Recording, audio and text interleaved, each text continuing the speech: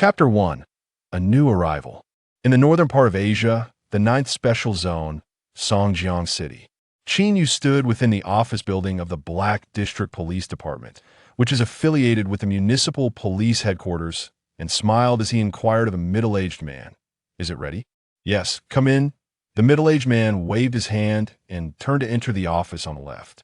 Adjusting his attire at the sound, Qin Yu stepped forward to follow the man inside.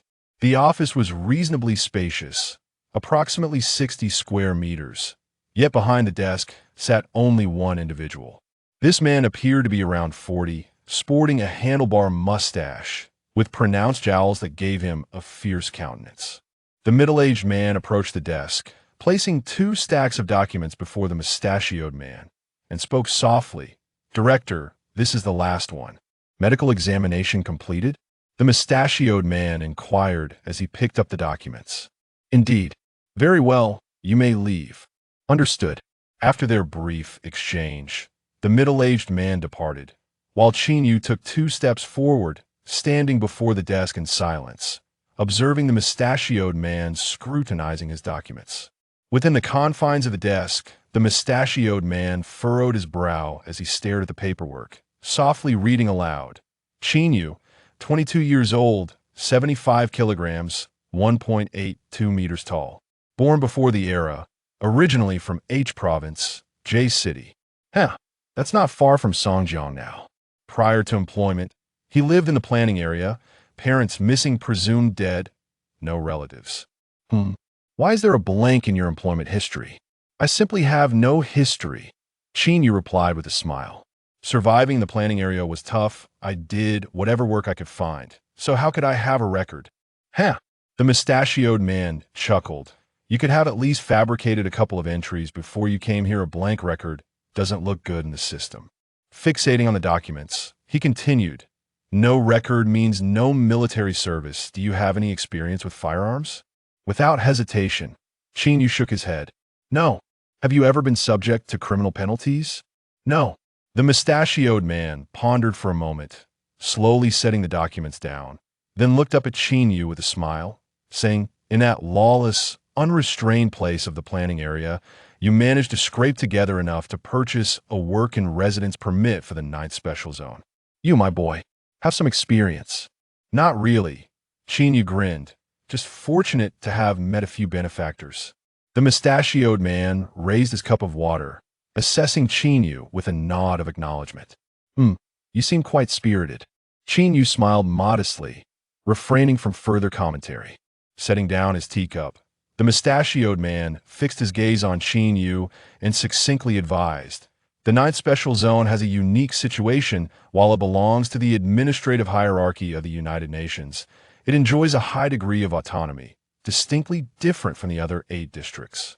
This area is a melting pot of various ethnicities besides us Asians. There are plenty of blacks and whites. The social environment is exceedingly complex, and certain regions do indeed exhibit chaos that we aspire to change but currently cannot. As a law enforcement officer, you must adapt to this environment from all angles." "I understand," Qin Yu replied, seriously nodding.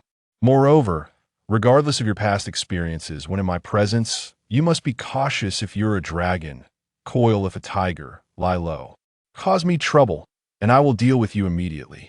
The mustachioed man, hands clasped, delivered this reminder in a flat tone. "Director Lee, I'm here to help alleviate your troubles," Qin Yu replied with a grin. The mustachioed man chuckled, tapping a few times on the touchscreen of the desk phone, leaning in to speak into the microphone. Moments later, a male voice responded. "Hello, Director, this is the 1st Criminal Investigation Team. Verbs Yuan Kiskiviko." Director Lee inquired. "Team Yuan is not here, he just stepped out. I'm sending a newcomer your way. Come and collect him." "Understood." "That's all." Director Lee patted his mustache, pressed the hang-up button, and instructed Qin Yu, "Wait at the entrance, someone will come to fetch you shortly. You'll learn the specific rules once you reach the team."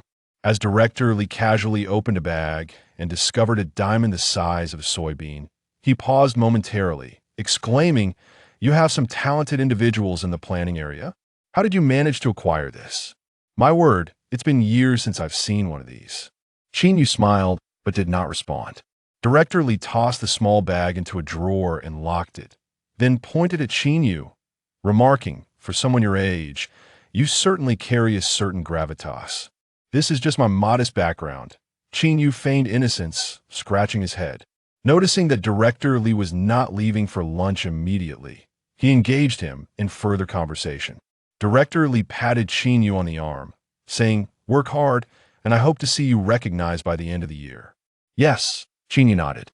"All right, head to the team." Director Li gestured towards Lin, instructing, "Tell Yuan Ke to take care of this young man."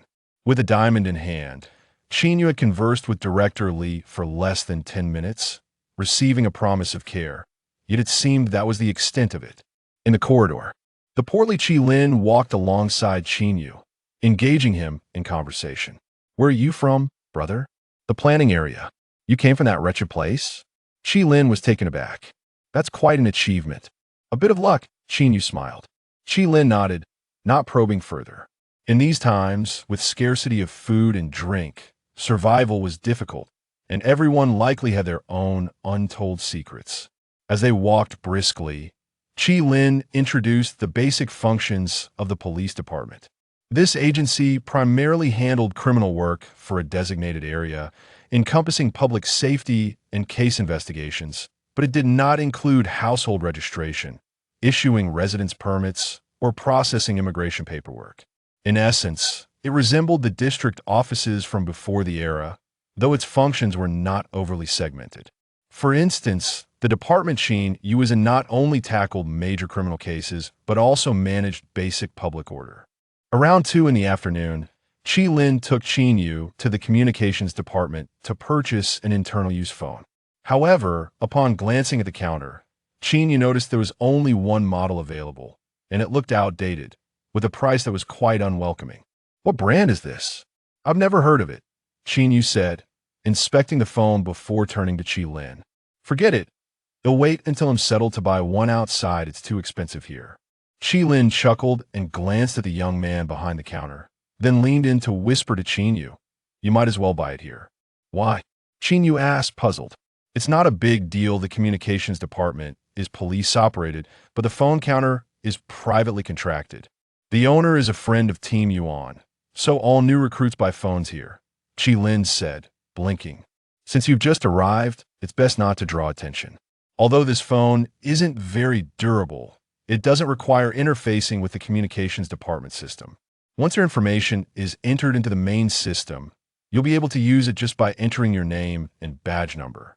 Having lived in the planning area for several years, Qin Yu understood the basic social niceties. Thus, when Lin hinted at him, he decided not to insist further, reluctantly telling the clerk, "Then please get me one. Thank you." Why the reluctance? Because Qin Yu was an extremely frugal individual who would even demand a warnie for a pair of socks. And it was precisely due to this nature that he had been able to save enough money to sustain himself and come to the 9th Special Zone for work. After acquiring the phone, Lin led him out of the police department and across the street to a general goods store. Entering August, although the sky was clear, it remained as cold as winter, with sporadic patches of snow still visible on the streets. "Does it snow in the Special Zone as well?" Qin Yu inquired. "It's been snowing for 3 years, Lin replied. "Damn, it's unbearable," Qin Yu sighed, shaking his head. As they conversed, they stepped into a large general goods store. Upon entering, Qin Yu scanned the surroundings, patting the mud splatters on his legs, and remarked with a smile, "This store is quite large, yet there aren't many people." "Feel free to look around, buy whatever you need," Lin said, taking a puff from his electronic cigarette. "Why aren't you getting anything?" Lin asked as he approached from the counter. Furrowing his brow, Qin Yu scrutinized Lin and asked, "Dude, are you a shill?" "What do you mean?" "The prices in here are at least 30% higher than outside, and much of the merchandise is counterfeit." I squeezed a cotton blanket, and it felt like it was stuffed with steel. "Will it prick my hands, brother?" "The merchandise isn't great, but all the newcomers in the police department buy here." "Why?" Qin Yu asked, confused. "Because this store is owned by Team Yuan's cousin," Lin whispered. "It's considered a designated procurement unit for the police department."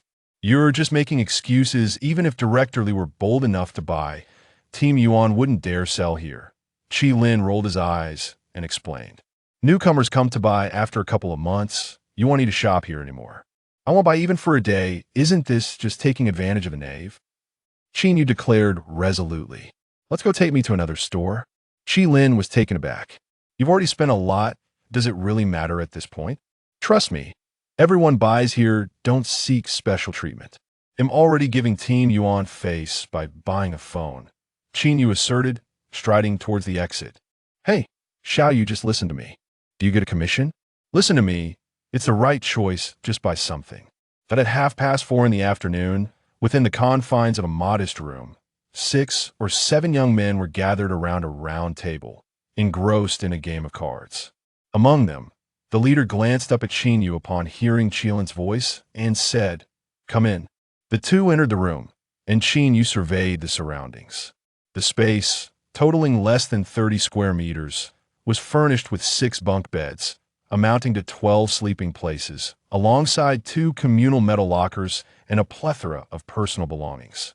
Overall, it appeared quite cramped, yet relatively tidy, devoid of any particularly unpleasant odors. Qin Yu, allow me to introduce you, Qilin said, delicately clarifying the identity of the individual in charge. This is Brother San, the leader of our action group. He has been with us for 3 years and possesses exceptional skills, serving as Captain Yuan's right-hand man. Brother San, this is Qin Yu, our new comrade. Hello, Brother San, Qin Yu greeted with a smile, extending his palm. Brother San, sporting a buzz cut, turned his head slightly to glance at Qin Yu, nodding his head in a perfunctory manner before inquiring, Where are you from? Dai Hohat District, Qin Yu replied candidly. Brother San was taken aback. Dai Hohat District? What are you doing there?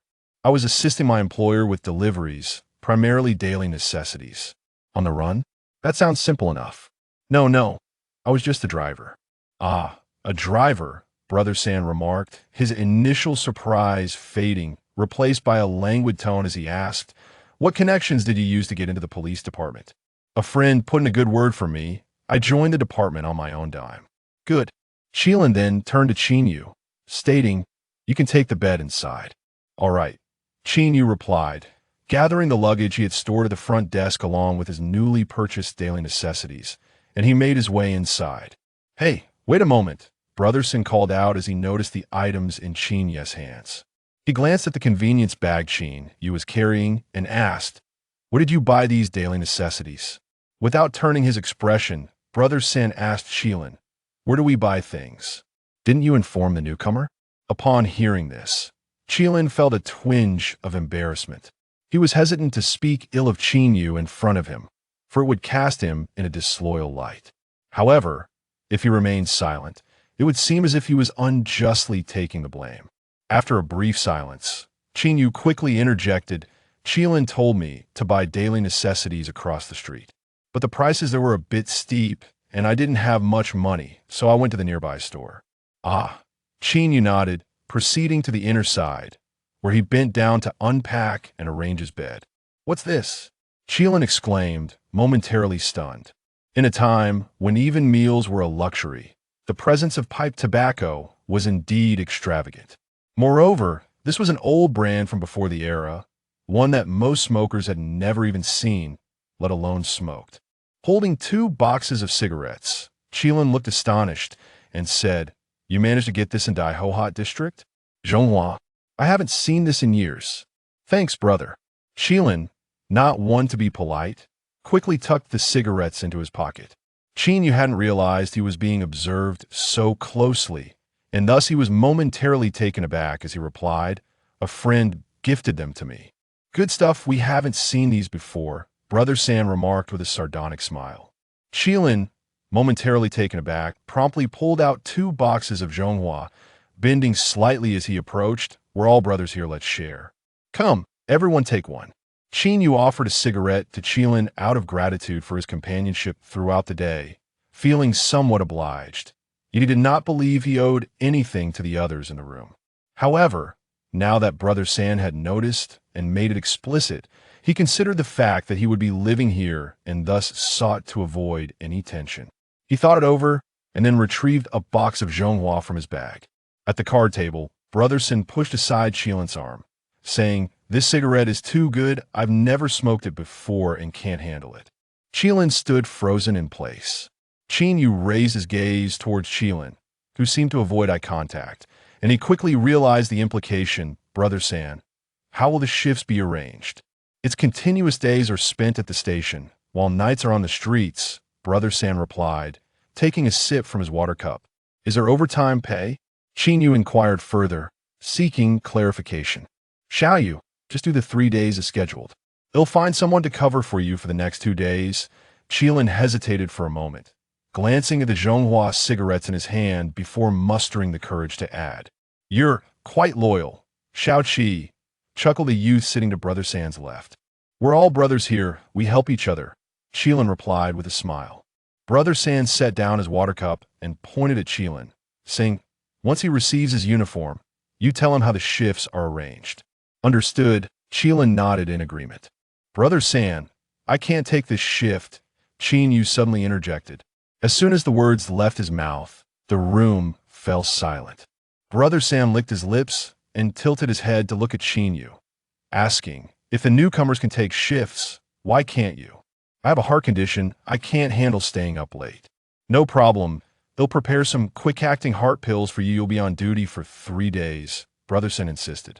"I've said I can't do it," Qin Yu replied with a smile. "Damn it."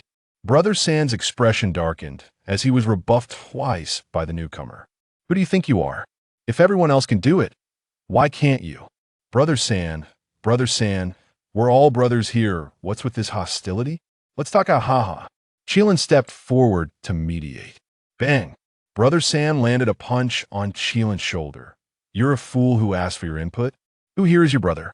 Qilin, gripping his cigarette, lowered his head, caught in a dilemma of whether to continue speaking or to simply walk away. Brother Sin stepped forward with 4 other men, cocking his head to look at Qin Yu, and declared, "Next week, the entire week will be your shift. Whenever you have a heart attack, that's when your shift ends. Understood?" Chapter 2. Just arrived and already in trouble within the dormitory. Qin Yu squinted at the trio before him, succinctly responding, "I comprehend your words, yet this task is not within my capabilities," he inquired. "What? Do you have influential relatives in your company?" The third one grinned widely, seizing Qin Yu by the collar. "You dare to stir things up right after your arrival? Is that feasible for you? Please refrain from touching me. Ha. Are you a cactus or something? I'm touching you, so what?" The third one, robust in stature, raised his right arm and lunged a punch towards the side of Qin Yu's head. Qin Yu deftly sidestepped, grasping the third one's wrist with a sharp clap, his right leg swiftly executing a lateral kick. Bang, crash, a resounding noise erupted as the third one was flung onto the bed, his head colliding forcefully with the iron railing. "Beat him," he yelled, clutching his head. Bending down, Qin Yu leaned into the lower bunk, grasping the third one's collar with his left hand, while swiftly lifting his right knee to strike at the third one's temple. Bang! The impact caused the third one's head to snap back, his skull striking the wall with a thud, pummel him to oblivion. "If anything goes awry, I'll take the blame." No sooner had he spoken than the others charged forward. Qin Yu, however, skillfully extricated himself from the bunk, retreating 2 steps and positioning himself against the corner between the windowsill and the bed, his body slightly hunched. The third one rose, effortlessly snatching a retractable baton from the wall, advancing toward Qin Yu while muttering curses under his breath. "You little brat, thinking you can stir trouble right upon entering that moment." The ajar door swung open, revealing a woman clad in a light green police uniform. Her voice booming, "What is going on here?" The third one paused, wiping the blood from his forehead, and immediately grinned. "Sister One. I could hear the commotion from the corridor. What are you doing? Attempting murder." The woman, appearing to be in her early 30s, stood slightly shorter yet strikingly attractive, with an oval face and large, expressive eyes that sparkled with vitality. She surveyed the room, her gaze filled with disdain as she shot a scornful look at the third one. "Why are you so domineering? Has he offended you upon his arrival?" "No. I asked him to schedule shifts, but he refused and insulted me." The third one relinquished his baton, grinning sheepishly as he explained. "Understood, Sister One," he nodded repeatedly. Sister One, disinterested in entering the dormitory, called out from the doorway. So, you're the new arrival? Yes, Qin Yu affirmed with a nod. Why haven't you collected your uniform yet? Sister Wen glared. That's my oversight. I couldn't find it. Qin Yu replied, taken aback. Come with me to retrieve your clothes, she ordered, turning on her heel. All right, Qin Yu promptly agreed, bending to pick up his luggage and heading out. Beckoning Qi Lin. Would you accompany me? Qi Lin, unsure how to face the third one, immediately followed suit. Inside the dormitory, the third one sat up, rubbing the large bump on the back of his head. Casting a glance at the floor as he spat out a mouthful of blood, muttering, that bastard knows how to fight, and hits pretty hard. Are you all right, Brother San? Lao San remained silent, lowering his head to retrieve his mobile phone and dialing a number. Hello? Are you in the office? No particular reason. Just wanted to ask if there's any connection regarding Qin Yu, who was recently assigned to our team. None? Are you certain? Understood. In the corridor, Wen Jie, with her hands clasped behind her back, inquired of Qin Yu. Do you have someone backing you? Qin Yu was taken aback. No, not at all. If there's truly no one, then be honest. This environment is quite complex, Wen Jie cautioned with a stern yet warm demeanor. Try to avoid unnecessary conflicts with them and focus on working hard. It won't kill you. Thank you, Wen Jie. Qin Yu nodded appreciatively. Wen Jie ceased her words and led Qin Yu to the first floor storage, selecting for him a set of standard police attire, a training uniform, a pair of handcuffs, and a baton before gracefully departing.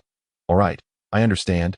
Qin Yu smiled and nodded. If you have no plans this evening, shall we dine together? If I'm free, I'll come find you.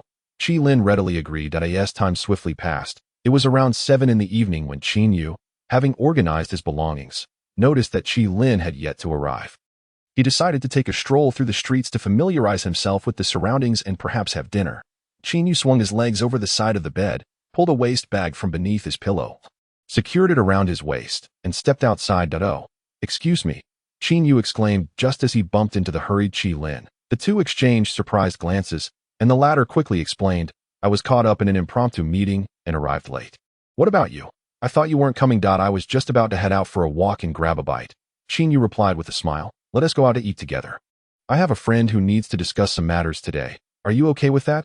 Qi Lin asked. Sure, Qin Yu responded after a brief pause. It's fine. Let us go together. Great. After exchanging a few more words, the two descended the stairs and encountered another young man at the entrance of the dormitory. Qi Lin's friend was named Li Fugui, nicknamed Old Cat. According to the veterans within the police department, he had some connection with Inspector Li, yet the two rarely interacted, leaving their exact relationships somewhat ambiguous to those on the periphery. Moreover, Old Cat was known for his rather erratic behavior. The most notorious incident involved him drunkenly soliciting while on duty and insisting on an open audition, which unfortunately led to him being caught by the inspection team. Ultimately, he faced only a reprimand and a half-month administrative suspension, while two colleagues who had always been at odds with him found themselves in dire straits, being dismissed and stripped of their positions. Despite his somewhat rustic name, Old Cat was rather handsome. If Qin Yu's appearance radiated a resolute spirit, marked by a youthful vigor, Old Cat had a charmingly robed demeanor, reminiscent of the once popular Zhang Yishan. When the three met, Qi Lin succinctly introduced them.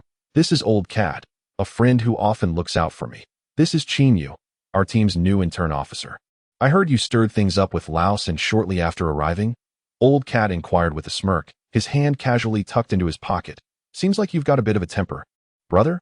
No, it was merely a brief quarrel. Qin Yu perceived that Lao Mao's demeanor was somewhat dull, responding only with a vague acknowledgement. I find them quite bothersome. We ought to focus on our tasks. Lao Mao grimaced and exclaimed, the entire first team is filled with useless fellows, engaged solely in trivial matters. Qin Yu, upon hearing this, felt somewhat speechless and glanced at Qi Lin, who scratched his head and explained, that's just Lao Mao's nature. He speaks his mind. Where shall we eat?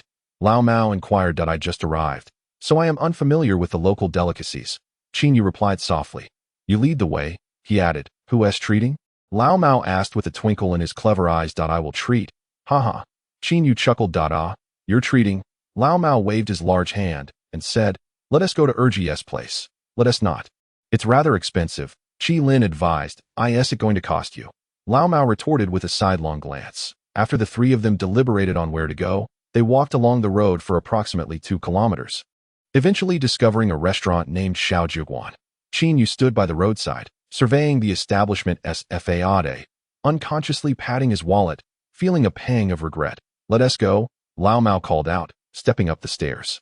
Just then, a deafening roar of an engine erupted from the roadside, followed by an old-fashioned SUV coming to a halt in front of the entrance. In this era, gasoline vehicles have become exceedingly rare, as most of the land has transformed into no man's land, either frigid or rife with lethal radiation. Oil extraction has ceased, rendering it a scarce resource, which is why Lao Mao was so astonished after the SUV parked. 4 men and a young woman disembarked, striding toward the restaurant. "Let us go inside." Qin Yu, having seen a bit of the world in the planning zone, merely cast a couple of glances at the gasoline vehicle before turning to head toward the restaurant's main entrance. However, Lao Mao stood frozen, his gaze fixed intently on the young woman among the 4 men, grinning as he remarked, "Stunning, beautiful." The young woman, with her enchanting large eyes, glanced around before lowering her head and stating, "I need to go to the restroom, don't stir up trouble." "Hurry up," a short middle-aged man scolded her, his accent thick with a hint of Japanese. That moment, Qi Lin's phone buzzed twice from his pocket. He pulled it out and, after glancing at the message, looked at Qin Yu with a complex expression. Chapter 3. Unreliable Li Fugui. Inside the restaurant. Once seated, Lao Mao ordered 3 dishes, 2 meat and 1 vegetable, along with a half-liter bottle of the cheapest white liquor. "No need to skimp on my account. Order a couple more dishes." Qin Yu feigned politeness. "Never mind. You've just arrived and haven't received your salary. This should suffice," Lao Mao responded, albeit a bit clumsily. But his intentions were evidently good. He rubbed his somewhat cold and dry palms together, looked up at Qin Yu, and asked, "I heard you came from the planning zone?" "Yes." Qin Yu nodded. "IT must be quite challenging over there." "Not particularly," he replied. "People fear change. Once accustomed, it's all the same anywhere." Qin Yu smiled. "Indeed," Lao Mao agreed. After the dishes were served, Qin Yu raised his glass and proclaimed, once seated, "We are friends. Yes, for myself. Being new here, let us interact more and look out for one another." With a chuckle, Qin Yu added, "Cheers, cheers, cheers." The 3 of them raised their glasses and drank heartily. The old cat rolled his eyes at the sound, holding a small piece of beef with his chopsticks, jesting, "You are rather crafty. Xiao Yu treats us, yet you seek favors. How come you have all the cunning?" Qi Lin, hearing this, showed no embarrassment and scratched his head in response. "It's just that money is tight, right? When has it not been tight for you?" The old cat remarked, chewing on his food, frowning as he continued. "As for that matter of yours," I inquired, "but there are currently no vacancies in the civil service.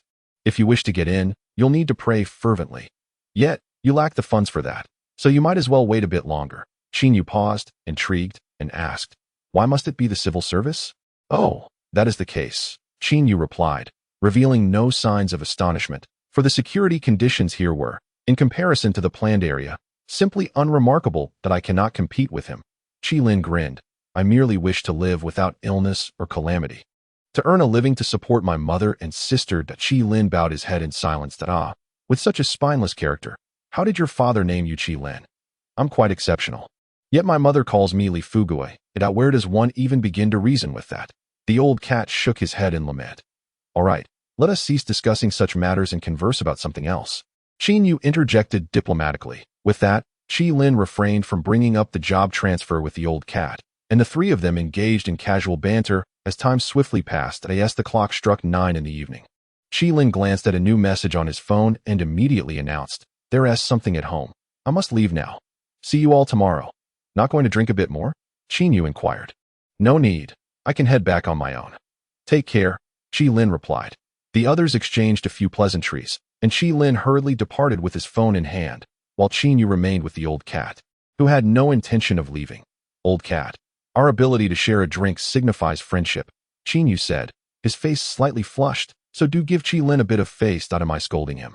I aim to invigorate him." The old cat passionately tapped the table, speaking with piercing clarity. "If a person remains on their knees, they will never stand up. Do you understand?" Qin Yu pondered this, nodding thoughtfully. "In the police force, he is my only friend, and I see his anxiety." The old cat, sensing the moment was right, shook his head and said, "Enough about him. I must attend to some serious business." "What business?" Qin Yu asked, taken aback that I observed that young lady from earlier. She seems to have no romantic ties with those 4 men. The old cat winked and whispered, "I believe it's time to take action." Qin Yu appeared bewildered. Which lady? He broke into a cold sweat. Buddy, take it easy. Times have changed, and things are quite chaotic. And no worries. No worries. I'll give it a try. The old cat rubbed his palms together, standing up with a sly grin, and made his way towards the table near the window while adjusting his trousers. Outside, Qi Lin stood by the roadside, taking a couple of deep puffs from his electronic cigarette. After a long moment of hesitation, he pulled out his phone, intending to call Qin Yu. However, as his thumb hovered over the screen, he remembered that Qin Yu's new phone had yet to be integrated with the communication system, leaving him with no choice but to retrieve the old cat's number. Inside the restaurant, the old cat slicked back his faux hawk and approached the table by the window, smiling as he addressed the young lady. Hello. Beautiful. Are you dining out with your family? He continued. You see, I am the director of a star host program at the television station, and we are currently holding auditions. Would you be interested in learning more? The old cat inquired, his words flowing freely. Just then, a short middle-aged man seated across from him asked his companion in Japanese with a peculiar gaze, Is this about delivery? His companion glanced at the old cat, slightly furrowing his brow, and replied, He is not speaking in code. While speaking, the old cat had already presented his phone to the young lady, a device he had prepared earlier. However, it was his personal phone, not the one mandated for purchase by the police force. The lady accepted the phone, lowering her head to input the number. Suddenly, the short man stood up and firmly grasped her arm, his expression serious. Return the phone to him. We are eating. Sir, I'm quite interested, the young lady replied with a smile. Looking up at him, the old cat tilted his head, casting a glance at the man, and with a bright smile, he reassured her. I truly work for the television station. Please don't be alarmed. I mean no harm. The young lady hesitated for a moment before promptly returning the phone to the old cat, saying with a smile, Then never mind. Sorry about that. Seeing her compliance, the old cat felt elated. But the unexpected interference from the unsympathetic goblin soured his mood, prompting him to speak up once more. Forget it.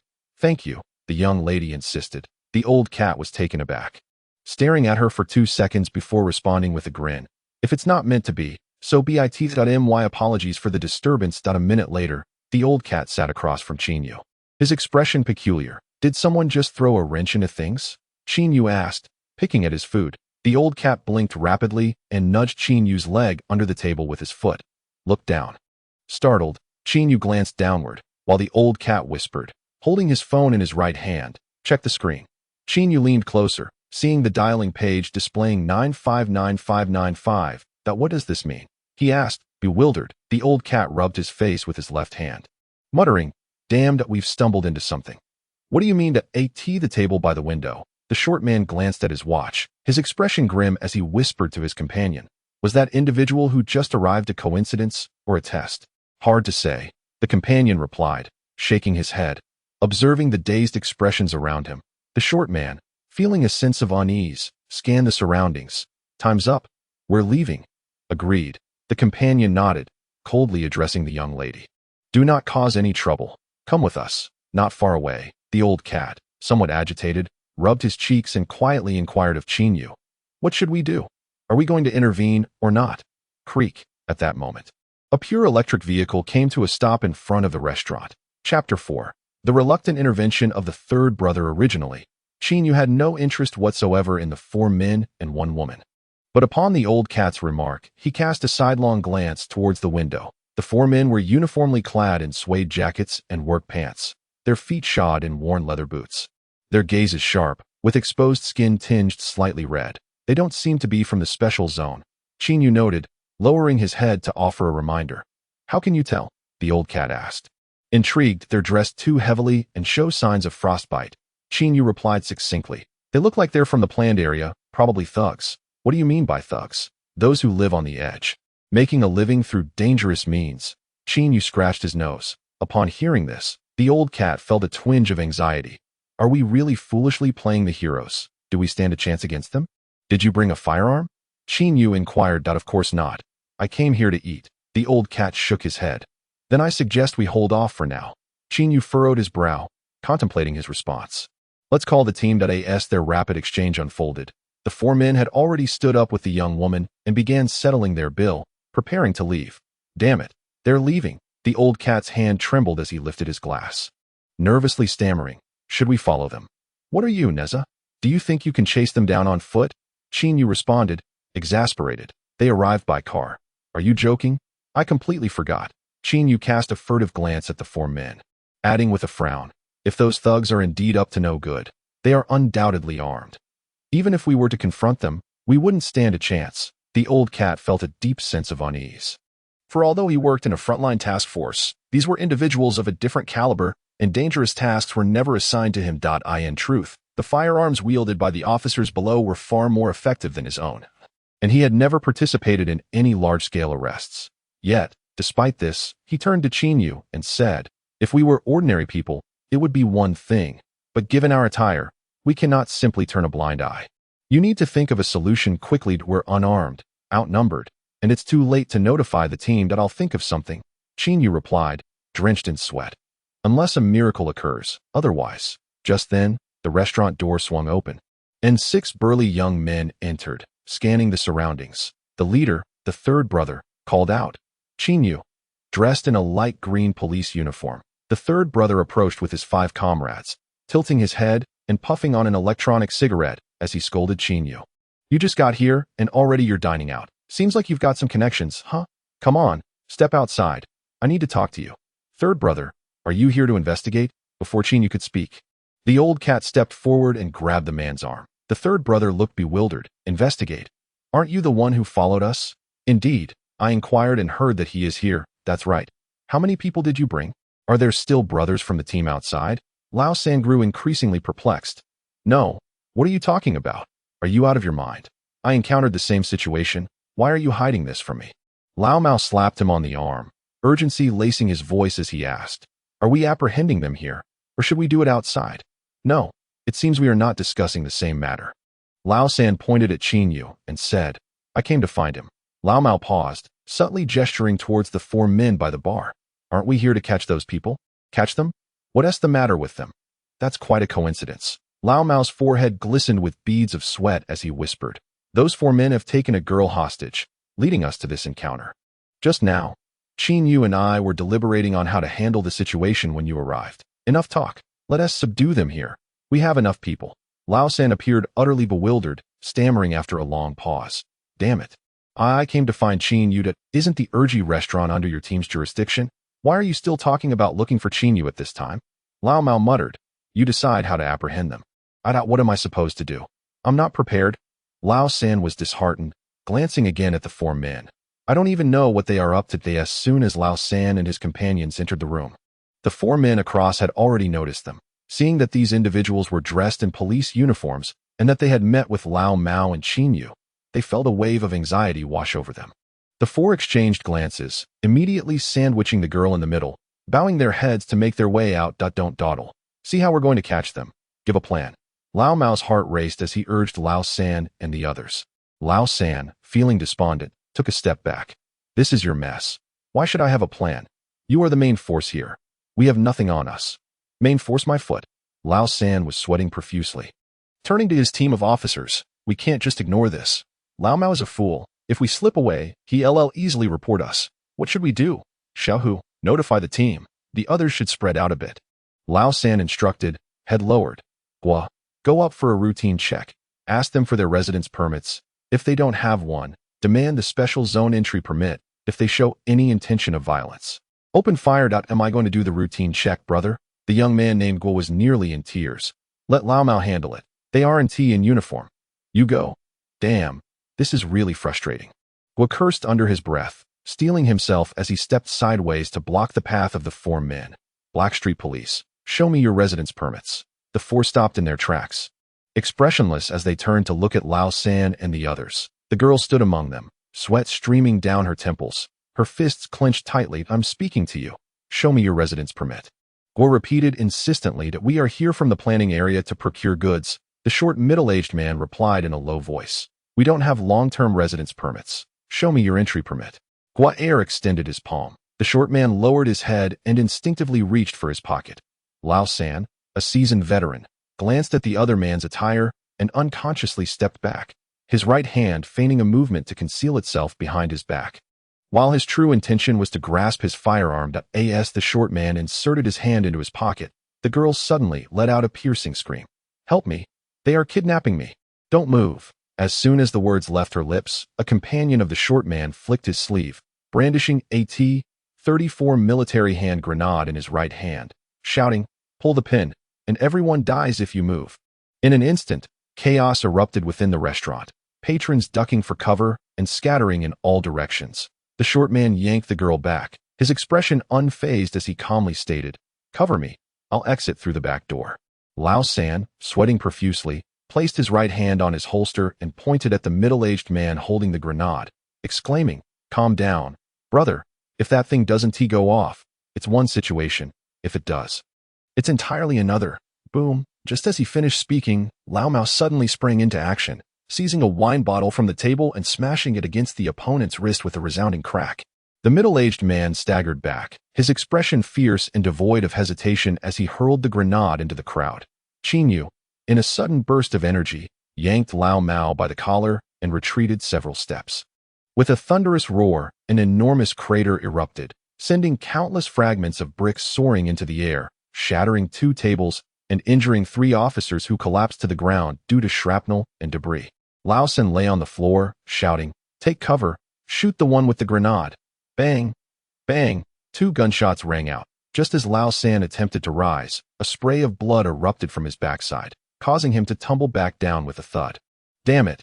Damn it! In a panic, Lao San touched his rear, seeing blood gushing forth, his eyes bulging as he cursed, "I'll be damned. Lao Mao. You are truly something else." Chapter 5. 3 Kinkanzi, the king of hell dances after the explosion. Qin Yu lay on the ground, shaking his head to clear it, the scent of alcohol on his breath as he called out to Lao Mao, "Are you all right?" Thank goodness Lao San and the others arrived. Otherwise, we would have been finished. That I must say that they truly are iron-blooded warriors. Lao Mao, still shaken, wiped the sweat from his brow.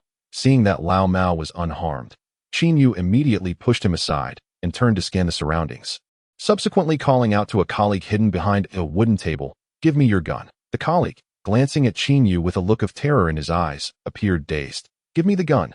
Qin Yu shouted again. The weapon was an A2911 model, though based on the M1911 design. It had been modified with an increased magazine capacity of 9 rounds, specifically for frontline police use. Qin Yu had never handled such a weapon before, having only seen it in magazines. However, the firearm structure and feel were familiar to him.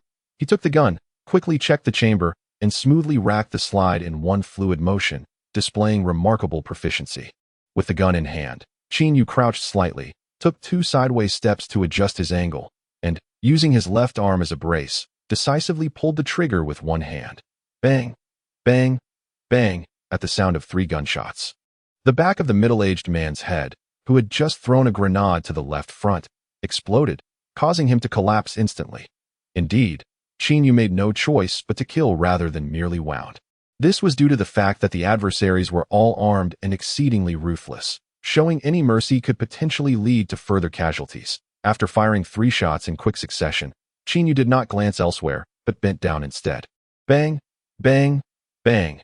As expected, a volley of bullets flew towards him, sending debris from the wall scattering in all directions. Qin Yu, adept at discerning the source of the sound, crouched low and leaned forward, swiftly firing 2 shots towards the outside. But the bullets found their mark empty. Furthermore, the 2 assailants reacted with remarkable speed and exhibited commendable skill. One provided cover while the other kicked open a window and swiftly escaped. They chose not to exit through the door, as they too were uncertain whether law enforcement awaited them outside, opting instead for the element of surprise that the window offered. Witnessing their escape, Qin Yu refrained from pursuing them further, opting instead to ascend the staircase towards the 2nd floor. In the main hall, Lao San sat on the ground, his left hand clutching his behind, astonished as he gazed at Qin Yu, who had chosen to execute without a flicker of hesitation. That he appeared somewhat dazed. "My goodness, did Xiaoqin really do that?" Lao Mao exclaimed as he rose, calling out to San Ge and the others, "Chase them, help Xiaoqin, he's on his own." Lao San shot him a sidelong glance. Nearly exploding with frustration, he felt that his own misfortune was directly tied to this Li Fugue. Encountering him was a surefire recipe for disaster. On the 2nd floor, Qin Yu dashed toward the back door, lowering his head to glance through the window. Through the glass, he spotted the short middle-aged man dragging a young woman across the road, disappearing into the alley of an old building complex across the street. After careful consideration, Qin Yu clenched his teeth and cursed. Damn it. No backup? It's down to one person. I can take a gamble. With a crash, Qin Yu flung open the window, bracing himself against the icy gusts of wind, and leaped out. Upon landing, he unleashed the speed inherent to his physique, crossing the road in less than 3 seconds, positioning himself at the entrance of the alley, raising his gun and taking aim. Bang! Bang! 2 gunshots rang out. Not far off, the short middle-aged man, hearing the gunfire, immediately pulled the girl to take cover against the wall of the alley, hiding in the shadows with a furrowed brow. Is that the brothers from the planning district? Qin Yu shouted. Don't know. It seems someone has run into trouble, he replied candidly. Can you raise your hands? I have cash in my bag. Just say the word, and you can take it. The short middle-aged man licked his lips. Qin Yu blinked. I understand the roads outside are cold. However, I'm dressed this way, and if someone has gotten into trouble, I cannot simply turn a blind eye. I don't want the money. Just leave the person. The short middle-aged man hesitated. I have a goldfish in my pocket. I'll take the girl but leave the cash and the fish for you. Fine. I'll leave the person, he finally conceded. After a moment's hesitation, he pushed the girl gently. You move forward slowly. In 3 seconds, speed up, that if you don't listen, I'll shoot you dead. Qin Yu licked his lips and leaned forward to peer into the alley. Come here. After a moment's hesitation, the girl stepped forward, and the sounds of hurried footsteps inside the alley grew chaotic. 3 seconds later, she quickened her pace. Qin Yu hesitated briefly before stepping into the alley. Waving his hand and calling out, "Hurry over!" The young woman lifted her gaze to Qin Yu, her eyes filled with urgency as she exclaimed, "He hasn't left." As her words echoed, a short middle-aged man stepped out from the shadows, raising his hand to aim at the mouth of the alley. Bang! Bang! Bang! The abrupt sound of gunfire shattered the stillness of the night, causing the girl to cover her head in fright and crouch down. Screaming. A second later, a dull thud reverberated within the alley as the short man collapsed. Qin Yu stood protectively in front of the girl, cautiously refraining from advancing further, instead raising his arm and unhesitatingly firing 2 shots at the bandit's head. Ah! The girl continued to scream, covering her ears. Ignoring her, Qin Yu approached the fallen man, kicking his head lightly before glancing at the graze on his shoulder from a stray bullet, letting out a sigh of relief. He muttered, "Cunning little devil, that was close. Damn, did I kill him?" At the entrance of the alley, a familiar voice rang out. Qin Yu blinked, stepping forward to meet Lao San, turning to survey the surroundings before suddenly reaching out with his left hand, yanking him into the alley. "What the hell are you doing?" Lao San was bewildered. "Are you looking to confront me?" Qin Yu asked with an expressionless face. Lao San was taken aback, recalling that he had come to the restaurant to deal with Qin Yu. "You wanted to talk to me earlier, about what? Speak here." Qin Yu narrowed his eyes and inquired. "What do you mean?" Qin Yu raised his gun and pressed it against Lao San's head. "Have you ever been to the planned area? When the army's supply trucks pass by Senkanzi, even the king of hell has to dismount and pay his respects. I single-handedly emerged from there, and now you think you can teach me the rules?"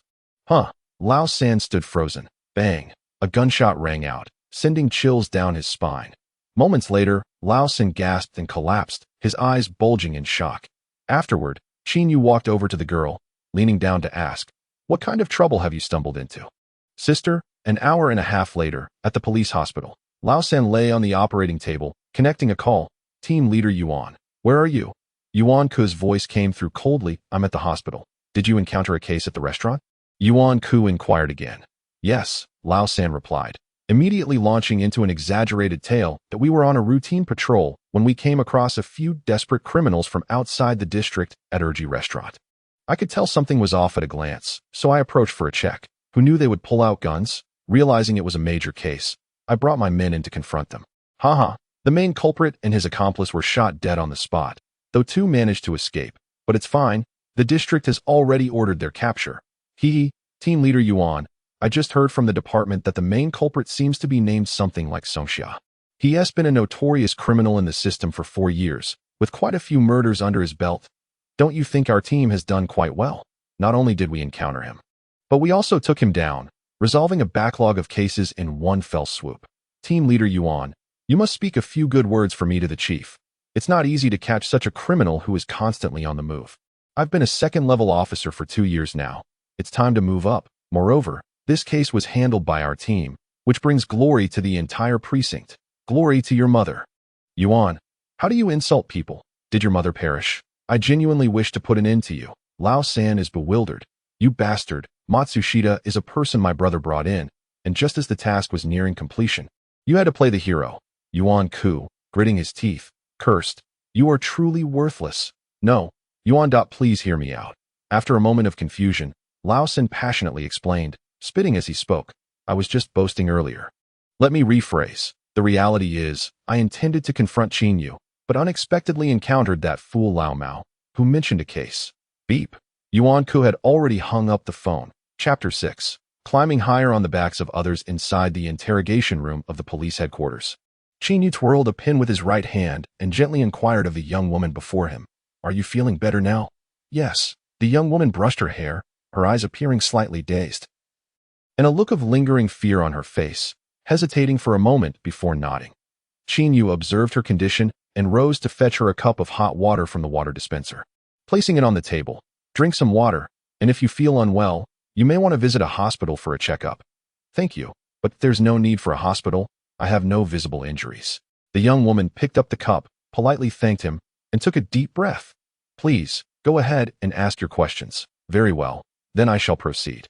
Qin Yu resumed his seat, taking out the interrogation notebook to begin recording. Name?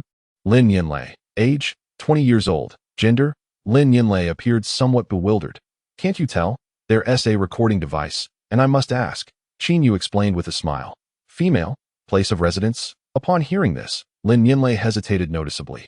Fongbei City. Ah, from the capital of the special zone? Yes, and what brings you here? For work, or are you relocating your residence? Although Qin Yu had never conducted an interrogation before, the notebook contained simple and understandable forms, making it easy to comprehend. He was also concerned about making errors in his first interrogation, so he asked in detail. For work. Once the basic information was verified, Qin Yu began to inquire about the case. You were kidnapped. Where did the incident occur? Do you know who the perpetrators are? What are you asking? Li Si inquired from behind, hands clasped. I am currently verifying the basic situation. Hello, Miss Lin. After nodding towards Qin Yu, Li Si extended his hand in a courteous greeting to Lin Yinlei. I am the chief of police. My surname is Li. Hello. Lin Yinlei nodded and shook hands with him. Someone from the online broadcast will be here to pick you up. You may leave now. After deliberating for a while, Li Si cheerfully remarked, we will handle the case. The remaining two suspects will certainly not escape. Qin Yu felt a twinge of curiosity upon hearing this, as Li Si had not been present in the room earlier. Yet now he seemed to know the young woman's name and appeared to intend to release her without further questioning. For this reason, Qin Yu scrutinized her a little more closely. She stands approximately 1.7 meters tall, possessing a slender figure. Despite the smudges on her face and her tousled hair, her exquisitely featured visage cannot be obscured. The old cat remarked that Lin Yinlei bears a slight resemblance to the previously popular Zhang Jihyun, yet Qin Yu found her even more visually appealing. Her eyes are larger and more expressive, and her proportions are superior. Most importantly, this young woman has an exceptionally fair complexion, her skin radiant and translucent, resembling that of a porcelain doll. In this day and age, which family can afford to maintain their child in such pristine condition? Without lifting a finger, it is evident that Director Li's sudden visit, coupled with his lack of basic inquiries before preparing to release her, is warranted. After exchanging a few brief words with Director Li, Lin Yinlei and the others descended the stairs together. 5 minutes later, downstairs, several middle-aged individuals disembarked from a fully electric sedan. After a few cheerful pleasantries with Director Li, they hurriedly escorted Lin Yinlei away. Qin Yu glanced at the pass displayed on the windshield, noting that it belonged to the publicity department of Songjiang City. What could this be about? Qin Yu turned to the old cat and inquired. Upon hearing this, Qin Yu felt a sense of clarity. A few minutes later, in the office, Director Li patted Qin Yu's shoulder and sighed. I always thought you had a certain quality, but I didn't expect your brilliance to emerge so swiftly. It was merely a coincidence. Qin Yu flashed a toothy grin that he listened quietly, refraining from interjecting. Alas, Director Li lamented, bending down to sit in a chair. He lit a Chinese cigarette that Qin Yu had gifted him, his expression tinged with regret as he continued. If this were anyone else, they could leap directly from a level 3 officer to a level 1, and stepping up to a group leader would be a mere formality. However, it presents a challenge for you. You've just arrived, and your data has only been entered into the system for less than 24 hours. If I were to push for you, it could stir up gossip. Think before you speak, will you? The usually composed director Lee cast an awkward glance at Qin Yu before cursing at the old cat. The old cat blinked, remaining silent. Shout Qin, the credit is yours. No one can take it from you. However, the situation in the department is somewhat intricate. Given your recent arrival, if I were to forcefully promote you, it would indeed have negative repercussions. Director Lee regarded Qin Yu with an impassive expression and stated, but the road ahead is long. We can take our time. Director, you have already assisted me immensely. I am truly grateful. Qin Yu replied with a smile that it is of no consequence. Thank you, Director. In truth, Qin Yu was quite pleased with this outcome and immediately saluted in gratitude. Very well, let it be as it is. Director Lee waved his hand. You two may leave. Get some rest. Excuse me, Director, I would like to inquire about the report on this case. How should we address the situation concerning the third party? Should we take Captain Yuan's perspective into account? After a moment of contemplation, Director Lee replied, I have heard some information regarding his situation. This fellow was not at the restaurant to apprehend anyone. How about this? Emphasize. The following noon, within the hospital, the third party lay in a hospital bed and asked a colleague, what did they say from above? The third party paused for a moment. Stunned by the question, what about Qin Yu and the old cat? I have no news from the old cat's side. The colleague shook his head and replied, but I have heard that Lee has already promised Qin Yu that he will definitely be promoted to a level 2 officer by the end of the year and will also apply for a personal third-class merit for him. Furthermore, the office has already informed the team that he is to be appointed as the deputy team leader. Upon hearing this, Lao San's head buzzed as he asked, is there still a law in this land? Is there any semblance of fairness left? Is this Qin Yu some kind of illegitimate child of Lee? I have contributed the most and endured the most pain when a bullet came flying my way. I thought for sure that my comrades and I would meet again in the martyrs' cemetery, yet the one reaping the benefits is this greenhorn who just arrived.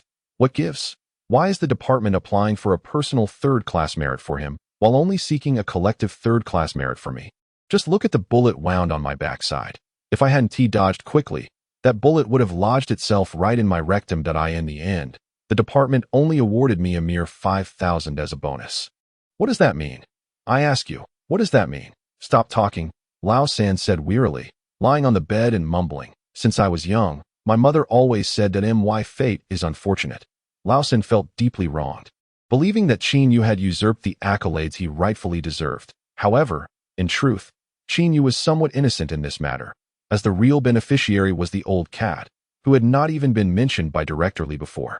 The level 1 officer was swiftly demoted to a level 3 sergeant, and simultaneously, in a silent internal reshuffle, he became the deputy leader of Team 3, with his application for a personal third-class merit approved within a day.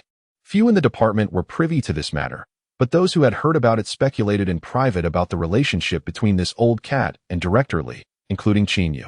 They lamented that those who work tirelessly cannot compete with those who are fortunate, and the fortunate cannot rival those who control their own destinies. Chapter 7. Meeting Team Leader Yuan. Although Qin Yu had tasted some sweet success in the Matsushita case and received commendation from Director Lee, his status within the team had not seen any elevation. In fact, among the 45 members of Team 1, the majority regarded him as if he were merely air, apart from Qi Lin, the old cat, and a few marginalized colleagues who were somewhat friendly towards him. The core members of Team 1 mostly met him with cold indifference. The disdain directed at Qin Yu stemmed from his enmity with Lao San. He was perceived as a thorn in their side and had audaciously seized credit upon his arrival, inevitably inciting jealousy among some. Despite the cold shouldering from his colleagues, Qin Yu remained unfazed internally. Yet continuing to reside in the dormitory felt increasingly awkward. After all, living under the same roof while holding disdain for one another, exchanging frosty glances daily, would surely affect one's mood. The Matsushita case had awarded Qin Yu a bonus of 3,000 yuan, an unexpected windfall he had not anticipated, prompting him to decide to rent a separate apartment. Since they could not get along, it was best to avoid each other altogether. However, being unfamiliar with the local situation, Qin Yu sought the help of the old cat to assist him in finding a place. The conditions were simple. It should be reasonably priced, equipped with electricity, and suitable for habitation. The old cat found Qin Yu to be tough and straightforward, someone he could get along with, and thus readily agreed to help. The next day, as Qin Yu entered the office, ready to initiate a handover, a voice suddenly called out from outside. Qin Yu, Captain Yuan is asking for you in the cafeteria. With a chuckle, Qin Yu smiled, grabbed his coat, and exited the office. Inside the cafeteria of the bureau, after inquiring with the staff, he lifted his gaze and spotted Captain Yuan seated by the window. Yuan Ku stood approximately 1.78 to 1.79 meters tall, possessing a lean physique, yet his fair complexion and handsome features were striking. His enchanting peach blossom eyes, with slightly downward-turned inner corners resembling a crescent moon and gently upward-curved outer corners, bestowed upon him a charmingly cheerful expression, leaving a favorable impression upon their first encounter. "Hello, you must be Captain Yuan. I am Qin Yu. I have heard about you, and know you were attending a meeting in Bay. Have you settled in well?" Yuan Ku gestured for Qin Yu to take a seat. "Yes, all necessary procedures have been completed." Qin Yu sat opposite Yuan Ku. "That's good to hear." Yuan Ku personally poured a glass of water for Qin Yu, smiling as he remarked, "Hee, I've heard about the kidnapping case. You've made quite an impression on the first team leader. It was indeed a fortunate coincidence." Qin Yu grinned broadly. "This morning, I had a chat with Director Li, who briefed me on your situation." Yuan Ku casually transitioned to the main topic, hands crossed. Originally, if a criminal like Song Xiao were to be apprehended, the primary investigators would certainly be recognized for their efforts, with those below the rank of sergeant at least receiving a promotion. Hence, Director Li's intention is for you to be appointed as the group leader and ascend to the rank of second-level officer. However, since you just arrived and are already entangled in this situation, it seems somewhat coincidental that if we push for it, it may raise unnecessary speculations. Therefore, Li and I have decided to let you wait a bit longer. There is no rush. We have ample time ahead, and no worries. What is rightfully yours, I will certainly advocate for that. As the two engaged in pleasantries, the cafeteria staff brought forth 2 plates of hot dishes and 2 plates of cold dishes, featuring not only beef but also some rather expensive vegetables. This made Qin Yu feel that Yuan Ku was quite generous, at least appearing to be a person of open-heartedness. "During your tenure, alcohol is off limits. Let's keep it simple." Yuan Ku refilled Qin Yu's glass. "This is quite satisfactory. Don't just look at it. Eat it while it's hot." "All right." Yes, they conversed. Both began to eat, while Yuan Ku discreetly observed Qin Yu. He noted that this young man, emerging from the planning district, was unfazed by the setting. He ate without haste, yet exhibited no signs of awkwardness. "Xiao Qin, you should join the third team." After a moment of silence, Yuan Ku suddenly spoke up. The former group leader of this team was dismissed due to dereliction of duty and corruption, and currently, no one is managing IT. It would be perfect for you to step in as the acting group leader. Qin Yu was taken aback. "That won't do. Director Li mentioned I would be the deputy group leader, right? Then I appreciate Captain Yuan's support. Xiao Qin, this police department isn't my personal enterprise. But the position of captain is one that has been earned by the collective effort of all, without the 40 or so brothers in the first team tirelessly working on cases. How could I, Yuan Ku, even engage in conversation with Director Li? Your arrival here means you are now part of my team," Yuan Ku declared with succinctness, exuding a spirit of camaraderie and valor. "You hold me close, and I care for you. It is only fitting, and we need not stand on ceremony. From now on, should you have any matters to discuss, feel free to bring them directly to me. That which you rightfully deserve, I shall endeavor to secure for you. That we share the same pot of rice, albeit in different roles. Yet, fundamentally, we strive to live just a little better in this chaotic environment." Qin Yu initially believed he had offended the third brother, rendering himself a thorn in Yuan Ku's eyes. Even if Yuan would not openly retaliate, he would surely toss a few metaphorical shoes his way to assert his authority. However, to Qin Yu's surprise, Yuan Ku's words today were refreshingly straightforward, devoid of any bureaucratic pretense or convoluted rhetoric, warming his heart in the process. "Yuan, since you have spoken so frankly, allow me to raise a toast to you with water instead of wine." Qin Yu remarked, not one to be ungrateful. He lifted his cup and earnestly declared, "In the future, within Team 1, I shall do my utmost to fulfill my responsibilities." With that, both men drained their cups in unison. As they set their glasses down, Yuan Ku wiped his mouth and looked at Qin Yu, saying, "Well, the pleasantries have been exchanged. Let us discuss matters of work." "Very well. What is the case at hand?" Qin Yu inquired. "It concerns a drug trafficking case," Yuan Ku replied, after taking a sip of water. "Recently, a significant influx of smuggled drugs has emerged in our black market, including both counterfeit products and those from unregulated sources. Originally, this issue went largely unchecked, as where there is demand, there is a market. With major cases piling up, manpower is scarce to manage such matters. However, two major pharmaceutical companies from the provincial capital have jointly pressured the authorities, claiming that this situation adversely affects their market. In times of turmoil, those in the business of saving lives gain considerable influence. The higher-ups, unable to find alternatives, have no choice but to exert pressure downwards, leading to our leadership at the Jiangsu Medical Bureau making daily calls to the police department, which in turn is pressuring Director Li, since the areas most affected by illicit drugs are concentrated in the black market. Consequently, Director Li is nearly at his wit's end, declaring in meetings that we have a 3-month deadline to eradicate all drug traffickers from the black market. Are we truly expected to eliminate them entirely? Or is this merely talk? Qin Yu asked, blinking innocently. Is the third team's manpower sufficient? Understood, Qin Yu thought to himself, fully aware that once he donned this uniform, he was bound to follow the orders issued here. It was an unyielding rule, and he currently possessed no power of choice. You are also aware that the joint government crackdown on counterfeit drugs is unprecedented, aimed at safeguarding the interests of pharmaceutical companies still engaged in research, as well as the welfare of numerous patients. Thus, trafficking in smuggled drugs, regardless of authenticity, is punishable by death if the quantity exceeds 5 kilograms. Yuan Ke cautioned, his brow furrowed. Therefore, you must exercise utmost caution. The case must be resolved, but the safety of your team members and yourself is paramount. That I understand, Qin Yu replied, momentarily taken aback. That complicates matters, Taha. I shall take care of the bill. Work awaits. Yuan Ke smiled at Qin Yu before making his way to the cashier. Qin Yu watched Yuan Ke's retreating figure. He murmured softly, Haha, quite the magnanimous individual that I in the afternoon. Qin Yu glanced at his phone, realizing he still had a bit of time before work commenced, and promptly stepped outside. After approximately 15 minutes of brisk walking, Qin Yu hurriedly arrived at the entrance of number 88 Tongbai Road. Although he did not spot the old cat, he heard someone shout from behind. Is that you? Regardless of gender? In conclusion, he expressed gratitude for the overwhelming support from numerous brothers, stating that his book had surged to the top of the popularity chart within just 2 hours. The leader also mentioned that updates would be posted in the evening, continuing to seek votes, urging for as many recommendation votes as possible. Thankful and appreciative, he moved on to Chapter 8, at the entrance of Group 88. Qin Yu smiled and inquired, Lin Yinlei, what brings you here? I'm here to look at apartments, Lin Yinlei casually replied while brushing her hair. What about you? What a coincidence. Qin Yu hesitated for a moment. I'm also here to look at apartments. Lin Yinlei blinked her sparkling eyes. Don't you have dormitories at your police station? Hee, there are too many people in the dormitory, and I'm not accustomed to it. So I thought I'd rent a place, though. Lin Yinlei playfully nodded, extending her hand with an inviting gesture. Since it's such a coincidence, let us get acquainted. I don't even know your name. My name is Qin Yu. Thank you.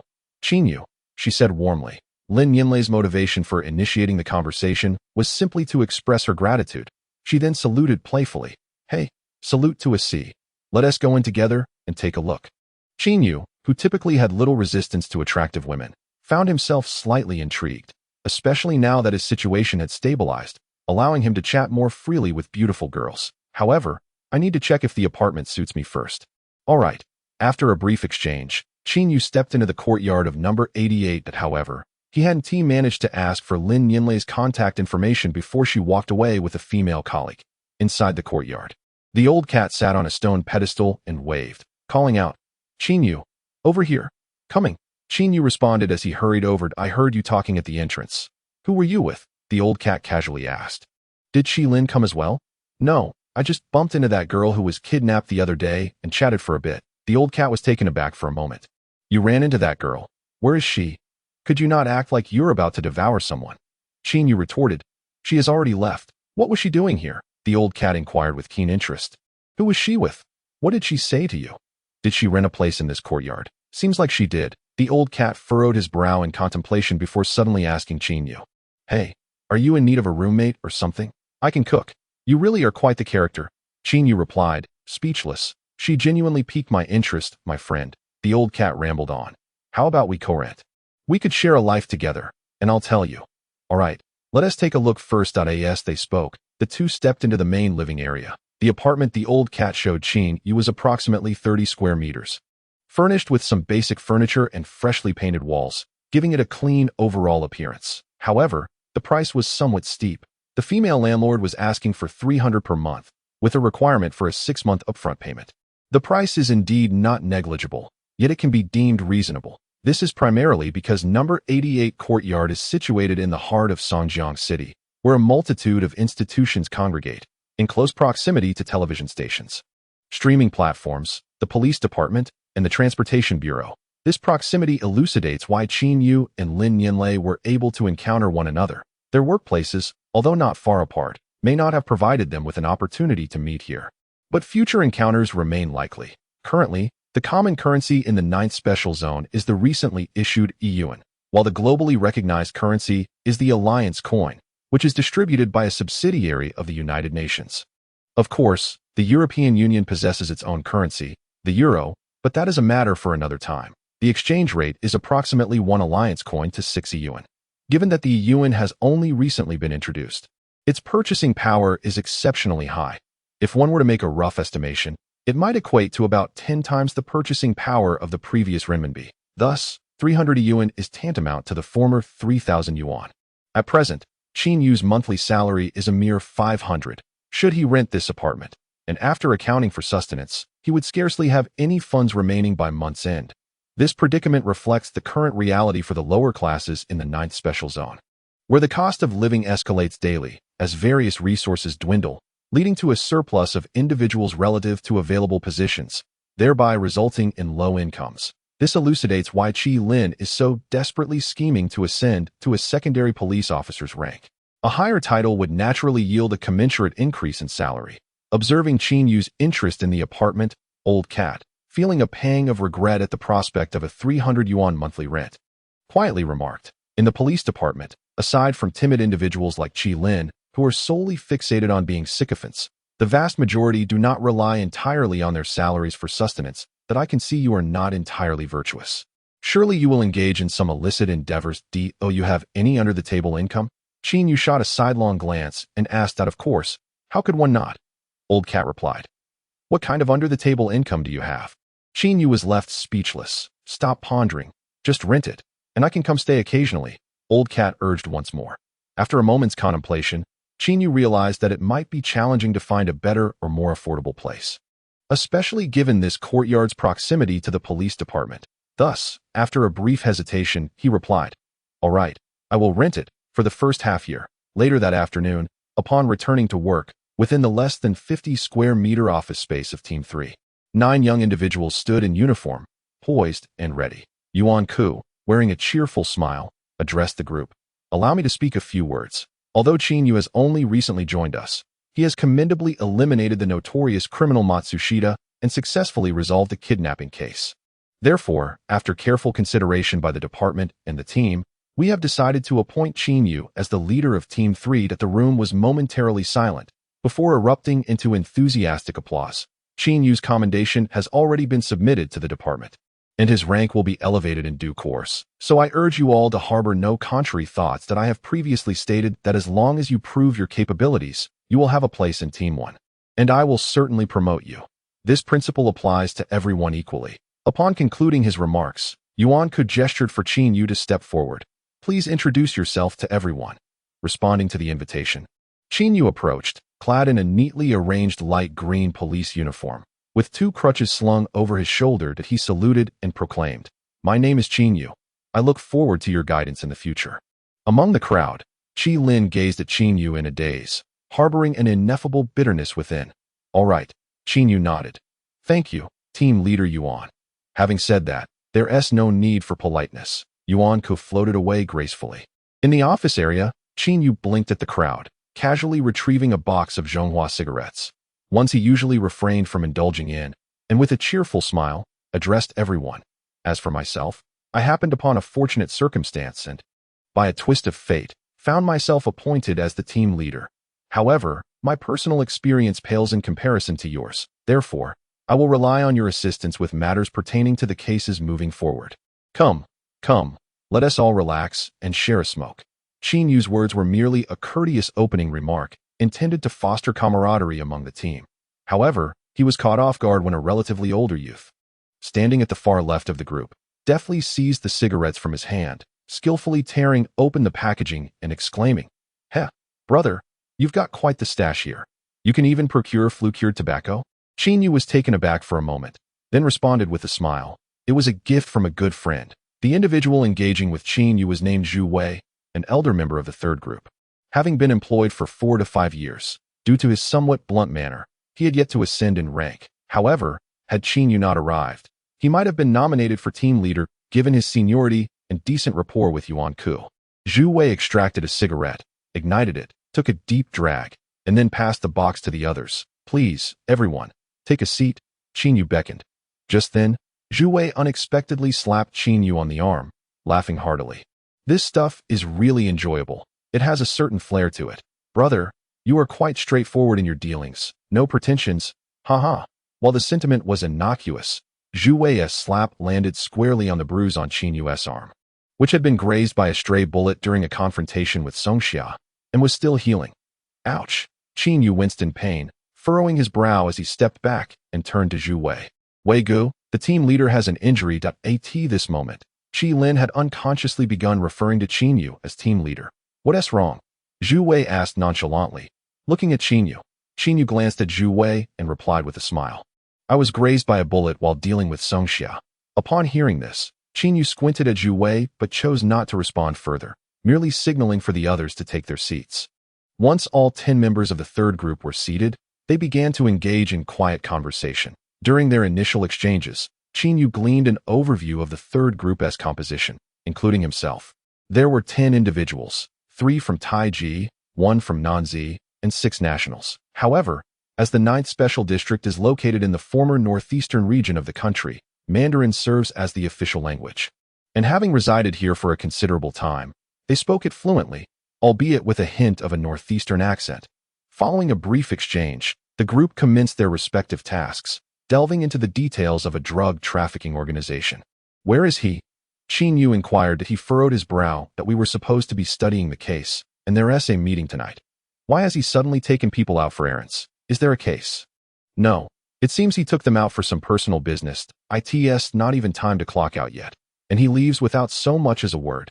Qin Yu muttered expressionlessly. Qi Lin remained silent for a moment, offering no response. Furrowing his brow, Qin Yu sat on the chair, gazing down at the desk phone, his fingers gently tapping the surface.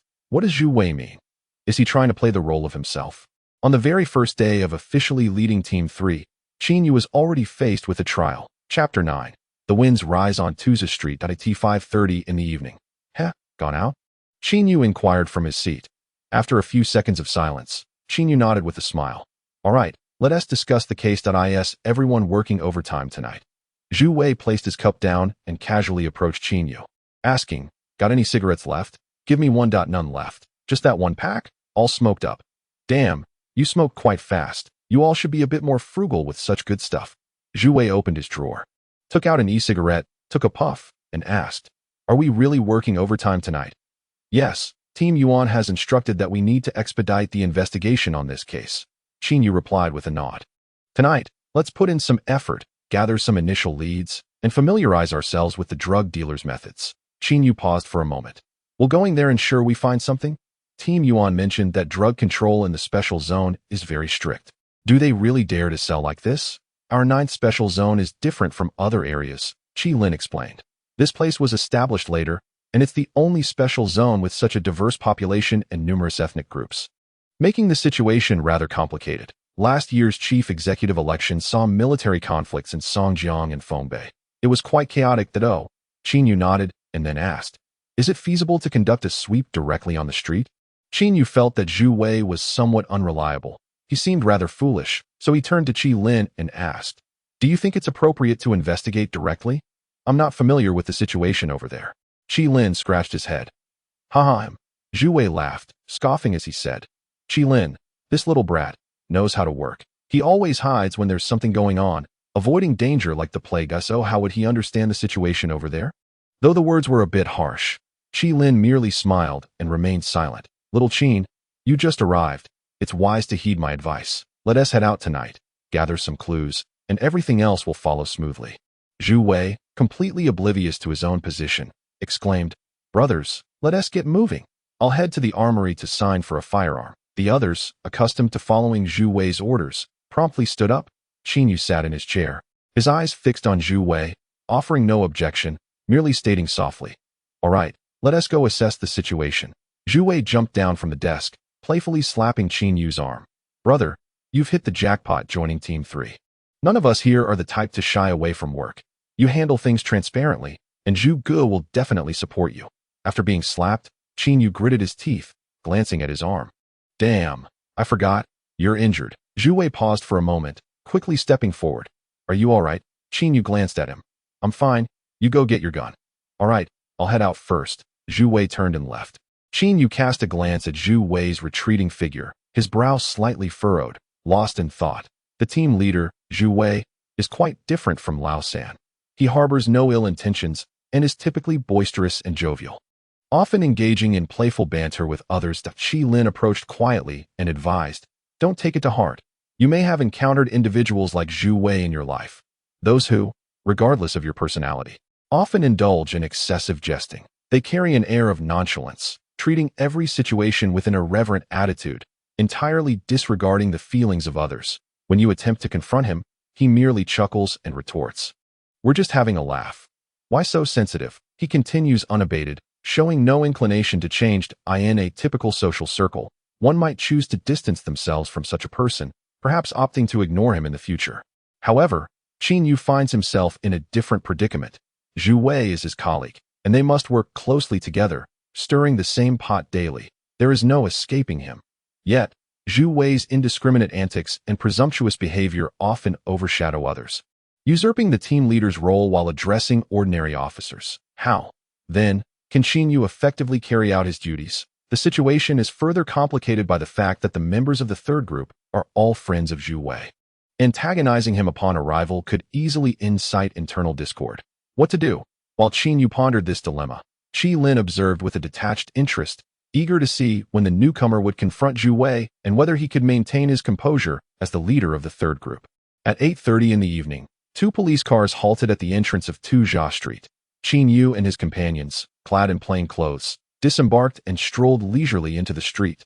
Tuzha Street is the most chaotic area in the entire black market, home to thousands of individuals who possess residency rights yet lack stable employment on either side of the road.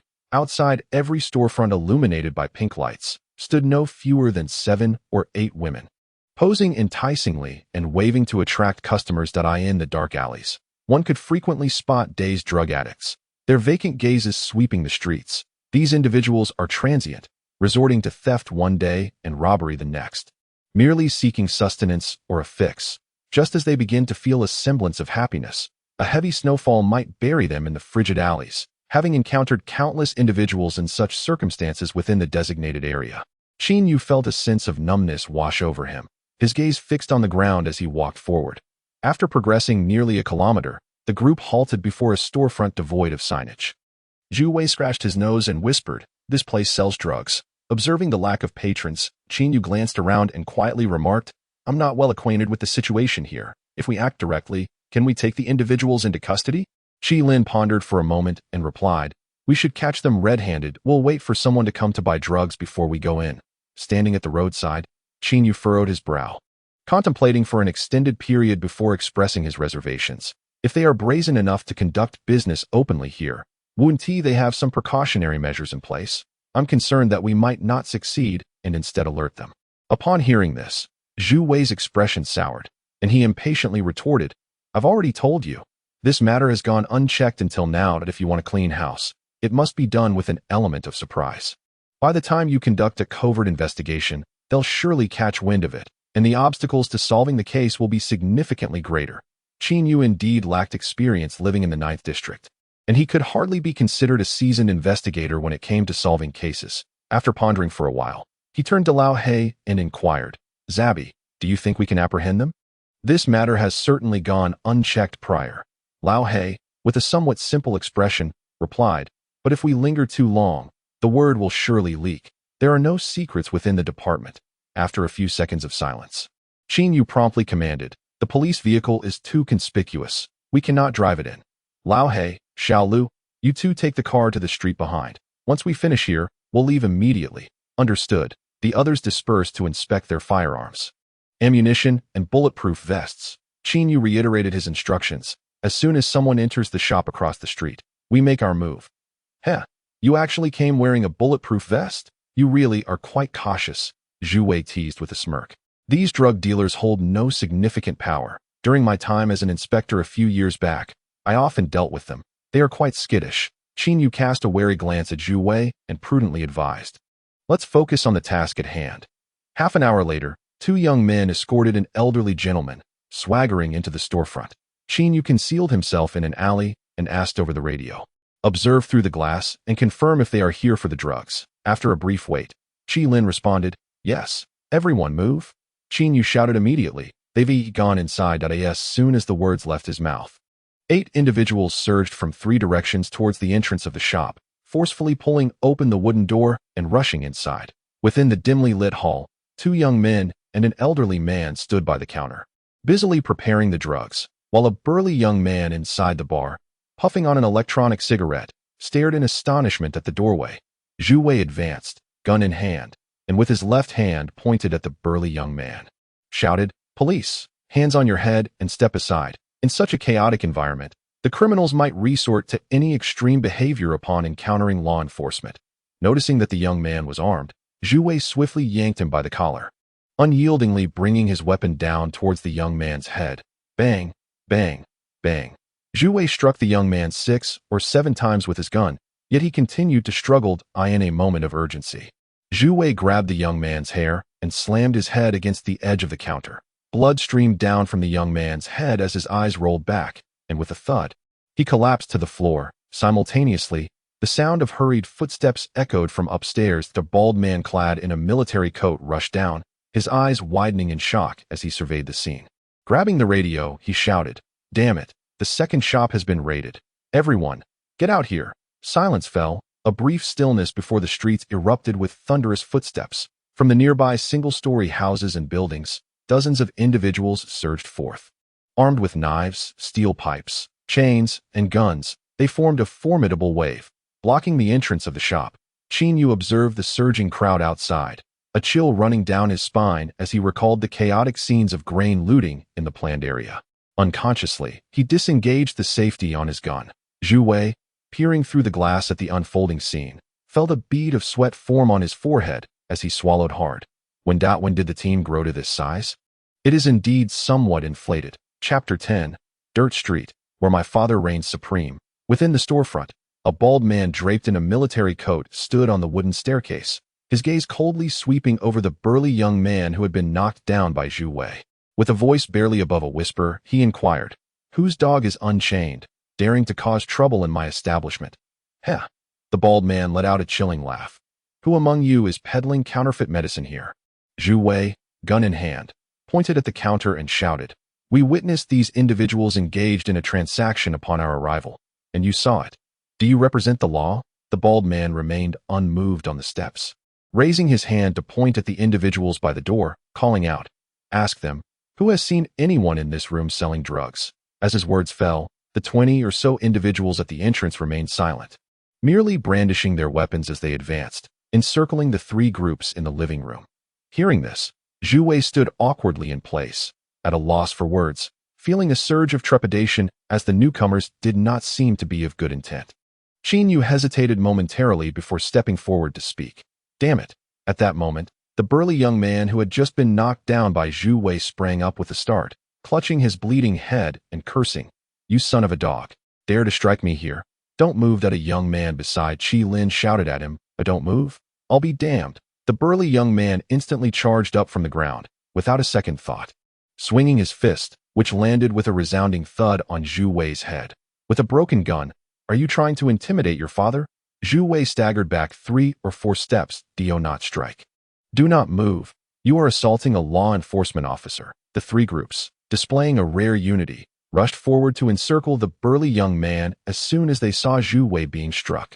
With a furious roar, the burly young man lunged forward with a knife aimed at the crowd that Qi Lin had been dodging, but unexpectedly, the burly young man aimed his first thrust directly towards him. Seeing the knife, Zhu Wei immediately took a step to the side to evade.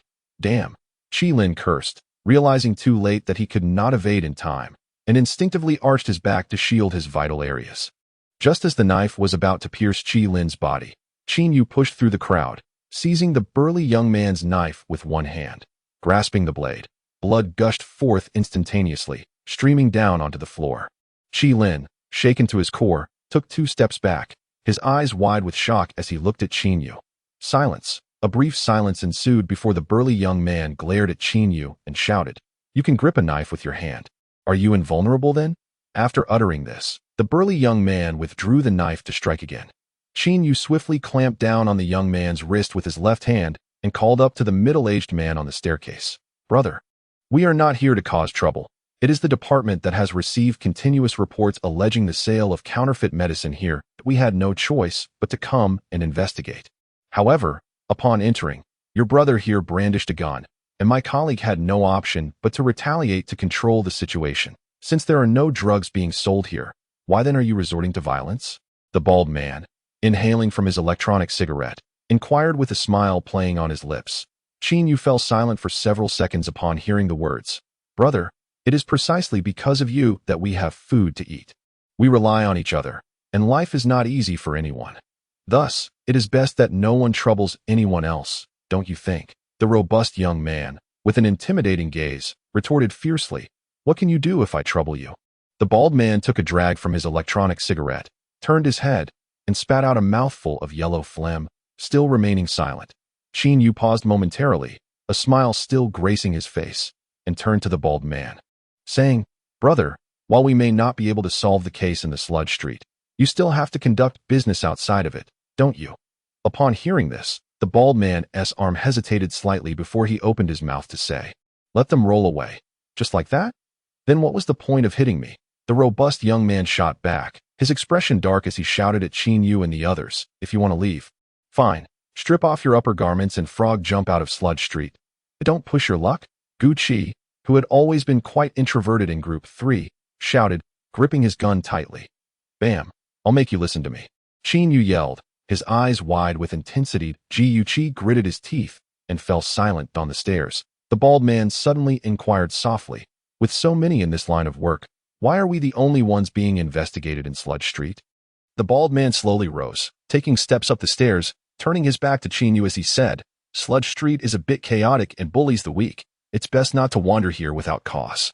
With so many people outside, if one stabs, how will your police find the culprit?" Once he finished speaking, the bald man vanished up the stairs. 5 minutes later, 8 police officers, including Qin Yu, stood bare-chested in a row, frog jumping towards the outskirts of Sludge Street. Dozens of young men carrying weapons watched them coldly from the roadside, silent as statues. The buildings lining the street had windows flung wide open. Some smoked, others crossed their arms, all indifferently observing Qin Yu and his companions as they hopped towards the periphery. After an uncertain period of silence, someone from the right building suddenly shouted, "Send him. I'll come back and kill you." Immediately after, a barrage of glass bottles, medicine jars, and discarded items rained down from above. "Run!" Qin Yu shouted first, and the group, in disarray, vanished into the night. Inside the second floor of a storefront, the bald man sat on a rickety wooden chair, frowning as he asked the robust young man who was wrapping a bandage around his head, "Have the brothers dispersed?" "Yes, they've all left," the young man nodded. "Call a few brothers over to move the goods." The bald man instructed softly, "For the next few days, refrain from distributing goods. Let us lay low for a while." The robust young man was taken aback. "Are you afraid?" "Third uncle?" "No. Those few earlier were clearly inexperienced little officers. Do we really need to guard against them? With the prices of drugs soaring outside, how many impoverished patients in Sludge Street rely on us for survival? If I shout, thousands will come out to support us on this street. Do we really need to care about their expressions? Just do as I say and don't complicate things." The bald man, with his arms crossed, succinctly stated, "Hurry and call 2 brothers. Sigh. I'm becoming increasingly timid." Ma Lauter muttered resentfully, ultimately yielding to San Shu's insistence and stepping out to summon his comrades to lift the goods on the outskirts of Tuzha Street. Qin Yu first donned his attire and then pulled a medical kit from the vehicle. Hastily wrapping his injured palm with gauze, beside the vehicle, Guanxi glared fiercely, cursing, "Damn it, the law enforcement couldn't outmaneuver the thieves, and in the end, we ended up stripped of our clothes, like frogs leaping out. This is utterly humiliating. If this gets back to the team, they'll laugh us to scorn that we shouldn't have backed down. We shouldn't have removed our clothes. What could they possibly do to us? In a moment of bravado, Zhu Wei chastised Qin Yu. You're just too cowardly. Let me tell you, things aren't done this way in Songjiang. You're the leader, and when it's crucial, you must take charge. Qin Yu bit down on the gauze. Lifting his gaze to the group, he commanded, gather around. I have something to discuss. What for? Guanxi inquired. Come here. Qin Yu barked, furrowing his brow. The group exchanged glances, their spirits low, and reluctantly approached Qin Yu. They checked their ammunition. Those without bulletproof vests retrieved them from the vehicle, while Lao He and Xiao Lu continued to manage the car. Qin Yu issued his commands with an expression devoid of emotion. The others listened to him, their faces blank. Several minutes later, inside the storefront, Malar was directing 3 peers at the back door. The vehicle will take a moment to arrive. Once you finish loading this room, head to the 3rd store. There are still some goods left. Where should the goods be moved to? Someone asked. Step, step. Just as the words fell, footsteps suddenly echoed from the left side of the back door. Damn! Bang! Qin Yu's gaze was steely as he lifted his right leg and kicked Malar squarely in the chest. Whoosh! Thud! Malar flew half a meter away, his back crashing into 3 boxes of goods, leaving him somewhat dazed. Don't move, or I'll shoot you dead. Guanxi aimed his gun at Malar's head. With no hesitation, Qin Yu burst through the door into the storefront, heading straight for the 2nd floor. Inside the 2nd floor room, the intercom crackled with static, and a drug dealer sprinting downstairs shouted, Sanshu, that group is back again. Startled, Sanshu rose and reached for his gun, with a swift motion. Qin Yu pulled the gun's bolt and entered the room. Glancing sideways at Sanshu, he exclaimed, the terrain of Tuzhou Street is too convoluted. We've been jumping around for ages, and still haven't escaped. Brother, you need to come with us and guide the way. Chapter 11. Just as one aims to reach the heavens, the hand is broken. Inside the 2nd floor room, Qin Yu had no time to dally with Sanshu. With 2 swift shots to the head, Zhu Wei promptly placed handcuffs on him. Let us go. Hurry up. Qin Yu tugged at Sanshu, urgently shouting as they rushed downstairs. No need to pursue the small fry. Those we catch should be taken away immediately. We mustn't waste any time. As he shouted, Qin Yu and Zhu Wei, along with the others, were already dragging Sanshu out of the storefront. Outside, Ma Lair, restrained like a beast, bit Qi Lin's palm and screamed frantically, Damn it! Grab your weapons. Those cops are back. The streets stirred with commotion, and the surrounding drug dealers immediately rushed out, brandishing their weapons. However, Qin Yu had made arrangements prior to his arrival. Upon seeing Ma Lair shout, he swung his arms in a wide arc, and with a resounding thud, struck Ma Lair's mouth down. Ma Lair writhed in agony on the ground, turning his head to spit out 2 front teeth, his lips punctured, oozing blood as he moved sideways. Qin Yu stepped across the back alley, gesturing with urgency, Quit dawdling. Just grab 5 kilograms of the contraband, and that'll be enough for them to face the maximum penalty. Why are you carrying boxes, you fools?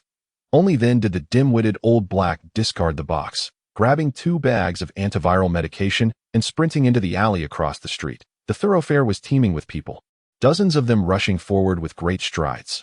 Bang, bang, bang. Qin Yu fired 3 shots at the crowd, yet they remained undeterred, charging forward like wild animals, returning fire as well. Damn it, these drug dealers are reckless. Cornered at the mouth of the alley, Qin Yu realized his gunfire could not quell the chaos, and he promptly turned to flee. Mere seconds later, as the throng passed through the narrow alley, 2 piercing screeches of brakes echoed sharply. Get in the car, Old Black and Xiao Lu shouted as they opened the doors of their vehicles. Qin Yu and the others dared not linger, shoving Ma Lair, Sanshu, and 2 accomplices into the police vehicle before leaping into the back of the truck that in the dark streets. Police vehicles came in 2 varieties, 7-seat SUVs and 5-seat pickups with cargo beds.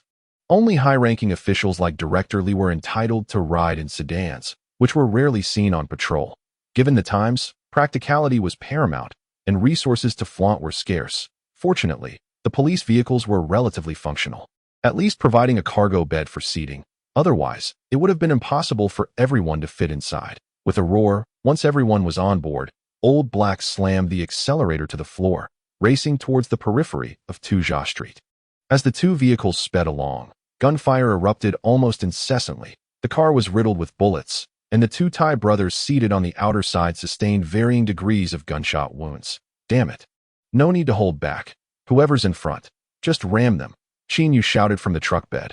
Old Black, too fearful to lift his head to look ahead, kept it low beneath the steering wheel, repeatedly adjusting the vehicle to knock down several individuals, gradually dispersing the opposing crowd. Just as he finished speaking, Qin Yu heard a sharp crack above his head, followed by a wave of pain.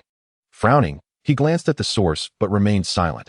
Later that night, around 10 o'clock, in the police station's office building, Qin Yu finished stitching up his injured palm in the infirmary and stepped into the interrogation room. Ma Lauer lounged carelessly on the floor, casting a sidelong glance at Qin Yu. "You've landed yourself in hot water. Within 3 hours." Bang! Qin Yu lifted his foot and, in a straightforward manner, stomped down on Ma Lauer's head. Cursed! Ma Lauer's head struck the wall with a thud, and he was instantly dazed, stars dancing before his eyes. 500 men are of no use. Are they? Bang! In the realm of dirt and rubble. You think you're the most formidable, don't you? Bang! Damn it! Are you the boss here? Bang, bang, bang. As Qin Yu hurled curses, he unleashed 7 or 8 brutal kicks to Ma Lauer's head, leaving his opponent sprawled on the ground, unconscious, blood gushing from his nostrils, his body convulsing. Lao He showed no mercy either. He fetched a bucket of filthy, icy water from the bathroom and poured it over Ma Lauer's head with a splash. In less than half a minute, a glimmer of awareness returned to Ma Lauer's eyes. Qin Yu stepped on Ma Lauer's lower leg, bent over, and barked, "Do you wish to witness a frog leap?" At that moment, Ma Lauer looked at Qin Yu with a hint of fear in his gaze, no longer daring to speak defiantly. "Kneel!" Qin Yu suddenly shouted. Ma Lauer flinched and instinctively recoiled. "I said kneel." Qin Yu pointed at the ground, his eyes piercing as he yelled. Ma Lauer, bewildered, stammered, "Please don't make it too humiliating." "All right." Upon hearing this, Qin Yu immediately raised his right leg. Thud! Before his foot could land on Ma Lauer's head, he hastily dropped to his knees on the floor. "Kneel and jump like a frog. If I'm not satisfied, you cannot stop. If you do, I will kick you." Qin Yu grasped Ma Lauer's hair, enunciating each word. "Do you understand?" 2 minutes later, gritting his teeth, Ma Lauer began to leap on his knees around the room. "All right, that a true man does not suffer losses in front of his eyes." "Damn it, I concede." Outside the door, working overtime tonight, Qi Lin inquired. "No need. I'll just stay here tonight." Qin Yu replied, shaking his head, "I'll make do for a night and work in the morning." "All right." After exchanging a few words, Qin Yu turned and headed towards the washroom. Within a certain entertainment venue in the dark streets, Yuan Ku answered a phone call, his eyes wide with astonishment as he asked, "Is this for real?" Qin Yu led a team to Dirt and Rubble Street to apprehend someone, and he actually succeeded? Haha, this kid has truly surprised me. Chapter 12. The heart of a fierce tiger observes the world the next day. At 8:30 in the morning, Yuan Ku sat in his private office, smiling at Qin Yu as he said, "No need for insincere pleasantries. For everyone involved in last night's case, there will be a subsidy of 300 yuan each, sourced from the team's funds." Qin Yu, taken aback, immediately gave a thumbs up. "Impressive. Expedite the interrogation. I await the results." "Sure," Yuan Ku replied. "That if there's nothing else, I'll take my leave." "Wait a moment," Yuan Ku said, opening his small cabinet and retrieving a pair of new leather boots. "What size do you wear?" "Size 43. Perfect. We were the same size." Yuan Ku placed the shoebox on the table, a gift from a friend. "I haven't worn them." "Take them, but these are quite expensive." "What's the value of a pair of shoes?" Yuan Ku waved dismissively. "Just take them."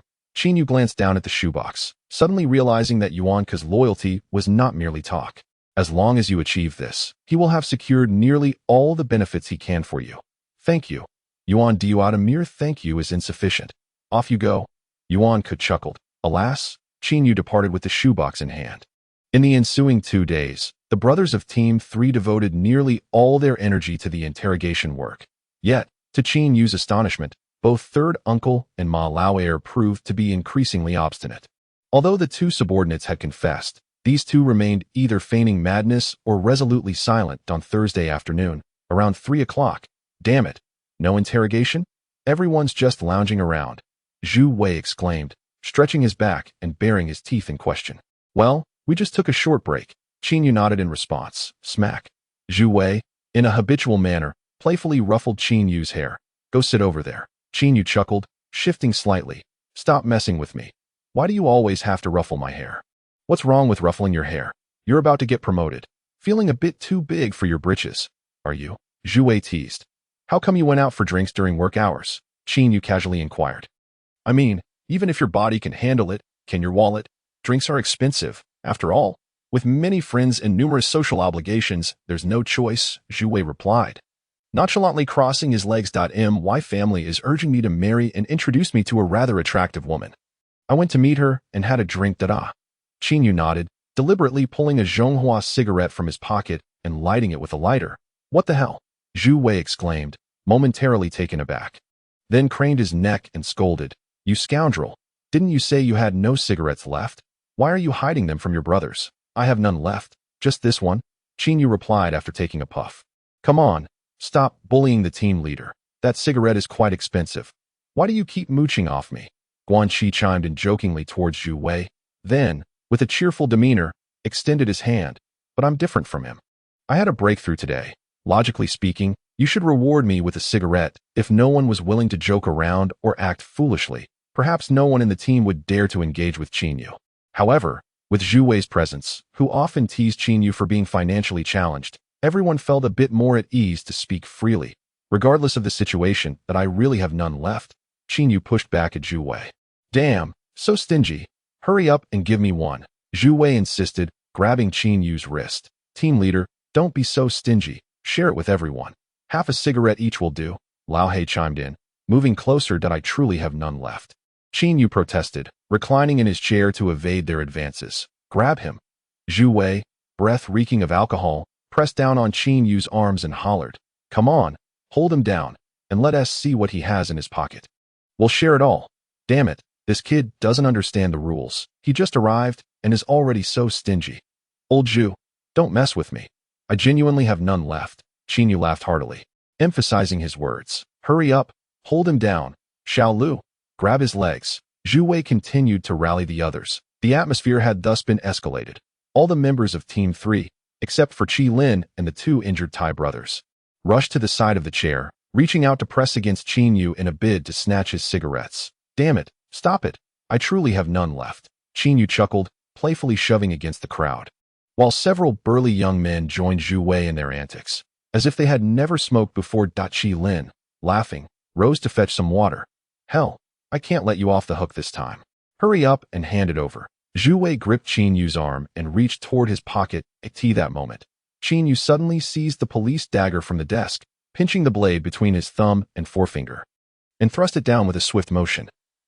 The blade pierced through, freezing Zhu Wei in place. Don't mess with me, or I swear I'll stab you, Qin Yu called out with a grin, gripping the knife's tip as he aimed for Zhu Wei's thigh.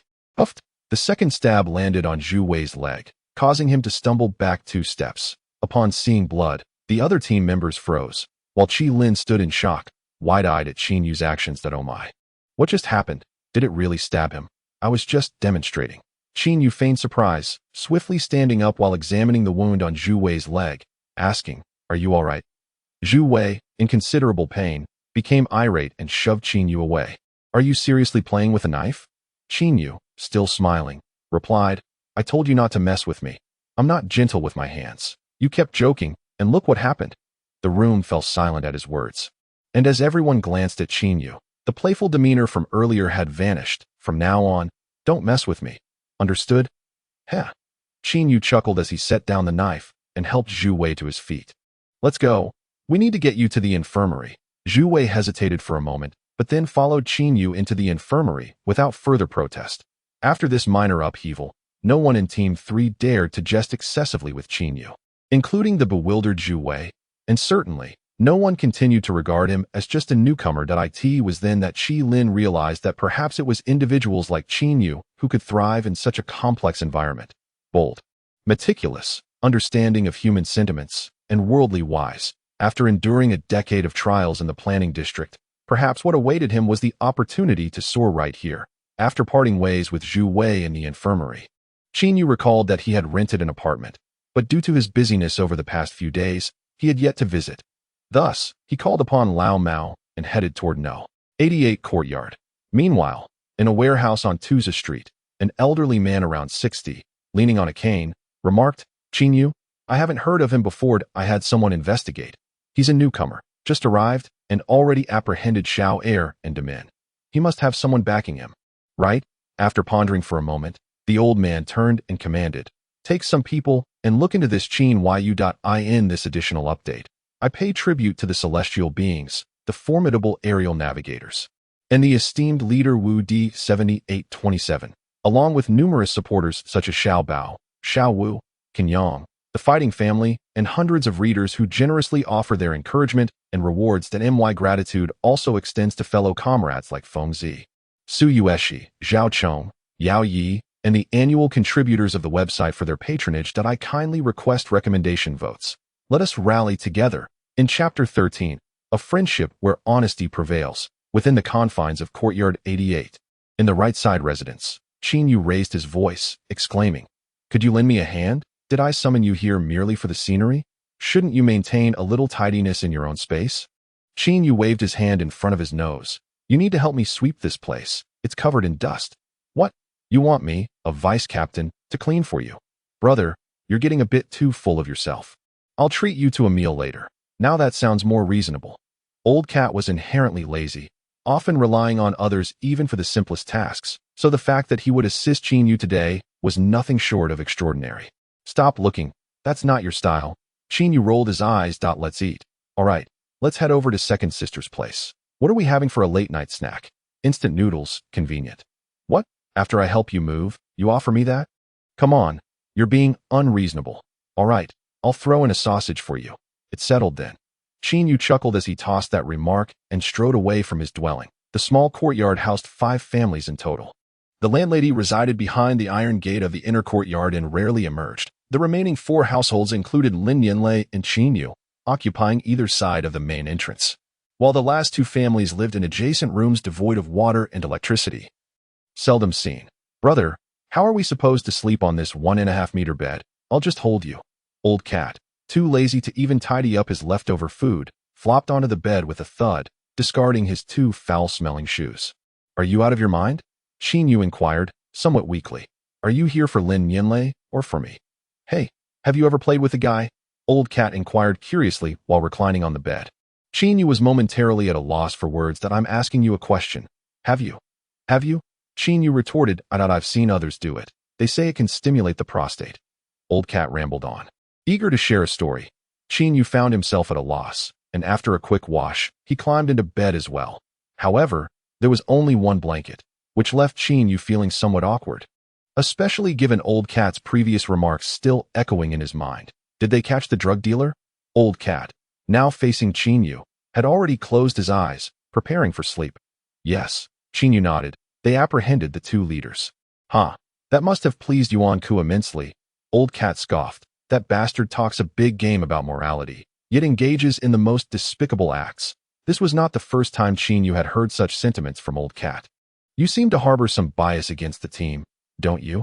It's hard to explain in just a few words, but I must remind you, while you work hard, it's best to keep your personal matters separate. Please move your legs away. You've touched mine." Qin Yu interrupted, reminding him that "I haven't moved my legs," came the response. "How could you not have moved? You've already bumped into my leg." "That's not a leg," the Old Cat remarked. Eyes closed. "Then what is it?" Qin Yu was taken aback, instinctively reaching out before abruptly sitting up. "What are you doing?" the Old Cat exclaimed, startled. "Are you out of your mind?" Qin Yu's face flushed. "In a bed that's only 1.50 meters wide, with just 1 blanket. Why aren't you wearing clothes to sleep?" "Do you sleep in your clothes?" the Old Cat asked, puzzled. "No. I meant the clothing from the triangular region. I'm feeling uncomfortable." "Damn, why is there so much fuss just to sleep here?" "Rest assured, as long as you treat me to instant noodles, I have no intention of doing anything with you. Stop messing around. Just put something on. Hurry up." Qin Yu shouted furiously. Just then, a series of knocks sounded at the door. "Who is it?" Qin Yu called out. "It's me. Just a moment." With no other option for sleepwear, Qin Yu hastily threw on a coat and opened the door. "Sorry to trouble you. You must be asleep already, right?" Lin Yanlei stood there in a plush coat, her cheeks flushed from the cold. "No worries. I have hot water here. It's not finished yet." Qin Yu smiled. "I'll get it for you." "Thank you," Lin Yanlei replied politely. Refraining from barging into the room, as Qin Yu turned to fetch the water, he remarked, "Your job seems quite exhausting. You're only just getting off work this late. Just started, still adapting to the situation." Lin Yanlei stretched her delicate neck. "Oh dear, sitting all day has made my neck feel stiff." "Yanlei, we're running low on hot water." Suddenly, the Old Cat sat up in bed, grabbing a pair of underwear and exclaimed, "Wait, I'll go to the water well to get some cold water for you, and you can boil it again. Just wait a moment, the doorway. Lin Yinlei looked in astonishment as the old cat donned the underwear beneath the covers, her neck stiffly turning to glance at Qin Yu, her expression bewildered as she stammered, "Oda, your partner is here too?" Qin Yu stood there, holding the kettle, utterly dumbfounded. At the entrance of number 88 courtyard, an electric motorcycle came to a halt, and the person on the back glanced at the front door, saying, "Xiaohu mentioned that he has a colleague living here. 2 people. The rider asked in return. "Yes. All right, let's wait a bit. We'll move once Qin Yu comes out." As the words fell, the motorcycle quietly disappeared down the street into the night. Chapter 14. Old Man Ma the next morning. "Just bought these. Have some," Lin Yinlei called out, hanging up the youtiao. "I feel so embarrassed." Qin Yu, who was washing up, was taken aback. "It's nothing. Just neighbors helping each other." Lin Yinlei smiled, wanting to express her gratitude for the hot water from last night. "I'm off to work now." "So early?" "Yes, there's an outdoor task. I need to head out early to set up the equipment." Lin Yinlei, beaming like a flower, waved goodbye to Qin Yu. "See you tonight." "All right, bye sister." Lin Yinlei, shouldering her bag, turned to leave. Qin Yu stood there in a daze for a moment. "Sister? Where did that come from? Am I being treated like a fool?" 5 minutes later, Lin Yinlei stood at the door waiting for a female colleague, briskly making her way to the office while chattering in a rather gossipy manner. "Let me tell you, that charming guy in our department, he might be GAY.is that for real? Sounds pretty solid. I witnessed it myself. Oh my goodness, that's such a pity." After having consumed the breakfast that Lin Yinlei brought him, Qin Yu tidied up briefly before hurrying to the team. Due to a scarcity of resources and the relatively recent establishment of Songjiang City, transportation options were exceedingly inconvenient. There were no subways, no buses, and taxis were a rarity. Ordinary citizens primarily relied on their own legs for travel or opted to purchase an electric bike for convenience. However, the cost of charging an electric bike was rather steep, making it affordable only for those with stable jobs and steady incomes, such as merchants or minor leaders and organizations. Qin Yu was quite frugal and was saving money for other objectives. Hence he refrained from purchasing an electric bike. Moreover, aside from mandatory attendance, while the team's vehicle was available for use, the costs fell upon the user, leaving him with no choice but to walk to work. After walking for about 5 minutes, Qin Yu was contemplating stopping by a store to see if they sold e-cigarettes when he was approached by 2 burly men, flanking him on either side. Instinctively, he took a step back, placing his right hand on his waist as if to draw a firearm. Although his service weapon was not on him, "No ill intentions, just want to have a word with you," said the leading man. Looking down, Qin Yu remained silent for a few seconds. "Who are you?" "You don't need to know me. Just recognize this," replied the lead man, lifting his shirt to reveal a gun at his waist. Qin Yu maintained a stoic expression. Standing still, the man released the safety on his firearm. "Can we have a chat?" A few minutes later, in an alleyway, 4 middle-aged men stood beside Qin Yu while an old man remained seated in an electric off-road vehicle. Not stepping out, Qin Yu scrutinized these individuals, noting their simple attire, all clad in thick leather jackets, wearing woolen hats, their faces smeared with what appeared to be grime and oil. In this setting, Qin Yu was not intimidated by those who dressed elegantly and spoke softly, often projecting an air of profundity. Instead, he felt a measure of apprehension towards these unrefined and obscure individuals. That a slight tension gripped Qin Yu, as these men reminded him of the ruthless thug Matsushita, who had been killed just days prior. "Are you the one who captured Ma Lauer and Damon?" inquired the elder in the vehicle, crossing his arms within his coat. The reason Qin Yu had chosen not to confront them, but rather complied and followed, was that he had surmised these individuals were here regarding a case. He had indeed crossed paths with a number of people in Songjiang, with the third being one of them, but the conflict had not escalated to the level of violence. If they were indeed here for the case, it was likely for business or to retrieve someone, leading Qin Yu to believe they had no need for a direct confrontation. After a moment of hesitation, Qin Yu nodded and replied, "Yes, I apprehended them. My surname is Ma, and I am the elder uncle of Ma Lauer." The elderly man lowered his head and retrieved a roll of tobacco, igniting it with a lighter. Qin Yu blinked, his expression instantly shifting to one of ambiguity and subservience. Hello, boss Ma." The old man turned his gaze to the outside of the car, his voice gravelly. "Young brother, have you just arrived in Songjiang?" "Yes, I just arrived, having purchased this job with my money," Qin Yu replied candidly. Anyone in the department can lead me. You have some connections, don't you? Just starting out and already a team leader?" Old Man Ma took a puff of his cigarette. No connections, Qin Yu said with a grimace. I was rather fortunate to stumble upon a case and solved it quite effortlessly, which pleased the director, who then specifically promoted me. Exhaling smoke, Old Man Ma remained silent for a long moment before speaking again. Young brother, since the case is in your hands, think of a way to do me a favor and release the person for now. This. Qin Yu forced a timid smile. I can't really do that. I won't have you do it for free. With that, Old Man Ma gestured toward the burly man standing to Qin Yu's left, who then produced 20,000 yuan in cash from his pocket and handed it over. Take it. This isn't quite right. Qin Yu laughed and attempted to decline. It's not just money. There's also something else, the burly man stated succinctly, asking, what do you want? Qin Yu's forehead was beaded with fine droplets of sweat. His heart racing with anxiety that he sensed that if these men were displeased, they could be lethal in an instant. Young brother, you led the team on this case. All you need to do is lift a finger and produce some evidence. And my 2 family members will be released, right? Old Man Ma said with a grin. In this day and age, some talk about indulgence, others about survival, but I have yet to hear anyone speak of principles.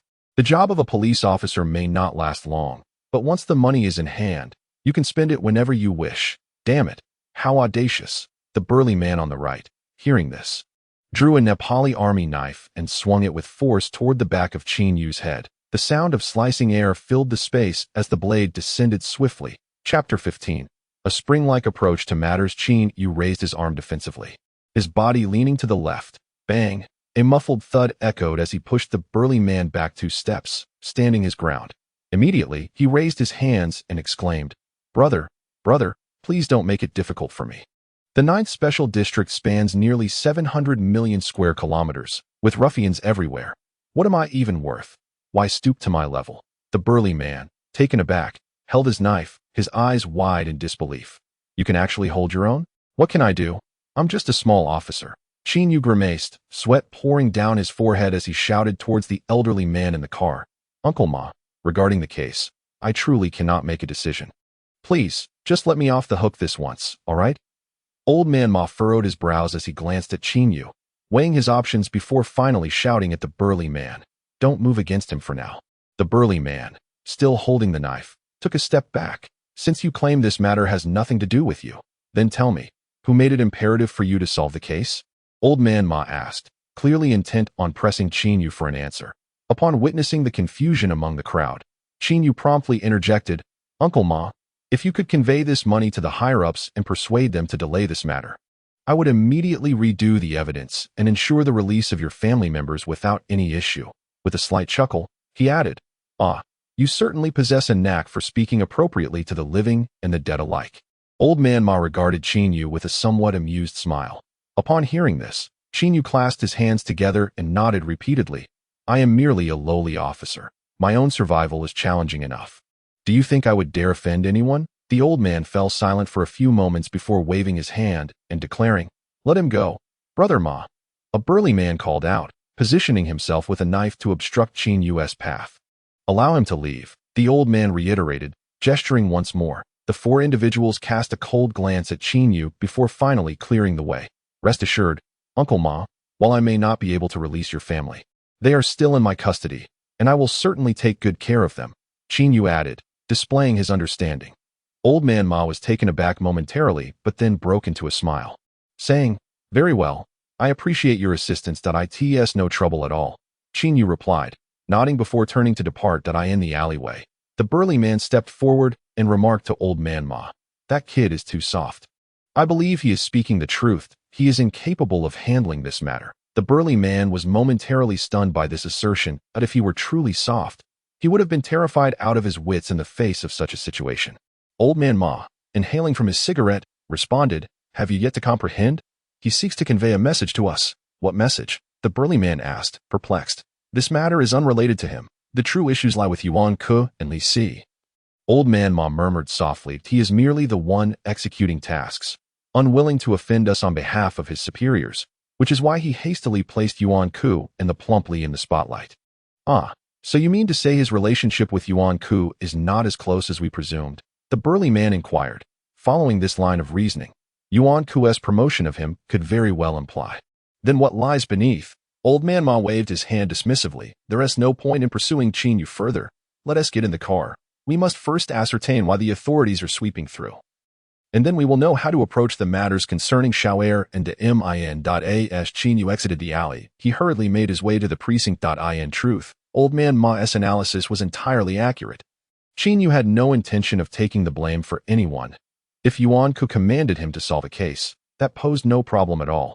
However, once the case was resolved and a series of troubles emerged, it would fall upon him, the team leader, to shoulder the burden, a responsibility Qin Yu was absolutely unwilling to bear. His current state was such that he could scarcely endure anything. Maintaining the status quo was already a formidable challenge. Upon arriving at the police station, Qin Yu immediately sought out Yuan Ku and relayed the situation regarding Old Ma. Keen to gauge his reaction, Yuan Ku's expression shifted to one of surprise. And he solemnly cautioned, "These individuals are not to be trifled with.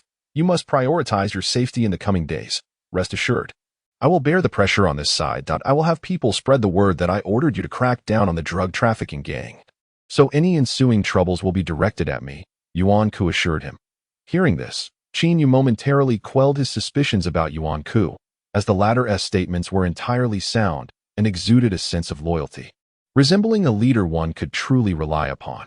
After the minor commotion subsided, Qin Yu promptly made his way to the interrogation room, determined to intensify his questioning of Ma Lao-er and de Min. Eager to secure a confession and follow the trail to apprehend larger fish, after 6 arduous hours of interrogation, Ma Lao-er and de Min remained resolutely tight-lipped, refusing to cooperate, with no other options left. Qin Yu was compelled to seek information through the underlings, albeit aware that their knowledge was unlikely to include any core secrets. Inside the interrogation room, Qin Yu, inhaling from his electronic cigarette, tilted his head and addressed Ma Lao-er's associate. "Do share something of substance. All these trivial leads are of no help to me." The underling, eyes cast down, replied, "Brother, it's not that I don't want to speak, but we've been captured, and all the goods and personnel must surely be hidden away. The information I once possessed is now rendered useless. You might not grasp the cruelty of Lao-he." Growing impatient, Qin Yu rose from his seat. "Enough? I want to continue the interrogation. Let Lao-he give you a lesson." "Brother, please, don't do this. I can't handle it. Allow me a moment to think. Then for heaven's sake, think faster. I haven't even had a meal yet." Qin Yu bent down and sat back down. After a lengthy pause, the underling suddenly slapped his forehead and exclaimed, "Ah, I actually have a lead." "What is it?" Qin Yu inquired. "Before we were captured, I overheard Ma Lao-er mention in a phone call that a significant figure responsible for supplying goods would be arriving in Songjiang in the coming days." The underling said, his eyes sparkling with newfound hope. Qin Yu's eyes lit up with excitement upon hearing this. "Is that true?" Meanwhile, in a dilapidated slum in Songjiang, a disheveled man whispered into his phone, "Has the storm passed? The goods are all secured. I must make my move." After deliberating for a while, Ma Lao-tu, in a tone of resignation, replied, "Let us meet first and discuss it." Chapter 16. The daily life of a sycophant while Qin Yu busied himself with the case. Qi Lin was not preoccupied with such matters at this moment. This exceedingly pragmatic individual was contemplating how he might ascend to the rank of second-level officer. Outside the office of the security division's first team, Qi Lin, clutching 2 bags of gifts, knocked nervously on the door. "Come in," a voice called from within. Pushing the door open, he entered with a broad grin, his demeanor eager as he addressed, "Captain Ryan, are you busy?" Inside the office, a middle-aged man with European features glanced up at Qi Lin and said, "Ah, Qi, come in. Just came to check in." "Nothing much," Qi Lin replied. Ryan, who was notably heavy-set and prone to sweating with the slightest movement, adjusted his black-framed glasses and said, "Qi, I have a meeting shortly. If you have something to discuss, please get to the point." Frowning slightly at Qi Lin, Ryan urged, "Let us skip the pleasantries and get straight to business.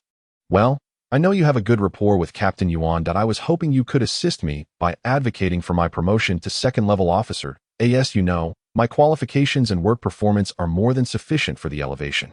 I lack only someone to speak on my behalf," Qi Lin said, standing beside the desk, his posture indicating his nervousness. "I kindly ask for your support." Lion lowered his head, engrossed in writing a report. Hardly casting a glance at Qi Lin, "There are only 10 slots available, and yours was initially one of them. However, Sang Yong from Team 4 has registered his brother-in-law instead. Yuan Ku and I are at a loss. Please bear with it for a while. I assure you I will put your name forward for the next promotion. Qi Lin remained stunned for a moment. Captain Lian, but Sangyong's brother-in-law has been here for less than 5 months. Indeed, it has been less than 5 months. Yet his brother-in-law is Sangyong. Lian replied with a resigned smile, speaking plainly, just wait a bit longer. Opportunities come and go, and perhaps you'll make some connections along the way. Qi Lin clenched his fists and, summoning his courage, continued, Captain Lian, I genuinely need this second-level officer title. My mother is ill, and every month. Who doesn't he aspire to rise? There are no free passes. Lian responded, his expression impassive, but this second-level title should rightfully be mine. I've been waiting for nearly a year. Lian, upon hearing this, rummaged through a food bag and murmured softly, beef jerky, staked at such delightful treats. Qi, how about this? I can offer you 2 cases of red wine and 10,000 yuan in cash if you could speak to Li Si on my behalf and help me secure a position in the office. Qi Lin was taken aback. After a long silence, he finally spoke. Then I shall wait a little longer. You may keep the items. The steak is quite good. With that, Qi Lin turned and left. Lian remained silent. Returning to his work, Lian didn't look up, merely responding, Your shoes are dirty. Let me clean them for you down. Then I shall take my leave at them. Qi Lin, burdened with a heap of items, yanked the door open and departed. You don't want them? They've been frozen for who knows how long. Even my dog won't eat them. Lian, tidying his attire, stepped out. Inside the laundry room, in the office area of Team 3. Qin Yu clapped his hands and announced, Old Hay has gone to procure firearms and gather equipment. N01 is to leave the office building before 8 this evening. There might be an operation. Zhu Wei, still nursing a wound inflicted by Qin Yu, asked sulkily, Captain, do I still need to go? We are short-handed. You'll be driving. Qin Yu instructed unequivocally. All right. Zhu Wei nodded without further protest as Qi Lin entered the room. He noticed the rarely seen automatic rifles and asked, What is going on? Who are we capturing? This is quite the spectacle. Even the M464 has been brought out. A major figure supplying the Ma family may have already arrived in Songjiang. Qin Yu replied, glancing at his watch, I've sent someone to keep an eye on a core member of the Ma family. It might yield results. Qin Yu paused, a look of exasperation crossing his face as he quietly asked, Are you trying to avoid frontline capture duties again? Brother, we are short on manpower. Otherwise, I would let you off the hook. How about this?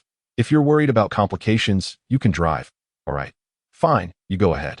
Captain, I apologize for the trouble. Qi Lin politely nodded at Qin Yu. No worries. It's tough for everyone. We help one another out.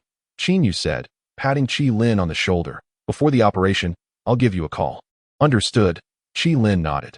The clock struck 7 in the evening. In a certain impoverished slum within the Black District, an elderly man from the Ma family alighted from his vehicle, after casting a glance at his surroundings. He wrapped his military coat tighter around himself and lowered his head as he ventured into a narrow alley reeking of a pungent odor. Who are you looking for? A voice emerged from the darkness. I seek a long, the old man replied, coming to a halt upon hearing the voice. Demego? The other man smiled as he approached. Is he inside? Yes, the youth responded politely after averting his gaze. Magu, if you could raise your arm slightly, I need to conduct a routine check. The old man complied, lifting his arm to allow the youth to search him thoroughly. Inside the room, a long, disheveled and unkempt, sat on the bed, idly toying with a small object in his hand. Chapter 17. The lives of the inhabitants of District 9 in the dormitory. Qin Yu was polishing his service weapon while glancing sideways at the old black man. Brother, how did you end up in District 9? He inquired. Like most people, I suppose, the old man replied softly, lowering his head. When the calamity struck, nations formed a united front and established 8 refuge districts. However, with such a vast global population, how could everyone possibly enter these 8 districts? With many seeking refuge and resources being scant, the places available for survival dwindled.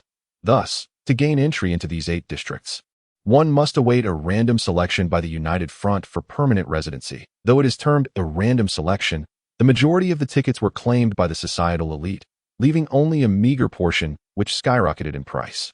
As the process neared its end, a single ticket was fetching tens of millions of dollars. My homeland is ravaged by war in Africa. Surviving is a challenge in itself, let alone affording a ticket.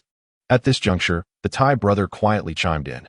Our experiences are quite similar. My father clung to a glimmer of hope upon hearing that Districts 7 and 8 still had unfilled slots and were still issuing permanent residency permits. He endeavored to reach Asia by any means possible, only to find that the population cap had been reached and no more could be accommodated. The old black man smiled at Qin Yu and asked, "Do you know the origin of District 9? I've heard some."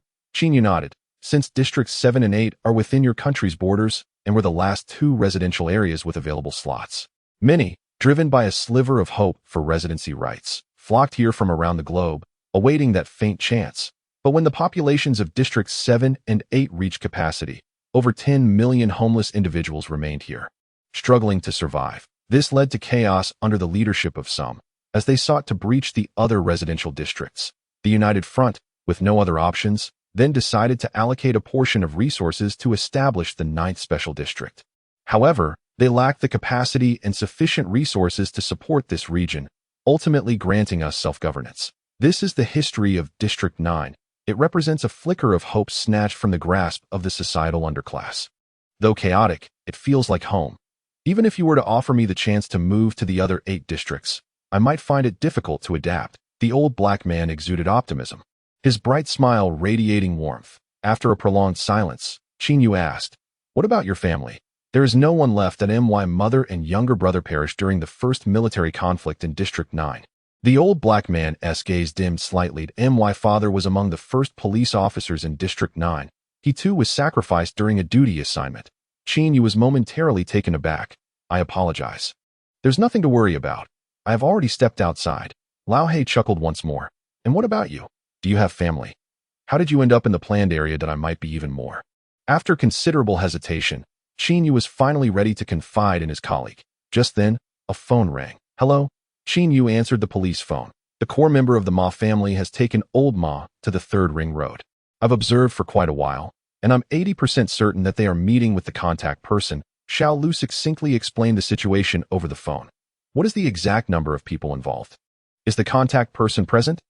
Qin Yu inquired, relying on his experience for judgment. Xiao Lu frowned and replied, "I did not see him in person, but there are at least 2 to 4 people stationed at the alley entrance." "What about Old Ma's side?" Qin Yu continued that he went in alone. "The people he brought are waiting outside.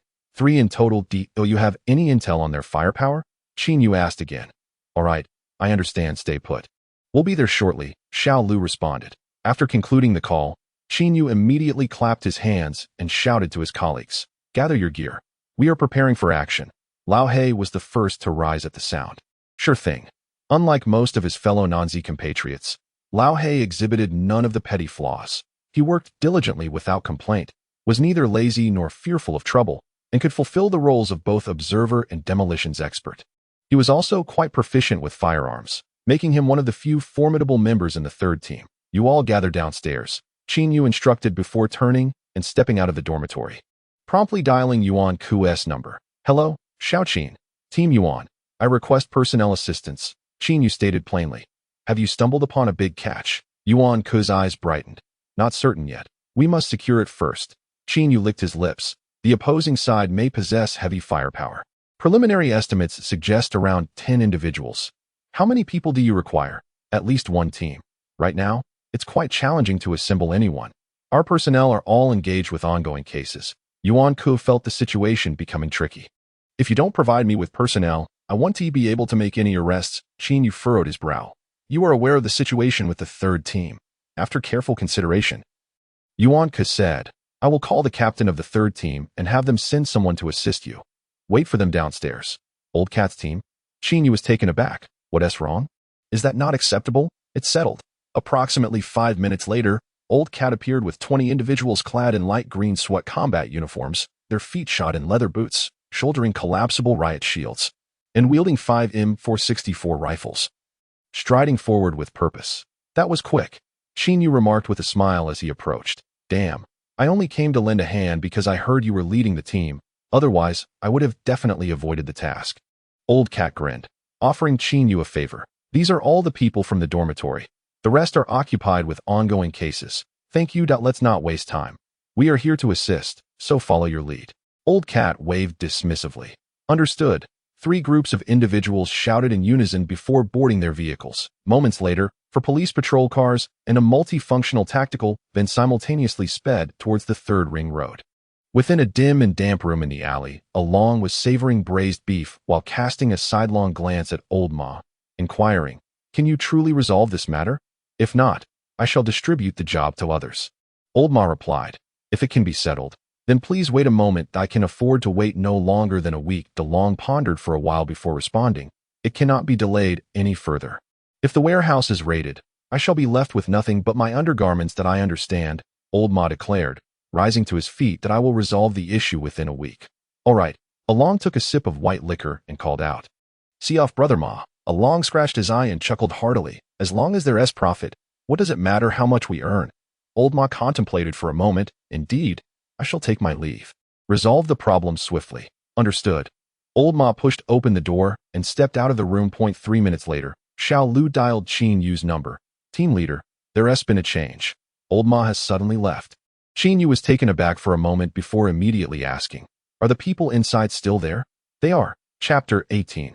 A Job for Life. To be held with one's life. Qin Yu, seated in the lead vehicle, picked up the walkie-talkie and quietly instructed, "The individuals are still inside. We will proceed with the arrest according to the earlier plan. There are people in the alley, but try to avoid gunfire and noise, as we are unfamiliar with the interior environment." "Received." "Understood." Qin Yu exited the vehicle, checked his firearm secured at his waist, and was about to move when Qi Lin rushed up from behind. "Hey, I finally caught up." "Yes, just finished up." Qi Lin panted. Qin Yu had no time for idle chatter and quickly ordered, "Follow the original plan. You take vehicle number 2 and wait at the intersection of 3rd Ring Road and Fenglin Road. Upon a successful arrest, I will immediately join you in your vehicle. If there's any backup, report it right away." "Understood." Qi Lin expressed his gratitude. "Thank you, team leader, for always looking out for me. Let us not dwell on that." Qin Yu had no time for pleasantries. Walking briskly while calling into the walkie-talkie, "Old Cat, prepare to approach the alley. We will charge from the front." "Received." 3 minutes later, Old Cat, wearing a Kevlar helmet and clad in a light green tactical uniform with a steel plate vest, led a 10-man team, crouching low as they approached the alley, splitting into groups on either side, awaiting orders. He walked briskly along the roadside. Qin Yu asked over the walkie-talkie, "Are there any higher vantage points?"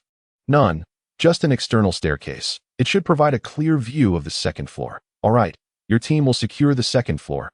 Your primary task is to provide cover," Qin Yu instructed. "Understood." After finishing his discussions with his colleagues, Qin Yu reached the entrance of the alley, swiftly glancing at the empty street before patting Old Cat on the shoulder. "Old Hey, and I will go in. You all stay put for now." "Okay." Old Cat nodded. "Let us go." "Old Hey," Qin Yu called out in casual attire. Lao He followed closely behind Qin Yu as they stepped into the alley. The two walked side by side, leisurely advancing further into the depths of the lane. When Qin Yu casually inquired, "Are you feeling tense?" "Hee, I've grown accustomed to it," Lao He replied with a smile. "No worries. Just relax." Qin Yu, with a playful gesture, draped his arm around Lao He's neck and suddenly shouted, "Take me somewhere fun. You've had too much to drink." Lao He interpreted the situation astutely. Stumbling, Qin Yu staggered with Lao He for over 30 meters before abruptly turning to spit. "Damn it. This life is tough." The spit landed squarely on the shoulder of a burly man nearby. "You bastard," exclaimed the man's companion as he rose, frowning, ready to curse. Initially, the burly man assumed Qin Yu was merely a drunken fool. But as the latter approached, he furrowed his brow and instinctively pulled his hand behind his back. "I don't know," he muttered. "Ugh." Qin Yu let out a dry heave, his body involuntarily lurching towards the burly man. "Damn it, you don't smell of alcohol." The burly man stood up, preparing to draw his weapon, while his companion immediately reached for the earpiece button. Bang! Qin Yu swiftly raised his leg, launching a lightning-fast kick. Thud! The burly man staggered back 2 steps, crashing directly into the wall. Crack! Qin Yu seized the man's arm, violently wrenching it to the left, causing the burly man to stumble and fall. Following that, Qin Yu's knee came crashing down onto the man's head, his left hand pressing down on the gun at the man's waist as he hissed, "Don't shout, or I'll end you." The burly man, unafraid of Qin Yu, strained to shout, with no other choice. Qin Yu released his grip on the man's arm and swiftly covered his mouth. "Be quiet." Puffed. The burly man, fierce to the extreme, struggled helplessly and bit down on Qin Yu's hand, causing blood to flow profusely. Meanwhile, as the altercation ensued, Lao He had also charged forward, employing police takedown techniques to subdue another drug dealer. However, this adversary was equally ruthless. Upon having his mouth covered, he immediately began to thrash his head violently. Clatter, clatter, Lao Mao received the signal and led the team into the alley.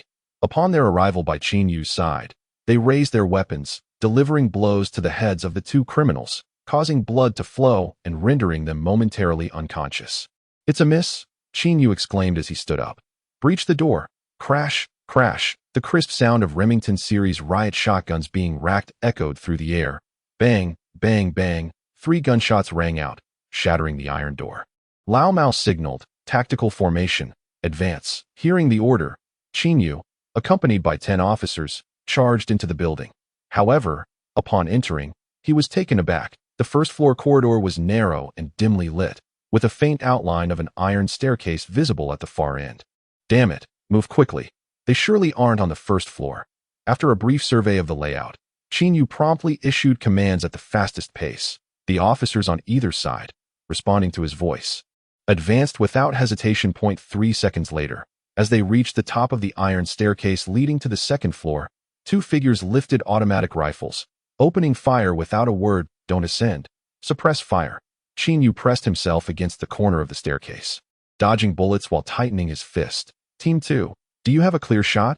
Shooting is permitted at the corner of the staircase. 2 automatic rifles are poised. Bang. The number of snipers in the hands of the officers is limited. Hence, this operation lacks pure sniper support.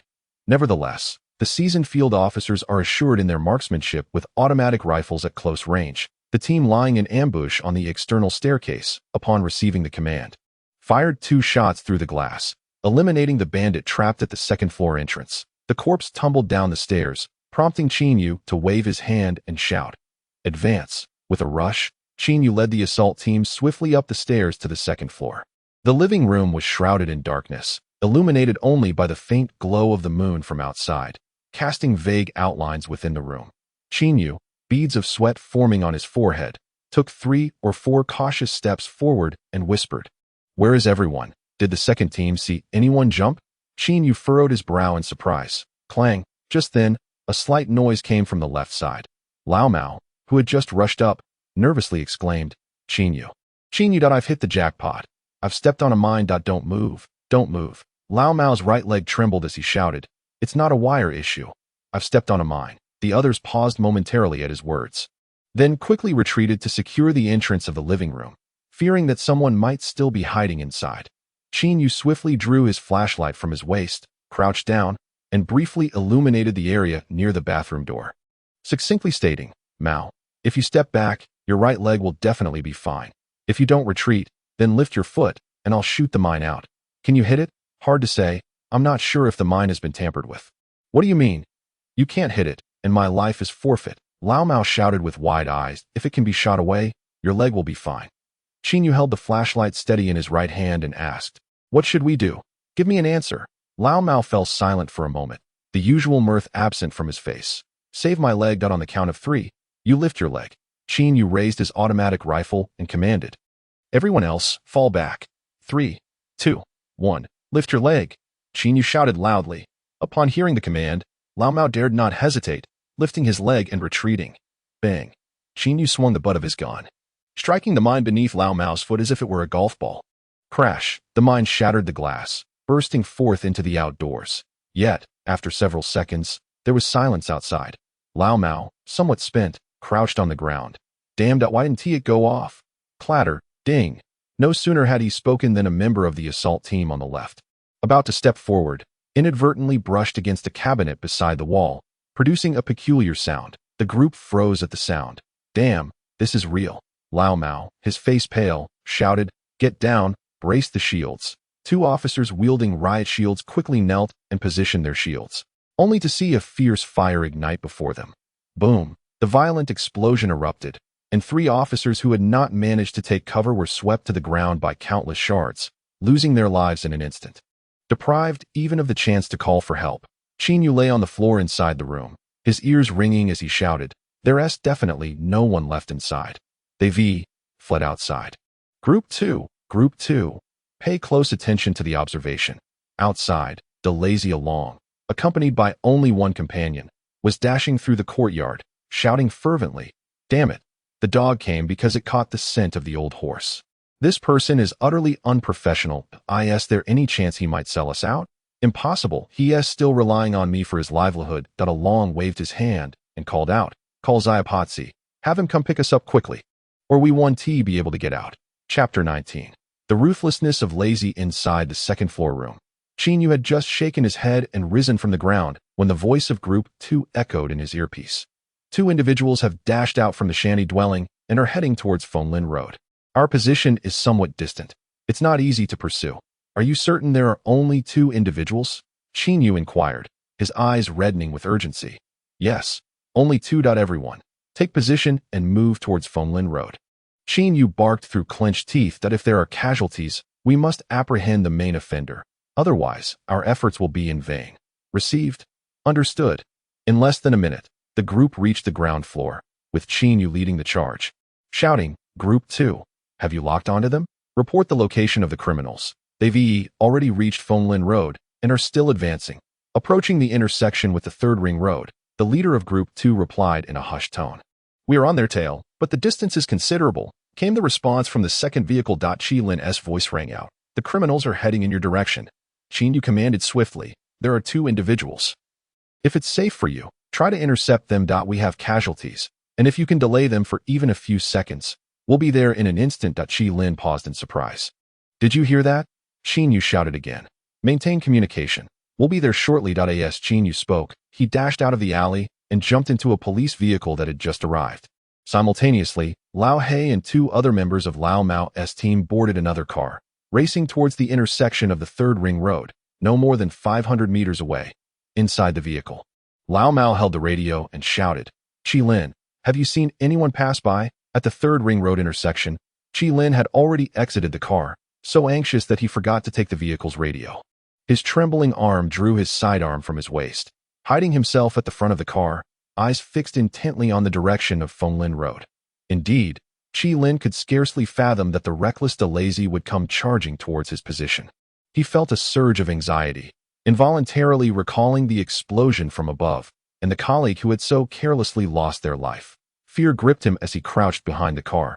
Mere seconds felt like an eternity. Unlike the other officers, he harbored no noble thoughts of self-sacrifice.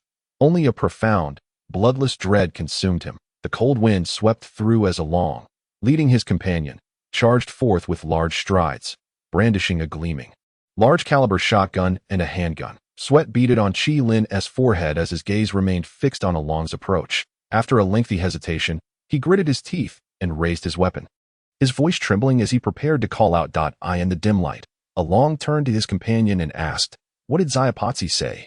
Having arrived, the companion gasped and pointed ahead, saying, "Pass through the houses in front. Don't move, there's a police vehicle." Upon turning, Along immediately noticed the second vehicle driven by Qi Lin at the intersection. Bang! The bullet struck the police car, sending sparks flying, while Qi Lin hunched low, too fearful to show his face from behind the front of the car. Inside, the old cat continued to shout through the radio, "Qi Lin, do you hear gunfire over there? Have you encountered them?" Qi Lin vaguely heard commotion inside the vehicle, crouching down to crawl into the passenger seat, reaching for the door handle. On the roadside, Along seized the opportunity provided by his colleague's cover to dash forward recklessly. He charged from a diagonal position across the street, preparing to force his way into the residential area. At that moment, he was no more than 30 meters away from Qi Lin. Qi Lin placed his hand on the door handle, just as he was about to yank it open when he turned his head to see Along attempting to dart into the alley. With no other option, he reluctantly raised his gun and opened his mouth to shout a warning. At the street corner, while running, Along kept an eye on the police car, and as he turned, he unexpectedly came face to face with Qi Lin. Both were momentarily stunned.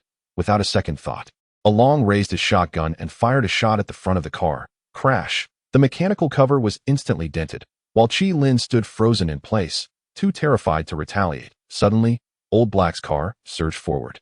He commanded through the radio, "Qi Lin, fire a shot. Block him." He escaped. Qi Lin remained motionless behind the police vehicle, his eyes wide with fear, his face pale. The car sped past Qi Lin's position like a bullet. Bang! Old Black leaned out of the vehicle, firing 2 shots at Along's companion who was in the midst of reloading. The latter was engulfed in a cloud of blood, collapsing onto the ground. Bang, bang! The large-caliber shotgun roared, bursting the tires of an electric vehicle, which then crashed sideways into the wall of a nearby shop, the front half wedged in, emitting smoke. Old Black shook his head, pushed open the car door, and shouted, "He is alone. Go and pin him down." Hearing this, everyone disembarked, guns in hand, rushing towards Along's position. Creak. The snowy street echoed with the sound of brakes as 4 burly men stepped out of the vehicle. 2 wielding automatic rifles, opening fire towards Old Black's direction down on the 3rd Ring Road. Qin Yu, arriving at the scene of the skirmish, immediately spotted those rushing towards Along and shouted through the radio, "Old Black, retreat. They have backup." At this moment, it was too late for Old Black to withdraw. He had exited the vehicle and charged forward. Thus, when the bullets flew, his only choice was to take cover in the recess of the shop entrance. However, the sight of his fallen comrade ignited a fierce rage within Along, who charged forward with his shotgun, yelling, "Seeing him? Are you still chasing?" Bang! Old Black pressed against the glass door of the shop, too afraid to peek outside, firing blindly. Yet Along, bold and ruthless, crept along the wall, thrusting the shotgun directly against Old Black's head. Silence. A brief silence. "Don't move." The 2 officers trailing Old Black prepared to provide cover. Rat-a-tat-tat. The Old Black man's forehead glistened with sweat, his thick lips quivering. "Oh, please, don't kill me. Am I the one who killed Bai? Bai, is it?" Along let out a furious roar. Bang! The gun fired, and the Old Black man crumpled to the ground. "Chase! Damn it! Chase me! I'll deliver a bomb to your precinct every day." Along, with his weapon still aimed, fired 3 shots into the Old Black man's lifeless body before being pulled away by a companion. He tossed 2 grenades onto the road to buy time, and then vanished into the night. Behind the police vehicle at the street corner, Qi Lin watched with his own eyes as the Old Black man was shot dead, observing as the grenades detonated, creating 2 large craters on the pavement, his entire being frozen like a statue. The car came to a halt, and Qin Yu jumped out, his eyes wide with disbelief, reaching out to shake the Old Black man. Brother, to hold on. Dead, if you're dead, then so be it. Living is just torment." The Old Black man grasped Qin Yu's wrist, his voice hoarse. I have no family left. Living is lonely. I raised 2 children from my hometown in the new district. You'd please give my compensation to them." Qin Yu clenched his fist, nodding resolutely. "I will certainly do so." On the street, Lao Mao's eyes blazed with fury as he leapt from the car and marched directly to Qi Lin, demanding, "Hand me the gun." Qi Lin stared vacantly, his expression blank as he looked up at Lao Mao. "I said, give me the gun," Lao Mao shouted, snatching Qi Lin's sidearm with practiced ease, leaving Qi Lin momentarily stunned. "Why? I'm sorry." Qi Lin stammered. Furious, Lao Mao's arm trembled as he pointed at the bullets in the chamber, bellowing, You didn't fire a single shot. Not one damn shot. Huh. If you had fired, would the Old Black man have died? Would Lei Zi have escaped? Damn it. You worthless piece of trash." The 3 men who had just died on the 2nd floor were all members of Lao Mao's team. Although they were not particularly close friends, they were colleagues who had shared many moments together. Agitated, he kicked Qi Lin's head. "Why didn't you shoot? Are you afraid of dying? If you're afraid of death, why are you hogging the toilet without doing your business? Damn it. I'll kill you. You useless fool." Chapter 20. Along. The sensation of Songjiang 2 hours later, in the office of the chief of police. Director Li slammed his hand on the table, his face twisted with rage as he shouted, "What the hell are you doing, Yuan Ku? An organized arrest, and why has it resulted in this? You better look at the report. How many criminals were there? Are your team members made of paper? Huh. Fully equipped for an assault, and you let 4 of them die. How am I supposed to report this to the precinct?" Yuan Ku bowed his head. "Director, I was handling another case. This matter, never mind. I won't bother explaining further. In short, this significant blunder is mine to bear. Bear responsibility? Then you might as well step down. Let someone competent take over." Director Li barked coldly. Yuan Ku abruptly lifted his gaze, staring intently at Director Li without uttering a word. Damn it. Director Li turned on the spot, his anger boiling over as he continued to scold. "I've read the report. This Qi Lin is not just useless, he has issues as well. Immediately monitor him. He may be engaged in dealings with the bandits. Otherwise, why would he remain silent? A thorough investigation is imperative, whether this is a misunderstanding or not. You cannot conceal the truth, and I am not blind. Let us observe how things unfold. Director Li, visibly agitated, approached the window and remarked, "Draft a report for the police department. It must be detailed. As for the follow-up work, you shall handle it personally. Submit the necessary funds for my consideration and signature." Understood. Yuan Ku saluted. That night, in the early hours, Yuan Ku hosted a banquet at the Second Sister restaurant, where a considerable number of prominent figures from the underworld, at least 20 to 30, gathered from the darker streets and other districts in the second-floor hall. After raising 3 glasses of wine and a toast to the attendees, Yuan Ku finally spoke. "Tonight, regarding the arrests made by our team on the Third Ring Road, I trust the esteemed elders and brothers have heard about it. The bandits killed 4 of our brothers, and the higher-ups are furious, almost to the point of stripping me of my clothes. There are no outsiders here, so I will speak candidly that I will take action against these drug traffickers that I ask for your support. And I assure you, I, Yuan Ku, will repay this favor in the future. However, should anyone attempt to shield them or assist them in evading capture, they will find themselves at odds with me and the police chief. For the next year, my sole focus will be on bringing them down. Yuan team, what are you saying? If you speak up, who would dare to disrespect you?" A voice interjected that, "Oh, this is hardly a significant matter. Just a few drug dealers, right? We will inquire and quickly locate them for you." The crowd, listening to Yuan Ku's words, showed no signs of anger, instead chiming in with agreement. Yuan Ku bowed and poured more drinks, smiling as he addressed everyone. "Thank you all for your support. Hello, old ma. I have a favor to ask. Could you assist me in getting a few individuals out of the special zone?" The voice of old ma resonated. The burly man chuckled. "I won't inquire about who they are, but I can't help with that you need money." Yuan Ku, the police chief, was visibly agitated, inviting us to dinner while wielding a submachine gun. "Are you trying to scare us?" The burly man replied in a low voice. "Old ma, while I can't claim to fear him, I see no reason to offend someone from the authorities, you understand? Fine, pretend I never made this call." With that, the conversation came to an end. At 8:30 the next morning, the special wanted notice for Along was issued from the police department to the 6 districts of Songjiang City. Each sub-police chief, upon receiving the order, immediately coordinated with subordinate security units for a collaborative search. In an instant, the previously obscure Along became a figure of notoriety in Songjiang, garnering a resounding reputation throughout the underworld, as everyone was aware that it was the police department itself that sought to apprehend him. Initially, when Qin Yu took over this case from Yuan Ku, he perceived it as a relatively minor issue. However, he had not anticipated that it would escalate to this extent, and the situation seemed to spiral out of control, leaving him with an inexplicable feeling of being pushed along by unseen forces. Within the captain's office, Qin Yu furrowed his brow and addressed Yuan Ku. "I underestimated the complexity of the arrest. I am well aware of the issues at hand," he continued. Yuan Ku waved his hand dismissively. "You have your responsibilities. But we too have our limitations. The leader of the drug traffickers faces death if captured, thus he will fight back. Yet, some of our officers are merely concerned with receiving their salaries at the end of the month without capturing anyone. The starting points of individuals differ, and consequently, their mindsets are bound to vary. This is an objective reality of which I am acutely aware.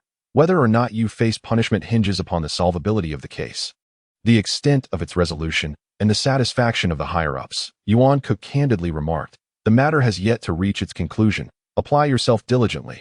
I shall be observing you closely, Qin Yu." Just then, a knock resonated through the air.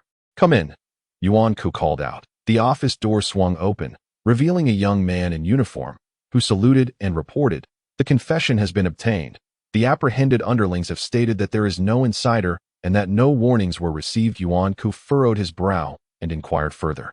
"Are you certain? The 2 underlings' testimonies align, which does not suggest deceit. Then lift the oversight on Qi Lin." Yuan Ku replied after a moment of contemplation. The youth hesitated, then asked, "What about his punishment?" "Understood." The youth saluted and departed. Upon hearing this, Qin Yu let out a quiet sigh, refraining from interceding on Qi Lin's behalf, for in the matter of survival within the first team, no one could truly assist a few minutes later. Downstairs, Lin Yanlei, clad in a woolen coat with an adorable pink scarf around her neck, her hair tousled, exclaimed to the duty officer, "I need to file a report. P.S. The 3rd chapter has been completed." Chapter 21. For the sake of survival, I must give my all in the stairwell on the 3rd floor. Qi Lin vehemently shook off the hold of Lao Mao, shouting, "Don't stop me. I need to ask Team Leader Yuan why I've been reassigned to logistics." Just then, as the two were embroiled in their quarrel, Qin Yu descended the stairs and inquired, "What are you two up to?" The two paused, stunned. "Can't you refrain from shouting here? Isn't it embarrassing?" Qin Yu frowned at them and said, "Come on, let us step outside. I also need to have a word with Qi Lin." After a moment of hesitation, Qi Lin was ultimately dragged away by Qin Yu and Lao Mao downstairs. Lin Yinlei blinked her beautiful eyes and stated, "I am an online journalist. I discovered individuals peddling overpriced smuggled drugs around Tuzhou Street during an undercover investigation. Those thugs noticed us and seized our camera. Do you know any of them?" No. After receiving the information, she sat down and diligently filled out the report before handing it over, asking, "Is this sufficient?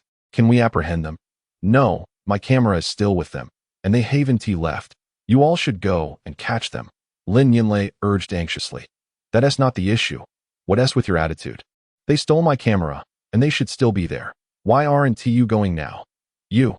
Lin Yinlei's cheeks flushed with indignation, and in a moment of desperation, she exclaimed, "Forget it. I'll find Qin Yu." "Is he here? You know him?" The officer looked taken aback. "Yes, I do." "Then please wait a moment." The officer's demeanor softened slightly as he grabbed the radio and shouted a few instructions. Lin Yinlei waited for about a minute before the officer shook his head and informed her, "Qin Yu isn't here. He has gone out. He can't go now. I must report this up the chain and follow the proper investigation procedures. This is utterly frustrating." Lin Yinlei uttered a curse. Grasping her bag and turning to leave in a nearby breakfast establishment, Officer Qi Lin sat motionless, his gaze fixed in a daze upon the assorted grains steamed bun before him. "Don't get worked up. If logistics need adjusting, let them adjust," he heard team leader Yuan say, visibly irate. Qin Yu, munching on his food, contemplated offering Qi Lin some words of comfort. Qi Lin's eyes were reddened as he murmured to himself while staring at his palms, "It's unfair." Old Cat, known for his fiery temper, was already dissatisfied with Qi Lin's performance from the previous night, and upon hearing those words, he erupted, "What the hell do you mean unfair? Is it wrong to penalize you for your inadequate performance? I've told you before that you are entirely unfit to work on the front lines, yet you continue to harbor dreams of promotion. And now look at the situation. You've not only jeopardized your own standing but also that of your colleagues. That fellow, Along, is now at risk of being apprehended. What do you think the higher-ups will say today? All personnel involved in the case will receive commendations. But because you lack the courage to fire your weapon, we now face punishment, and Old Black has even had someone killed. Have you seen his corpse? 3 gunshot wounds. His bulletproof vest was shattered. Qin Yu remained silent upon hearing this. Qi Lin clenched his fists, staring at Old Cat for several seconds before gritting his teeth and responding, "Fine, even if I didn't fire my weapon, I acknowledge my fault. That was indeed your mistake. But have you never erred? Haven't you ever made a mistake?" Qi Lin suddenly retorted. Old Cat found himself at a loss for words. "But I have not. Since the day I became an officer, I have never committed a principled error." "Not once," Qi Lin replied, his voice trembling as he looked at Qin Yu and Old Cat. "I tread cautiously, diligently performing my duties under the scrutiny of the officer. Not only have I never erred in the past, but in pursuit of becoming a second-level officer and earning that extra few hundred yuan each month, I even worked hard to secure a top 3 position in the shooting competition. Achieving first place among the officers, correct?" Qin Yu, taken aback, was utterly oblivious to Qi Lin's accolades and marksmanship. "When I brought honor to the officer, there were no tangible rewards, yet when I falter, I face punishment. Is this fair?"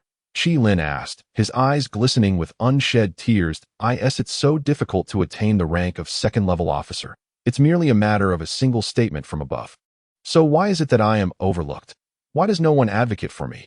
Year after year, I am nominated, yet year after year, I am left to trail behind. Am I not correct, Old Cat? Old Cat had never witnessed Qi Lin speaking to him in such a tone, leaving him momentarily bewildered. Having said his piece, Qi Lin stood up, staring blankly at Qin Yu and Old Cat before declaring, "You continue your meal. I shall take my leave." Qi Lin, Qin Yu called out. Old Cat furrowed his brow, continuing to sip his porridge. Qin Yu sat in a stupor, lost in thought. After a long silence, Old Cat, lowering his head, inquired, "Did I perhaps speak too harshly?" "Yes, a bit." Qin Yu nodded. "I genuinely worry for him." Old Cat sighed deeply. Snowflakes began to drift from the sky as Qi Lin walked stiffly along the desolate streets, contemplating purchasing a bottle of liquor to alleviate his inner turmoil. only to realize upon reaching into his pocket that even the cheapest bottle would cost 25 yuan. That he endured, continuing on his path toward home. Within a dwelling on Tuza Street, Aaron, puffing on a cigarette, furrowed his brow and asked Lao Ma, "When will I be able to leave?" "It's being arranged soon. Just a couple of days," Lao Ma replied. "Before I go, I need to step out for a bit." "Don't be absurd. Everyone outside is frantic looking for you," Lao Ma urged with an air of urgency. Chapter 22. Buying people. The following day, as Qin Yu entered the office, Lao Mao approached him. "What are you busy with?" he inquired. "Before Lao He passed away, he spoke to me briefly, asking me to process his compensation so that it could be sent to the 2 children he cared for." Qin Yu responded while sipping water. "I just finished writing the report and am preparing to submit it. Da-da. You didn't have to handle the 3 from your side?" Qin Yu asked proactively. "That I'm in the process of it. Currently in contact with the families of the fallen comrades," Lao Mao replied, looking down. "I dislike such occasions, so I didn't attend. Da-da." Qin Yu nodded. "Hey, do you have anything planned for later?" Lao Mao suddenly asked. Qin Yu was taken aback. "Is it still about interrogating those 2 lackeys?" "Nothing particularly important." "Then come with me to Qi Lin's house," Lao Mao suggested, feigning a nonchalant demeanor. "He has been reassigned to logistics, and with no more field allowances, his salary has decreased. That I'm worried he might do something drastic. Let us go during lunch break. I need to check on the interrogation with Zhu Wei soon," Qin Yu said, glancing at the wall clock. "All right, I'll come by to get you at noon. Good. As soon as the lunch break bell rang, Qin Yu hopped onto Lao Mao's electric scooter and headed to Qi Lin's residence. In truth, anyone serving as a police officer during this era was considered to be doing relatively well, at least within the 9th district, where they were undoubtedly part of the middle-income bracket. Despite the inherent dangers, it was a secure job, providing a steady monthly salary. However, even under such circumstances, Qi Lin led a life of considerable hardship. His home was situated in a slum on the outskirts of the Black Street, where the majority of residents lacked stable employment. The younger ones fared somewhat better, able to engage in manual labor to put food on the table, but the elderly, sick, and disabled suffered greatly, many of whom were genuinely unable to work. Moreover, Songjiang lacked sufficient resources to provide relief supplies, resulting in real cases of starvation. The crime rate was alarmingly high, with constant turnover and change among the populace. Upon stepping into Qi Lin's small courtyard, Qin Yu surveyed his surroundings and observed that the yard was roughly square, spanning about 300 to 400 square meters, but most of it belonged to the landlord. They had merely rented 2 low and narrow rooms at the entrance to Qi Lin for an extended period. These 2 rooms faced each other, separated by a wall, with an iron gate placed in between. This layout may appear strange to the uninitiated, but those in the know understood that it was designed by the landlord out of fear that the tenants might engage in unscrupulous activities, necessitating the locking of the iron gate at night for security. However, having lived here for some time, the landlord likely recognized Qi Lin's profession, which led to a more relaxed approach to management, allowing the iron gate to remain open as a gesture of respect. Upon entering the courtyard, they immediately spotted Qi Lin, who sat on the steps, looking dejected and lost in thought. "What are you doing?" Lao Mao called out as he rushed over. Startled, Qi Lin rose to his feet. "What brings you 2 here? It appears that you are inquiring about someone's well-being." Old Cat is notably skilled at expressing himself poorly. "Come in." He beckons. Qi Lin, the kind of person who excels at forgetting conflicts and awkwardness, makes no mention of yesterday's events. He quickly adjusts his mood, cheerfully inviting the 2 into the house. "But where's Mom?" Old Cat asks. "My mother is resting in the room across the hall. My sister is busy running errands nearby and isn't home," Qi Lin replies. With a smile, he says, "Come in for some water." "No, let's go check on Mom," Old Cat insists, carrying some food he prepared specifically for Qi Lin's mother. Qi Lin pauses, shaking his head in response. "Don't go. What's the matter?" Qin Yu inquires. "We had a fight." Qi Lin admits. "Damn," Old Cat exclaims upon hearing this. "Are you venting your frustrations on your mother? You're an adult now. Can't you show a bit of maturity? What suddenly makes you think about marrying?" Old Cat curiously asks. After a moment of hesitation, Qi Lin invites the 2 into the house and begins recounting the situation. Qi Lin's mother suffers from liver disease, which has been neglected due to a lack of funds, resulting in a syndrome where her vital organs are deteriorating and time is running out. The elderly woman, lacking education and having faced numerous hardships, likely harbors no grand wishes before her passing, save for seeing Qi Lin marry, hoping to witness the continuation of her lineage before she closes her eyes. Yet, Qi Lin understands the deeper reason behind her desire. She wishes for him to spend less on her and to settle down with a wife. Inside the house, Qin Yu listens to Qi Lin without uttering a word, unsure of what advice to offer. Meanwhile, Old Cat ponders for a moment before asking, "If you must find a woman, you need to be prepared. Where are we supposed to find a daughter-in-law on such short notice? We barely have time. She has already made arrangements with the neighbor's wife and a broker. My mother means for me to pay for a marriage. But you know my situation. Having just faced penalties, my income has decreased, and I cannot guarantee what my future in logistics holds." Qi Lin's expression is one of deep concern. After hearing Qi Lin's words, Old Cat contemplates for a while and finally says, "Buying one is a possibility." "Stop joking," Qi Lin interjects. "What if my punishment is severe and I can no longer stay in the police force?" "What then? You can't resort to that," Old Cat replies, looking down. "I will ensure you remain in the police." Qi Lin is momentarily taken aback. "Tell me the truth. Is she really that unwell?" Old Cat asks in a hushed tone. Qi Lin remains silent for several seconds, sighing deeply as he responds, "It's not about healing, only maintaining, which means deterioration. I can't say how long." "Then let us arrange for a wife," Old Cat asserts, gritting his teeth. "You ought to marry. A grown man cannot simply run home every day without doing anything. Having someone to look after you will allow you to work better, but I have." "Wait a moment," Old Cat interrupts, turning to Qin Yu, saying, "Come with me for a moment."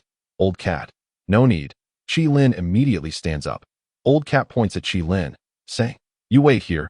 Just wait." 2 minutes later, outside the door, Old Cat, puffing on an electronic cigarette, glances down at Qin Yu and asks, "Do you have any money?" Qin Yu blinked his eyes and remarked, "I can at most lend him 500. That is insufficient." Old Cat shook his head. Qin Yu glanced at Old Cat in surprise, and after a moment of careful consideration, he responded, "I have only 1,500 left. I can give you 1,300, leaving 200 for my meals." "Thank you, brother."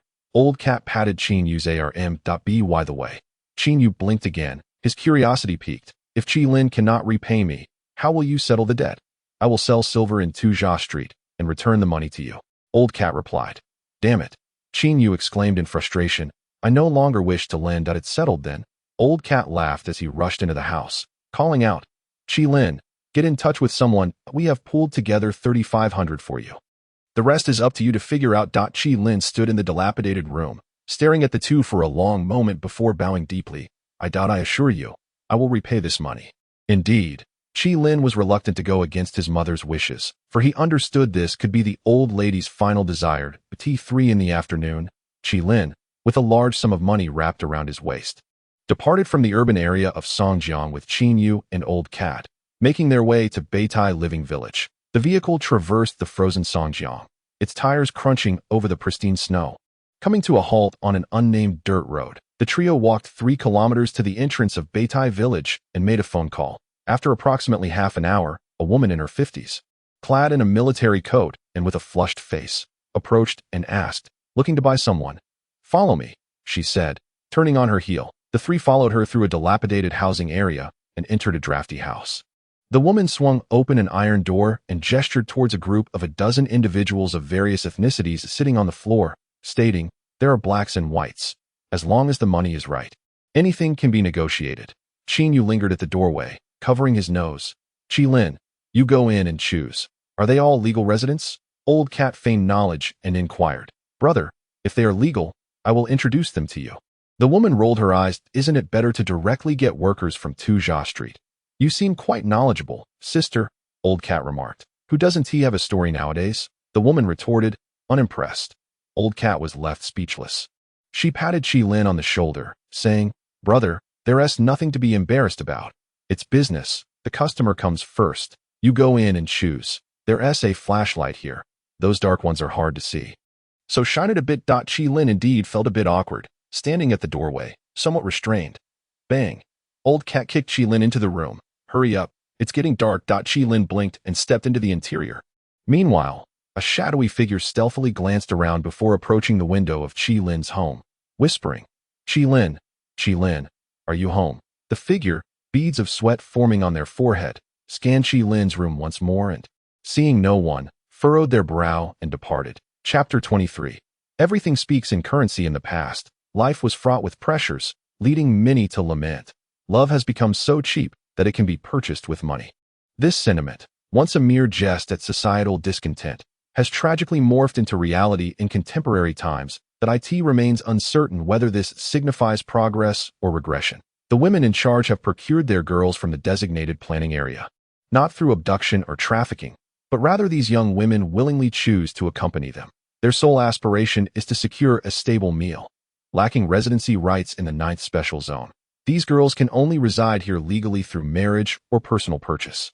Otherwise, they face lawful expulsion once their time limit is exceeded. After wandering within the confines of the room for over 10 minutes, Qi emerged to inquire of the women. Do those two compatriot girls have any family? No, the women replied without hesitation, shaking their heads. Oh, you know what I do. Qi pressed, a frown creasing his brow. The women faltered, do not deceive me as you do others. Do they, or do they not have family? Qi persisted. After a moment of careful consideration, the women sighed. Oh, how could I forget? Those two girls do indeed have family, but they are all in the designated planning area. Then we shall not take them. Qi replied, shaking his head that it would only cause trouble later. Then let us look for others. What is the name of that Belarusian girl? Qi pondered aloud. Is the Chinese language an issue? She resides near the 9th district and speaks the local dialect better than I do. There's no problem. Then we shall choose her. Qi nodded and inquired. How much? 8,000. The woman answered succinctly. Let us go, Qi declared, stepping forward. Qin Yu and Old Cat paused momentarily, but quickly followed suit. I'll give you 1,000. That the woman caught up, tugging at Qi arm. Brother, they lack residency rights, and it incurs costs to bring them in. Please do not haggle too ruthlessly. 3,000, then it's settled. Why is this person so eager to leave? The woman grew anxious. The lowest I can offer is 6,800. It cannot be any less, as I have been supporting them for over 2 months. No, 4,500 is absolutely unacceptable. At that price, you can only acquire someone like me. The woman waved her hand dismissively. If you intend to leave, then so be it. The minimum remains 6,800. Upon hearing this, Qi did not hesitate, turning away with Qin Yu and Old Cat as they exited the small courtyard. After 3 rounds of bargaining, Qi finally reached an agreement with the woman, while the Belarusian girl, Bella, had been listening intently from within the room. On the street, Qin Yu appraised the disheveled Bella and smiled at Qi. Are we not going to celebrate? Where would we find the funds for that? Qi shook his head. Let us just gather a few friends for a meal. When? Let us say tomorrow. Qi contemplated before adding. I'll also inform the team. Very well, let it be so. The Old Cat, having endured a day of turmoil, was quite fatigued. He turned to the Belarusian girl and succinctly remarked, although our acquaintance was forged through monetary means, my brother is a good man. He will not treat you poorly. Please take good care of him. Throughout this exchange, Bella never lifted her gaze, keeping her head lowered as she constantly fiddled with the ends of her hair, murmuring, I know that I understand. All right, we shall take our leave now. The Old Cat waved a farewell to Qi. With a simple exchange of pleasantries, the 4 parted ways, the Old Cat and Qin Yu watching the man and woman, brought together by money, depart on the frostbitten street. Qi walked ahead somewhat awkwardly, his heart pounding fiercely. After an indeterminate period, Bella called out, Could you slow down a bit? My shoes are worn, they are chafing. The girl stood frozen, reaching out to grasp Qi clothing. I wish to eat. The Old Cat, uncertain of where to wander that evening, did not suggest staying at Qin Yu's place as he usually would, instead concocting an excuse to slip away. Around 9 o'clock that night, just as Qin Yu settled onto his bed, he heard Lin Yinlei's furious voice. What are you doing? Do you believe I will report this? Startled by the commotion, Qin Yu hastily donned his coat and approached the window to peer outside. Lin Yinlei stood at the foot of the steps, pointing and shouting, while 3 burly men clad in leather coats staggered inside. Little lady, do you truly not comprehend the gravity of the situation? I've warned you once. Do you still lack the sense of shame? The leading brute, stroking his bald head, extended his hand and demanded. Hand over the camera. It's not with me. If you continue to harass me, I will promptly call the police. Look at you, brimming with bravado, the lead thug chuckled, pointing at Lin Yinlei. The police? My friend Yuan Ku is a police officer. Go ahead and call. I shall await his arrival. Ha! Lin Yinlei fell silent at this revelation. Meanwhile, Qin Yu, about to open the door to investigate, froze upon hearing the name Yuan Ku, his brow furrowed in concern. At that moment, a 15-year-old boy burst forth from the inner courtyard, wearing a tattered cotton jacket, shouting, What is going on? Why are you making noise in the dead of night? In courtyard number 88, as the boy rushed out, a woman behind him seized the collar of his jacket, dragging him back into the inner courtyard. Hurry and close the door. Don't meddle in affairs that do not concern you. Inside the courtyard, the lead thug cast a sideways glance at the inner yard and smiled at Lin Yinlei, saying, "Do you see? In this day and age, people shy away from trouble. Do you think that by shouting a few times, someone will come to your aid? Dream on." Retreating to the doorway of the house, Lin Yinlei, with a glimmer of cunning in her eyes, looked at the three men, her voice tinged with a sense of injustice. "Big brother, I truly do not have the camera. I've already turned it in. Please, do not make this difficult for me." The lead thug stepped forward, grabbing a handful of Lin Yinlei's lustrous black hair. "How can this young lady be so full of nonsense? If you are uncertain of the item's whereabouts, how can I not come?" Lin Yinlei gazed upon the rugged visage of the burly man, whose malevolent gaze sent her heart racing. The item truly. Thud. The man, losing his patience in an instant, seized Lin Yinlei by the head and forcefully slammed it against the doorframe. "Damn it, I'm truly showing you kindness." Taken aback by his sudden aggression, Lin Yinlei felt dazed from the impact. "Dongzi, pull her inside. I shall communicate with her in a different manner." "What are you doing?"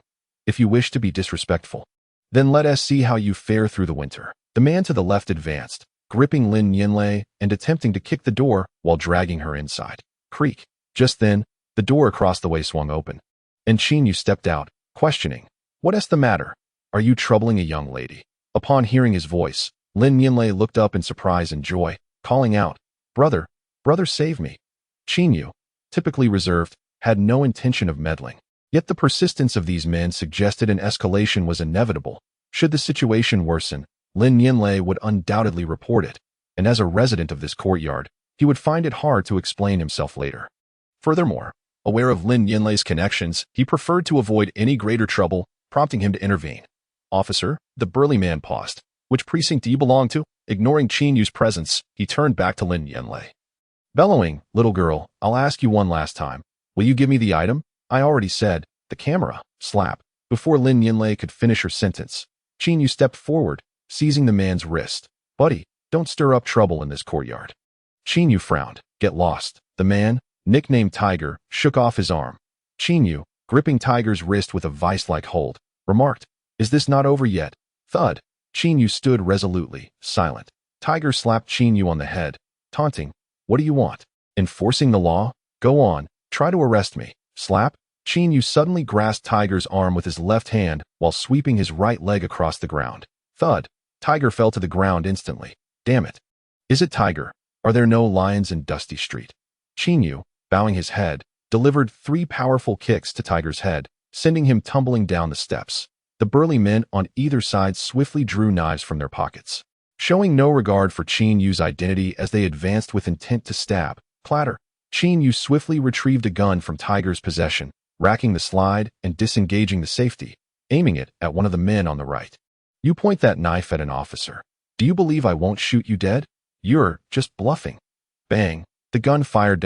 Lin Yinlei, terrified, covered her head and crouched on the ground. The bullet grazed the cheek of the man with the knife, leaving him stunned in place. "Did you not say I was bluffing? Why are you dodging?" Qin Yu glared. "Come on, steady yourself. I'll shoot you with the barrel pressed against your forehead." The 2 men stood frozen, uncertain of Qin Yu's intentions. On the ground, Tiger shook his head and shouted, "Damn it. Dongzi, call for backup." Bang. Qin Yu wielded and struck the Tiger's head with ferocity, delivering 7 or 8 blows. 3 men. "And you still lack a gun. If you can't stand your ground, then you can't stand your ground. Stop pretending to be tough with me." The Tiger, bloodied and dazed, leaned against the doorway, utterly bewildered, crouched down. Qin Yu commanded, aiming his gun at the other 2 individuals. They exchanged glances, their faces grim, and then squatted down on the steps. Qin Yu's mind raced as he deliberated for a moment before addressing Lin Yinlei. "Go to my room and fetch the phone." Lin Yinlei, crouched on the ground, still dared not lift her head. Bang. Qin Yu kicked her. "What good is it to stir up trouble if you can't handle it? Stop whining and bring me the phone." "It's on the bedside." With one hand gripping the gun, Qin Yu used the other to dial Zhu Wei's number within the squad. "I've apprehended 3 suspects. Come by and take them away." Upon hearing this, the Tiger on the ground immediately lifted his head and cursed. "You little brat. Are you serious?" Qin Yu raised his gun, threatening to strike him down. The tiger instinctively recoiled, ceasing his protests and gritting his teeth as he awaited the arrival of the police. Meanwhile, Qin Yu pulled Lin Yinlei aside and inquired softly, "Sister, why do you keep getting into trouble? What do they want from you?" "I thought I captured some footage of them," Lin Yinlei blinked and replied. "That's my job. What did you capture?" Qin Yu's heart sank at her words. "Do they sell counterfeit drugs?" "Yes. I've been following them for several days.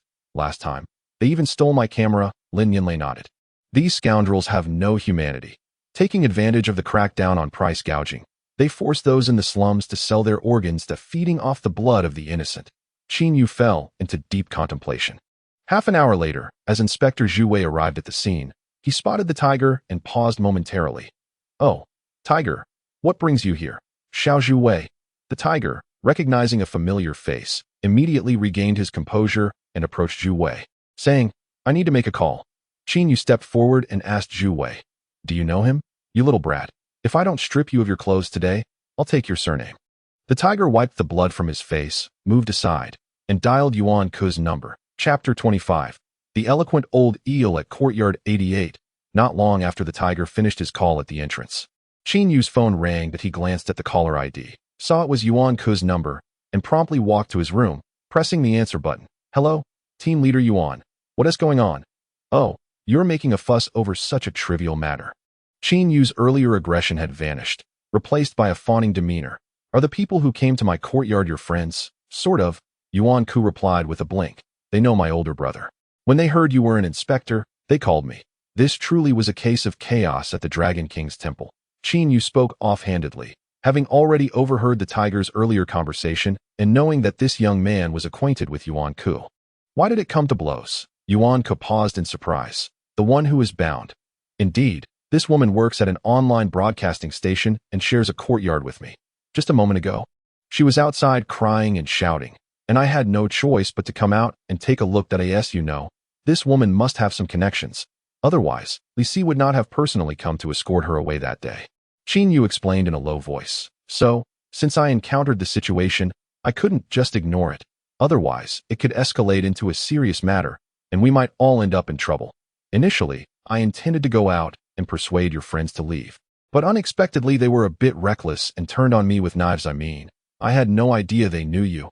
And if they act like this, I certainly have to teach them a lesson."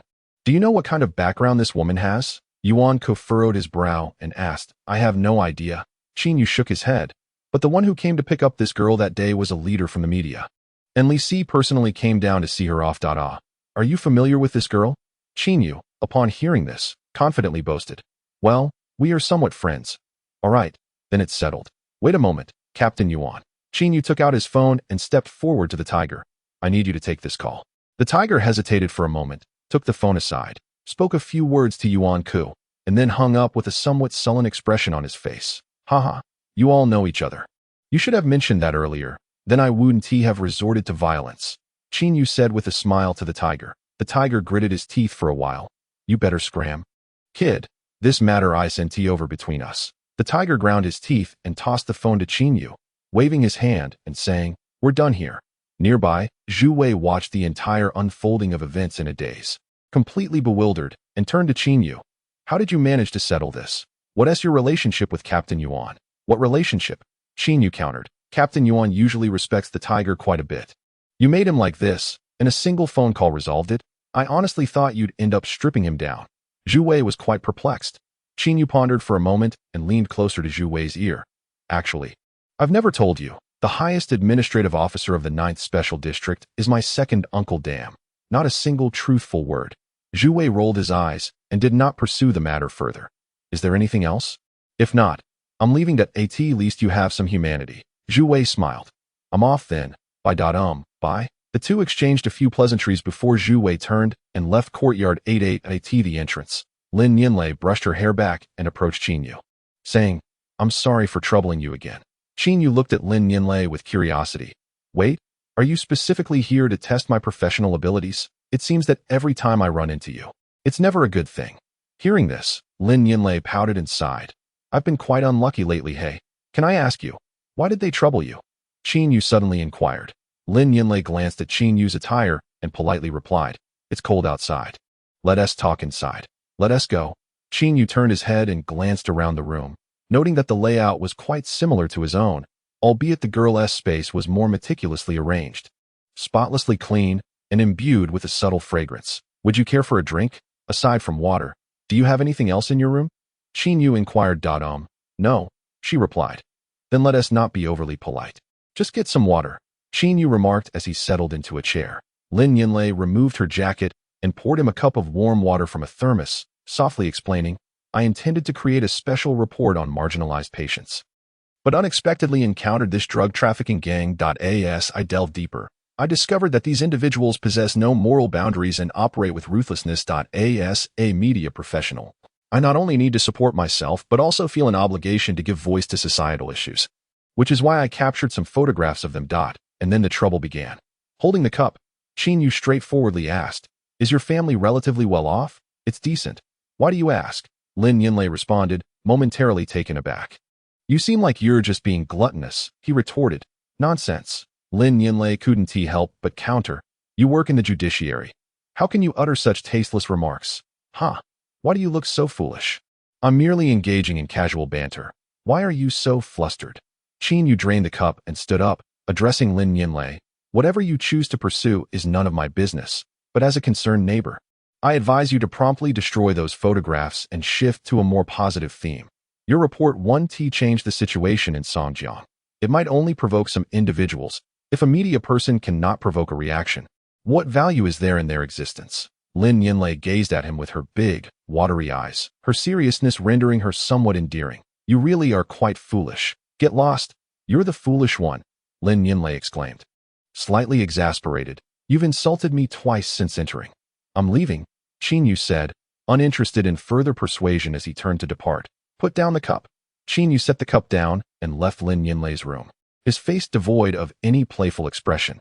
Lin Yinlei mentioned that the tiger was also involved in drug trafficking. Was it merely a coincidence that the tiger knew Yuan Ku for the first time? Qin Yu sensed something was amiss, though he couldn't quite pinpoint what it was. Inside the hospital, the tiger sat in the surgical consultation room, shouting into the phone at Yuan Ku. I just don't understand. Why are you protecting some clueless youth with no background? Are you aware that the woman has some connections? Yuan Ku coldly inquired. The tiger paused, surprised by the comment. I hadn't heard that. You don't even know what her background is, and you recklessly brought people over. Doesn't this seem a bit hasty? Yuan Ku said, his brow furrowed. If today you had encountered someone other than Qin Yu, and something unfortunate happened to that young girl, do you know the consequences? When my brother kidnapped her, he didn't even ascertain her background, which is why things turned out so poorly for Song, let alone your situation. I didn't think that far ahead. Moreover, the entire police force is currently cracking down on drug trafficking cases, and it is our rallying cry. Why do you intend to provoke me by delving into drugs? How did I initially convey my thoughts to you? Yuan Ku inquired in a low voice. Tiger rubbed the bandage on his head. It is not that I am eager to engage with drugs, but the goods are piling up, and we brothers have discarded a substantial amount. I understand, Tiger nodded. Furthermore, Qin Yu is one of mine. He is working on my behalf. In the future, do not provoke him. Rather, cooperate with him if needed, understood? Yuan Ku was aware of Tiger's vindictive nature, thus he made a point to emphasize this. Little Ku, I fail to comprehend why, after spending such a lengthy period in the police force with numerous capable individuals at your disposal, you insist on recruiting this reckless youth? Tiger gritted his teeth in frustration. Damn it. I have been navigating the underworld for so long, and no one has dared to press a gun to my head until now. That kid, Brother Tiger, when will you grasp this simple truth? Yuan Ku sighed.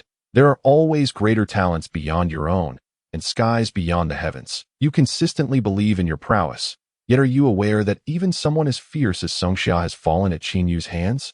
What era are we living in?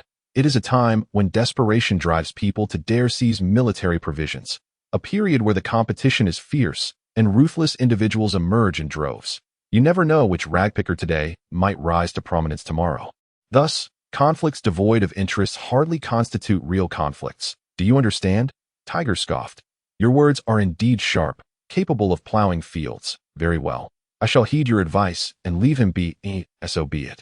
Yuan Ku uttered, before hanging up the phone. The following evening, Qin Yu and Old Cat proceeded to Second Sister's restaurant as previously arranged, for Qi Lin was hosting a banquet to celebrate his wedding. Although it was termed a banquet, it was merely a gathering of familiar friends to share a meal and revel in the atmosphere.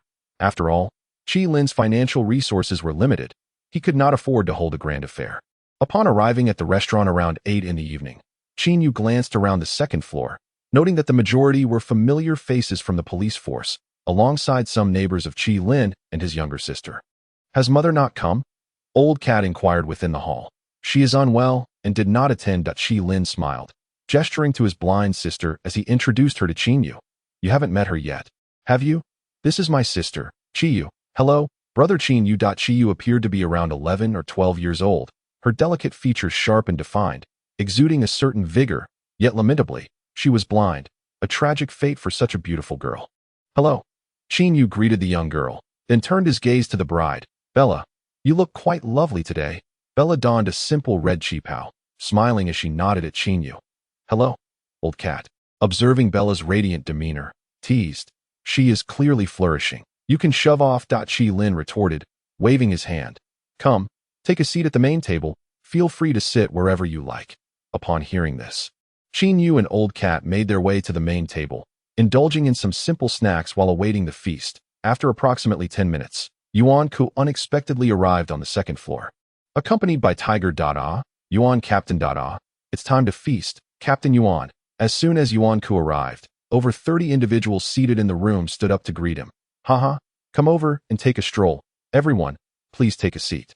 After exchanging a few pleasantries with the crowd, Yuan Ku bent down and sat at the table with Qin Yu. "You lot, neglecting your work to come here and drink at a wedding. Is that so?" Qin Yu flashed a grin. "I just finished the examination." Yuan Ku patted Qin Yu's thigh and turned to Lao Hu, inquiring, "Do you know him?" "How could I not? Didn't we meet yesterday?" Lao Hu pointed to the bandage on his head and chuckled at Qin Yu. "Little brother, the impression you left on me yesterday was truly unforgettable." Upon noticing Lao Hu's demeanor, Qin Yu quickly extended his hand, saying, "I sincerely apologize. I truly didn't know you were acquainted with Captain Yuan. Xiaoke mentioned that there was some connection with that lady, so your intervention was quite helpful to me." Lao Hu, being exceptionally courteous, shook hands with Qin Yu. "Let bygones be bygones. From now on, let us get to know each other anew. With Yuan Ku here, we are like family. In the future, you will come to understand what kind of person I am." "All right." Qin Yu nodded in agreement. "We'll have a drink shortly." "Absolutely." After exchanging a few more words, Lao Mao leaned in, frowning as he whispered to Qin Yu, "How do you know this fellow?" with disdain. Lao Mao cast a glance at Lao Hu, quietly warning, "Best to avoid him. He is not a decent person." "What happened?" "Last year, he had a conflict with a boss from our dark street and secretly ran over the man's wife, killing her." Lao Mao's expression darkened. The woman was over 6 months pregnant. Her head was shattered upon impact. Qin Yu was taken aback for a moment. Did he not face any judgment? "Judgment, my foot." The boss had 2 children. He was pressured into submission, and the case was swept under the rug. In the end, it was labeled an accident, and he merely paid a fine. Lao Mao's voice turned hoarse. "He is nothing but a beast." Hearing this, Qin Yu cast a cold glance at Lao Hu and ceased any further interaction with him. Shortly after Yuan Ku arrived, the banquet commenced, with everyone toasting and exchanging drinks in a lively atmosphere. Throughout the meal, Yuan Ku persistently engaged Qin Yu in conversation. "Brother, not many catch my eye, but you are one of them. In this day and age, those who possess both courage and intellect are highly sought after. As long as you perform well, I will ensure you are well treated in the future." "I understand, Captain," Qin Yu replied, his complexion glowing with enthusiasm. "Just wait a moment." Yuan Ku patted Qin Yu's arm, poured a glass of wine, and stood up, calling out, "Everyone, please quiet down." The 3 tables of friends and family turned their attention towards Yuan Ku. "Qi Lin from our team is delighted. We are all acquaintances, so let us raise a toast to him." Yuan Ku lifted his glass, beaming as he addressed the crowd. With Yuan Ku leading the way, everyone rose to toast Qi Lin. The young couple, beaming with joy, also poured drinks and joined the toast. With that single statement, Qin Yu almost became the center of attention, as colleagues from the police force, whether familiar or not, began to toast him one after another. If it were someone else being so highly regarded by Yuan Ku, they might feel a bit elated, but Qin Yu, after all, is a seasoned individual who has navigated the intricacies of the planned area. Thus he finds himself feeling inexplicably anxious at this moment. Recently, Qin Yu has indeed been in the limelight. The case involving Matsushita has been solved, and there has been a significant breakthrough in the drug trafficking case, both of which center around him. Consequently, he believes that receiving such attention from above is entirely justified, as leaders tend to favor capable subordinates. However, Qin Yu now feels that Yuan Ke's concern for him has transcended mere admiration and has taken on an unusually special nature. Given that they are not related in any way, is it not somewhat peculiar for him to exhibit such an attitude towards Qin Yu based solely on two cases? Qin Yu is perplexed. After several rounds of drinks and a variety of dishes, Yuan Ke glanced at his watch and softly beckoned Qin Yu, saying, "Come with me." With a nod, Qin Yu rose and followed Yuan Ke downstairs. Inside, having indulged in quite a bit of alcohol, the grinning Lao Hu approached Qi Lin. "I have a question for you." Qi Lin, a veteran in the team familiar with Lao Hu, politely inquired.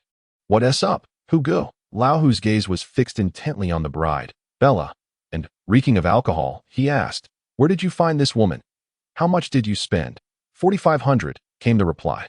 "What the hell? 4,500 for a lifetime of riding a thoroughbred. That's a bargain." Lao Hu remarked lewdly. Qi Lin chuckled but refrained from responding. "Hey, tomorrow, introduce me to an agent. I'd like to take a look as well." Qi Lin was taken aback. "Hu Go, don't you already have a wife?" "Damn, what's wrong with having more than one?" Lao Hu retorted, flashing his yellowed teeth. "Money just sitting idle is a waste. Might as well buy some fun." "All right." Lao Hu nodded in approval. Assessing Bella. "This woman is truly something. Fair-skinned, long legs." Feeling a bit awkward, Qi Lin quickly grabbed the bottle and said, "Come on, brother, let us toast to Hu Go with Bella." "Sure thing," came the response. "Come here, wife, let us toast to Go." After pouring the drinks, Qi Lin called out, "Sister-in-law, let me tell you, Qi Lin has had a tough life." Taking advantage of the alcohol, Lao Hu grasped Bella's arm and began to whisper to her. "All right." Qin Yu drove away to an hour later. Knock, knock. Just as Qi Lin was unfastening his belt in preparation for a more intimate encounter, he heard someone tapping on the window outside. "Who is it? Come out." Came a voice from someone who had visited a few days prior. Qi Lin was taken aback, threw on a shirt, and stepped outside. Under the dim moonlight, the wanted man, Along, turned to scan the surroundings and said, "Little brother, let us find a quieter spot to talk." Qi Lin stood in shock for a moment before suddenly charging forward, eyes blazing. "Are you out of your mind? You almost got me killed." Chapter 27. A bowl of water noodles. 5 minutes later, Bella had gone to sleep in her mother and sister's room, while Qi Lin led Along into his own room. "Life is treating you well. Huh, you've even got a wife now." Aaron turned his head to survey the surroundings of the room and boldly took a seat on the bed. Aaron's true name was Qi Long, the elder brother of Qi Lin.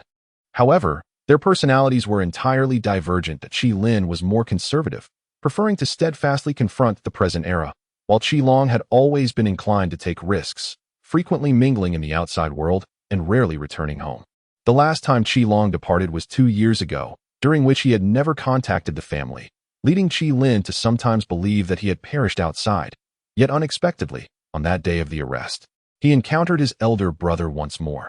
Although the relationship between the two brothers was far from harmonious, blood was thicker than water, and Qi Lin simply could not bring himself to open fire on his own brother in pursuit of merit.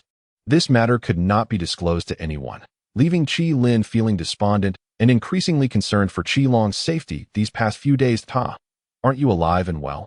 "Nonsense. Rest assured, even with 1,000 guns pointed at my head, I would never betray you." Qi Long maintained his irreverent demeanor, stating, "I've been treading carefully for days, no one at home is watching, and as long as I remain unapprehended, they won't discover our connection.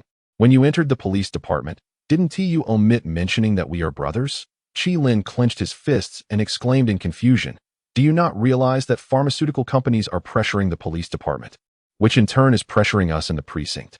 The entire judicial system of Songjiang is scrutinizing your activities, trying to trace the origins of your merchandise. If you are caught, there will be no leniency. And you will surely." "I know," Qi Long interjected. "If you know, why do you continue? What choice do I have? To live like a coward, as you do?" Qi Long retorted, "Am I a coward? I may be a coward outside, but at home." Qi Lin, agitated, even felt the urge to resort to violence. Hearing this, Qi Long furrowed his brow, lowered his head, and hoarsely interrupted, "Yes, I admit, in terms of family, you are more manly than I." Qi Lin was rendered speechless. "Damn it, I'm hungry. Is there anything to eat?" "Get me something," he remarked with a smile as he looked up. Qi Lin hesitated for a moment, sighed deeply, and then exited the room. Inside the precinct, Yuan Ku personally poured a glass of water for Qin Yu before taking a seat on the sofa and inquired, "Did the captured drug dealer divulge Aaron's specific activities?" Qin Yu shook his head. "They provided information, but they all believe Aaron has certainly fled and is no longer in Songjiang. These fools are gambling with their lives for money. They know the consequences, so they wouldn't speak carelessly." Yuan Ku chuckled, crossing his legs. "However, I have received some news." Qin Yu was taken aback. "You have a lead?" "Indeed." Yuan Ku turned his head and softly recounted. "I have some acquaintances in society. They rely on me, and I provide them with certain conveniences, so they hold me in high regard. The drug trafficking gang is primarily led by the Ma family, and Aaron has a cooperative relationship with them. I understand." Qin Yu nodded. "In the underworld, there exists a figure named Claude, who deals in illicit firearms. Our relationship is fairly amicable. Just earlier, during our meal, he reached out to me, mentioning that someone intended to utilize his smuggling channel to send an individual outside of District 9. Yuan Qiyun, with an air of nonchalance, stated, "I urged him to inquire further, and he informed me that the person seeking his assistance shares a close connection with Old Ma, and they have clandestine dealings." Qin Yu was taken aback. The individual being sent could very well be along. There's an 80% chance it's him. Yuan Ku nodded in agreement. If it were merely an inconsequential person, Old Ma would undoubtedly approach Claude directly, without the need for an intermediary. "Do you understand? It makes perfect sense." Qin Yu, upon hearing this, felt somewhat bewildered and did not respond immediately. "What's the matter?" Yuan Ku inquired. After a moment of hesitation, with a smile gracing his face, Qin Yu asked, "Captain Yuan, there is something that has puzzled me for quite some time. Speak freely. I find myself rather flabbergasted, unable to comprehend why such a fortunate opportunity is being bestowed upon me." Qin Yu bluntly questioned, "With such a crucial lead at your disposal, why not assign it to someone else? Or even handle it yourself? This is no small accolade." Yuan Ku scrutinized Qin Yu for several seconds before suddenly rising, pointing to his cheek and stating, "Because this year, I intend to elevate you." Qin Yu, utterly perplexed, responded, "Why, Captain Yuan?" "Because by the end of the year, I will be promoted to deputy director, and I need my own team that I can discern who possesses capability and who does not at a glance." As Yuan Ku paced the room, brimming with ambition, he quietly declared, "I plan to promote 3 chief captains, not only you, but others as well. Foolish younger brother, do you still not grasp it?" Yuan Ku approached the sofa, placing his hand on Qin Yu's shoulder, and with a smile, added, "The reason for your promotion is that you are new, unaligned with anyone. Your slate is clean, and you possess the necessary skills. I can trust you." Qin Yu, stunned for quite a while, finally articulated, "Captain Yuan, now I understand. This case involving Along will be your responsibility. As long as you handle it well, by year-end I shall ensure you leap 3 ranks." Directly taking command of the first team, Yuan Ku stood up, raising his cup of water, and reinforced, "Do your utmost, Qin Yu, for my vessel is the sturdiest within the precinct." "Thank you, Captain Yuan." Qin Yu rose to salute. Yet his mind raced with other thoughts. At Qi Lin's home, Qi Long sat beside a battered wooden table, consuming a bowl of plain noodles devoid of sauce, grimacing as he remarked, "Is this what you eat every day?" "Not consuming dung is already a blessing." Qi Lin lowered his head, puffing on a cigarette. Sighed. Qi Long sighed, finishing his noodles in silence, wiping his mouth before asking, "Is Mom asleep?" "She fell asleep long ago." "I'll take a look out the window." Qi Long stood up and stepped outside. Qi Lin hesitated but then followed suit. Outside the room across the way, Qi Long stood by the windowsill, his cheek pressed against the cold glass, his gaze sweeping over his mother lying on the bed. Qi Lin stood behind him, silently smoking. "How is Mom's condition?" Qi Long asked, his voice trembling. "Not too well," Qi Lin replied, shaking his head. Qi Long remained silent for a few seconds. "This is fate, a damned fate. Knowing the king of hell is of no use. Can't you say something more pleasant?" Qi Lin exclaimed anxiously. "Don't shout. She should be able to hear." Qi Long replied, swiftly wiping his eyes with his hand and turning to retrieve a small package from his pocket. Qi Lin was taken aback. "This is 10,000 yuan. Take it," Qi Long said gently. "Damn it, you've managed to save so much money. The drug trade has only just begun. Otherwise, I would have sent money home long ago. This is my savings. Take 8,000 for our mother. Whether she survives is her own matter, but as her children, we must exert every ounce of our ability to help. The remaining amount is for your daily expenses." Qi Long's tone was calm. "If I miraculously escape this calamity, There will be no shortage of money in the future. I will gradually send it to you. Qi Lin looked at his elder brother with some hesitation. This is what I ought to do. You needn't entertain any other thoughts. Qi Long forcefully pressed the money into his brother's hands, then lowered his head to light a cigarette and added, "Little brother, whether we'll see each other again after I leave is uncertain. In any case, you should take more care of this family. Your elder brother is not as capable as you in some matters." As his words faded, the two fell into silence for nearly a minute. Qi Long turned back to glance at the room once more before decisively turning to leave. Qi Lin, holding the small package, stood frozen for a moment before saying, "Can you really walk out of here? If not, I can help you find a way to get you out." Qi Lin's eyes instantly turned red. "If one day you truly run out of options and can no longer endure, there is a contact number in the package. Reach out to him. He can assist you." Qi Long waved to his brother. "I'm leaving." In the deep of night, snowflakes began to drift down from the sky. Inside the room, Qi Lin sat in a chair, lost in thought as he smoked, his heart filled with concern. Although he and Qi Long had incompatible personalities, they shared the same blood coursing through their veins. Their seemingly indifferent relationship was, in truth, imbued with an unspoken bond of kinship. He prayed for his elder brother to survive this ordeal, unaware that following their meeting, a storm capable of altering the fates of many was about to descend, irrevocably changing the destinies of countless individuals. Half a month later, Qin Yu received a call from Yuan Ku, who informed him that Claude had received the message. Tomorrow night, Old Ma would arrange for someone to escort along out of the country, with the imminent danger of life and death looming. Chapter 28. The Gears of Fate at 7 in the evening. Within an office area, 5 team leaders, including Qin Yu, were seated, chatting and laughing. After about 10 minutes, Yuan Ku strode in briskly, prompting everyone to rise. Yuan, the leader of Team 4, hailing from Myanmar had dark skin and a slightly shorter stature, yet appeared very capable, his physique muscular. Claude confirmed after 3 rounds of negotiation that the person to be escorted is along. The price has been settled. Claude will receive 15,000 yuan as a transportation fee, ensuring along reaches the designated safe zone. Yuan Ku took a sip of water. Old Ma still hasn't shown up. Is he personally negotiating with Claude? This old fellow is sharper than a monkey.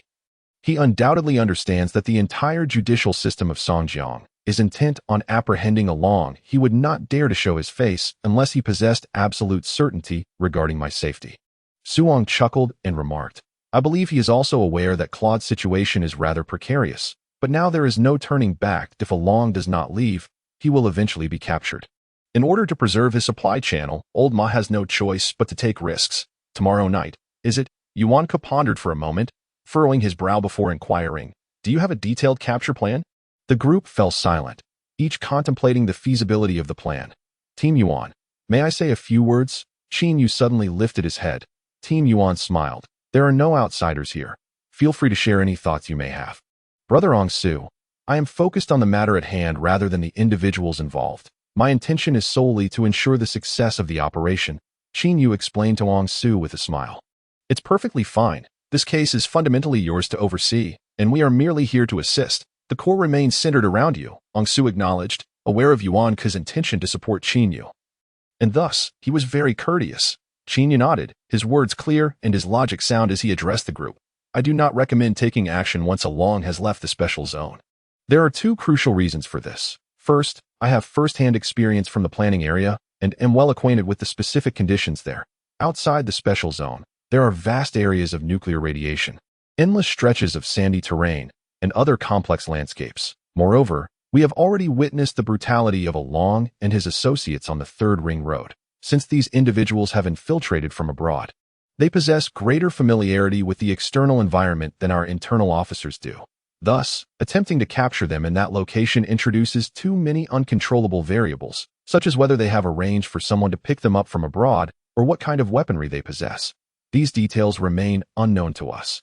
Secondly, should the capture attempt falter and any individuals escape, they would be entirely free, and we would lack the capacity to operate within the planning area. Furthermore, I have heard from Ong Su that Claude's connections lie with the station military forces, which have a rather indifferent relationship with our judicial system. We cannot alert them in advance about the planned capture, as this would risk leaking information. Conversely, if we proceed with a sudden capture without prior notification, it could easily escalate into a conflict between military and police forces. Qin Yu responded, "My plan is as follows. After approximately 20 minutes of deliberation, Yuan Ku stood up and concluded, "We shall proceed according to Qin Yu's capture plan." "Yes, yes, haha, agreed."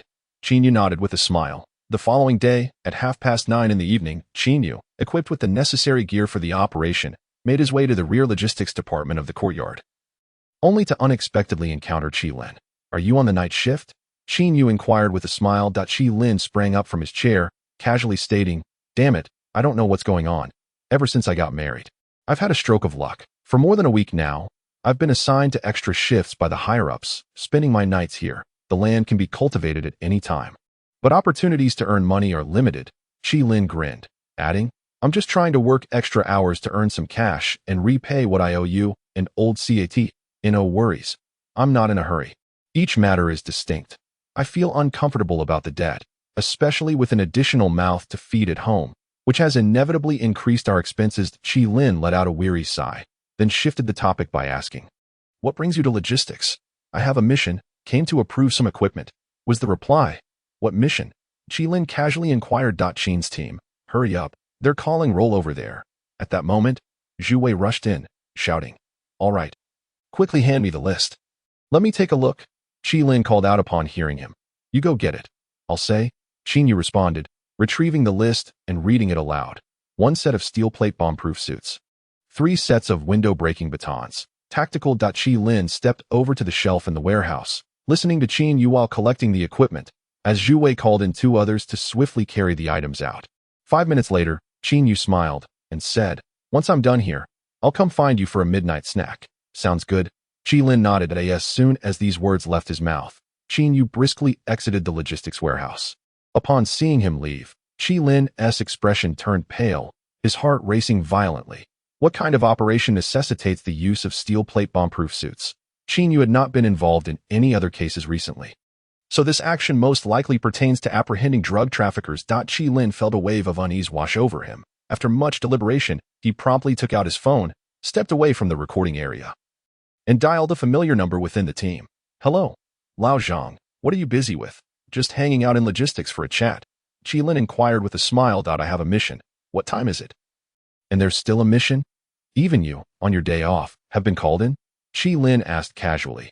"Cooperating with the station troops to catch gun traffickers." Upon hearing this, Qi Lin instantly breathed a sigh of relief. "What time do you expect to finish? Come over and watch the live stream together." "Sure." With that, the two ended the call. Qi Lin stood behind his desk, muttering softly, "It's been half a month.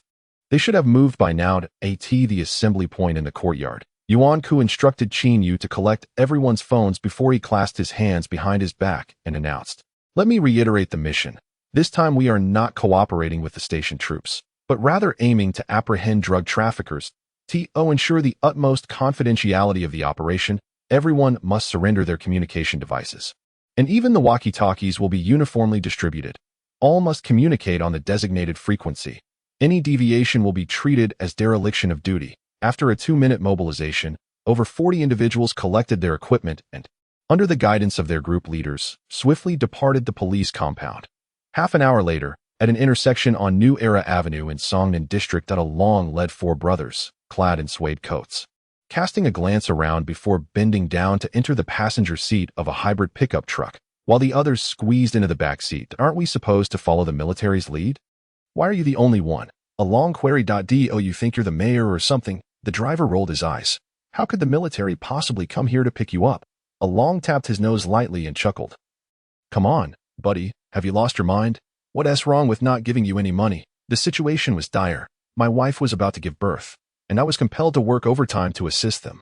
"You insist on departing today, rather than at a later date." The driver cursed under his breath and drove away from the roadside. A long glance was cast by Long towards the driver, who then lowered his head to retrieve a half-eaten piece of black bread wrapped in a bag from his pocket, choosing silence as he chewed contemplatively. In the back seat, Xia Paizi had his right hand buried in his pocket, tightly gripping a military-grade hand grenade, his thumb poised on the safety pin, ready to unleash chaos at a moment's notice. After approximately 15 minutes of travel, the vehicle traversed nearly 1.5 kilometers across the frozen river surface, arriving at the outskirts of Songnan District. Here, human presence was scarce. The streets were devoid of pedestrians, dotted only with small shops. some flickering lights illuminating their entrances.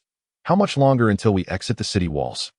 Along inquired. "Not long now," the driver replied, pressing down hard on the accelerator as the car jolted over the earthen slope by the riverbank. "What is happening?" Along asked, brow furrowed. The driver quickly engaged the handbrake, stating, "It seems the front left tire has lost air." "What the hell are you doing?" Along retorted coldly. "When undertaking this job, shouldn't you have ensured everything was in order beforehand?" Along was acutely aware of the harsh weather conditions in this region, so he begrudgingly added, "Go check if the tire is punctured or what." With a scowl, the driver exited the vehicle, bending down to inspect the left front tire. After a few moments, he returned to the car, saying, "The tire has been frozen for too long, and I was driving too fast. Thermal expansion has caused it to crack." "What do we do now?" Xiaopaizi asked, his brow furrowed and concerned. "No worries. There's a repair shop up ahead. I'll have them heat it and patch it up," the driver assured, glancing at his watch. "There's still time. We won't be delayed." "All right then," Xiaopaizi nodded. The car continued along the riverbank, and despite the insufficient pressure in the left front tire, it traveled another 2 kilometers before stopping in front of a dimly lit repair shop that on either side of the road. Zhu Wei held a walkie-talkie, whispering, "All teams, be advised. Lazy has circled the area." In the snow-covered terrain opposite the repair shop, Qin Yu, clad in a heavy steel plate bomb-proof suit, quietly commanded, "Once they exit the vehicle, we act. I'll take point. No sooner had the words left his mouth than Along flung open the car door and leapt from the passenger seat, scanning his surroundings. "Shut off the lights." Qin Yu suddenly shouted, in an instant. The lights of the repair shop extinguished. Before the command could fully register, Along spotted Qin Yu, resembling a bear in his cumbersome attire, charging recklessly towards him. With a clatter, the safety pin of the grenade was dislodged, and Xiaopaizi, eyes wide with fury, bellowed, "Damn it! Arm your weapons. Let us fight back." Chapter 29. The deadly double assault. After removing the safety pin from the grenade, Xiaopaizi did not immediately throw it. He understood that people had legs. Any motion to raise his arm would certainly cause the officers to scatter, and once the grenade detonated, they would swiftly regroup for a counterattack. Thus, throwing it would yield little effect. Instead, he gripped the pin tightly with his right hand and charged madly towards the cluster of officers that in response. The officers were momentarily taken aback, uncertain whether Xiaopaizi had merely lifted the pin or was pressing it down, forcing them to retreat in haste. "Scatter." He armed with a grenade. The officers forcefully cleared a path, while the fierce figure known as Shrimp shouted, "Charge out." Bang, bang. Angsa raised his hand and fired 4 shots at Shrimp. But as he moved rapidly, his body was shielded by a bulletproof vest, causing the bullets to merely raise a puff of white smoke upon impact with his chest. He was wearing armor. After shouting in alarm, Angsa saw Shrimp had already closed in within 5 steps of the driver after enduring the 4 shots. "Brother, hurry." Without hesitation, Shrimp raised his weapon, and in an instant, a series of deafening sounds erupted. He had pulled the trigger.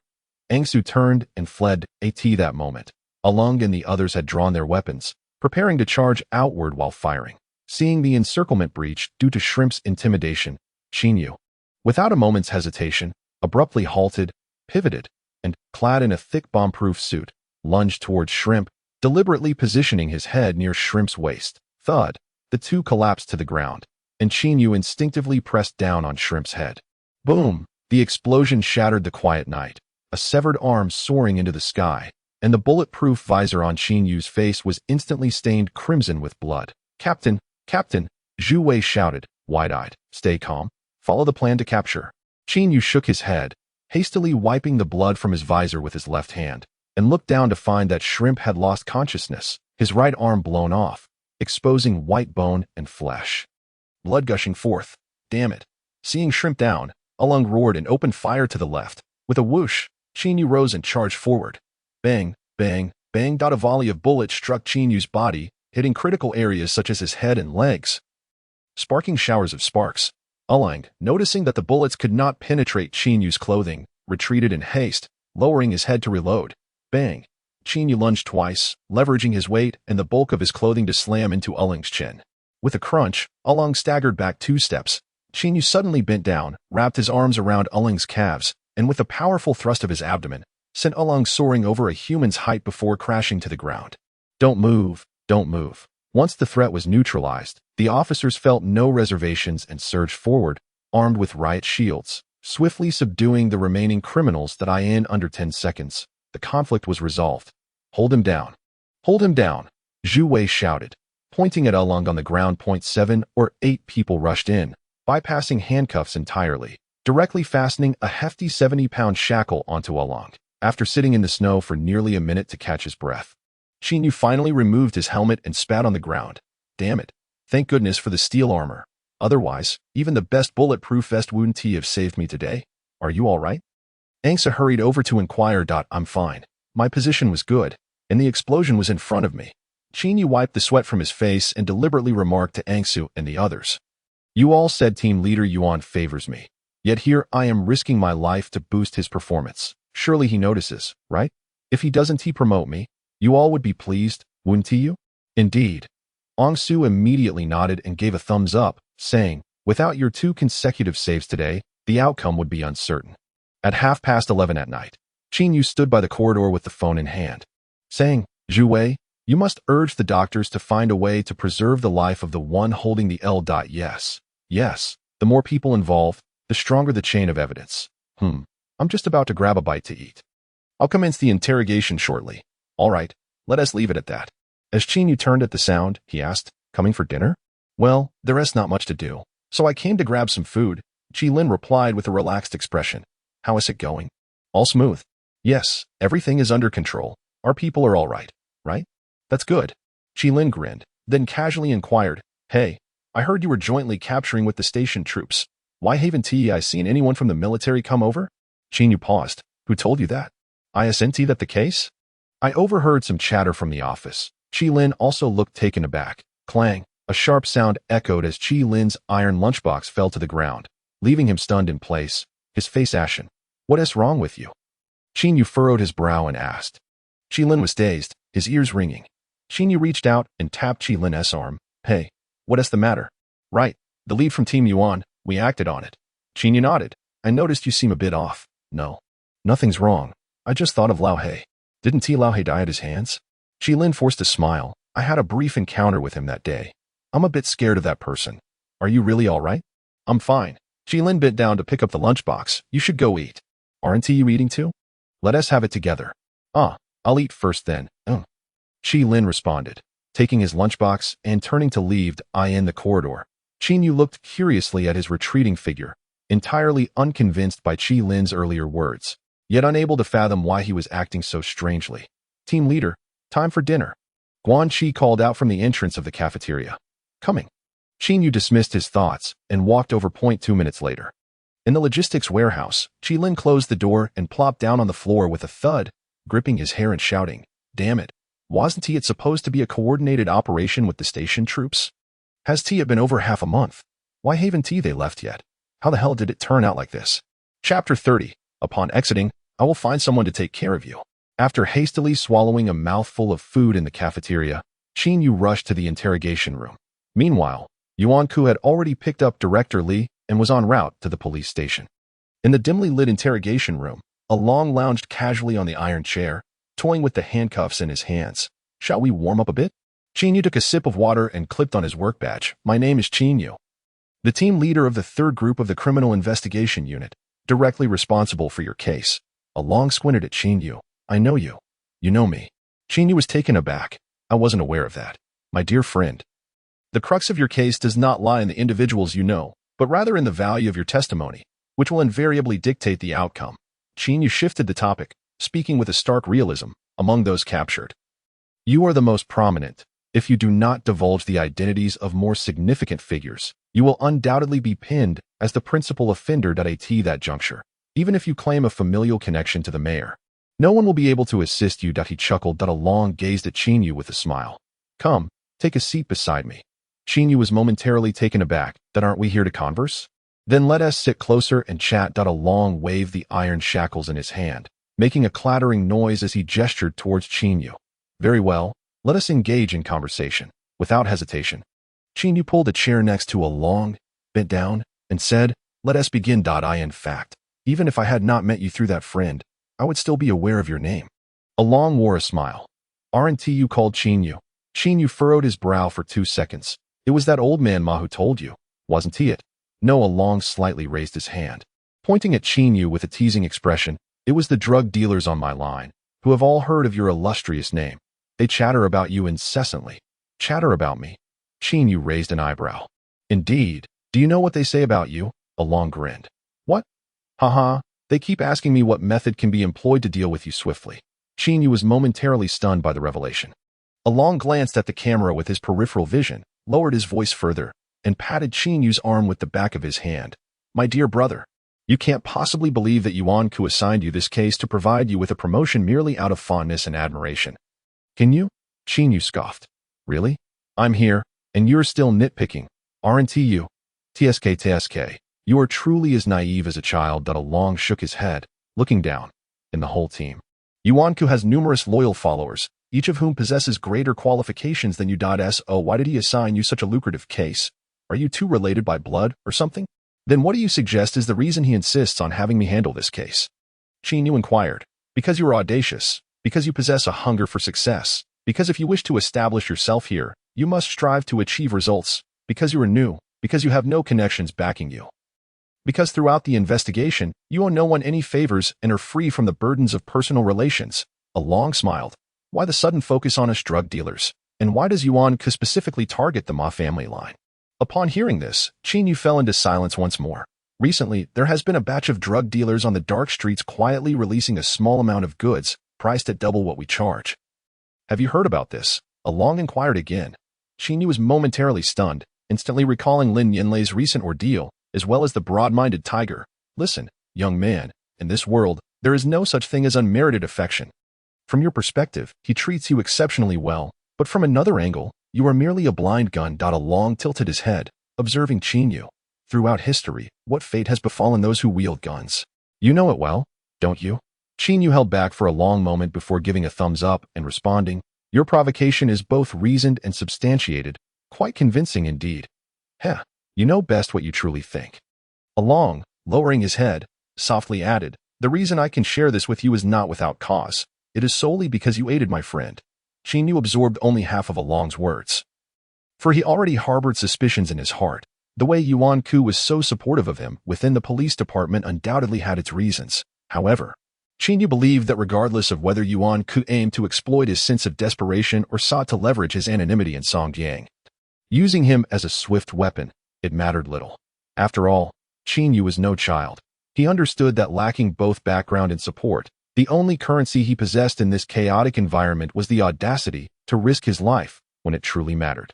Yet, what Qin Yu had not anticipated was the profound depths of the drug trade, where, amid his efforts to dismantle the Ma family's operations, another faction was quietly distributing drugs. And these individuals were likely connected to Yuan Ku.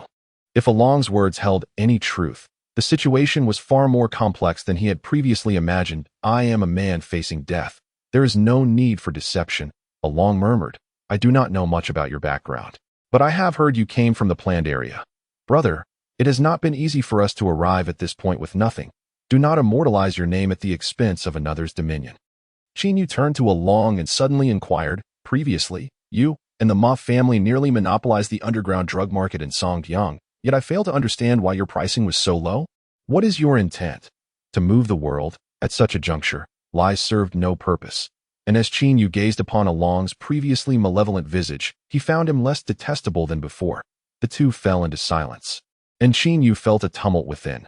Despite his caution, he still could not grasp the intricacies of Songjiang's situation. Suddenly, with a loud bang, the interrogation room door swung open. Qi Lin stood at the threshold, a broad smile adorning his face as he inquired, Are you still at it? Long, upon hearing Qi Lin's voice, immediately looked up from his seat, surprise washing over his previously nonchalant expression. Qin Yu nodded, rising to respond. The losses are considerable. I will have someone prepare a list for you shortly. Very well, Qi Lin replied, turning to Long and exclaiming, You scoundrel, you have finally been caught. Long, taken aback, felt beads of sweat forming on his forehead. Would he be transferred to the heavy detention center? Qi Lin asked Qin Yu. Will he be transferred after the interrogation? Yes, once it's complete, Qin Yu affirmed. Damn it, I almost got taken down because of you. Qi Lin chuckled, pointing an accusatory finger at Long. Do not fret. Once you step out that door, I will arrange for someone to take care of you inside. Qin Yu found this remark somewhat peculiar. Long took a moment to compose himself before retorting with a brazen tone. You think you're something special? I may have come in, but my brothers may not all be here. If you stir up trouble, who will look after your family? Heh, just wait and see. With a cold chuckle, Jilin turned to Qin Yu and said, You take care of him. I shall take my leave. Qin Yu was momentarily taken aback, his gaze fixed on Jilin as he replied, Very well, I will accompany you and, while at it, help you secure a deal. Then let us depart. Jilin maintained an unflustered demeanor and stepped aside. As the two exited the interrogation room, four armed officers approached to guard the entrance, promptly locking the iron door behind them. In the narrow corridor, Jilin, hands clasped behind his back, smiled and remarked, Just have someone handle the deal for me. Now that you're a team leader, must you still manage everything yourself? Are you here to scout? Qin Yu abruptly turned and questioned sternly, What do you mean by scout? Jilin was momentarily stunned, his expression stiffening as he retorted, What? What's scouting? Do you know Along? With a grim countenance, Qin Yu inquired further. Nonsense, how could I possibly know him? Along claims he knows me through a mutual friend. But in the precinct, I'm only close with you and Old Cat. The others are merely colleagues at best. Qin Yu scrutinized Jilin intensely. Your reaction at the cafeteria was off. Earlier in the room, your conversation with Along was rather excessive. Have you lost your senses over this case? Jilin chuckled in disbelief. What on earth are you implying? You wish to save him. Your purpose for entering the interrogation room is not merely to secure a deal, but to scout. Am I correct? Xiao Yu, I believe you. Before he could finish, Qin Yu suddenly reached for Jilin's waist. Instinctively, Jilin recoiled, his face paling as he asked, What on earth do you intend to do? You've locked your firearm away while on duty. Why is it in your holster now? Qin Yu seized Jilin's arm. Lowering his voice to a harsh whisper, Are you out of your mind? He is a doomed man. If you have any ulterior motives, you will meet the same fate. Jilin, visibly alarmed, glanced around before meeting Qin Yu's gaze. His eyes reddening as he implored, If you wish to regard me as a friend, then please act as if you know nothing, all right? If it were anyone else, I wouldn't even bother. You've just married. Do you understand? What is your relationship with Along that compels you to pursue this path? Qin Yu, growing anxious, pulled Jilin into the stairwell, stating, I don't wish to pry into your secrets. But let me make it abundantly clear. Even if you were to combine all your efforts, it would be impossible to take him from here. The moment you act, he is as good as dead. Inside the interrogation room, the atmosphere thickened. Don't rush. Once you step through this door, I will ensure someone looks after you inside. Jilin's words were laden with implications. The meaning was becoming increasingly clear. He was devising a means to save himself. Yet, devoid of any substantial connections to resolve this matter, what could he possibly do? The answer was painfully evident. Exiting through that door to take action, Along's mind buzzed with the thought, Damn it. Could this fool truly be reckless enough to act on impulse? In the precinct lobby, hurried footsteps echoed as Yuan Ku and directly entered through the main door. What is going on? Yuan Ku inquired. A very significant situation. Eng Su gasped, speaking in hushed tones to Yuan Ku and directorly. By chance, I stumbled upon an unexpected development concerning Along just before his departure. He had made contact with one of our officers. Monday has arrived, ushering in a new battle, and the tickets bestowed by the system have been refreshed. I implore you to recommend tickets. Let's rally together. My brothers. Chapter 31. The Fall of the Great Bandit. In the stairwell, Jilin pushed against Qin Yu's chest, his tone urgent and low. Can you please refrain from interfering in this matter? Just pretend you haven't seen anything, will you? Let me go. Jilin, you should be well aware of my character. Not everyone is worth such a risk to me. Qin Yu, with a grave expression, jabbed his finger into Jilin's chest. Calm down. Along is a person specifically targeted by the police department. Just think for a moment. Do you really believe you can simply take him away from the officer by yourself? What if something goes wrong? What will happen to your mother, your sister, your new wife? Are you willing to throw away your job and even your life for this? After a brief moment of silence, beads of sweat forming on his forehead, Jilin spoke rapidly. There is not absolutely no chance that Along won't remain in the custody of the officer for long. He will likely be transferred by tomorrow morning. That I have acquaintances in the police department who can help clarify his transport route. I have the means, and it would be much easier to act on the way. There's no need for you to involve yourself. I simply cannot comprehend why this Along is worth such a risk to you. Qin Yu questioned, bewildered. Do you have some under-the-table dealings with him? Or have you accepted money from him? Do you know why I didn't pull the trigger that day? Jilin exclaimed, desperation evident in his voice. He is my biological elder brother. Do you understand? Qin Yu stood momentarily stunned by the revelation. You hesitate to even engage closely with bandits during missions.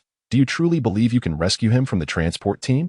You are underestimating the situation. I do not wish to gamble with my life. But do I have any other options? Do I? If I do not intervene, I will have to witness his death with my own eyes.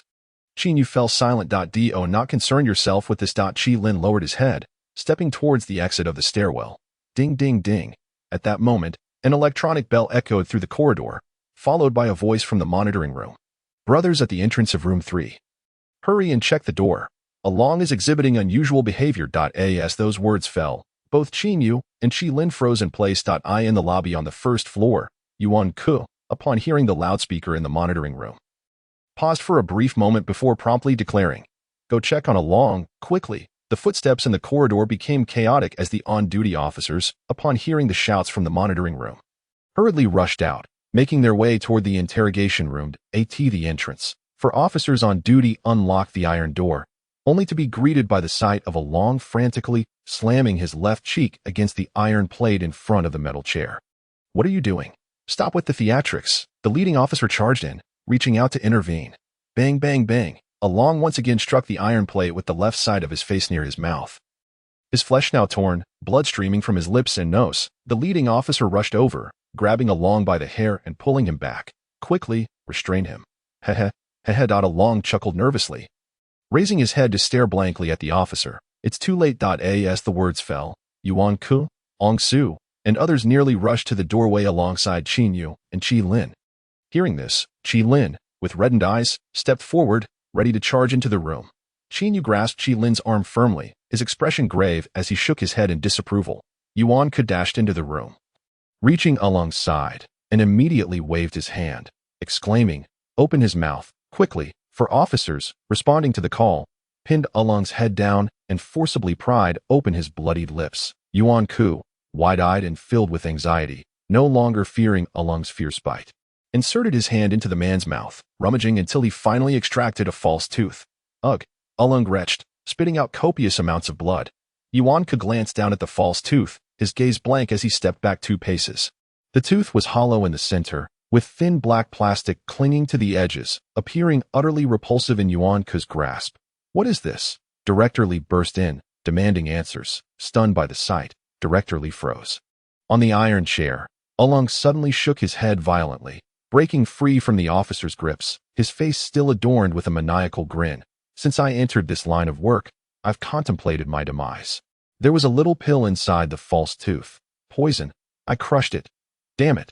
Yuan Ku erupted, delivering a swift kick to Along's chest, bellowing, "Quick, unshackle him and send him to the hospital." Along, grinning at Yuan Ku, retorted, "You guys are impressive. Us mud-legged folk can't compete with your lives. But Yuan Ku, I want to say something. Some things are done by men, but heaven is watching. I don't believe that the medicine meant to save lives is allowed to be in your hands, while the heavens just look on. Damn it, even in death, I curse you. You lot one T have a good end." The crowd fell silent at his words. Along, with a vacant expression, twisted his neck and hoarsely called out towards the doorway. The brothers in the other interrogation rooms, "Don't be afraid. I haven't said a thing. I'll bite down and not confess. You'll be fine." Qi Lin, upon hearing this, clenched his fists, eager to step outside. Knowing Along was speaking directly to him, Qin Yu grasped Qi Lin's arm, leaning in to whisper, "Do you understand? If he dies now, it's to prevent you from acting recklessly. Don't move, whatever you do." Suddenly, Along leaned forward, violently spewing blood, his body convulsing uncontrollably.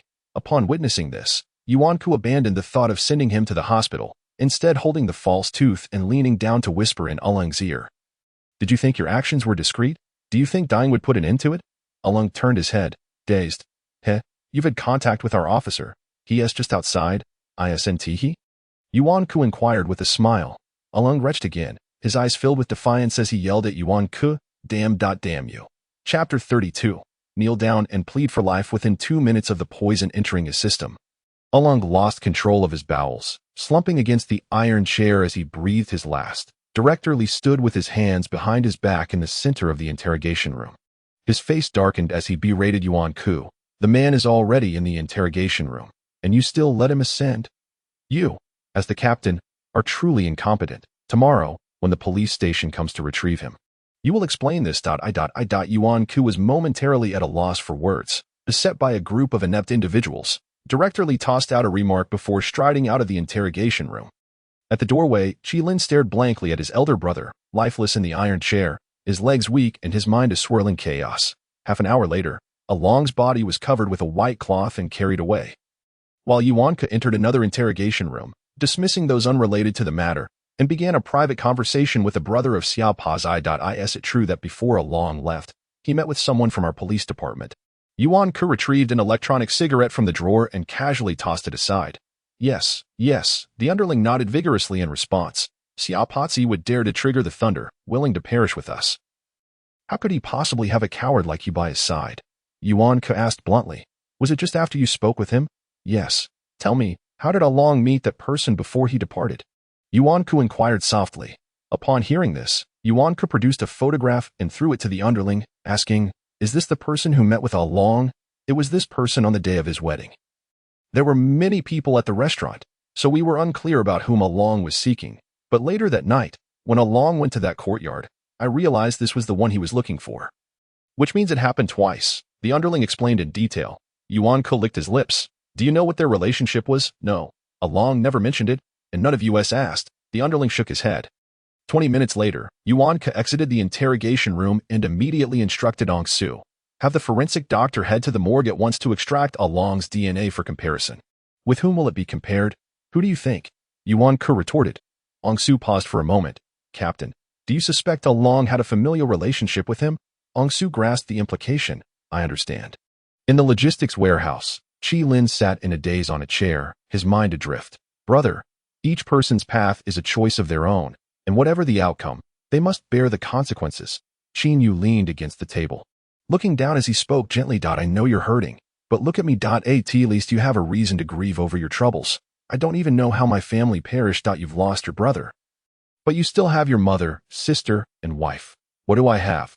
I have nothing. Qilin remained silent, not uttering a word. Hearing these words, Qilin woodenly raised his head. Yes, the dead are gone, but those who are alive must continue to live. Just then, the door to the logistics warehouse swung open, and two brothers under Ong Su entered, looking impassively at Qilin as they said, Team Leader Yuan is looking for you. He needs you to come with us. What does he want?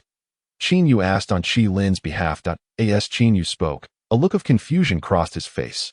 Qilin, not wanting to reveal any signs of anxiety, quickly adjusted his demeanor and rose, saying, What case could warrant my presence?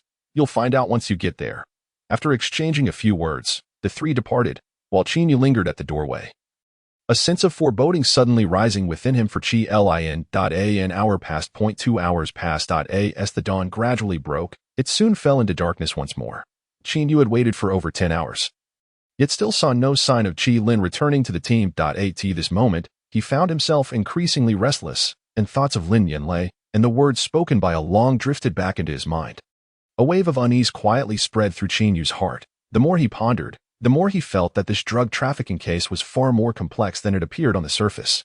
After careful consideration, Qin Yu rose, took his work badge, and stealthily left the office, driving the car from Team 3 towards Songjiang No. 3 prison. Meanwhile, Yuan Ku strode into his office and, raising his gaze to Qilin, who had been placed under soft detention for several hours, said, Let us go, come with me. You will understand once we get there. With that, Yuan Ku turned and walked away. Qilin, suppressing the profound sorrow within, hesitated for a moment before immediately following Yuan Ku.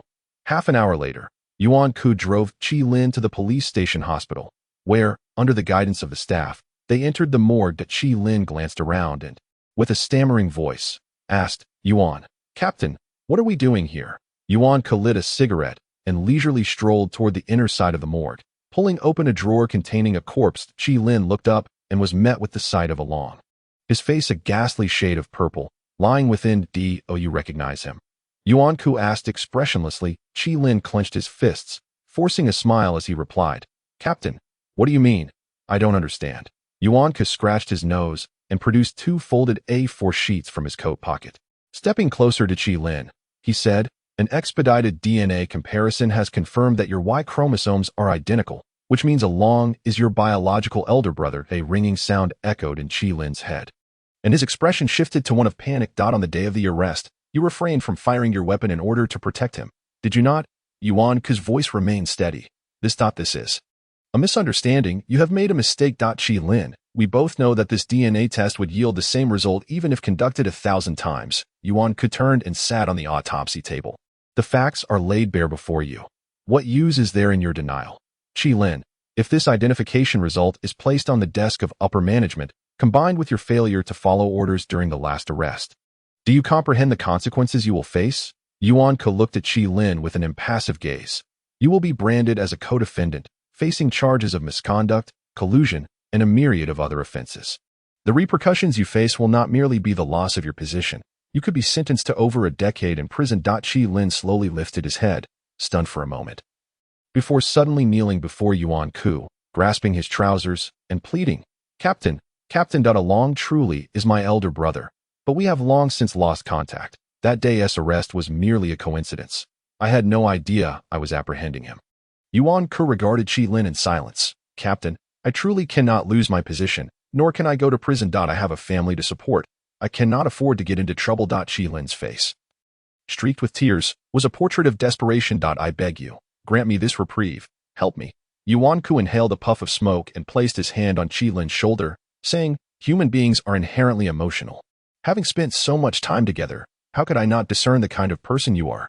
Qi-Lin, I genuinely believe you are not involved in this case. However, the higher-ups are not privy to that understanding.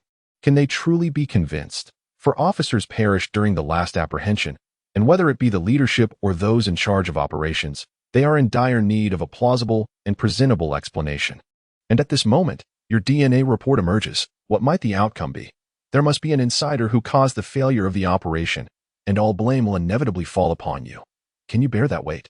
Qi-Lin stood in a daze. I wish to assist you, but my influence is limited, Yuan-Ku remarked, picking up the DNA report and pondering for a considerable time before continuing. However, perhaps there exists another solution. What solution? Your elder brother acted as an intermediary for the Ma family's deliveries, though he is no longer with us. If you can uncover the supplier behind him and excavate that connection, I would dare to advocate for you before Director Li and the upper echelons of the police department. With such a merit to your name, you shall not face any repercussions. Yuan-Ku lowered his gaze towards Qi-Lin and added, at that point, a mere word from above could suppress your DNA report. Qi-Lin contemplated intently for a moment, suddenly recalling what Long had mentioned before his departure that day. If there comes a time when you can no longer endure, there is a contact number in your bag. You may reach out to him. You must not deceive me. Any such act would only bring harm upon yourself. Ensure no one follows you. I fear. My mother worries too much, and her health is fragile. Meanwhile, Qin Yu was interrogating Ma Lao at Songjiang prison number 3. Damn it. Ma Lao scoffed, clad in prison garb and seated on an iron chair. Still alive, are we? Qin Yu tilted his head to regard him. Do you genuinely wish for my demise? After a moment of silence, Qin Yu leaned forward and inquired, beyond your group, there exists another faction peddling drugs on the streets, and their prices are double yours. Are you aware of this? Ma Lao was momentarily taken aback. Are you jesting with me? Shouldn't you be more informed than I regarding this matter? Your relentless pursuit of our downfall is merely a means to eliminate obstacles for those above you. Is it not? Upon hearing this, Qin Yu's expression shifted to one of complexity. If I were to claim that I was previously unaware, would you believe me? Ma Lao was rendered speechless. Chapter 33, The Cruelty of Life. A single blow to shatter the spine within the alley. Qi-Lin sat in the vehicle, turning to the middle-aged driver and stating, Brother, do not accompany me inside. I will retrieve what I need and return promptly. Qi-Lin opened the car door and walked approximately 200 meters before turning and entering the small courtyard of his home. He tugged at the door of the standalone house he shared with Bella, only to discover that it had been locked from the inside. Open the door, Qi-Lin called out. Hurry, he urged with an air of urgency. With no time for explanations, he stepped inside and asked, Where did you put the black bag I gave you that day? Bella looked taken aback. What black bag? On that day, when Long had given Qi-Lin the money, the latter was engulfed in sorrow from their parting, his mind completely preoccupied with neither the money nor the bag. Moreover, the meaning embedded within Long's words was far from clear. Qi-Lin merely assumed that he intended to convey that if one day he found himself in dire straits, lacking funds at home, he could reach out to him through the contact information left in the bag. Consequently, Qi-Lin had no inkling that this contact was related to a supplier, nor did he regard the bag as something precious to be hidden away. He simply handed it over to Bella along with his living expenses for safekeeping. Bella, somewhat flustered, ran her fingers through her hair and remarked, "That bag is rather old. You gave it to me. And I took the money out without thinking. As for the bag, I seem to have forgotten where I put it. What the hell else can you do?" Qilin exclaimed, having seldom spoken to Bella in such a tone. However, at that moment, he was genuinely anxious, glaring and shouting, "Hurry up and look for it. Think about where you might have placed it." "Oh, I'll help you look. We'll search together. You rest and I'll find it. I'll think of where it could be." Bella, in a state of disarray, hurriedly rummaged through the cabinet by the window, aware that the item was of utmost importance and could not be lost. Qilin, unable to sit still due to his restless mind, bent down and began searching the room as well.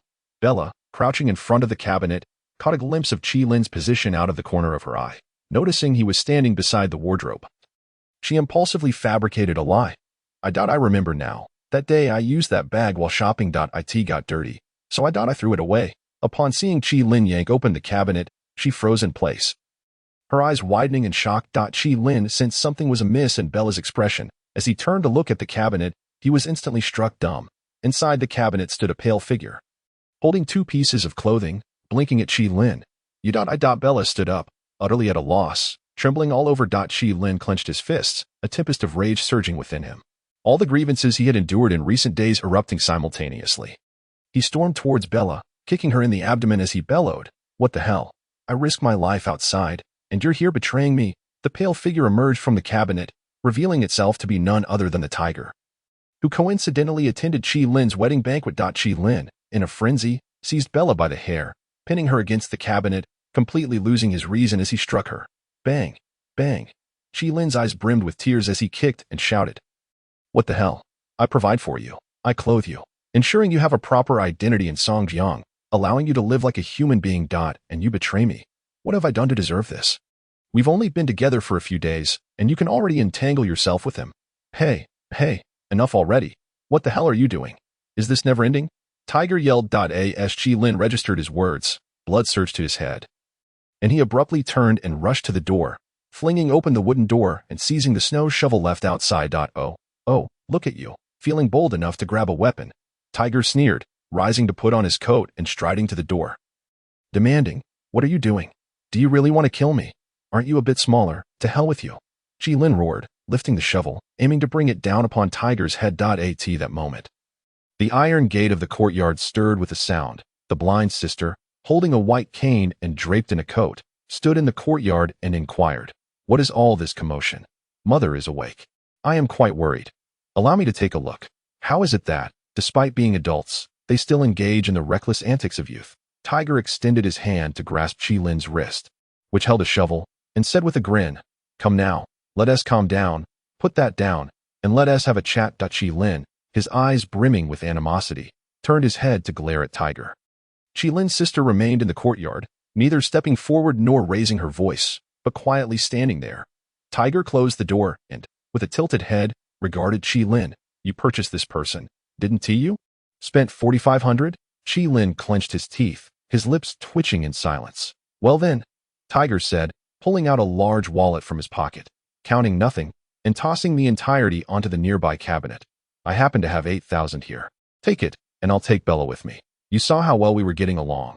Qilin's expression darkened, his body trembling. He glanced at Bella and asked, his voice quivering, "Is it just because I have some burdens that you feel entitled to bully me?"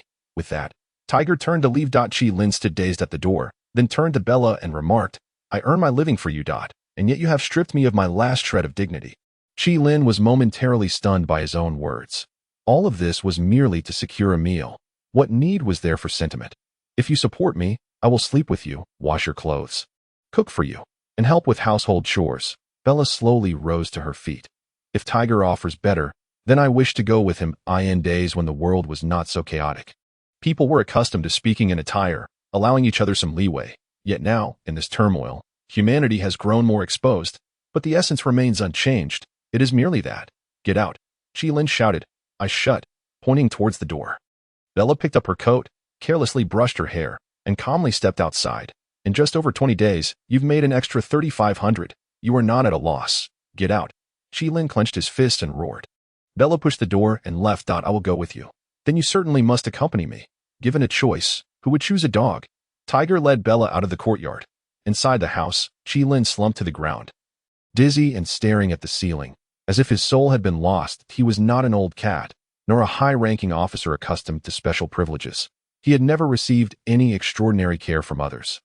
He was also not Qin Yu, unable to embody such carefree defiance, thus his demeanor within the precinct was perpetually bent.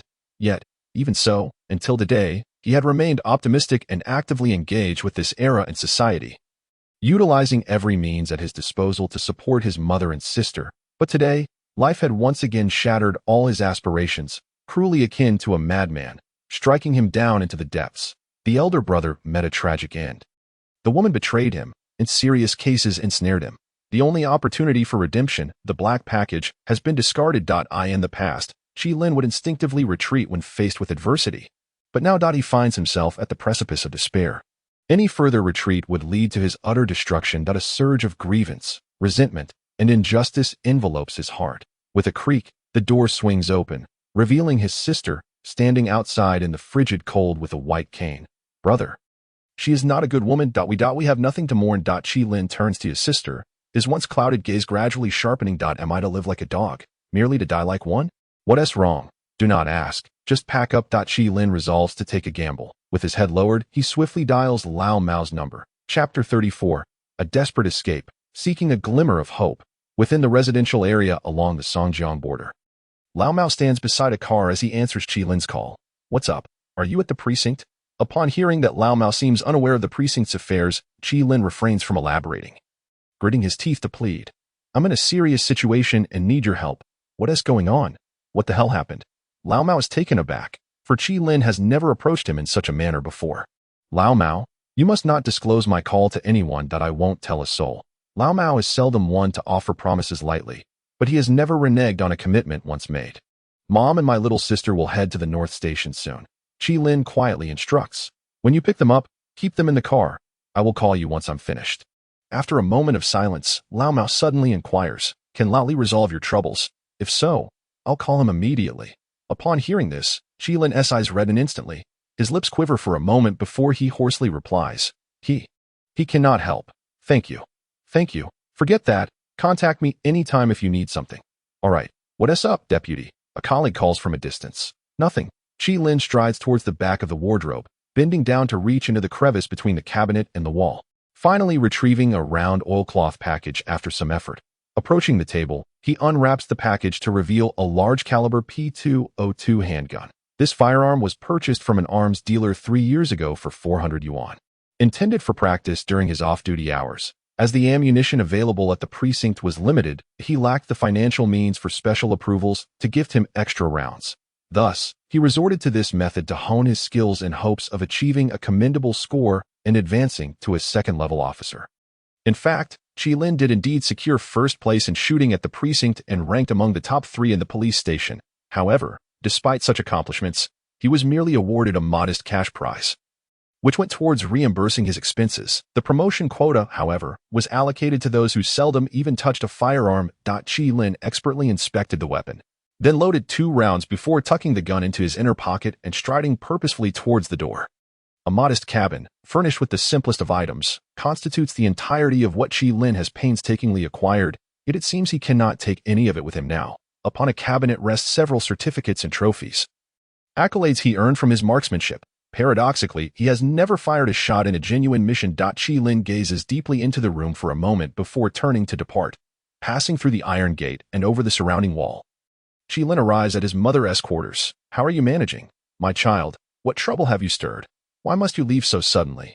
The elderly woman inquires, her voice trembling. Mother, it's difficult to explain in just a few words.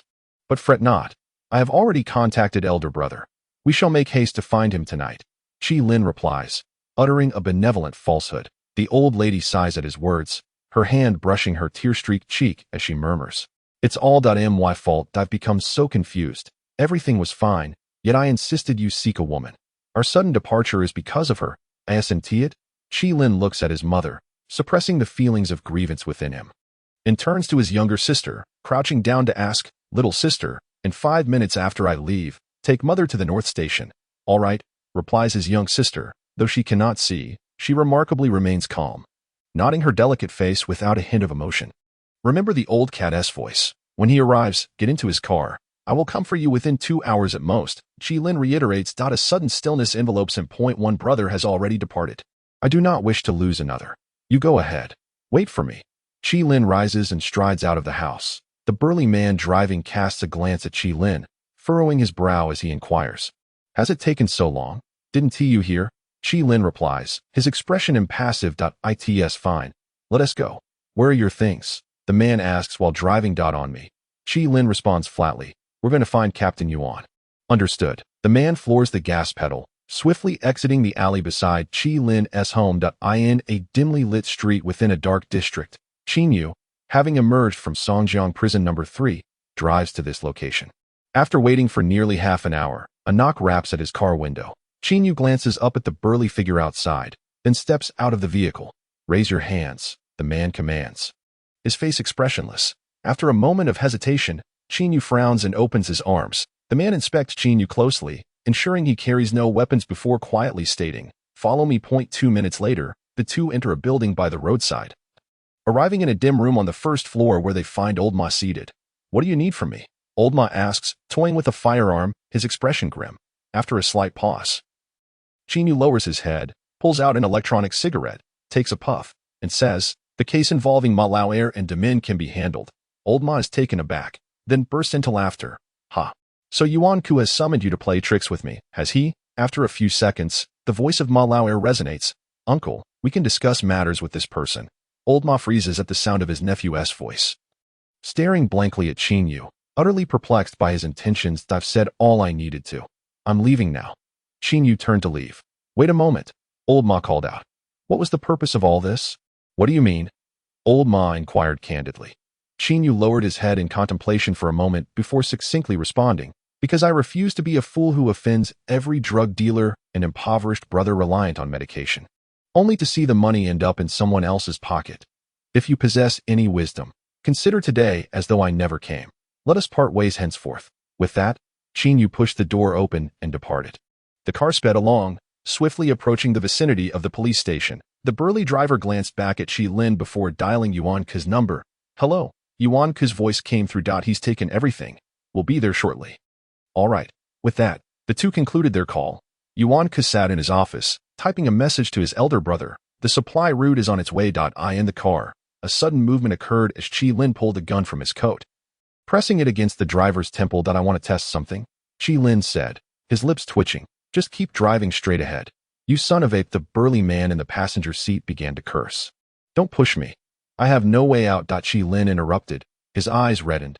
If you let me live, you both will too. The two men fell silent. Keep driving. Qilin gripped the gun tightly, commanding, you will drive as I say.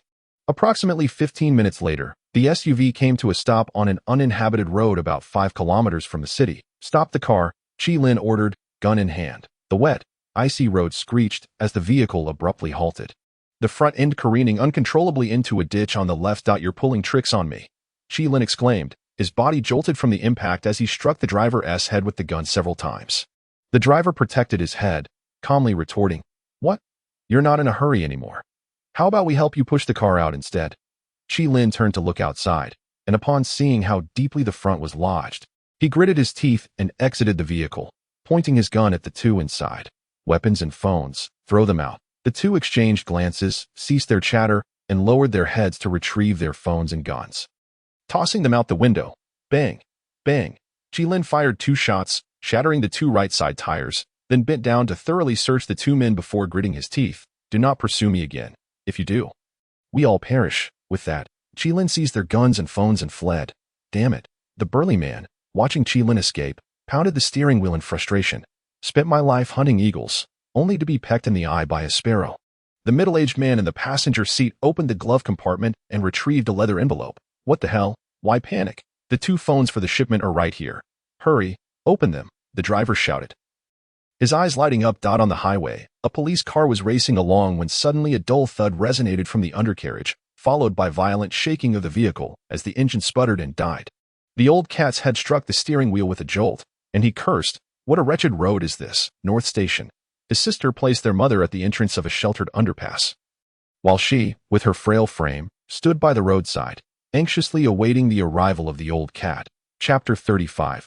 Time and Fate. In the vast wilderness, the old cat flung open the car door and leaped out. Turning to survey the vehicle, he discovered that the rear right wheel was deeply ensnared in a mound of snow. "Damn it, why does trouble always arise when I'm in a hurry?" he muttered. Immediately retrieving a flashlight from inside the car, bending down to inspect the rear right wheel, he noted that the tire was wedged in a clump of dirt, completely detached from the firm ground beneath. After scrutinizing the situation while lying on the ground, the old cat sprang up and dashed to the trunk, gripping the iron chain with his bare hands. He tugged vigorously twice before finally freeing the spare tire. However, due to the biting cold and the snow accumulation on the vehicle, the spare had frozen solidly to the trunk. With no other option, the old cat pressed his entire weight onto the spare tire and shook it vigorously. Creak, creak. The agonizing sounds echoed, and the old cat's face reddened. After several desperate shakes, the spare tire finally clattered to the ground. The triangular hook connecting the wheel hub to the chain suddenly sliced into the old cat's thigh, causing blood to spurt forth and stain the snow. "Bah, Holy Mary, Jesus Christ, please, have mercy and let me go," the old cat muttered urgently, shifting the gear into drive and gently pressing the accelerator, allowing the tire to rest upon the spare. "Go," he shouted, suddenly flooring the gas. The engine roared to life. The car lurched forward, barely managing to extricate itself from the snowdrift. The old cat steered left at an angle, revving the engine once more, and the vehicle shot forward. On the outskirts of the city, Qin, panting heavily, came to a halt and immediately dialed the old cat's number. "Hello, have you arrived?" Qin asked, momentarily taken aback, his face paling as he urged. "Hurry, get to North Station as quickly as possible." "Understood, I'm on my way. Call me if anything comes up," the old cat replied. "Good." With that, the two ended their conversation, and Qin continued his swift journey toward North Station. 20 minutes later, the car screeched to a halt on the road in front of North Station. Blood streamed down the old cat's leg as he staggered out, clutching the car keys and scanning the square for his sister. Qin Yu. After searching for 2 minutes without spotting her, the old cat began calling out in desperation. At the entrance of the underpass, an elderly woman trembled as she ascended the steps, directing her gaze toward the old cat and exclaiming, "Child, over here." The old cat paused, bewildered. "I haven't seen her. I can't move. She told me to wait down here." The elderly woman's expression was fraught with worry. "You must search for her quickly." To the left front of the square, there was a small food stall. The old cat rushed over, his tone urgent as he inquired, "Brother, may I ask, did you see a little girl standing here waiting?" About 13 or 14 years old, the boss, nestled within the confines of the booth, lifted his gaze and remarked upon catching sight of the old cat, "I saw it. 2 vehicles arrived and took her away." The old cat, upon hearing this, felt a sudden rush of disorientation. "When did this happen?" "Merely 5 minutes ago," came the reply.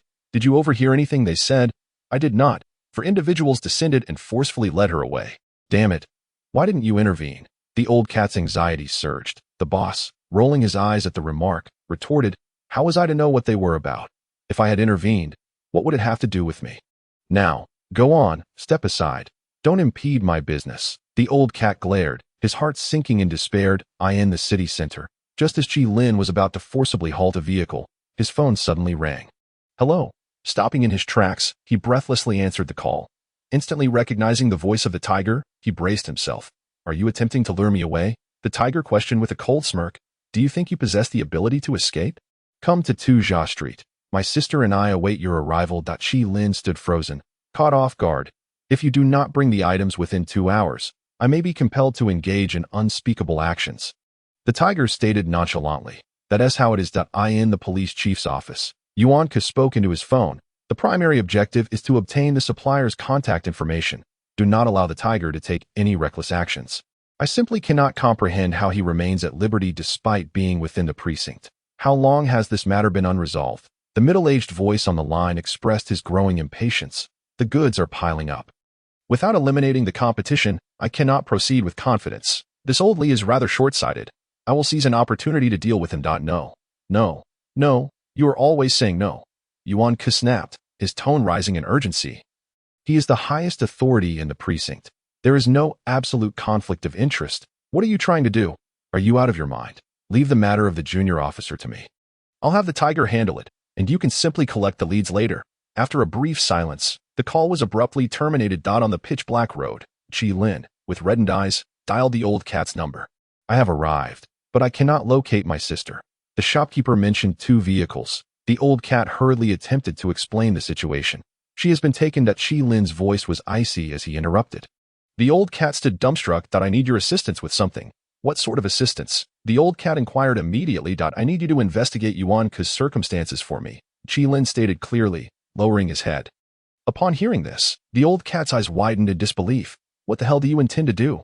What does your inquiry mean? There is a cliff ahead, and countless individuals are pushing me from behind. I have resigned myself to this.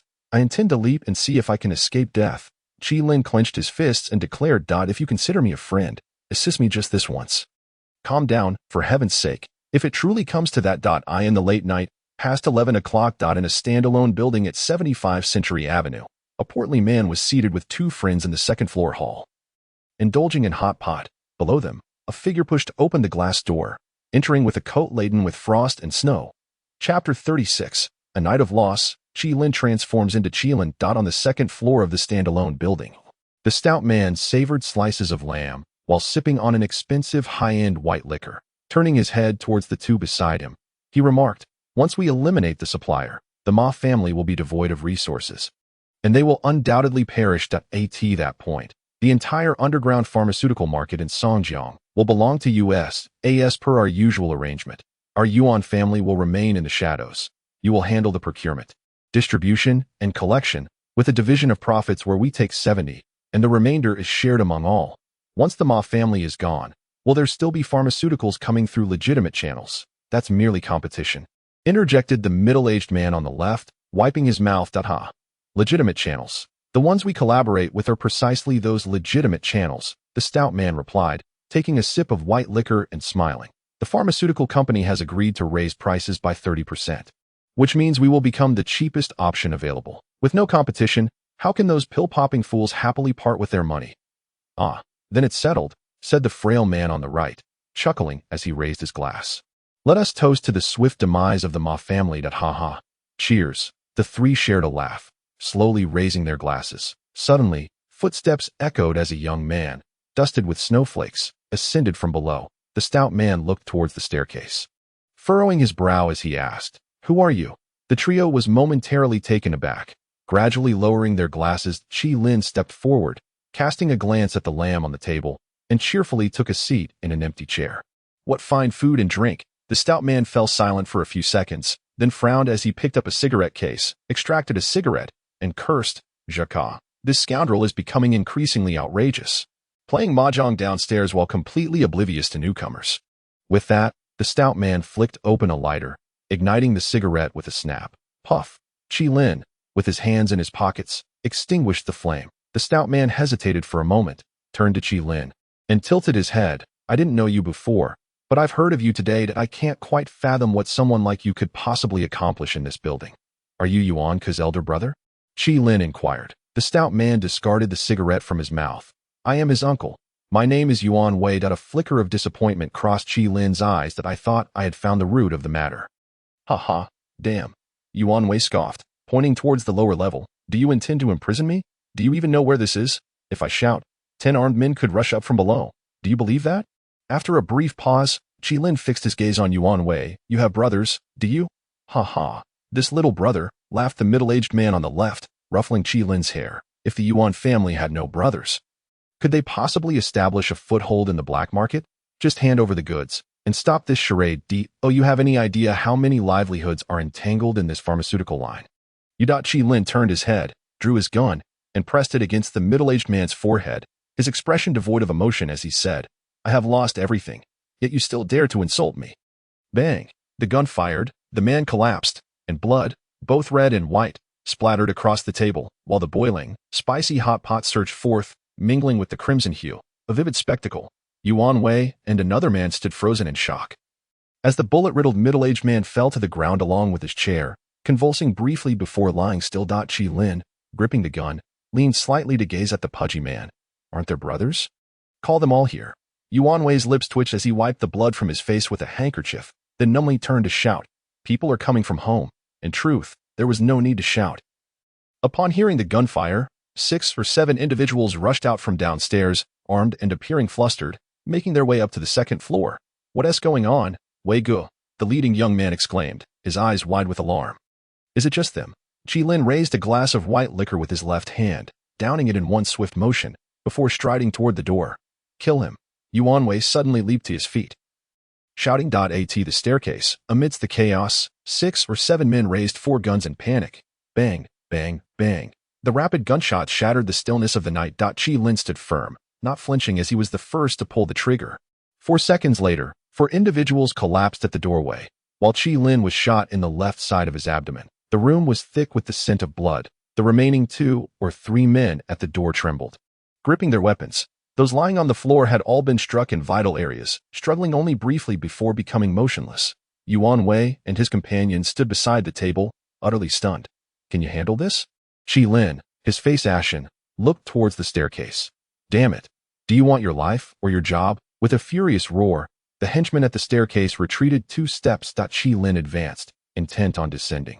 But the others scrambled away in a panic. Yuan Wei turned to Qilin, his expression no longer calm, with his right hand holding the gun and his left pressing against his wound.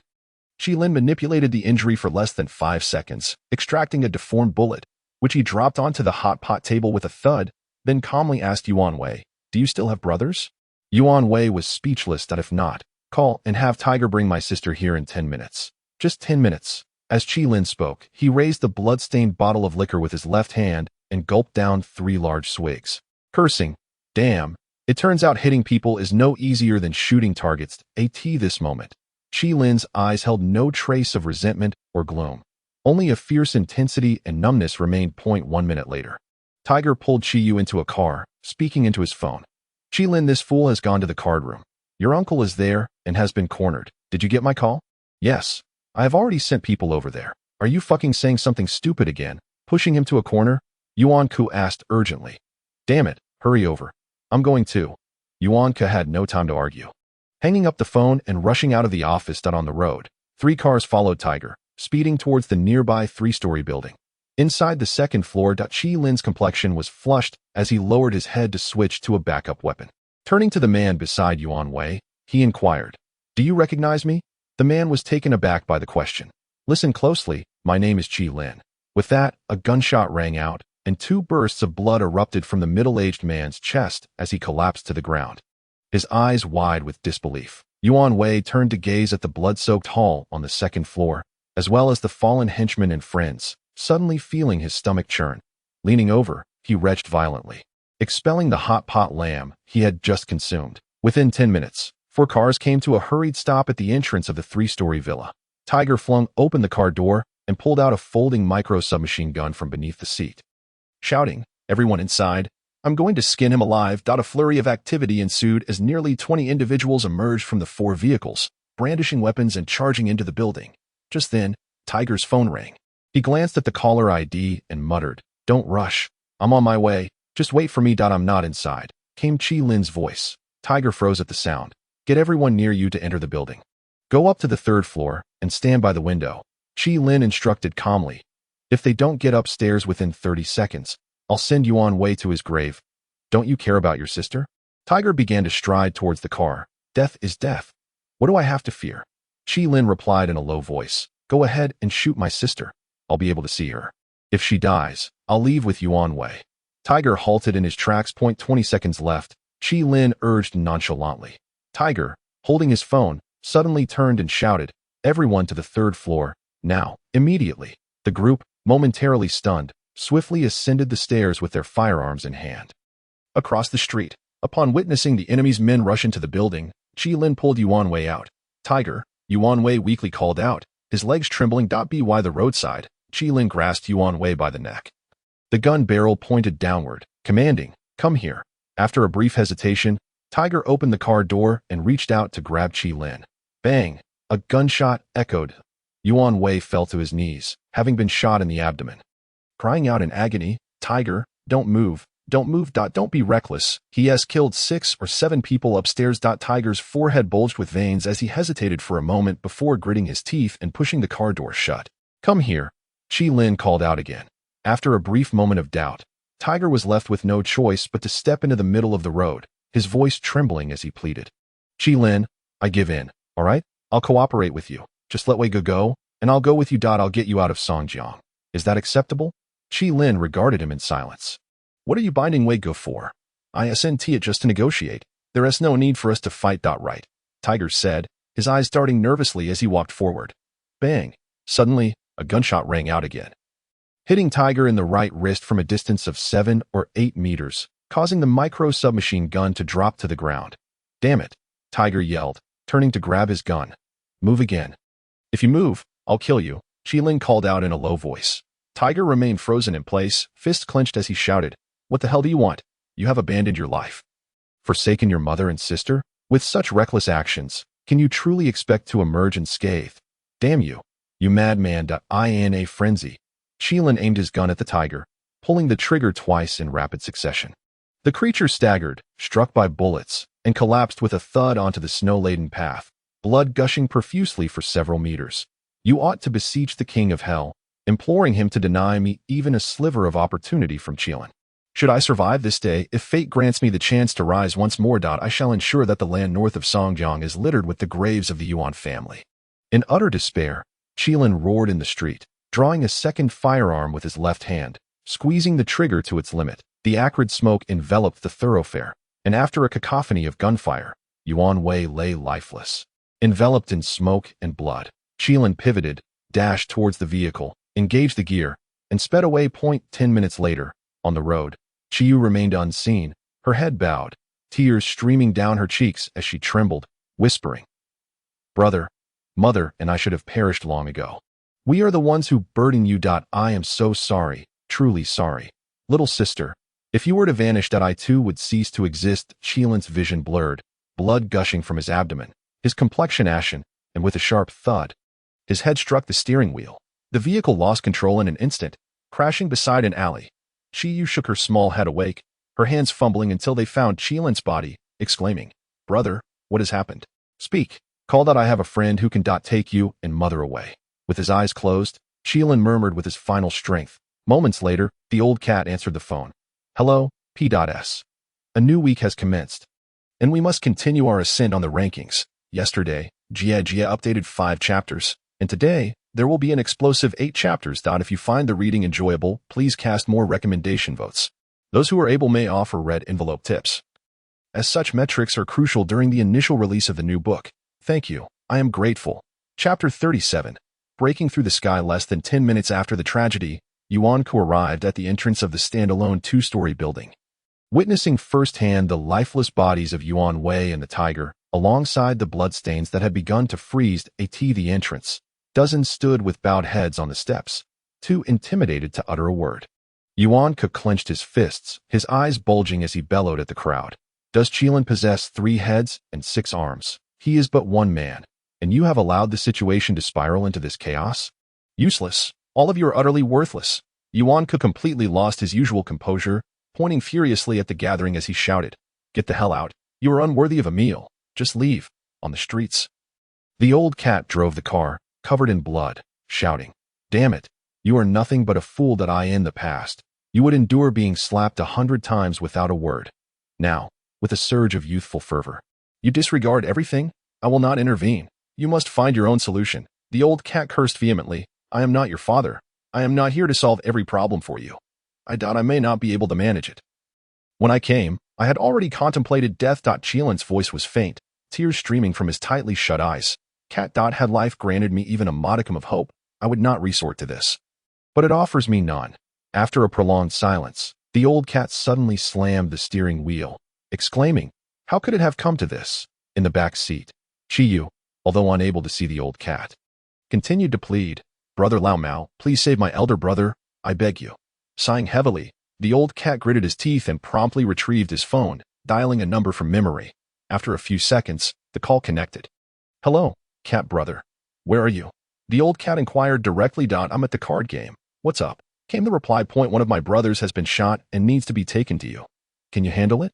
The old cat asked candidly. The other party fell silent for a long moment before responding. Does your friend really need to be taken care of by me? Cat brother, who exactly is this injured person? I'm asking you if you can manage it, the old cat pressed, furrowing his brow. If you can, then fine. If not, just say so. and I want to put you in a difficult position. It's a gunshot wound to the abdomen. We need a doctor. Money is not an issue, the old cat instructed. All right, if I agree, I won't cause any trouble. You can rest assured, cat brother, that I'll be waiting for you at the intersection of Tuza Street and Fuyuan Road. Hurry. Got it. Meanwhile, in the office area of the police department, Qin Yu spotted Zhu Wei rushing in from outside and immediately waved, calling, "Over here." Zhu Wei glanced at Qin Yu and quickly ran over.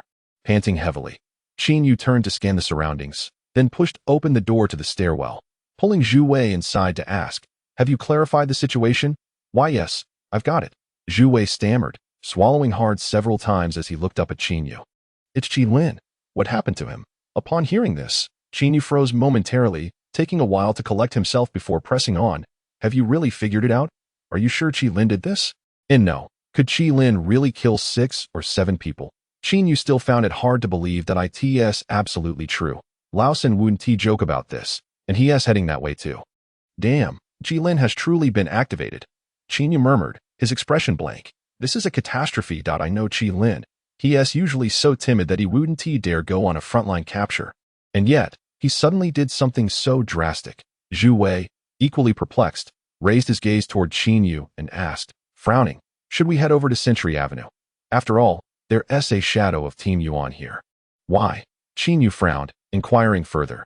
Zhu Wei shook his head that if we don't understand, let us just observe for now. Don't rush to get involved. Zhu Wei pondered for a moment before nodding.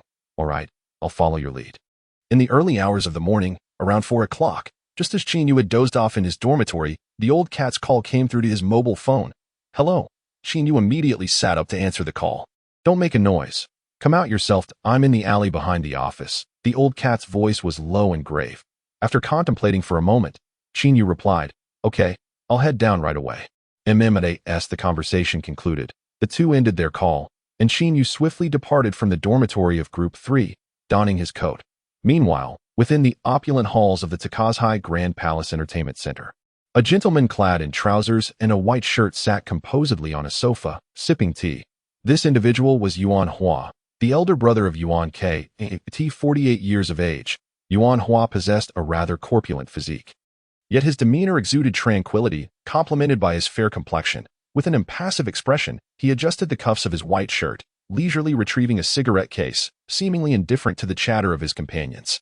Downstairs, the sound of hurried footsteps echoed as Jacques, who had narrowly escaped from the second floor, rushed into the room with a look of panic, collapsing to his knees and exclaiming, Brother Hua. I did not manage the situation well." Springing to his feet, Jacques approached Yuan Hua with small, anxious steps, bowing as he implored, "Brother Hua, what use am I if I cannot support you?" Yuan Hua raised his gaze and inquired, "What good are you to me?" Jacques stood frozen in place, pale with fear. "You consume my resources and squander my money. What shall we do about that?" Yuan Hua pressed further, causing Jacques' complexion to turn ghostly white. Suddenly, Yuan Hua produced a gun from beneath the table and pulled the trigger, aiming directly at Jacques' heart. Blood splattered, and Jacques fell lifeless to the ground. Yuan Hua nonchalantly flicked the blood from his shirt, maintaining his stoic demeanor as he addressed the others in the room, stating, "Qilin presents 2 issues. One pertains to the supply chain, and the other concerns reputation. My uncle is dead. You will manage the repercussions." With that, Yuan Hua exited, while the unfortunate Jacques was dragged downstairs by 4 men, the bloodied floor restored to its pristine state in under a minute. Following the police, Qin Yu encountered the old cat. In the alley, Qin Yu, adjusting his clothing, furrowed his brow and asked the old cat, "Is Qilin with you?" "Yes." The old cat nodded. "He was shot, and I just called a doctor to attend to him." "What exactly happened?" Qin Yu pressed for details. After a moment of contemplation, the old cat elaborately explained the situation as he understood it. Upon hearing this, Qin Yu turned and asked, "Given the gravity of this situation, do you believe you can successfully hide him?" The old cat hesitated, caught off guard by the question. "I doubt you can conceal him. Regardless of the circumstances, Yuan Ku will persist in pursuing him," Qin Yu added. The old cat, bowing his head, extracted an electronic cigarette and took a deep drag, stating, "The urgency of my search for you stems from a desire to seek your assistance for Qilin." Qin Yu paused briefly. "Speak your mind. I wish to ensure Qilin's safety and facilitate his departure from Songjiang with his mother and younger sister. Please assist me in contacting some acquaintances outside the planned district to arrange a place for them to stay." The old cat said plainly. Whether he can escape depends on fate, but I must fulfill my obligations. The old cat stood momentarily stunned. This is not merely a case of armed homicide. You are well aware of the intricate web of interests and hidden motives behind it. If I assist him and find myself ensnared, who will come to my aid should I encounter trouble? Qin Yu inquired with a calm demeanor. The old cat took another drag from his cigarette. Old cat, my ability to acquire residency and work in Songjiang was the result of years of struggle in the planned district. Above you is Director Li, but I do not have him. Qin Yu looked candidly at the old cat and said, I'm sorry, but I cannot assist with this matter.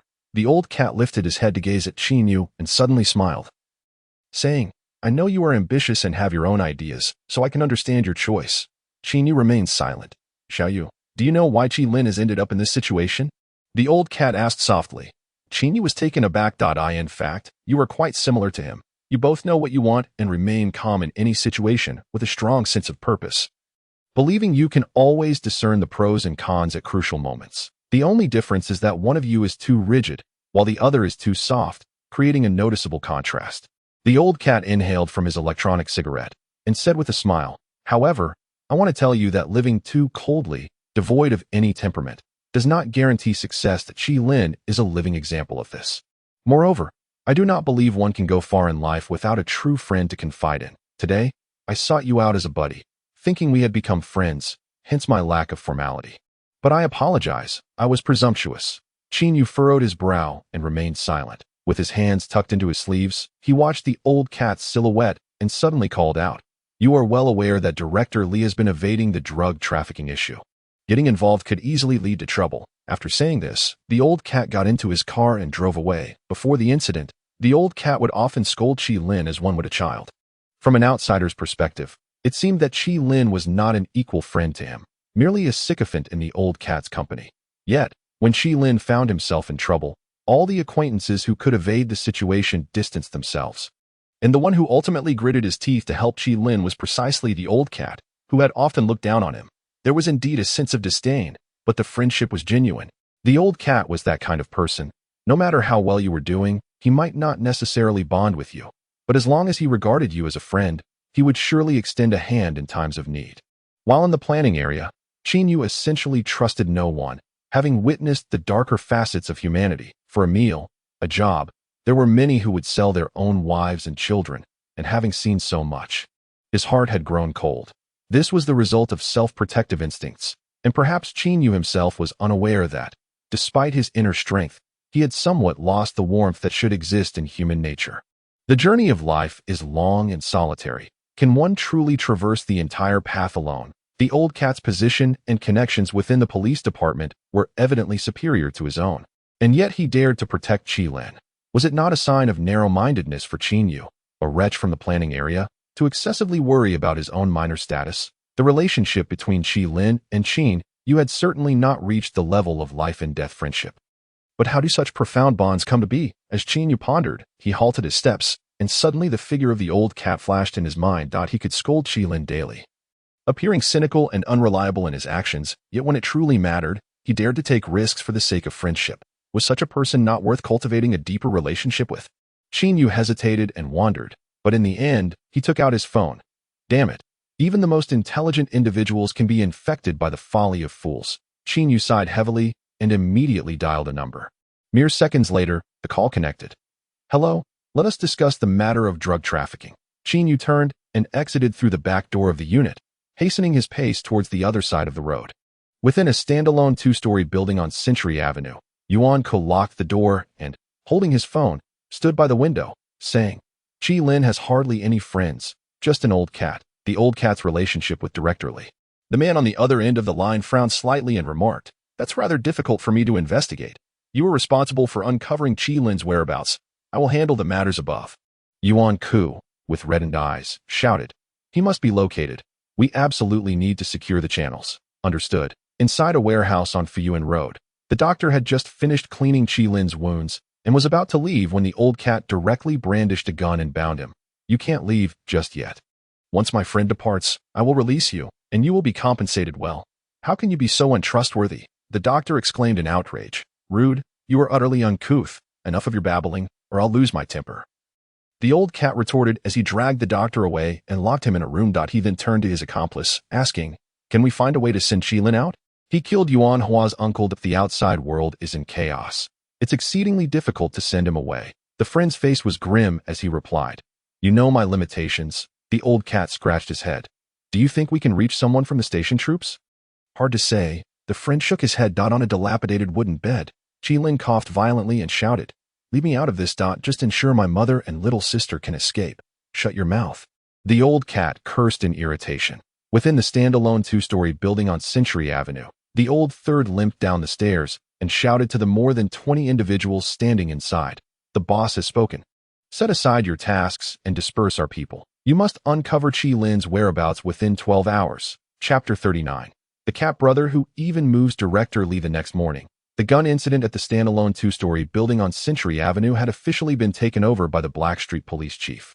However, due to the gravity of the situation, Director Lee had remarkably remained out of sight, concocting an excuse to attend a meeting in Phone Bay and departed. Ultimately, the highest-ranking official responsible for this case was merely a retiring deputy chief within the police department. Consequently, the captain of the second team investigating the case found himself in a state of confusion. He was uncertain about the intentions of the higher-ups and resorted to dragging his feet, completely neglecting to pursue the clues further. 9:30 in the morning, the old cat's phone rang. "Hello," it was Director Lee's voice.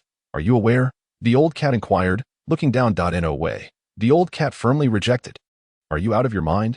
Director Lee snapped. "In the case of drug trafficking, I'm distancing myself, and yet you're foolishly involving yourself? Do you have any idea how much profit Qilin's supply channels can generate? How many eyes, both internal and external, are watching this? What influence can a mere deputy captain like you have?" "Old Lee, I am myself, and you are you. The matters I undertake have little to do with you. There is no need for you to be anxious. Even if the situation ultimately spirals out of control, I shall bear the consequences alone, and it will not affect you in the slightest." Old cat, begrudgingly, interjected, "Nonsense." Director Lee, furious, retorted, "You are you, and I am I. How dare you utter such words? Without me, what would you be as a mere deputy leader? What could you possibly achieve within the precinct? Spare me your foolishness. Are you truly that dim-witted? Old Lee, you have been rather complacent of late. Yuan Ku, wielding his elder brother's connections and funds, is fervently cultivating friendships within the precinct. Is it merely to become a small team leader? Is that even plausible? Yuan Ku clearly aspires to elevate his standing within the precinct. Do you think you can remain aloof and unscathed? From your position, it is impossible to navigate both sides effortlessly." Old cat appeared momentarily dazed, but uniquely stretched his neck to shout, "Do not hesitate to make a choice. Let me activate you as well." "Activate me? You must be joking." "Doo-doo." Mid-sentence, old cat abruptly hung up the phone. Shortly thereafter, Director Lee attempted to call him twice, but the latter did not answer. In the car, Director Lee furrowed his brows in contemplation before promptly dialing Qin Yu's number. "Hello, little Qin." "Greetings, Director Lee. Old cat seems to be veering off course. You have been on good terms with him lately, so please give him a call." "Director Lee, old cat and I have just reached a consensus on certain matters, and I was about to call you." Qin Yu was already prepared to launch into a lengthy discourse. Upon hearing this, Director Lee, incensed, straightened in his seat. "Can you youngsters not exhibit a modicum of composure? Old cat is a person who becomes inebriated even without alcohol. What kind of consensus could you possibly reach with him?" "No, Director Lee, please allow me to speak." Qin Yu cautiously interrupted. "Go on. I just had a brief interaction with someone from the Yuan family opposite." Qin Yu lowered his head and softly articulated his thoughts. On Century Avenue, within a standalone building on the second floor, Yuan Ku, with one hand in his pocket and the other holding a phone, stood by the window, stating, "Old Lee has avoided us today. He didn't even show up at the precinct. What do you think that signifies?" Yuan Hua inquired. "Old Lee is quite astute in his dealings," Yuan Hua replied with a grim expression. "Since our counterparts have given us some space, let us expedite the completion of our affairs. Rest assured, Qilin will not escape." Thus, the two brothers concluded their conversation. Just as Yuan Ku was about to step outside, Old Three pushed the door open and entered. "How did it go?" Yuan Ku asked. Frowning. "He is with Qilin," came the assessment. "You are well aware of the relationship between Old Cat and Director Lee." Old Three quietly reminded. "I in his presence, we are somewhat constrained." "That fool lacks intelligence." Yuan Ku pondered for a moment before instructing. "First, locate someone. As soon as you ascertain the location, Bypass old cat entirely. Do not engage him. Understood. Old 3 nodded. At 6:30 in the evening. In the fast food establishment of the red light district on Tuza Street, a disreputable-looking young man turned his head and spat, saying, "I visited the Black Doctor's residence, and his assistant informed me that the equipment and medications this fellow took with him were all intended for treating gunshot wounds.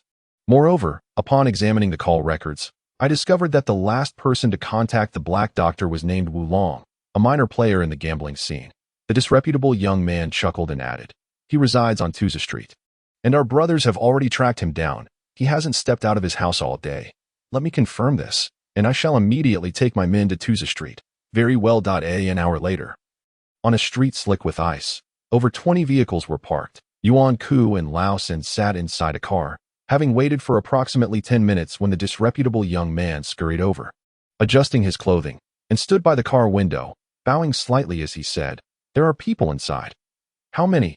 "At least 3 or 4, I believe," the disreputable young man replied in a hushed tone.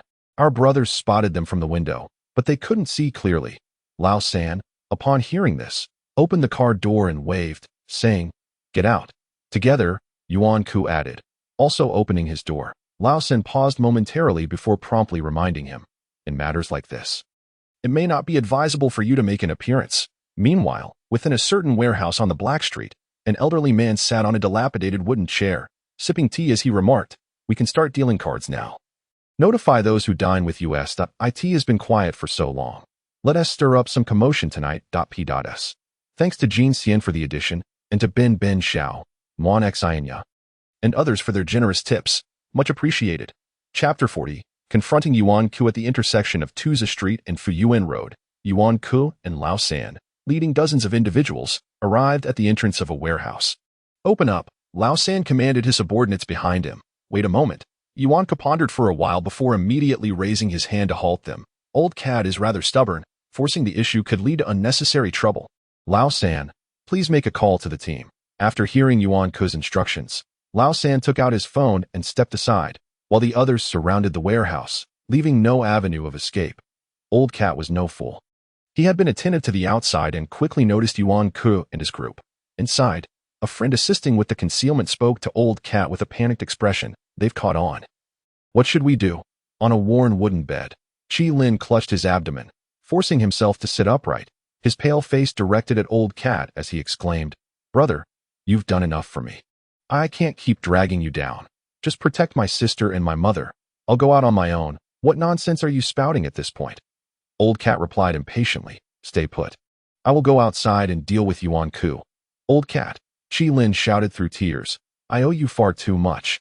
How will I ever repay you?" Qi Lin stood frozen in place upon hearing this. "None of you should go outside," Old cat declared before heading out alone. 2 minutes later, the iron door of the warehouse swung open, and Old cat, with an electronic cigarette in his mouth, glanced back at Yuan Ku and the others standing at the bottom of the steps, saying, "Huh, if only you conducted your investigations with this level of efficiency, Songjiang would have been a paragon of justice long ago at this moment." The old cat realized that lying was futile and chose to confess outright. "Fine, if you speak plainly, I shall too." Yuan Ku looked at the old cat and spoke candidly. "The situation regarding Qi Lin is quite intricate, with the medical authority and the police department above and below." Yuan Ku furrowed his brow as he gazed at the old cat, and after a prolonged silence, he inquired, "Do you understand whose favor I am doing by conversing with you like this?" "Old cat, have you perhaps lost your wits?" The third one, with a grim expression, rebuked, "You are causing trouble for Oldly." The old cat, upon hearing this, exploded with fury, jumping up like a shrew, and exclaimed, "Can you enlighten me on what you amount to? These are individuals of considerable background engaging in dialogue, and you, a mere lackey, have the audacity to swell with pride. Do you believe that if I choose to ignore everyone, I won't make your life difficult? You truly are infuriating." The third one, confronted by the old cat's fiery temperament, was rendered speechless. "If I do not take him away, I cannot explain myself." Yuan Ku's expression turned impatient. "Whether Qi Lin possesses that item or not, summon him to speak with me directly." "That is impossible, old cat. I have already shown considerable deference to Li Si. What will you do if I do not show deference?" "Kill me," the old cat coldly retorted. As soon as the words left his lips, Dozens of individuals surged forward, reaching out to seize the old cat and drag him down the steps. Damn you! The old cat, in a fit of rage, pulled out his work badge and hung it on his chest, shouting, "Come, let me see who dares to lay a finger on me. I am a level 3 constable appointed by the Special Administrative Region. And even a single touch from you would be tantamount to challenging the judicial system." The crowd hesitated upon hearing this, all turning to look at Yuan Ku. "Are you playing this game with me?" Yuan Ku's face bore a sinister smile as he turned to the third one and said, "Let them in." The third one retrieved his phone and, bowing his head, dialed a number. Moments later, several police vehicles suddenly arrived on Fuyuan Road and stopped at the curb. Zhu Wei, Guanxi, and nearly the entire team of officers disembarked. After a moment's hesitation, Zhu Wei led the way up the steps, displaying his credentials on his chest, and said, "Old cat, don't make this difficult for me. I'm just trying to make a living." The old cat paused, his face turning ashen as he shouted, "This matter has nothing to do with you, so it's best if you keep your nose out of it." Zhu Wei, mustering his courage, stepped forward and grasped the old cat. "Without Li Si's protection, we apologize, old cat. Drag the cat down." Guanxi immediately shouted from the side, "Go in and apprehend him." The old cat was utterly unable to contend against the force of so many individuals trying to pull him away, and within moments, he was dragged down the steps. Yet, with his eyes blazing, he directed his fury at Yuan Ku, shouting, "If you dare to touch Qi Lin today, I swear I won't do anything else but keep my eyes on you. You want to deal in the black market? Just see if I won't make it impossible for you to sell a single box." Zhu Wei, gripping the collar of the old cat, hissed, "Stop shouting. You won't be able to protect him. Get the hell away from me." The old cat was entirely exasperated, engaging in a struggle against 7 or 8 individuals on the steps. Guanxi drew his gun, pulled open the door, and signaled, "Charge in." That moment, a hurried sound of footsteps approached, as Qin Yu led 3 middle-aged men and an elderly gentleman, panting and rushing in from the side street, exclaiming, "Wow, there are so many people here. I just came to join the excitement." Qin Yu halted, grinning as he pointed at Zhu Wei, saying, "Let go of the old cat." Zhu Wei was momentarily taken aback. "Guanxi, stand at the entrance and don't move." Qin Yu called out to the team members on the steps. Hearing Qin Yu's instructions, Zhu Wei and Guanxi awkwardly stood still, momentarily lost and unsure of how to proceed. Yuan could turn to glance at Qin Yu, his expression darkening as he barked at Guanxi, "What are you waiting for? I told you to apprehend them." With gritted teeth, Guanxi yanked the door open. Preparing to enter the room, Qin Yu stepped onto the steps, pointing at all the members of Team 3, shouting, "Did I not tell you to stay put? Can you not hear me?" Zhu Wei and Guanxi remained frozen in place once again. Suddenly, Qin Yu's demeanor shifted to one of gravity as he stepped forward, grasping Zhu Wei's wrist, asking, "Who is the team leader? Are you aware of that?" Qin Yu fixed his gaze on Zhu Wei, leaning closer to his ear, reiterating, "Will you follow me and the old cat, or stick with Yuan Ku, who has kept you from becoming team leader for years? Choose wisely." Zhu Wei lifted his head at the sound of his voice. "Release your hand." Qin Yu pointed at Zhu Wei's chest, emphasizing his command once more. After a moment of contemplation, Zhu Wei first glanced at the old cat, then at Qin Yu, and only after contemplating directly did he finally relinquish his grip.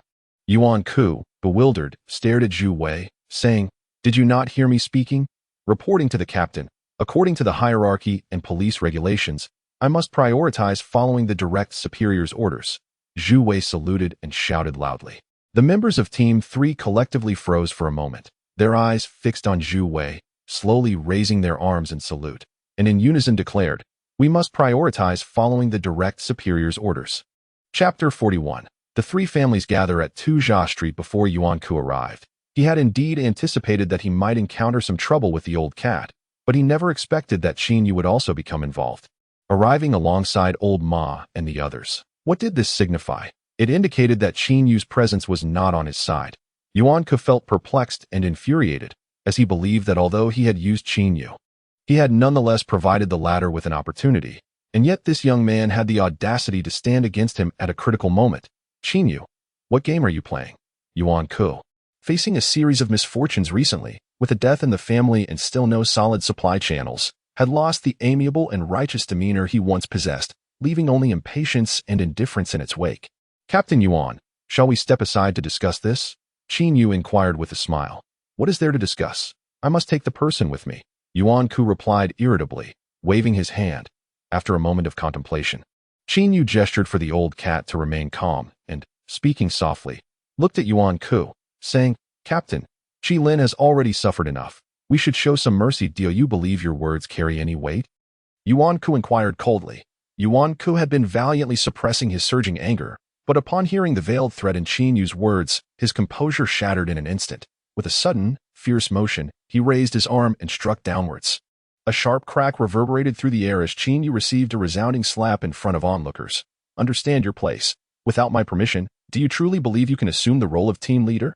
Yuan Ku bellowed, his eyes wide with fury. Let me make this clear. Even if Old Li were to arrive today, I would still take Qi Lin away. All irrelevant parties, leave at once. As his words hung in the air, an oppressive silence enveloped the scene. Moments later, the street began to tremble as a throng of figures surged forth from the dilapidated buildings, filthy alleys, and storefronts lining the street. Yuan Ku lifted his gaze toward the crowd, jabbing his finger into Qin Yu's chest, and mockingly inquired, Ah, I see you have some backing now, do you? In the blink of an eye, hundreds of men, their arms adorned with white cloth bands and brandishing weapons, gathered under the dim lights at the forefront. A burly man clad in a leather jacket spat out curses, declaring, Yuan Ku, whether you and your brother like it or not, today I will make my mark. The dozens of Yuan Ku's men, witnessing the formidable assembly, wore solemn expressions at the foot of the steps. Old Ma pulled out a cigarette pack and casually shouted, Anyone who wishes to continue receiving medicine in this area of Tujia Street, get your asses out here and help out? I'm going all in today. As long as the Ma family can hold their ground, I will offer 3 months of medicine at zero profit. With his words, the narrow confines of Tujia Street erupted with thunderous footsteps once more. Yes, various factions, political connections, and powerful corporations clamored for their share of the profits, but the impoverished residents, the sickly, were left bereft of affordable medicine due to their greed. Thus, upon hearing Old Ma's rallying cry, they instinctively rushed forth. Old San, witnessing this scene, immediately took 2 steps back, clutching his walkie-talkie as he shouted, All brothers in Tujia Street, come out immediately, quickly, to the Fu Yuan intersection. Yuan could cast a cursory glance at the men summoned by the Ma family, tilting his head towards Qin Yu with a sardonic smile. He remarked, in Tujia Street, you may be able to protect Qi Lin, but can he truly remain here forever? Meanwhile, in the dark streets of Century Avenue, 8 stern-faced, robust men, each carrying cloth bags and donning woolen gloves, approached 2 vacant buildings that appeared devoid of life. This location was far from the center of Songjiang City, adjacent to a cemetery and a designated garbage disposal site for the Black District, rendering the area desolate. This is the place. The leader of the men surveyed the surroundings before turning to issue orders to the others. Is this the right spot? Yes, the tiger had someone retrieve medicine here previously. The leader nodded, check it, and prepare for work. 5 minutes later, in the central area of the empty building, 6 or 7 young men sat at a table engaged in a card game, while the windows on either side had been intentionally boarded up, allowing no light to escape, making it appear as though no one resided there. The room was thick with smoke, and one young man seated to the left, with a vape pen in his mouth, asked, Everyone's been called to Tujia Street. Shouldn't we go and see what's happening?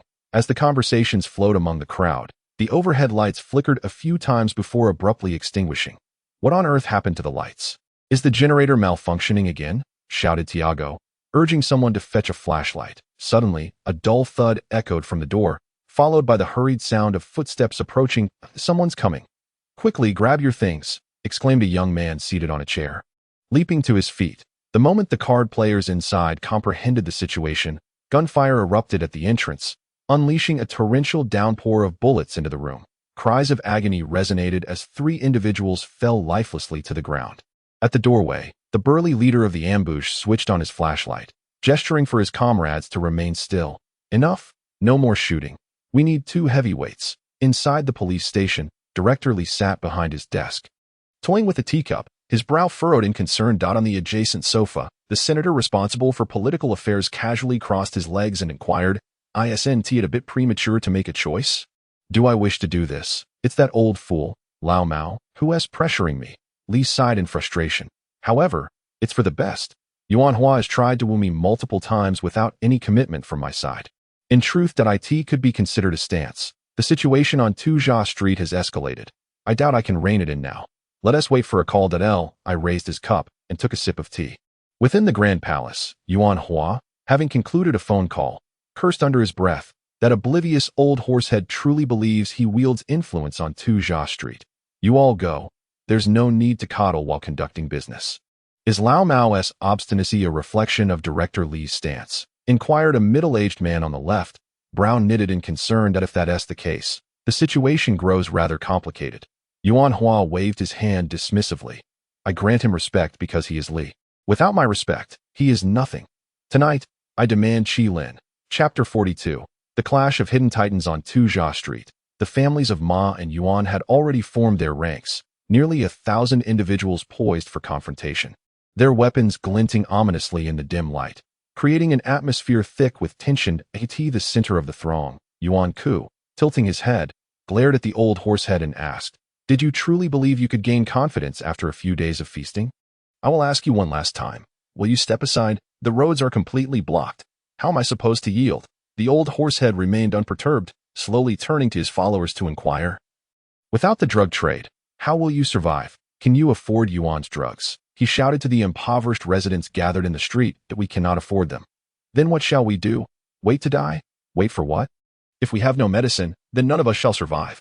Let us confront them. In an instant, hundreds erupted in synchronized shouts, and the Ma family's henchmen seized their weapons, stepping forward with purpose. You handle it. With that command, the waiting Yuan family members at the roadside swiftly opened their trunks, pulling out their own weapons. In terms of attire, their sophistication is noticeably elevated, indicative of individuals with stable incomes. Dismiss everyone at the entrance, shouted the third brother, stamping his foot. In a frenzy, over 100 people surged forward, heading straight for the storefront where Qilin was concealed. Just then, a gunshot echoed. In an instant, the crowd fell silent. Holding a gun, Qin Yu shouted, Team Leader Yuan, the matter isn't resolved yet. Why are you leaving? Qin Yu, you truly fail to grasp the situation, Yuan Ku retorted, pointing at his chest, each word deliberate and forceful. Do you have any idea how much profit the drugs from just one district of the Black Street generate each month? Do you think you can handle this situation with your weight? Dingling, no sooner had he finished speaking than Yuan Ku's phone began to ring. You answer it, Qin Yu suggested with a smile. After a moment's hesitation, Yuan Ku reached for the phone, his eyes fixated on Qin Yu as he pressed the answer button. Hello? Heh. The goods and people in your warehouse are in my possession, a stranger's voice replied. Yuan Ku stood frozen in place, stunned. You discuss it. Call me once you're done. The caller hung up abruptly, staring blankly at the phone. Yuan Ku's expression shifted unpredictably as he regarded Qin Yu, his mind racing. Qin Yu pulled out an electronic cigarette, tapping it lightly in his hand as he softly remarked, Team Leader Yuan, I reiterate.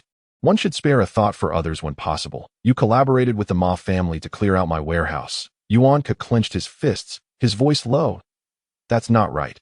Fixating his gaze on Qin Yu, he continued, without support from above, you wouldn't have the audacity to act this way. You have someone backing you, don't you?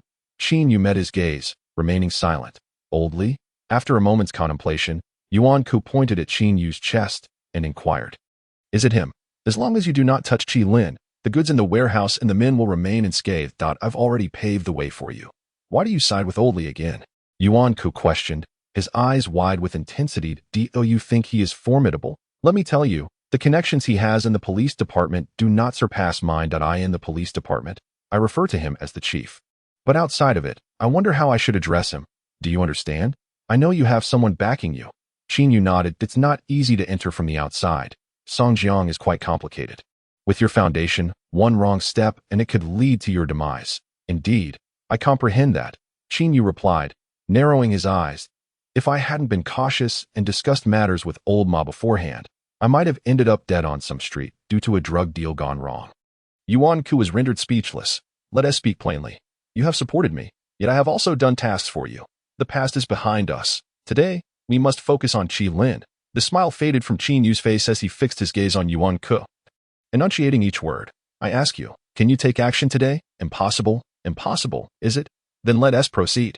Qin Yu's expression turned cold, his eyes locked onto Yuan Ku as he shouted, you can apprehend Qilin right now. I will not stand in your way. 6 hours from now, you will kill him. I will present the evidence of your drug trafficking operations and the testimonies of those apprehended, and I will swiftly bring ruin upon the Yuan family. You are well aware of the total worth of the goods and individuals involved. Damn it, try making a move? Yuanko raised his hand, ready to slap Qin Yu. In a flash, Qin Yu extended his right hand, his 5 fingers gripping Yuanko's neck like a steel clamp, his gaze fierce as he scolded. I am not Qi Lin. You will only realize the futility of resistance after being crushed. I showed you leniency earlier, but this time, I shall not. With a resounding slap, Qin Yu retaliated, striking Yuanko across the face. You bastard. After a moment of shock, Lao San drew his gun, aiming it at Qin Yu's head. Qin Yu turned to Lao San, commanding, know your place as a dog. You have no right to interject here. With a clatter, the 3 men behind Lao Ma drew their weapons in response to Qin Yu's call. In the police chief's office, Director Li received a phone call and, standing by the window, dialed Yuan Hua's number. Director Li, long time no see. Yuan Hua's cheerful voice echoed through the phone. Release that child from Tuzha Street. Consider it a favor to me. Director Li got straight to the point. I won't inquire about profits. He frowned slightly and added, tonight, I simply want to ensure that child remains unharmed. Hehehe. Yuan Hua inhaled deeply, responding with a smile, that matter is difficult to arrange. It cannot be done. The goods and individuals in your warehouse are with Lao Ma. Director Li bluntly stated. If anything happens to even one of those children from Tuzha Street tonight, you should weigh the consequences of your losses. If those goods are gone and the people spill, you will find yourself in quite a predicament. Yuan Hua stood frozen at his words. After several seconds, Yuan Ke answered his elder brother's call. Hello, speak. Chapter 43. I depart. Fueled by anger in the early hours of the morning, atop the Grand Palace, Yuan Hua sat with his chin resting on one hand, expressionless as he gazed at the dozen or so gang leaders flanking him, remaining silent. After an extended pause, a bald man, lounging with his legs crossed, furrowed his brow and spoke first. If this matter is not handled properly, our faces will bear the shame. Sitting here now to dissect why we faltered is tantamount to slapping our own faces. A futile exercise. The small fry in our territory vie for sustenance. But we fight for our dignity. Regardless of whether Qi Lin is willing to divulge his supply channels, he must be eliminated. Not for any other reason, but to slap old Li's face and adjust Lao Ma's mindset. Allow me to take charge. The bald man stood, his expression grim as he declared, no matter the cost, I will not permit Qi Lin to leave Songjiang if we cannot achieve it openly. We shall do so covertly. Enough of this. Yuan Hua furrowed his brow and waved his hand dismissively. The others fell silent once more at his command. Yuan Hua lifted his teacup, coldly addressing the group. The goods and individuals in the warehouse have been taken by the Ma family, and their audacity in this matter undoubtedly comes with old Li's tacit approval. You were caught in their grasp. What more is there to say? The bald man rubbed his head, refraining from retorting. Old Li's contrarian stance on this matter remains somewhat perplexing to me. However, the Ma family's audacity to oppose me today undoubtedly hinges upon the supply channels that Qi Lin possesses. Yuan Hua rose to his feet, clasping his hands behind his back, and articulated, as long as we do not sever ties, everything can be negotiated amicably. Yet, once we do, pride becomes a factor. After all, the esteemed chief of police and the Ma family, who have recently regained their stature, surely desire to save face. The situation has become abundantly clear. Those on the opposite side will fiercely protect Qi Lin in this affair. Should you dare to take action, the goods and personnel that fall into the hands of the Ma family will be handed over to the police chief by tomorrow morning at that point. We would have lost our money and our people, and would find ourselves entangled in troublesome predicaments. Upon hearing this, the crowd could not help but nod in agreement. Moreover, if you are contemplating seeking out Qi Lin, do you truly believe you will remain defenseless? A beggar who lingers in one place for too long can still make a couple of friends, not to mention old Li, who has served as the chief of police in Songyang for many years. Yuan Hua sighed and said, we will certainly not find Qi Lin. Let us first attend to my uncle's funeral, which we must hold with great ceremony. Upon hearing the words great ceremony, the bald man immediately cautioned, De Hua, we ought to keep a low profile regarding your uncle's affairs. If we go all out, wouldn't it invite ridicule from outsiders? Only those without foundation fear the gossip of others. Yuan Hua decisively commanded, we shall hold it grandly, sending him and the tiger off in style. Very well. The lean man nodded in agreement. That's enough. Everyone disperse. Yuan Hua tossed this remark over his shoulder as he turned and made his way toward the door. The others exchanged glances, their expressions grim, and began to murmur in hushed tones. Yuan Ke had also been present, yet he had remained silent throughout. only following after his elder brother had departed. Hearing the footsteps, Yuan Hua turned around, his expression neutral, and inquired, "What exactly do you wish to convey?" "I merely wish to express that this painful setback, which has even cost us our uncle, compels us to learn a lesson.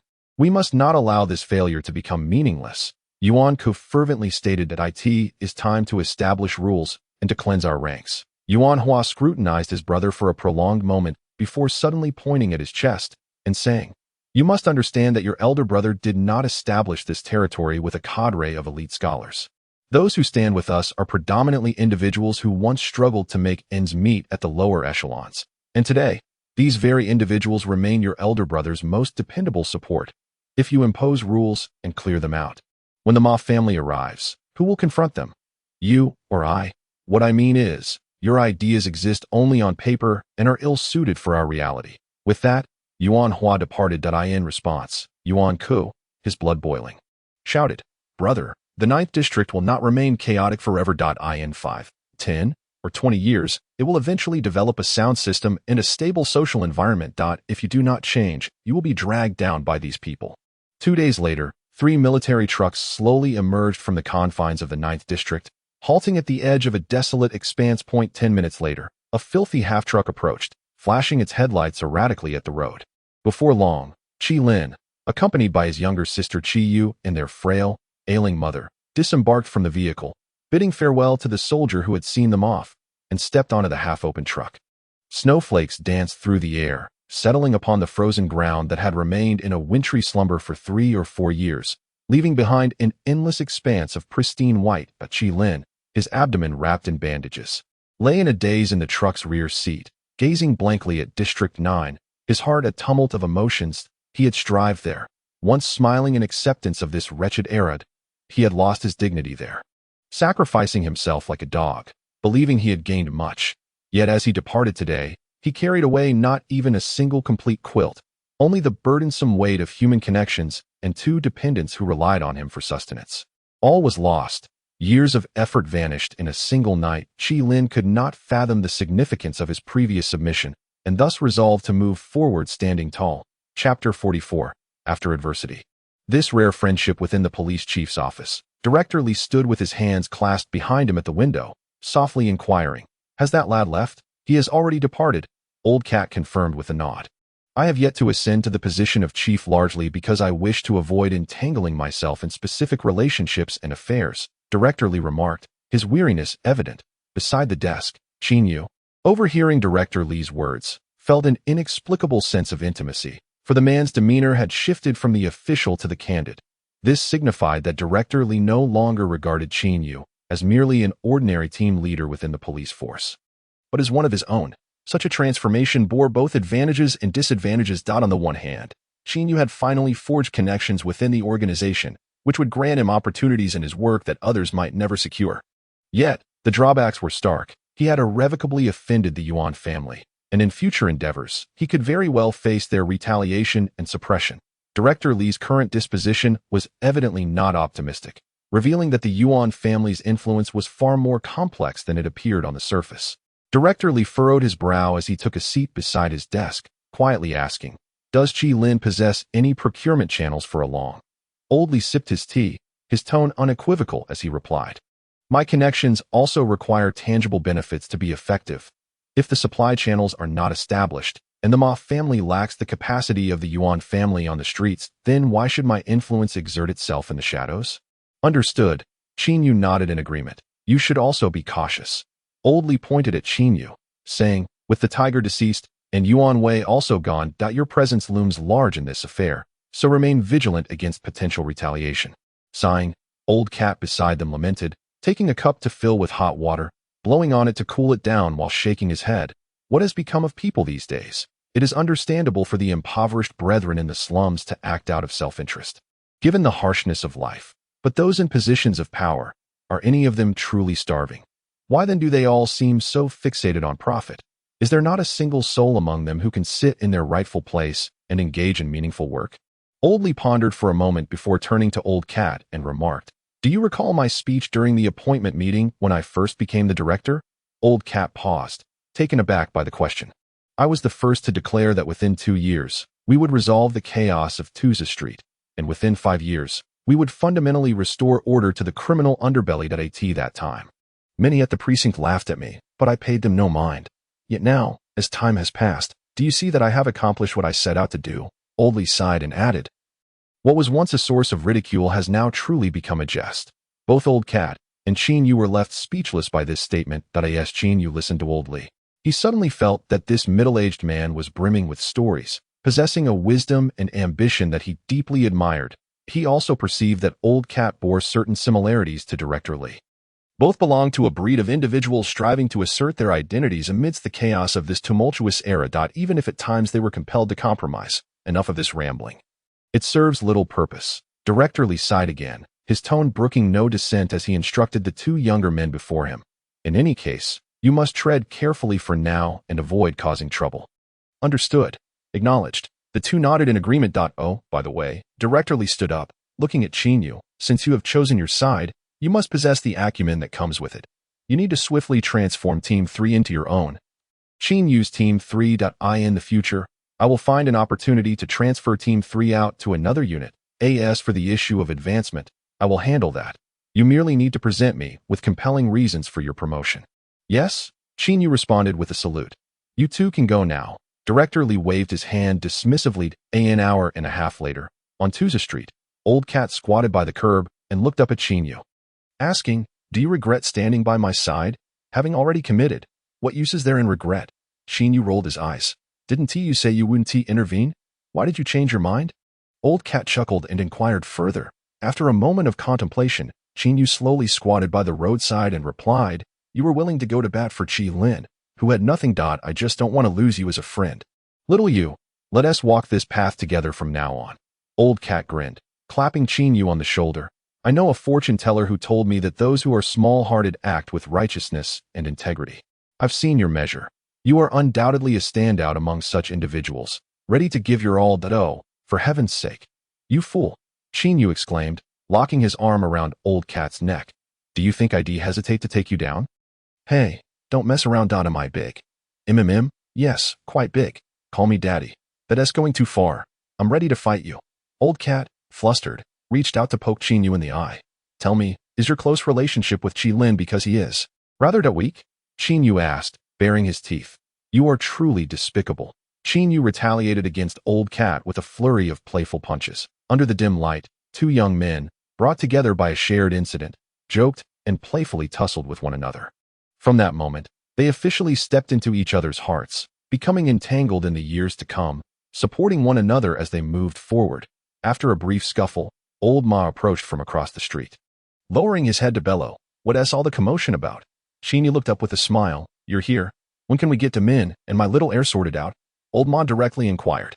Meanwhile, the funeral of Yuan Wei and the tiger had successfully commenced on Century Avenue, with many prominent figures from Songjiang attending to pay their respects. It was at this juncture that the true clash began to unfold vigorously on this land. Chapter 45. The double pit of Black Street on the Street of Earth Dregs. Old Cat rose to his feet, casually extending his hand and stating, Brother Ma, give me a cigarette. Old Ma retorted. Who are you calling brother? I'm older than your father. Old Ma was left speechless. In the world of the Jianghu, one must address their elder as big brother to be considered genuine. Old Cat flashed a toothy grin. No need to be stingy. Just hand me one. Old Ma rolled his eyes and, lowering his gaze, retrieved a loose cigarette from his pocket. I'm asking you, when can we get to Min and Xiao sorted out? Old Cat snatched the unwrapped cigarette pack from him, grinning mischievously. Now that we're standing on the same side, how could I not help you with this? Just give me the cigarette. Don't be stingy. You have more contacts during your transactions, so getting cigarettes should be easy. We've barely had a few cigarettes this year. Old Cat shamelessly stuffed the entire pack into his pocket. Thanks a lot. Big brother, get lost. Old Ma dismissed him, turning to the more reliable Qin Yu and asking, when will the people come out? Qin Yu blinked. It's unrealistic for both to come out. Old Ma frowned upon hearing this. Kid, you're going back on your word, aren't you? When you sought me out, we made it clear I would help, but you had to ensure Min and Xiao were sorted out. Why are you saying this now? Uncle Ma, we're all straightforward people. I'll speak plainly. You want to protect Qi Lin so that you can later reconnect with his brother's supply channels. I'm not wrong in saying this, am I? If Qi Lin has no connection with Along, Even if I were to kneel before you, you wouldn't dare confront Yuan Ku on earth dregs. Would you? Old Ma fell silent. In this matter, you've actually benefited quite a bit. Previously, you couldn't even speak to my old Li, but after this incident, we're somewhat aligned, right? Qin Yu continued with a smile. We're all adults here. Let us not engage in futile games. You know full well the matters concerning your Ma Earl and to min 5 kilograms of drug trafficking merits a death sentence. Yet the loot I seized the day I apprehended them must be at least 100 kilograms, right? You understand that this case initially went through Yuan Ku, now that everyone has fallen out. Do you expect me to extract both of them from his grasp? Is that realistic? Upon hearing this, Old Ma's expression grew somewhat agitated as he reached for a cigarette pack, only to realize that Old Cat had already swiped it. Come on, I have an e-cigarette here. The Old Cat, in a rather disdainful manner, retrieved his used smoking pipe from his pocket and pretentiously handed it to the old horse. Get lost, the old horse exclaimed. Then turned to Qin Yu and inquired, so tell me, to what extent can you handle this matter? Is there truly no alternative? There really isn't, Qin Yu replied, shaking his head. Moreover, you must make a swift decision. As we have already severed ties with Yuan Ku, if this situation escalates and he solidifies the case against us, it will become quite problematic. What kind of person is the old horse? He is someone capable of stirring up immense turmoil in a complex area like Tuzhajia, thus his character is devoid of excessive indecision. After Qin Yu elucidated the situation, the old horse contemplated for less than 2 minutes before decisively stating, have Xiao Air come out. All right. Qin Yu nodded in agreement.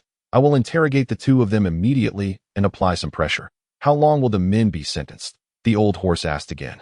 Will he manage to survive this? It's quite unlikely. The 5-kilogram hard indicator has already been exceeded, making it difficult to negotiate for a life sentence. Qin Yu shook his head. In a way, he absolutely cannot die. The old horse insisted, shaking his head. He must remain alive. Qin Yu scratched his nose and continued, if that is the case, it may require some investment. The old horse was taken aback by this statement. What investment? How could you not understand this at this point? You can't secure a life without some maneuvering, can you? If it's maneuvering, then what's the point of doing it for nothing? The old cat interjected suddenly. The old horse crossed his arms and glanced sideways at the two. Are you two trying to play tricks on me? After grinding his teeth, he calmly asked, so how much will this maneuvering cost? I think 30,000 should suffice. It should ensure his survival. The old cat turned to Qin Yu and asked, what do you think? I believe 25,000 should be adequate. Is that amount feasible? Qin Yu frowned and countered, This situation is rather embarrassing. Qin Yu glanced awkwardly at the old horse, opening his mouth as if to protest further. Enough? The old horse bellowed. Stop pretending. You are both locals. So why act like you're the gods of justice? The two fell silent upon hearing his voice. I will cover the 30,000. The old horse stated decisively. What direction can we take this case? After careful consideration, Qin Yu replied, illegal possession. Since we failed in the first round of arrests and did not seize any evidence at the scene, and in the second round we only intercepted the goods without capturing the sellers in the act. As long as the men insist he was merely concealing the drugs, there should be no issue. How long can the men be sentenced? The old horse asked again. Around 15 years, I suppose. When conversing with someone of your stature, one must indeed prepare adequately. The old cat chimed in. I've just realized, though you two are relatively young, you are quite deep in this predicament. The old horse ground his teeth. The two exchanged a smile, but said nothing further. All right, this matter is settled. I will have someone deliver the money to you tomorrow. The old horse was able to agree because he understood that this money was essential. Otherwise, how could the authorities justify protecting him in the future? Moreover, this would also serve to establish new connections. Uncle Ma, take it easy for a while, Qin Yu advised. Understood. After Old Ma nodded, he turned and departed. Half an hour later, Qin Yu inquired, how should we distribute the 30,000? He added softly, I wish to allocate some to the people in our group. Zhu Wei stood by me that day, and everyone has contributed significantly due to the recent drug trafficking case. Let us give Old Li 15,000. We'll split 5,000 between us, and the remainder shall go to the team. Lao Mao did not linger over the matter of money, as he was not particularly in need of it, and thus remained indifferent. All right, Qin Yu grinned, revealing his teeth in agreement. I believe if I had asked for 50,000 just now, he would have obliged. Lao Mao lamented, I was too timid. Haha. Qin Yu laughed heartily. Within a courtyard on Century Avenue, a throng of people surged, wreaths proliferated, and white cloth banners fluttered in the wind, creating an atmosphere of somber reverence. Huagu, boss, someone called out. De Hua has arrived. Hua, my friend, why does your complexion appear so dreadful? Upon entering, Yuan Hua was greeted by a chorus of salutes from the crowd, a testament to his profound influence, with various titles and ethnicities represented. After nodding in acknowledgement and pausing occasionally to exchange pleasantries with acquaintances, Yuan Hua finally stepped into the main hall. Guests offered incense, while family members expressed gratitude. The person in charge called out within the hall, and Yuan Wei's wife stepped forward to present the scant sandalwood incense. After bowing, Yuan Hua personally inserted incense before the portraits of Yuan Wei and the old tiger. De Hua, what am I to do henceforth? A small ant wept, collapsing to the ground. Yuan Hua turned, extending a hand to help her up. After the funeral, move in with me. I will take care of you and the children. De Hua, my Xiao Wei died unjustly. An eye for an eye, she cried out. Yuan Hua placed a comforting hand on her shoulder. Contain yourself. There are outsiders present. The small ant gritted her teeth and nodded. Yuan Hua cast a glance at the core members in the room and quietly called out, let us convene on the second floor. 10 minutes later, Yuan Hua sat upright on a wooden chair, addressing the assembly with brevity. We certainly cannot cut off the supply channels in Qi Lin's hands in the short term.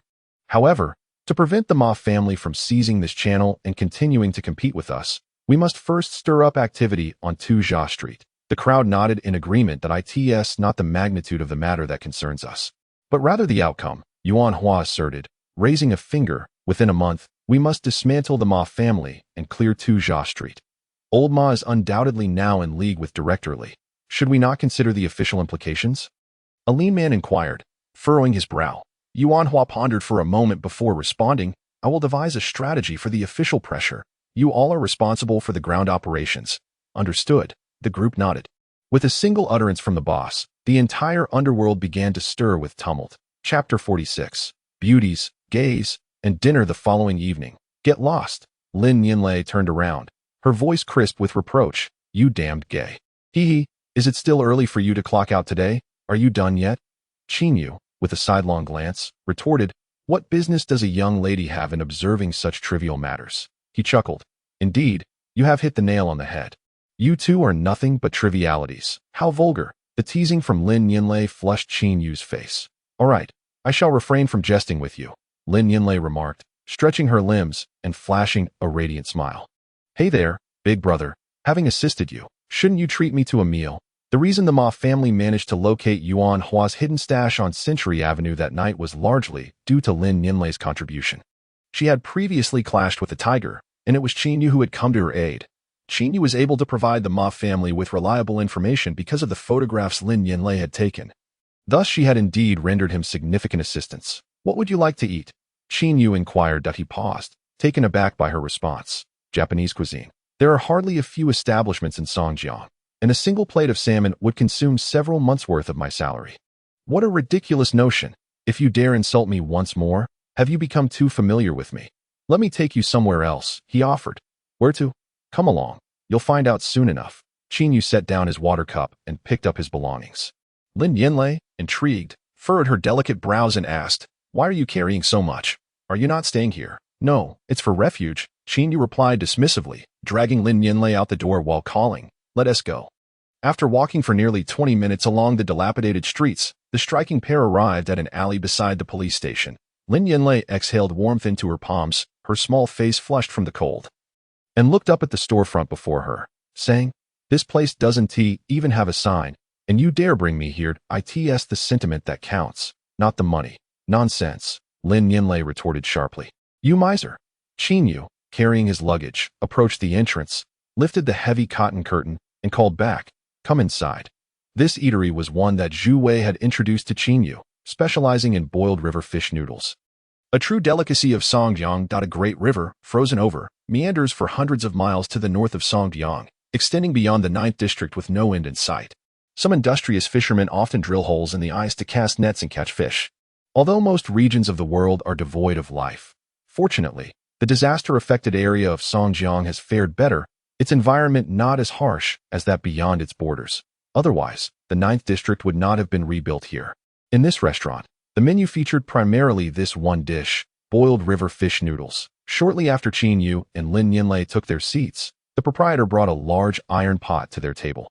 Using a charcoal stove to keep it warm with small pieces of wood, as the cost of gas was prohibitively expensive for such a modest establishment. Lin Yinlei brushed her hair back, gazing into the large pot filled with river fish sprinkled with red chili and handmade noodles, inhaling the enticing aroma as she smiled brightly. It looks quite appetizing. This pot costs nearly 200 yuan. Qin Yu rolled his eyes and remarked, not cheap at all. I'm bleeding money here. All right.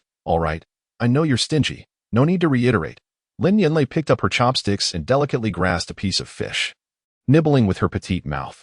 It truly is quite fragrant. Not only fragrant, but also affordable.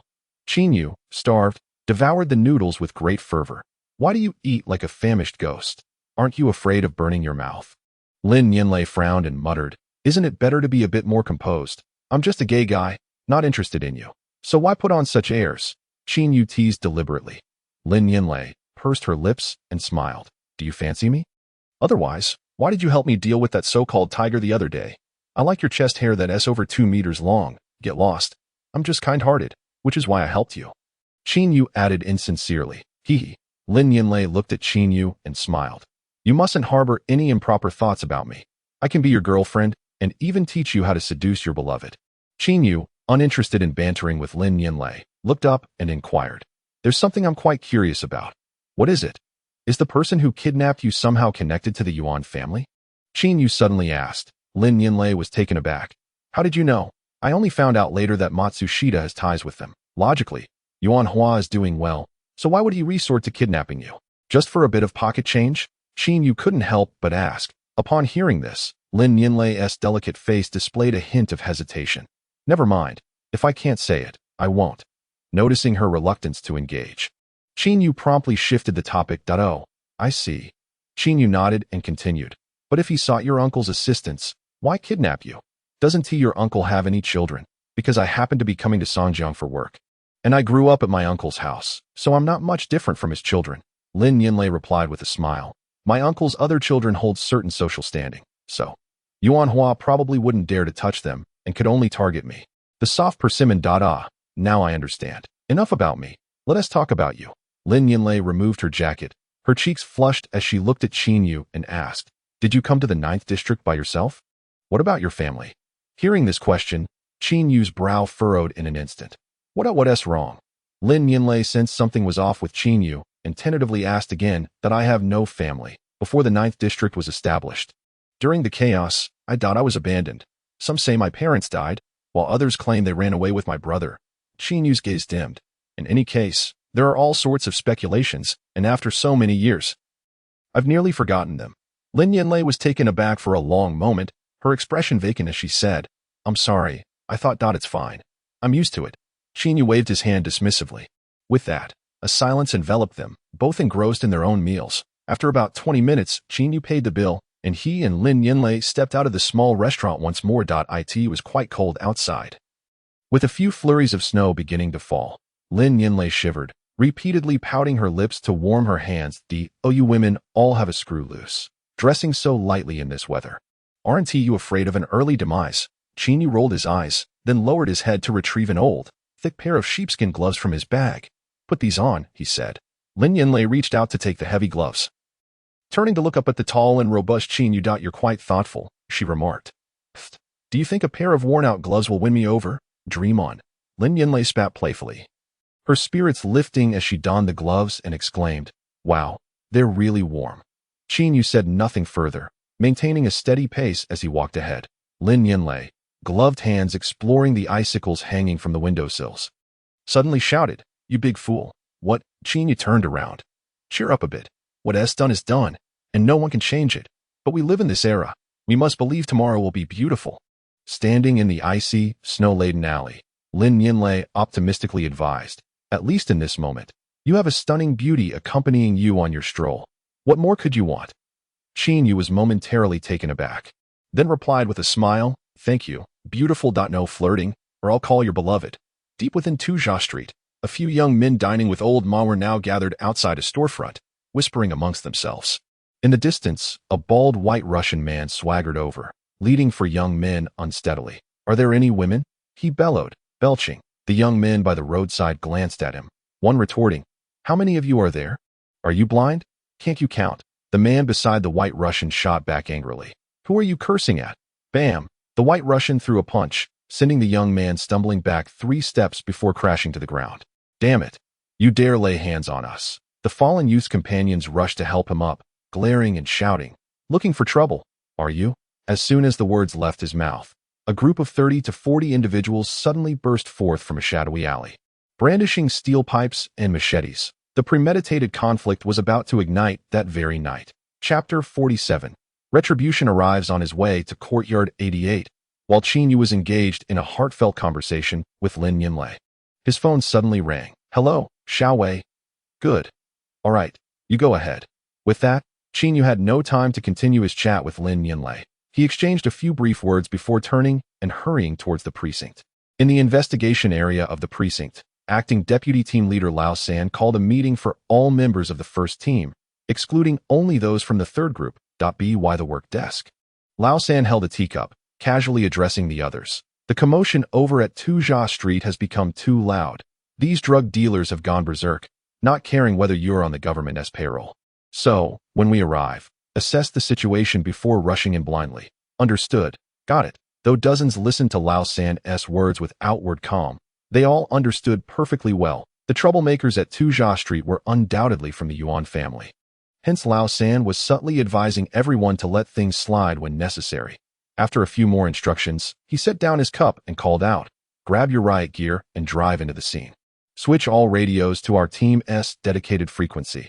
I'll call you if anything comes up. The crowd, upon hearing the commotion, nodded in agreement and hastily departed as Qin Yu traversed the path. He was acutely aware that the disturbance on Tuzha Street was undoubtedly instigated by the interest groups led by the Yuan and Ma families. Thus, he contemplated reaching out to Lao Mao to discuss a potential resolution to the situation.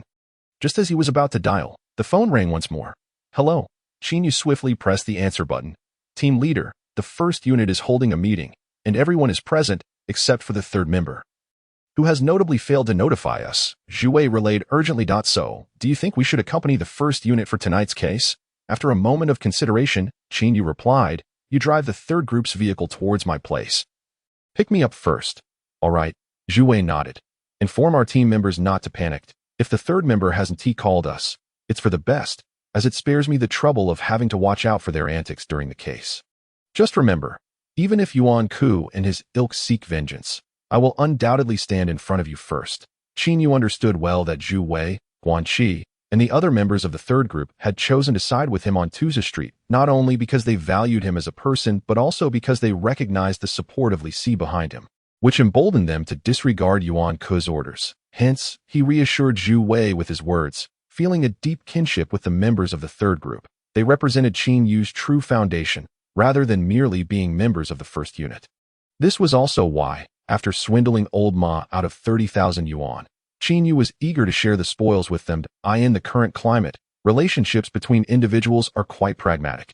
If one is willing to support you, it is imperative that you ensure they also reap rewards. Understood, team leader. I will head over immediately, and I'm already halfway there. Hurry up and drive. You'll spot me by the roadside. Got it.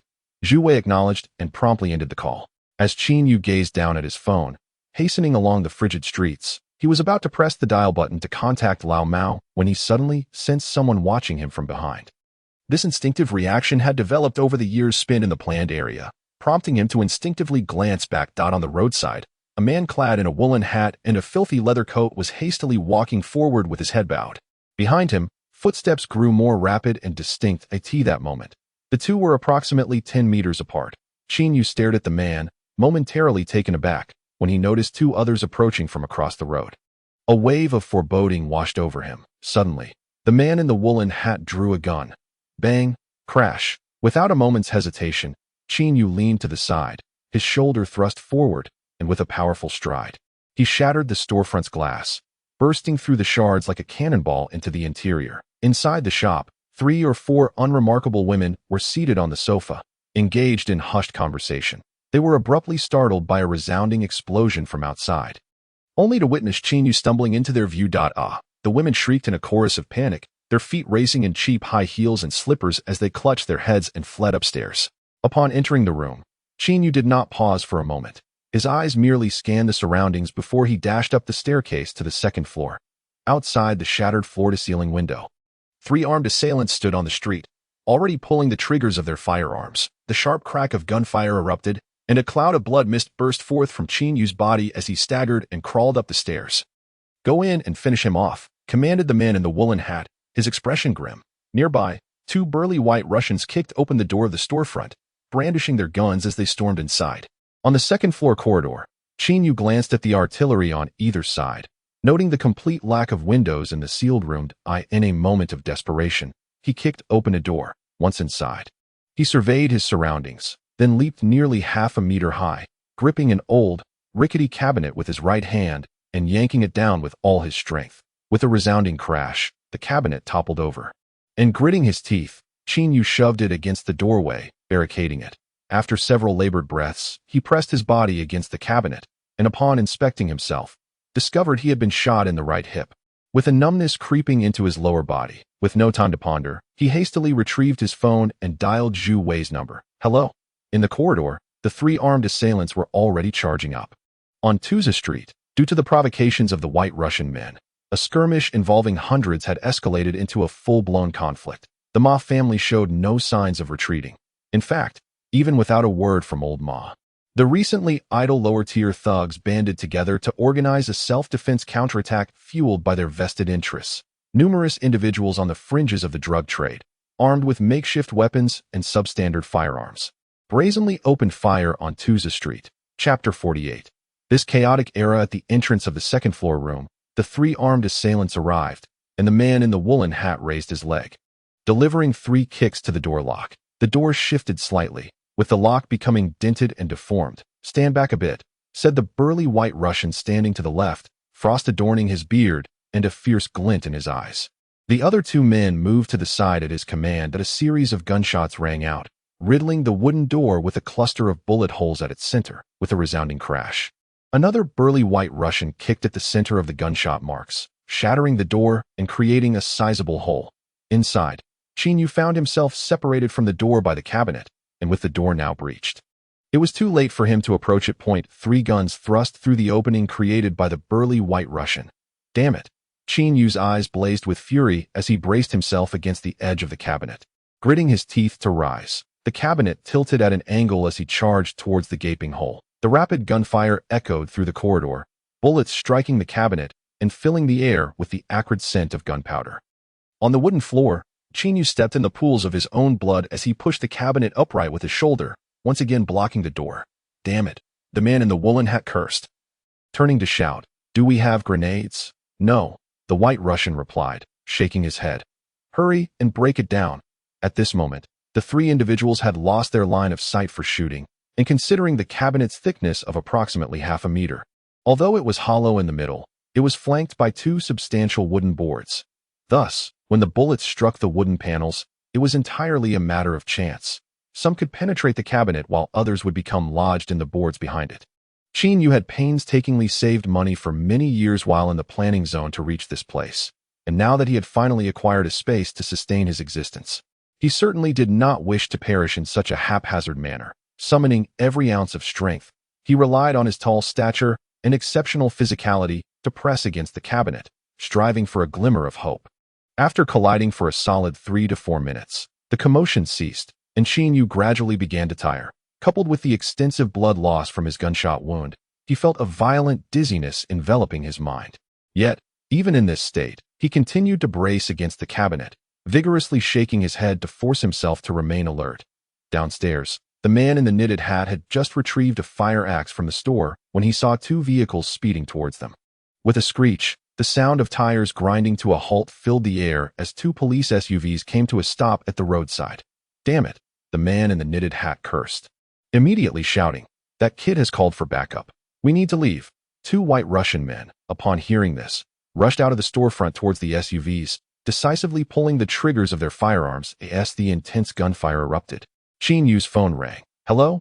We have encountered the enemy downstairs." Zhu Wei's voice resonated. "Don't panic. We will be up shortly." Upon hearing these words, Qin Yu's taut nerves finally relaxed momentarily at the intersection of Tuza Street and Fuyuan Road. Dozens of police vehicles were halted, and 300 officers clad in tactical gear, wearing bulletproof vests and wielding riot shields, surged downwards in unison.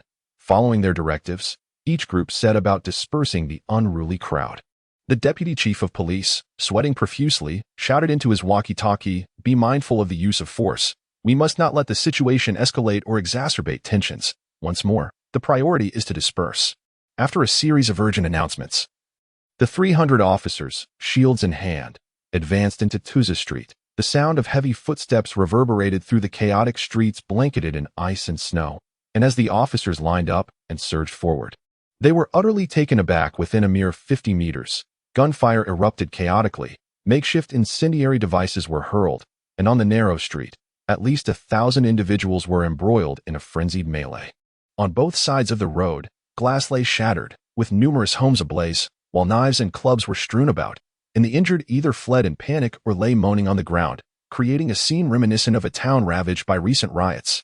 Second team, advance. Third team, advance. Public security team, advance. After the police captains incessantly shouted over their dedicated channels, the officers pressed forward once more. "Drop your weapons. Get down on the ground. Cover your heads. Don't move, or we will fire."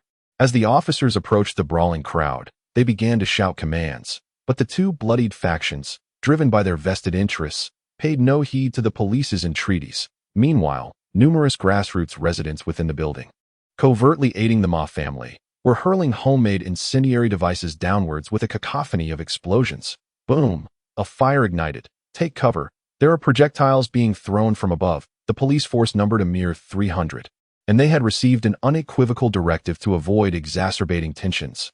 Bound by these orders, they found themselves hamstrung, unable to engage in indiscriminate gunfire against the rioters. As such, this contingent was swiftly dispersed by the barrage of Molotov cocktails and the chaotic throngs upon entering Tuza Street.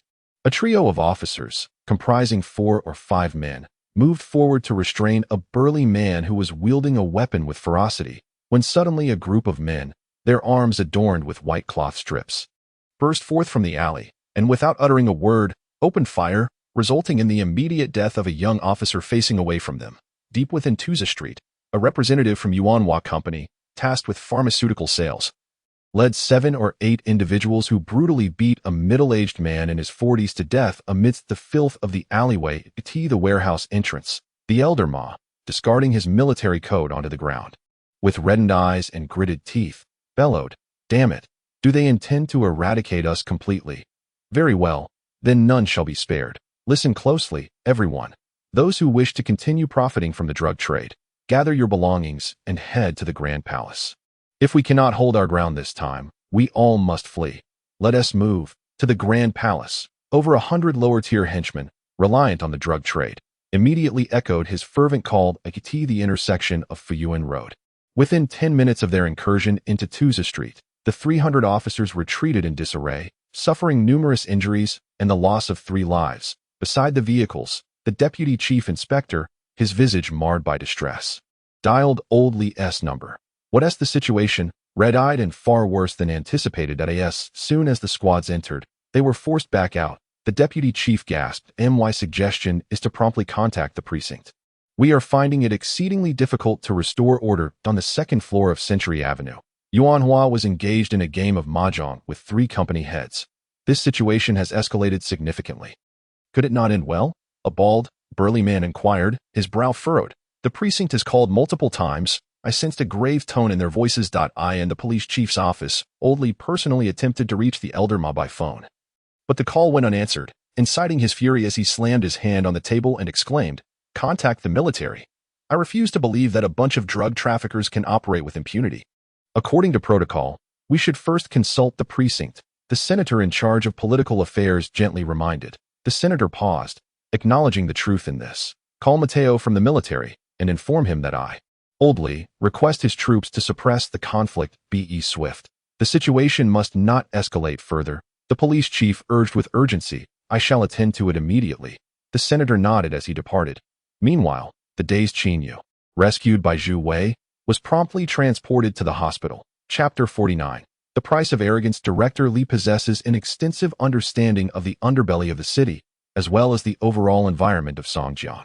Although he typically presents himself with a low profile and often adopts a moderate stance to evade unnecessary troubles, his acumen in political maneuvering surpasses that of many. following the escalation of the brawl on Tuza Street into a collective incident. Director Li's decision to deploy the station troops for assistance in quelling the unrest proved to be nothing short of prudent, given Yuanhua as solid connections within the police department. Had Li chosen to report the matter to them first, the higher-ups might have delayed action for 2 hours, allowing the situation on Tuza Street to deteriorate further, which could have resulted in him bearing an enormous scapegoat. As the jurisdiction over the black market lies with him, he would undoubtedly be held primarily accountable for such a significant issue. Mateo, the military officer, shares a friendly rapport with Director Li. Thus, upon receiving the call, he wasted no time and dispatched 2 battalions within half an hour. Unlike the police officers, these soldiers are seasoned veterans, having faced numerous military conflicts and riots, which grants them a decisive and forceful approach in such matters. Once over 1,000 armed soldiers, accompanied by armored vehicles, stormed into Tuza Street, the dynamics of the situation shifted dramatically, and no matter how ruthless or affluent the drug trafficking gang may be, they simply cannot contend with an armed force under the aegis of the state apparatus. Consequently, upon witnessing the soldiers' readiness to fire, the gang members dispersed in haste. Even Old Ma, who initially intended to head to the Grand Palace, was promptly whisked away by his subordinates. The ensuing events were straightforward. Given the magnitude of the disturbance, it was imperative for the authorities to impose severe penalties to account for public scrutiny. Thus, the soldiers commenced organized and systematic arrests of the ringleaders of the unrest. Occurring in batches and formations in an instant, Tuza Street became devoid of any daring individuals willing to confront the police, leaving only the remnants of the fleeing drug traffickers within the confines of the second floor of Century Avenue.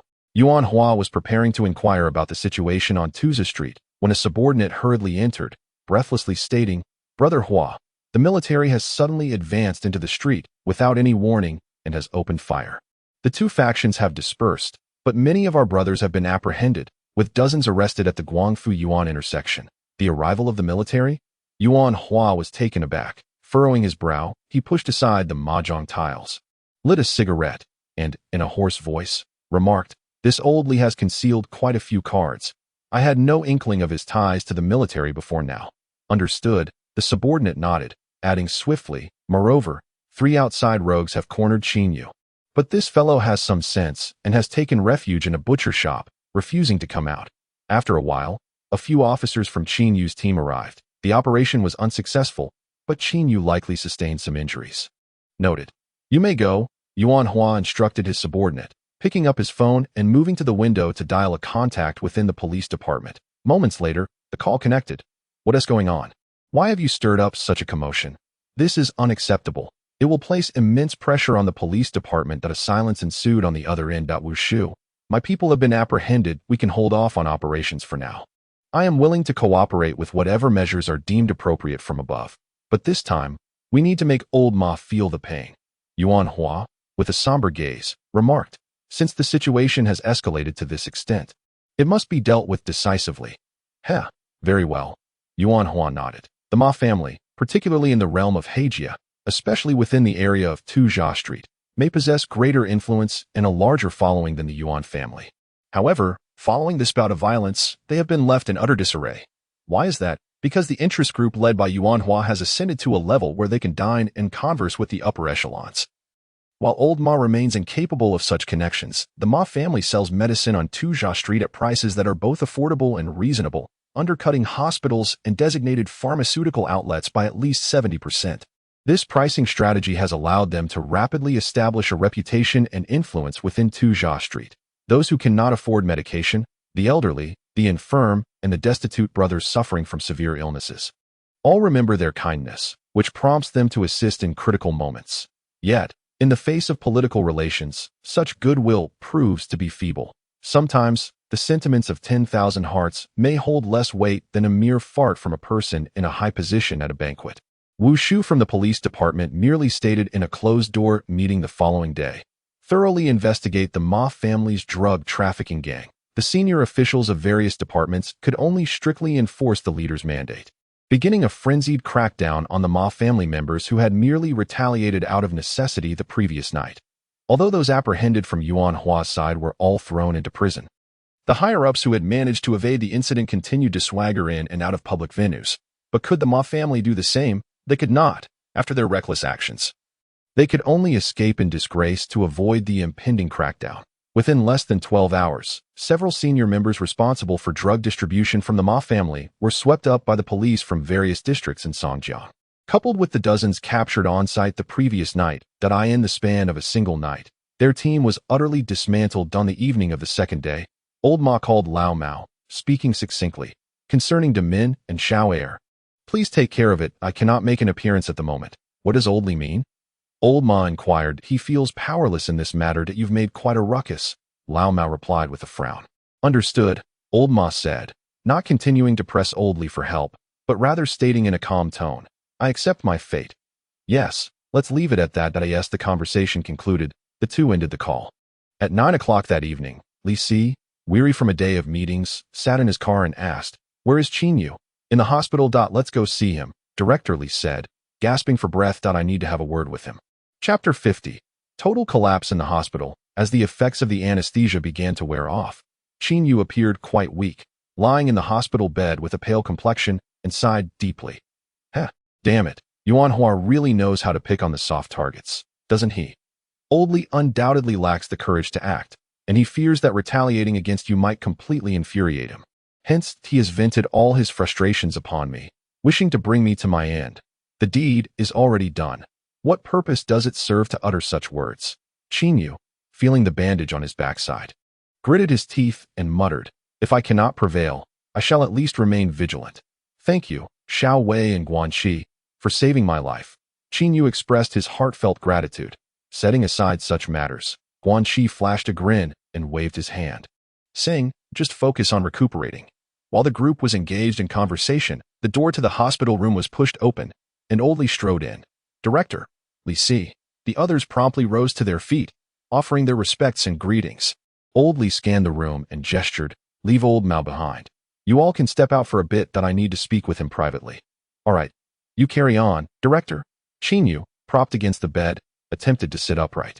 Lie back down, Old Li instructed. Approaching the bedside and patting Qin Yu on the shoulder, he took the chair that Old Mao had brought and sat down, frowning as he remarked, the situation is rather grim.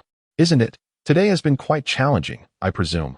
Old Mao inquired from his side. Challenging is an understatement. Lighting a cigarette, Old Li continued with a grave expression. Last night, over 30 corpses were unearthed from Tuza Street, with hundreds more injured. Today, the media, both radio and online, are swarming the police station like flies, poised to report on the aftermath. If it weren't for the police department's fear of scandal, I suspect even the media in Fongbei would be covering this news. Upon hearing this, both Old Mao and Qin Yu felt a sense of foreboding. Thankfully, the station troops arrived swiftly. Otherwise, if the situation escalated further, resulting in a clash involving thousands or a riot with tens of thousands, I would undoubtedly be dismissed today and might even face prosecution. Old Li, weary and smoking, continued in a hoarse voice, I plan to visit Fongbei tomorrow to meet my former teacher. Qin Yu listened quietly, refraining from interruption.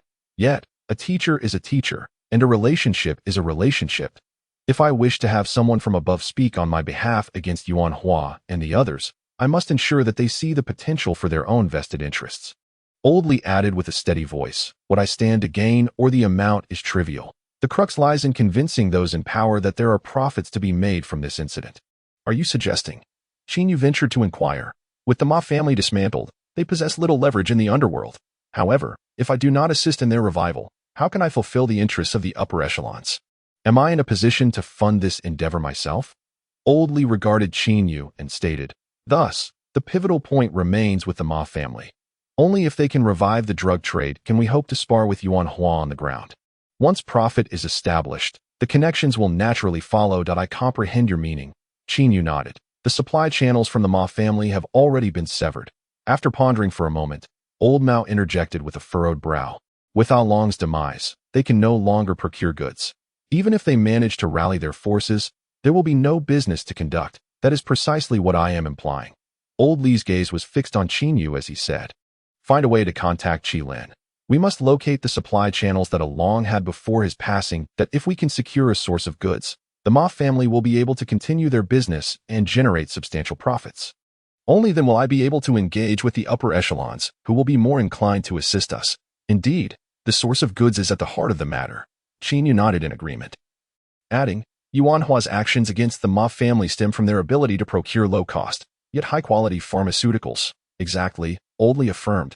However, Qilin has mentioned to me that Along did leave him a contact, but he was unable to find it at the time. Qin Yu felt a surge of frustration. Oldly, drawing on his cigarette, squinted at Qin Yu and remarked, "Do you now grasp the gravity of the situation?"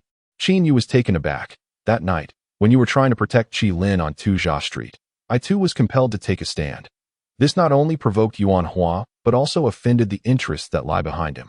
Therefore, if we cannot consolidate our connections through this pharmaceutical trade and confront the Yuan family, retaliation from them is merely a matter of time.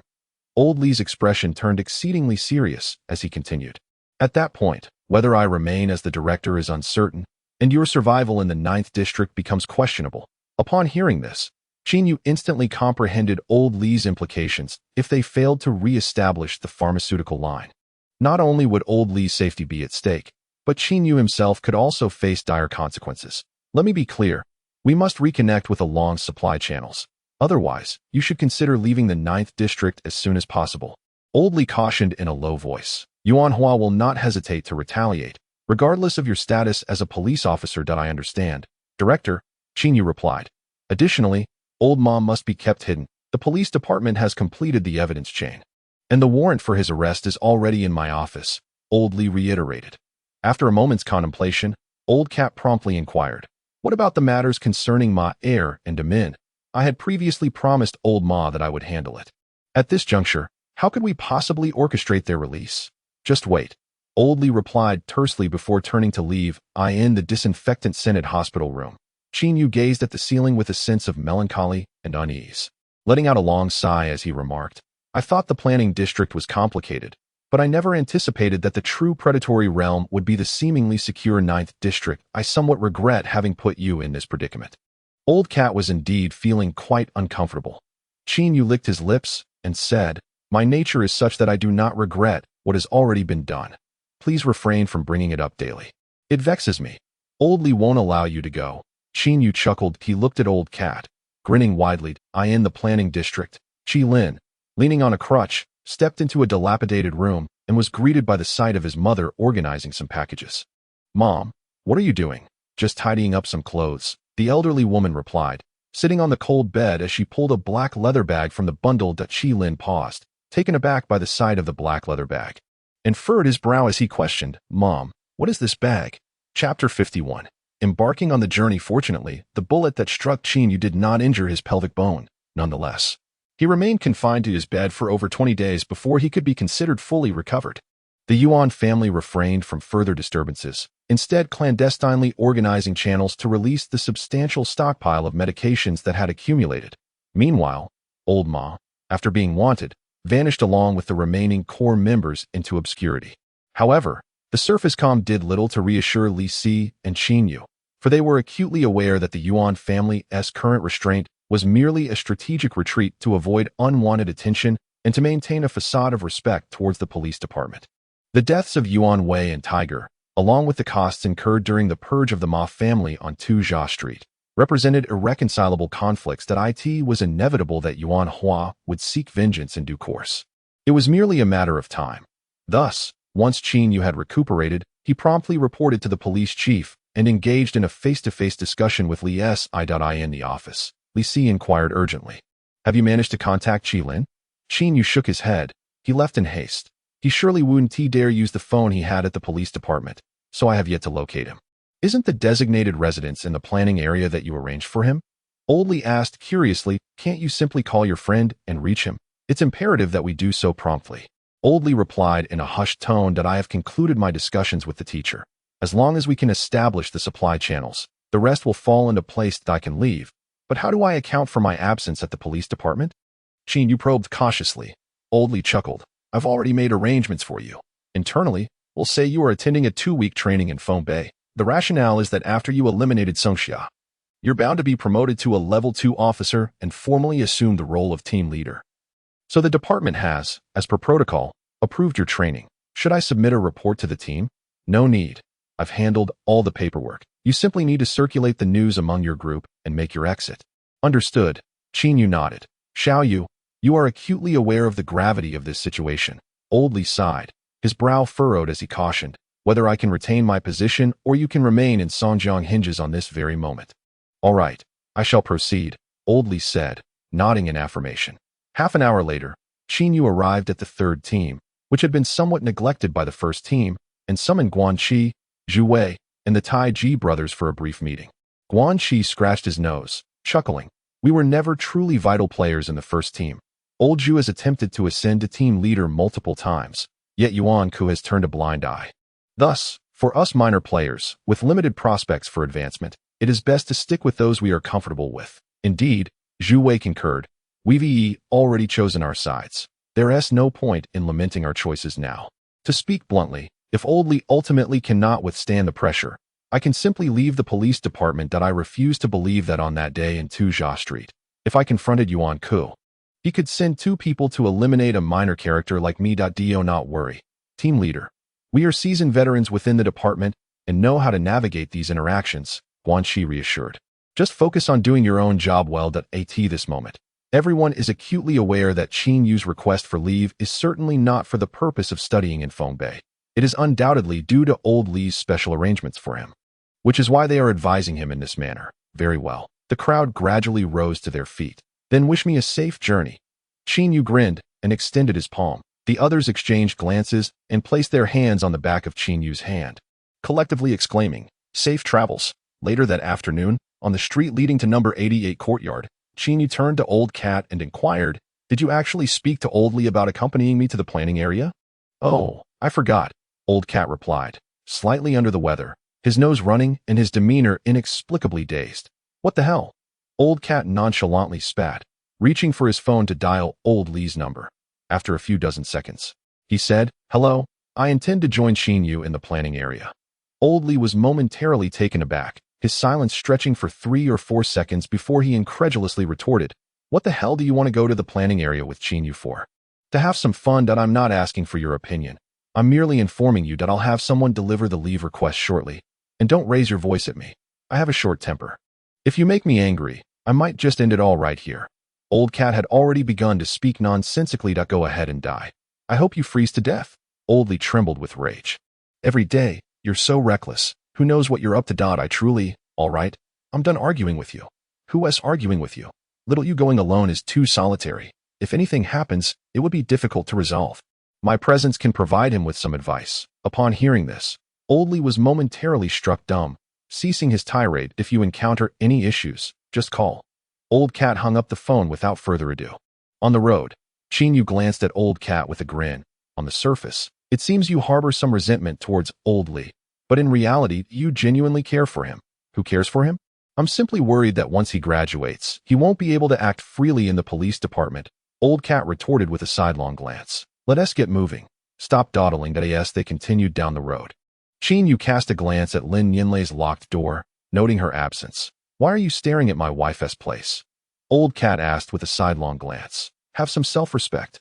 Lin Yinlei has already told me that at most she would agree to be your mother." Qin Yu scoffed. "Get lost." Old Cat grinned. "Tell me the truth. Are you a little smitten with Lei Lei?" "Stop dawdling." Qin Yu quickened his pace. At 8:30 p.m. A military truck loaded with supplies departed with Old Cat and Qin Yu, heading toward the chaotic planning area, even more disorderly than Takazhai Street, a P.S. A new wave of high sea is approaching. 7 chapters will be unleashed on Monday. I seek your recommendation votes. Chapter 52. On the road upon exiting Zone 9, Old Cat immediately sensed the temperature outside plummeting once again. Sitting in the truck bed, wrapped in 3 or 4 military coats, he lifted the wind-blocking canvas curtain, peering out, and remarked, "It must be over -40 degrees. "Ah, when you arrived, did you also travel by car?" the Old Cat casually inquired. "Truly, what a warrior." The Old Cat was speechless. The vehicle traversed the icy, snow-covered roads for approximately 5 hours before coming to a halt at a rather diminutive military supply station. Subsequently, the two disembarked, settled the fare, and embarked on the road once more in a nearly decrepit gasoline-powered off-road vehicle. Given the harsh environment here, pure electric or hybrid vehicles exhibited poor stability and were utterly unsuitable for long journeys in such frigid temperatures. The gasoline off-roader had been arranged through connections by Director Li. Although it was on the verge of being retired, it still came at a considerable cost. Fortunately, The interior provided warmth and the off-road capabilities remained relatively intact, making it quite durable and reliable. Along the way, the old cat, resembling a curious child, surveyed the snow-laden landscape with intrigue, pointing to several large iron structures a few kilometers away and asking, "What are those for?" "Marker towers," Qin Yu replied nonchalantly. "You can't see it in the dark, but there's a metal mesh beneath the towers. What do they signify?" "Nuclear fallout," Qin Yu explained in a matter-of-fact tone.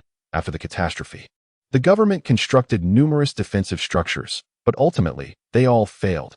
Many of those buildings housed nuclear facilities. When disaster struck and the engineering failed, vast areas of radiation were left behind. The construction of those towers serves to warn individuals in the designated areas to refrain from entering. Sigh. They did take action. The old cat lamented as Qin Yu drove. Feeling somewhat bored, he inquired, "What exactly is your relationship with Old Li?" The old cat paused, taken aback. "What, can't you say?" Qin Yu chuckled. "Then I want to ask." "There's really nothing I can't share," the old cat remarked as he pulled out an electronic cigarette. Turning to Qin Yu to recount, "Old Li is my uncle. He entered the police force after my father. In a certain incident, my father died in Old Li's stead, so my feelings toward him are somewhat conflicted. To say I don't harbor resentment would be disingenuous. Yet over the years, Old Li has treated me exceptionally well. Alas, I force myself not to dwell on the past, but as a son I cannot forget." Qin Yu was momentarily at a loss for words. "You have it far better than I do. At least you have a relative who treats you well to resent." "While I don't have anyone," the old cat took a drag from his cigarette, remaining silent. "Are you aware of what transpired between your father and Old Li?" Qin Yu inquired again. "That I've heard from others that Old Li made a mistake, and my father took the fall and was executed. Did Old Li ever explain it to you?" "No, he never brings it up. When I was younger, I often deliberately got angry to steer the conversation in that direction, but he never engaged with it." The old cat stared blankly out the window. "Perhaps he finds it uncomfortable to recall." "Old cat, the kindness that Director Li has shown you is well recognized within the police force. The past is the past. Clinging to it serves only to exacerbate the conflict between you and Old Li without any real purpose." Qin Yu gently advised. "How many brothers would intentionally harm their siblings? Moreover, what you know is merely hearsay. The reality could be entirely different from your assumptions, don't you think?" The old cat hesitated for a moment before nodding. "All right, let us talk about something cheerful." Qin Yu flashed a grin and shifted the topic. "When are you planning to get married? Who will it be? Lei, perhaps?" The mere mention of matters between men and women invigorated the old cat. "Could you have a shred of dignity?" "I've already stated." Just as Qin Yu was about to unleash a tirade, he suddenly spotted a group of tattered buildings ahead, from which emerged a dozen individuals clad in thick cotton coats. He immediately shouted, "Old cat, grab the gun, quickly." "What is going on?" The old cat sat up straight. Ahead, a line of individuals stood blocking the road. Qin Yu refrained from driving closer and instead halted the vehicle about 20 meters away. "What's the business?" he called out, lowering the window against the biting wind and snow. "Brother, spare us some food.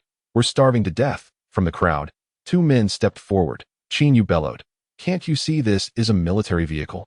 If you don't have food, then get lost. If there's no food, then give us some gasoline, clothes, or money." The two men continued to advance. The old cat, observing the frostbitten individuals before him, including children and the elderly, felt a pang of compassion and said, "Let us give them something to eat." That moment, Qin Yu's demeanor was starkly different from his earlier self in District 9. His face darkened as he shouted once more, "I'll say this again. Get lost immediately."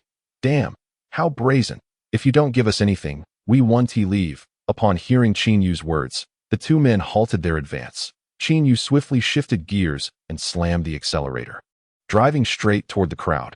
"What the hell?" the old cat exclaimed, grabbing Qin Yu's arm. "If they don't give it, just let it be. Don't run them over." As the car barreled toward them, the crowd scattered in panic. Qin Yu had no time to explain to the old cat. He grabbed the gun and fired a shot into the center of the throng. The rapid gunfire echoed, causing the crowd to disperse once more. With his left hand deftly maneuvering the steering wheel, he drove the vehicle into the heavy snow, flooring the gas pedal and targeting the shiny, hard-packed snow. Moments later, 2 to 3 dozen individuals surged from the dilapidated buildings, firing shots in the direction of the open field. Fortunately, Qin Yu reacted swiftly and managed to evade them. The old cat sat in the car, drenched in cold sweat, glancing back in shock as he muttered, "What the hell? These people weren't just begging. They were trying to rob us. If I had parked closer, we would have been stripped bare and left to freeze to death here. Qin Yu, his expression impassive, replied, the people in this place that are no longer human, that we're in a military vehicle, and they dare to rob us. Do you know what this place is called? I don't know. The old cat shook his head. This is San Qin Z. 3 years ago. 10 military supply trucks from the Northern Special Zone passed through here and were completely looted. The commanding officer was furious and dispatched 3 battalions, over 1,000 men, to eliminate the bandits. Yet within a day, nearly all of those 1,000 were wiped out, with barely 300 managing to escape. Qin Yu pointed at the sides of the road they had just traversed, saying, if you were to take a crowbar and dig into the snow, you might just unearth a body. After a prolonged moment of stupor, the old cat suddenly inquired, my friend, have you ever pilfered grain at San Qin?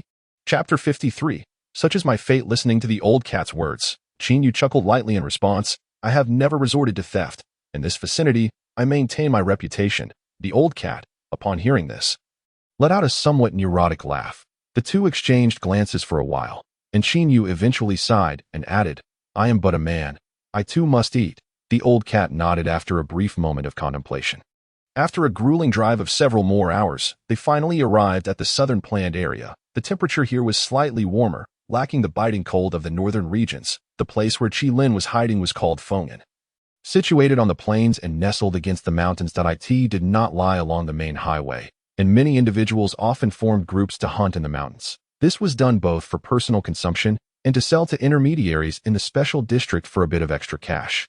Consequently, the environment and security were relatively better than that of San Qin. Qin Yu had not spent much time around Feng'an previously, as the locals were quite insular. 100 people might be able to thrive on the mountainous resources. But if 200, 300, or even more sought to reside there, scarcity would ensue, making it exceedingly difficult for outsiders to establish themselves. However, although Qin Yu had not lingered there, a friend of his had taken up residence in this area and held a certain stature, which was why he had chosen to settle Qilin here. The car halted at a structure fashioned from wooden planks and mud, and both the old cat and Qin Yu disembarked. Goodness, is this place fit for human habitation? The old cat gazed at the rickety dwelling and the barren land surrounding it, shaking his head in disbelief. In comparison, the 9th district feels like paradise. Now I understand why you managed to gain a foothold in Songjiang so quickly. If you can survive here, you can thrive anywhere. Upon meeting Qilin, do refrain from speaking indiscreetly. His spirits are already low. Your incessant chatter might weigh heavily on him, Qin Yu cautioned. You truly have a knack for trouble. Qin Yu chuckled helplessly, stepping towards the door. Creak.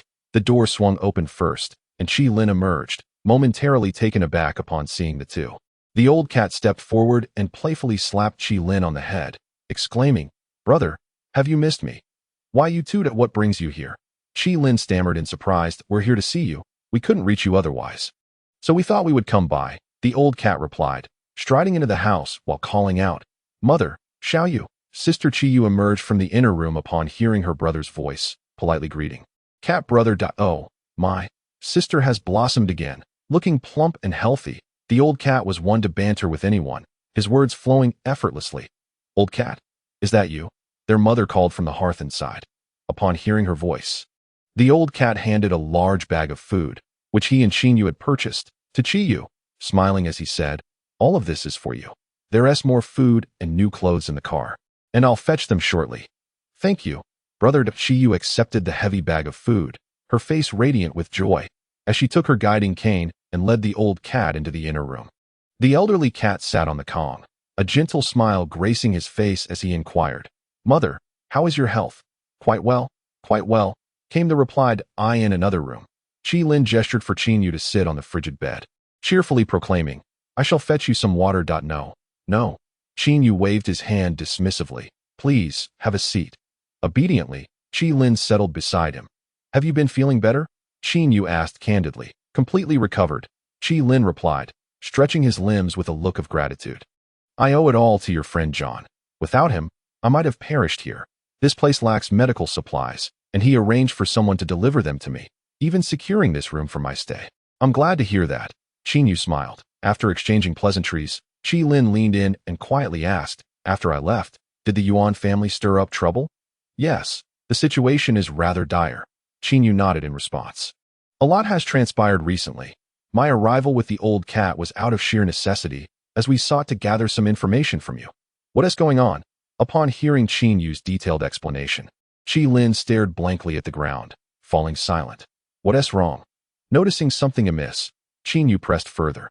After a prolonged silence, Qi Lin abruptly stood, bent down, and pulled out a black leather bag from beneath the bedclothes without uttering a word.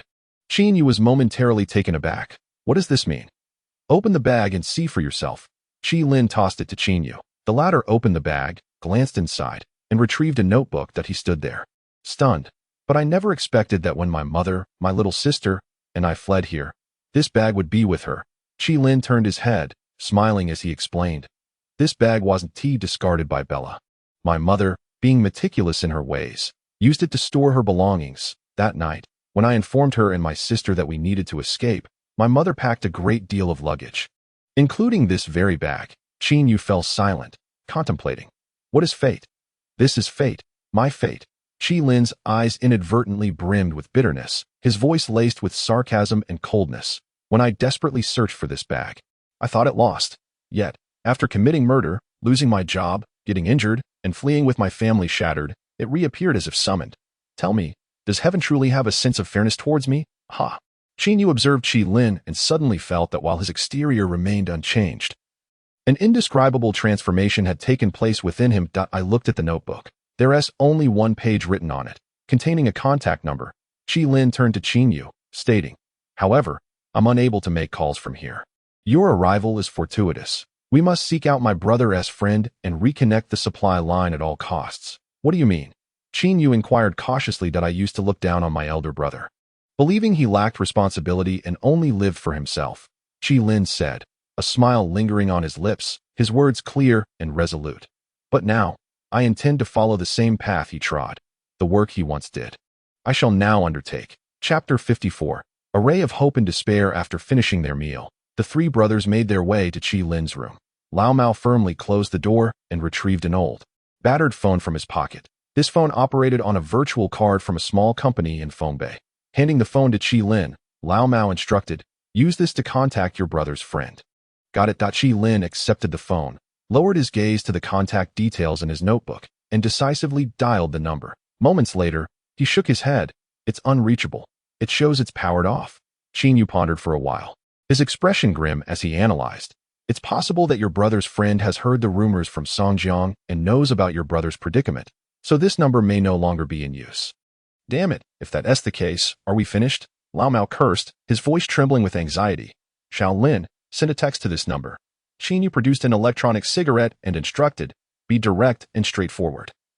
Tell him that Along has fallen, but you are his younger brother and can no longer stay in District 9, which is why you are reaching out. Will that not cause him to panic? Qi Lin furrowed his brow in concern that there's no point in lying. Qin Yu insisted, with such a huge commotion in Songjiang, your brother's friend must have caught wind of it, so being honest will actually come across as sincere. All right. Qi Lin ceased his objections, lowered his head, and composed a text message, sending it to the number. Lao Mao clasped his hands together, sighing as he murmured, I pray to the Buddha for mercy.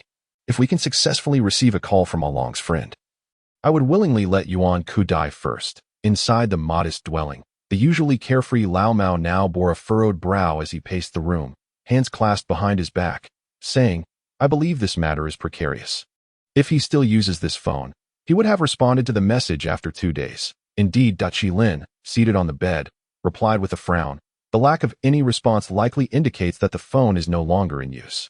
Qin Yu remained silent. The three of them fell into a tense and anxious silence. Ding ling ling. Just as the words left his mouth, the phone suddenly rang. The trio perked up, and Qin Yu immediately turned to Lao Mao, asking, is it yours? Damn it. Let Qi Lin answer it quickly. Qin Yu urged, brimming with excitement as he stood. Qi Lin, too, wore an expression of joy. He reached for the phone and exclaimed, I knew it. The heavens have played their tricks on me long enough. They must leave a glimmer of hope. With that, Qi Lin pressed the answer button. Hello? A deep male voice echoed through the receiver. Qi Lin switched to speaker mode. Is this Along's friend? Don't overthink it. I am Along's brother. Qi Lin hurriedly added, fearing the call would be cut off. I've only used this number once, without contacting anyone else, so I know who you are. How can you prove you are Along's brother? The other party finally responded again. My name is Qi Lin. I have an elderly mother and a younger sister at home. My brother along left home 2 years ago and has not been in touch with us since. Qilin elaborated on his elder brother's circumstances. He bore a scar on his right shoulder, and during meals, he had a habit of resting one foot on the stool. Before departing, he entrusted me with your contact information, urging me to reach out to you in times of desperation. Qilin responded earnestly, I am indeed at my wits' end now that Along has perished, and his subordinates have been apprehended. The other party replied cautiously, I may also be involved in Songjiang now. I truly lack the capacity to manage others, so you must fend for yourself. Brother, please hold on a moment. Seeing the intent to terminate the call, Qilin quickly exclaimed, I am not seeking refuge. I wish to discuss business. What business? The dealings my brother had with you previously. The counterpart paused for a considerable time before responding with a cold chuckle. Haha, your brother mentioned you to me. In this line of work, your temperament is not suited. After hearing this, the other party fell silent once more and eventually inquired, in the drug trade, audacity is a fundamental quality. Yet to succeed, one must have connections. Are the Ma family's connections viable? Qilin, with remarkable quickness, retorted, I can still utilize his network. It settled then. Yes, I can contact old man Ma right away. Merely reaching an agreement with the Ma family is insufficient. The other party shook his head. The Blackstreet police chief's own nephew is currently with me at this moment. Qilin showcased the perceptiveness he had honed within the police force, articulating his words with precision. With their involvement, is that enough weight? Good. With that, the two concluded their conversation. In the south, within the unplanned area of Jiangzhou, less than 300 kilometers from the 7th district of the Asia map, a middle-aged man with a buzz cut dialed a number on his mobile phone. After several seconds, he spoke. Hello, boss. Qilong's biological brother has reached out to me, the man stated with a calm demeanor. P.S. As per our usual arrangement, there will be an update at midnight tonight. Chapter 55. An appointment in Jiangzhou. On the other end of the line, the boss momentarily paused. Why did he contact you so suddenly? Konggu, are you aware of Qilong's family situation? The boss inquired abruptly. The boss fell silent. Do you think I should meet him? After a brief pause, Konggu cautiously suggested, the market in Songjiang has been dismantled, and we've lost a crucial shipping channel to in less than 2 months. I've accumulated quite a backlog of goods here, so I believe it would be beneficial to engage with him if he truly possesses the capability to resolve matters. It would save us the trouble of restructuring our operations in Songjiang later on. That seems a bit risky. The boss gently shook his head. What if Qilong's brother is already under the control of the Yuan family? If he were to deliberately mislead you, how would you respond? I am not afraid of Yuan Hua from Songjiang, but I do fear the pharmaceutical companies backing him that we have been producing drugs illegally, disrupting their markets across various regions. Thus the Yuan family, alongside the pharmaceutical companies and numerous individuals who have been compensated, all eagerly wish to locate us and eliminate us. That seems unlikely, doesn't it?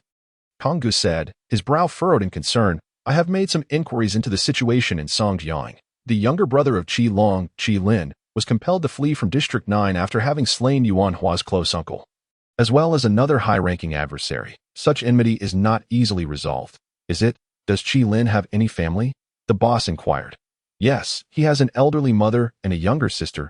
If these two were to fall under Yuan Hua's control, would Qilin be likely to cooperate with them? The boss further questioned.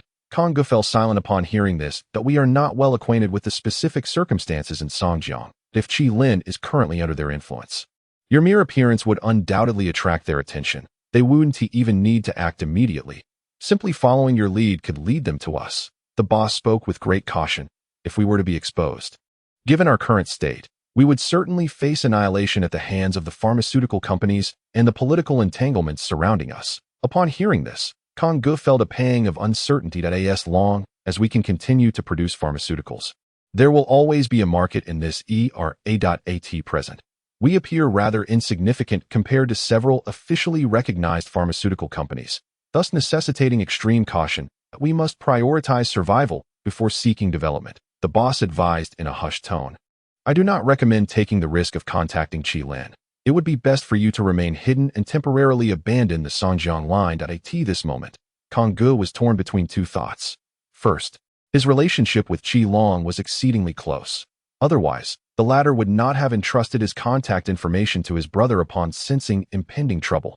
Thus, Konggu wished to lend Qilin a helping hand. Second, Within this clandestine pharmaceutical production team, Qin Yu played a pivotal role in overseeing the regional market. The Songjiang territory had long been his domain. Should it be severed, he would not only incur significant financial losses but also face a decline in standing within the team.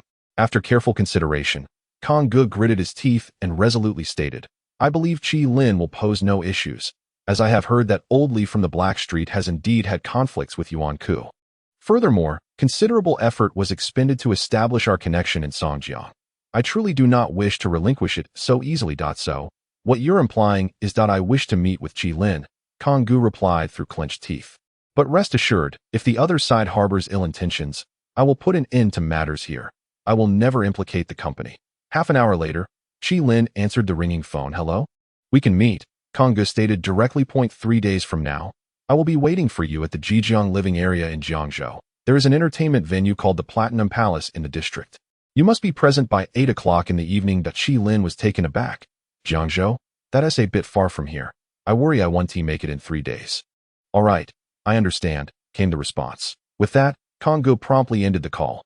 Inside the room, Qin Yu looked at Qi Lin, his tone urgent as he asked, "What did he say?" "He agreed to meet, but in Jiangzhou.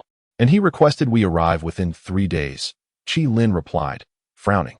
Holding his phone, Qi Lin turned to the two and declared, "Regardless of whether the other side has set a banquet or laid a trap, I will undoubtedly go. Otherwise, I will never have a chance to rise again." Qin Yu turned to the old cat and remarked, "Fu Gue, you have connections. You need not go. Time waits for no one. Since everyone has decided to embark on this journey, let us not hesitate any longer." Qin Yu nodded and instructed, "Make arrangements for my mother and younger sister. We shall set off tonight." "Understood." Qi Lin nodded in agreement. That evening, Qin Yu called his friend John, through whom he arranged for his sister and mother to stay temporarily with another family for a few days, paying a substantial amount for their meals. Once everything was settled, the trio purchased 4 large barrels of gasoline at a high price from a fuel dealer before driving towards the planned area in Jiangzhou. This journey offered no opportunity for retreat.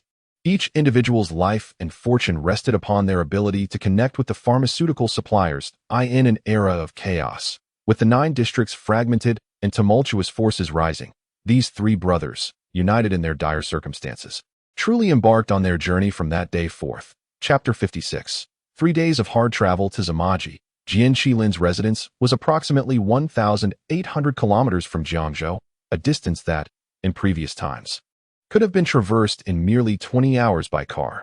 However, the current hostile environment, ravaged by disasters, had transformed the landscape beyond recognition. After leaving the northern regions, Qi Lin encountered vast stretches of Gobi Desert in the Central Plains.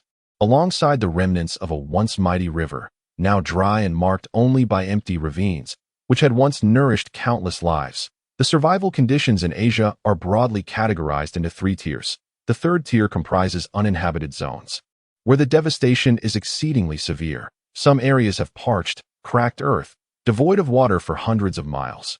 Others endure frigid temperatures, with land frozen for hundreds of miles, and some have transformed entirely into vast oceans. Prior to the catastrophe, the government employed extensive technological engineering to combat the disasters, but these efforts ultimately faltered against the might of nature. The remnants of these projects, destroyed by overwhelming disasters, have left behind numerous hidden dangers, such as nuclear waste and radiation from extensive chemical engineering. Currently, these regions have become places where no one dares to tread. Perhaps it will take several decades for them to gradually recover. The 2nd tier consists of planned areas, where, despite the harsh conditions, the populace can still adapt. However, due to limited geographical conditions and the current scarcity of resources across the 9 districts, these areas cannot yet evolve into officially sanctioned living zones under the protection of a united government. Characterized by stable social environments and relatively comfortable living conditions, the 1st tier comprises living areas officially established by the United Nations, divided into 4 regions in Asia, 4 in the Euro-African Alliance, plus a specially designated 9th district. Our Chinese compatriots hold dominion over 2 major urban zones, the 7th and 8th districts, wielding significant influence within the united government. When calamity truly strikes, the world witnesses the power of one. For billion people, their collective roar and miracles, the Jiangzhou planned area, situated near the 7th district, offers somewhat better geographical conditions compared to the north, boasting several thriving urban centers, Among them is the Jinan living area, as mentioned by Brother Kong, and the entire Jiangzhou is often referred to as the quasi-10th district. In the past 2 years, the joint administration had earnestly contemplated the construction of a new city here. However, due to limited resources and the overwhelming difficulty of managing a large populace, alongside the myriad and intricate forces of civil society, the endeavor ultimately came to naught. After nearly 3 days of relentless travel, Qin Yu, Qi Lin, and Lao Mao finally arrived in Jian. Their journey, having traversed regions, was fraught with countless trials and tribulations, akin to an abundance of hardships. Later, Lao Mao would concede that had it not been for Qin Yu's presence in the vehicle, coupled with his extensive life experience in this area, both he and Qi Lin would likely have faltered along the way, for some matters cannot simply be resolved through sheer audacity. Despite the arduous journey, they were relieved to reach their destination. Upon entering Jian, the trio quickly consumed a warm meal and took a brief respite for a few hours, before hastening to the Buckingham Palace entertainment complex as darkness enveloped the sky. In this era, entertainment venues had evolved far beyond the scale and sophistication of previous establishments such as clubs, nightclubs, and KTVs, now exuding a sense of opulence. When individuals struggle to secure their next meal, there is little time for indulgent revelry and hedonistic pursuits. Buckingham Palace comprised merely 3 floors, featuring over 20 private rooms, a dozen guest rooms, and a space resembling a lounge for relaxation. Nowadays, the clientele frequenting such places are rarely there purely for leisure. The vast majority are engaged in business banquets and serious discussions. Due to the scarcity of resources, the standard of consumption naturally escalates. Following Brother Kang's instructions, Qi Lin booked a private room on the 2nd floor, whereupon a service attendant ushered in a dozen striking young women. Is this all the beverages? The attendant inquired politely. Yes, Qi Lin nodded in affirmation. Then, please choose from our lovely companions. The attendant grinned, adding, we have all types, and they excel in various performances. Qin Yu and his companions were there to engage in serious matters, their minds far removed from such frivolous activities, prompting them to gracefully decline, stating, let us wait a moment. The main guest has yet to arrive. Perceiving Lao Mao's engagement, one young woman promptly approached, saying, we have women of every hue and complexion here. The competition is indeed fierce if I do not exert myself. I shall earn no money. Lao Mao glanced at Qin Yu and whispered in his ear, in places like this, it's best not to draw too much attention. Perhaps we could let a few sit down. And when the principal guest arrives, we can ask them to leave. After all, you'll want to ensure he has a good time as well. Considering Lao Mao's rationale, Qin Yu nodded in agreement. Let us keep 3. What shall I call you, young lady? Lao Mao turned to the woman. Coco, she replied, momentarily taken aback. What's wrong? Don't you have any friends here? Lao Mao teased, casting a sidelong glance at as he spoke. 2 young women stepped forward and took seats beside Qi Lin and Qin Yu. The attendant bowed politely and remarked, enjoy yourselves, esteemed guests. After exchanging pleasantries, the remaining staff departed. Bored, Lao Mao lowered his gaze to Coco's long legs and, unable to restrain himself, remarked, you possess quite the elasticity, young lady. Brother, you're rather bold, she retorted. Not bold, merely possessing a certain flair, he replied. Qi Lin, sitting nearby, felt a sudden headache from the conversation and leaned closer to Qin Yu. Reflecting, he truly has a grand heart. Kiki sat with her legs crossed, inadvertently removing the old cat's hand from her lap. Your little hands are quite attractive. The old cat, upon hearing this, raised his right index and middle fingers. Is it these 2 that seem more alluring? Kiki was momentarily taken aback, seemingly astonished by the old cat's audaciousness and his ability to engage in such banter. Brother, you truly are beyond indecent. Downstairs, a middle-aged man with a crew cut entered the hall alone. A service attendant promptly approached him. Sir, are you here alone or with friends? Do you have a reservation? My surname is Kong. I have booked a suite on the 3rd floor for a meeting. The crew-cut man scanned the surroundings and replied, very well, please follow me, the attendant said, stepping aside with a smile to lead the way. Chapter 57. The Duster and the Ponytail under the attendant's guidance. Brother Kong entered the suite on the 3rd floor. After glancing around, he bent down to sit on the bed and extracted his phone, sending a text.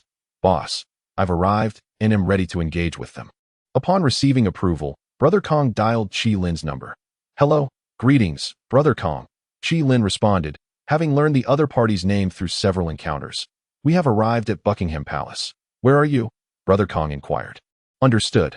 After their conversation concluded, Brother Kong made his way to the room's door, peering through the peephole to observe Suite 09 diagonally across, eyeing the private room on the second floor, before the conversation could finish. Qin Yu swiftly pinched the old cat's wrist and looked up at the three young women, saying, "You may leave for now." The old cat fell silent at the sound of his voice. Kiki hesitated for a moment, then quickly turned to the other two young women. "Let us step outside and allow the boss to discuss matters." Seated on the sofa, Qin Yu, once the women had departed, adopted a serious expression and addressed them. "We arrived here without a clear understanding of who the other party is. It's difficult to ascertain their character. We should proceed with caution, guarding against the unscrupulous rather than the honorable." At his words, the two drew their firearms, purchased alongside their off-road vehicles during their military service, checking them carefully before retrieving their personal bags to distribute spare magazines. Suddenly, the private room door creaked open, and Kiki stood frozen, staring at the three men who were handling their weapons. Qin Yu turned to the door, his gaze cold as he questioned Kiki. "Who the hell let you in?" "I thought I left my handbag on the sofa." "Gentlemen, please continue. I'll retrieve it shortly." Kiki swiftly pushed the door shut. Once the three were adequately prepared, they hastily exited the private room and headed toward the third floor. Upstairs, Kang's phone rang. He glanced at the caller ID, and, as he reached to answer, he heard rapid footsteps approaching from outside the door. In the corridor, a young man donned in a long sheepskin duster, military green tapered marten pants, and dirty leather boots, with a thick leather belt cinching his waist, had his hands tucked into the sleeves of his coat. His hair was styled in a ponytail as he led for companions, leisurely making their way towards Suite 09. As soon as the words left his mouth, the companions on either side hastened their steps toward the second-floor staircase platform, when suddenly a shout echoed from that direction. "Brown, I've entrusted all my capital to you, and this is how you treat me now. What are you implying?" "Dear Wu, please don't behave like a gambler, all right? I am not a deity. I cannot guarantee that everyone will profit."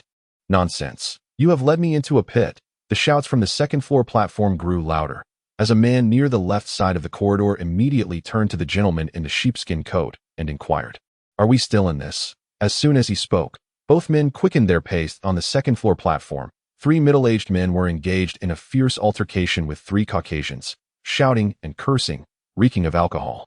The narrow staircase leading to the third floor became a bottleneck, blocking Qin Yu and his companions from ascending.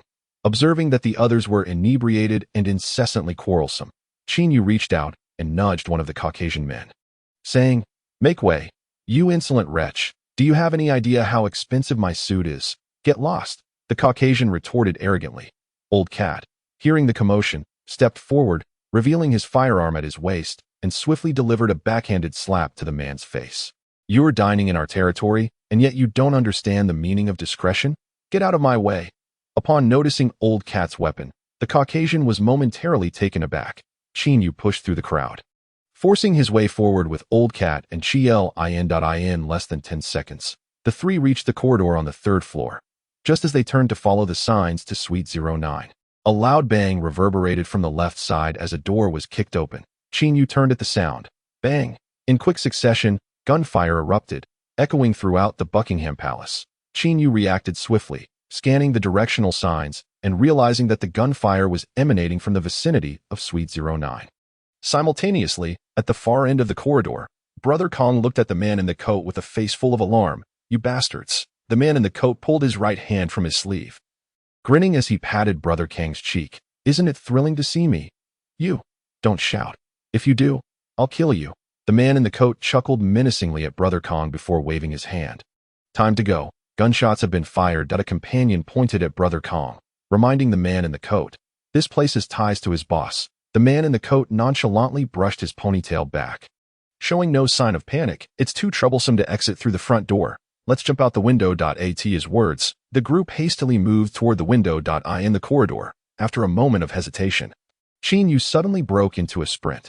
After navigating 2 sharp turns, he happened upon the scene of Brother Kong being dragged toward the window. Old Cat, standing a bit further back, looked up at the unfolding scene and shouted, "Brother Kong!" Having called out, Old Cat quickly pulled Qin Yu into hiding around the corner of the corridor. Bang! Just as he finished speaking, the man in the coat yanked Brother Kong and leapt down the stairs. Below, the sound of urgent, heavy footsteps thundered. "Damn it!" Qin Yu cursed, scratching his head. What kind of predicament is this? Why does trouble always find us? We must save old Kong. Otherwise, our efforts will be in vain. Qilin called out, his eyes reddened as he rushed towards the window. P.S. No updates at 10 a.m. Additional update at 8 p.m. Furthermore, Monday has arrived again. We seek your recommendation votes. Chapter 58. The Kidnapped Intermediary. Additional update 1. Qin Yu. Old Cat and Qilin sprinted from the corridor to the window, peering downwards to discover a landing on the second floor. The man with the ponytail and his companions had leaped onto this landing, subsequently descending via the nearby staircase. Qin Yu stood at the window, gazing upwards and ahead, observing that the man with the ponytail had taken control of Brother Kong and was hastening across the street towards the alley. Brother Kong had just implored for their assistance, indicating that he was acutely aware of his perilous situation. With urgency in his tone, Qilin called out to the two, "We must rescue him. Otherwise, all our efforts will be in vain." Qin Yu comprehended Qilin's intent and, realizing there was no time for hesitation, turned to Old Cat, stating, "You go get the car. Qilin and I will follow to see what's transpiring." "You two be careful," Old Cat cautioned, grabbing the car keys and dialing a number. Qin Yu tossed out a quick remark and stepped onto the windowsill, beckoning to Qilin. "Let's go." With that, the two leaped from the windowsill one after the other, while Old Cat pivoted, hastily making his way towards the staircase leading down to the second floor. After navigating 2 turns, just as Old Cat was about to descend, he heard hurried footsteps from below. He soon spotted 7 or 8 lackeys clad in Buckingham Palace uniforms, armed and rushing upwards. Their eyes met, and Old Cat reacted swiftly, his expression flustered as he pointed towards the corridor and shouted, "Damn it! You're just in time. Someone fired shots and kidnapped a person who jumped out the window." "How many were there?" the lead lackey inquired, frowning, upon noticing that Old Cat was alone and unarmed. They dismissed any further thought and charged forward, weapons in hand, towards the window. Old Cat wiped the sweat from his forehead, muttering as he hurried down the stairs, "Damn, life has unexpectedly become thrilling." The rear of Buckingham Palace. After dashing down the landing steps, Qin Yu was about to cross the street when Qilin suddenly pulled him back. "It seems they haven't noticed that someone is following. Let us not rush in too recklessly. Let us get closer before we make our move." After a brief exchange, the two swiftly crossed the street and entered the alley. The power supply system in the planned area was already quite deplorable, and in the vast majority of residential areas, darkness enveloped everything past 10 at night, not to mention these neglected alleys. Thus, as Qin Yu and Qilin walked cautiously within the alley, they could only discern distant silhouettes.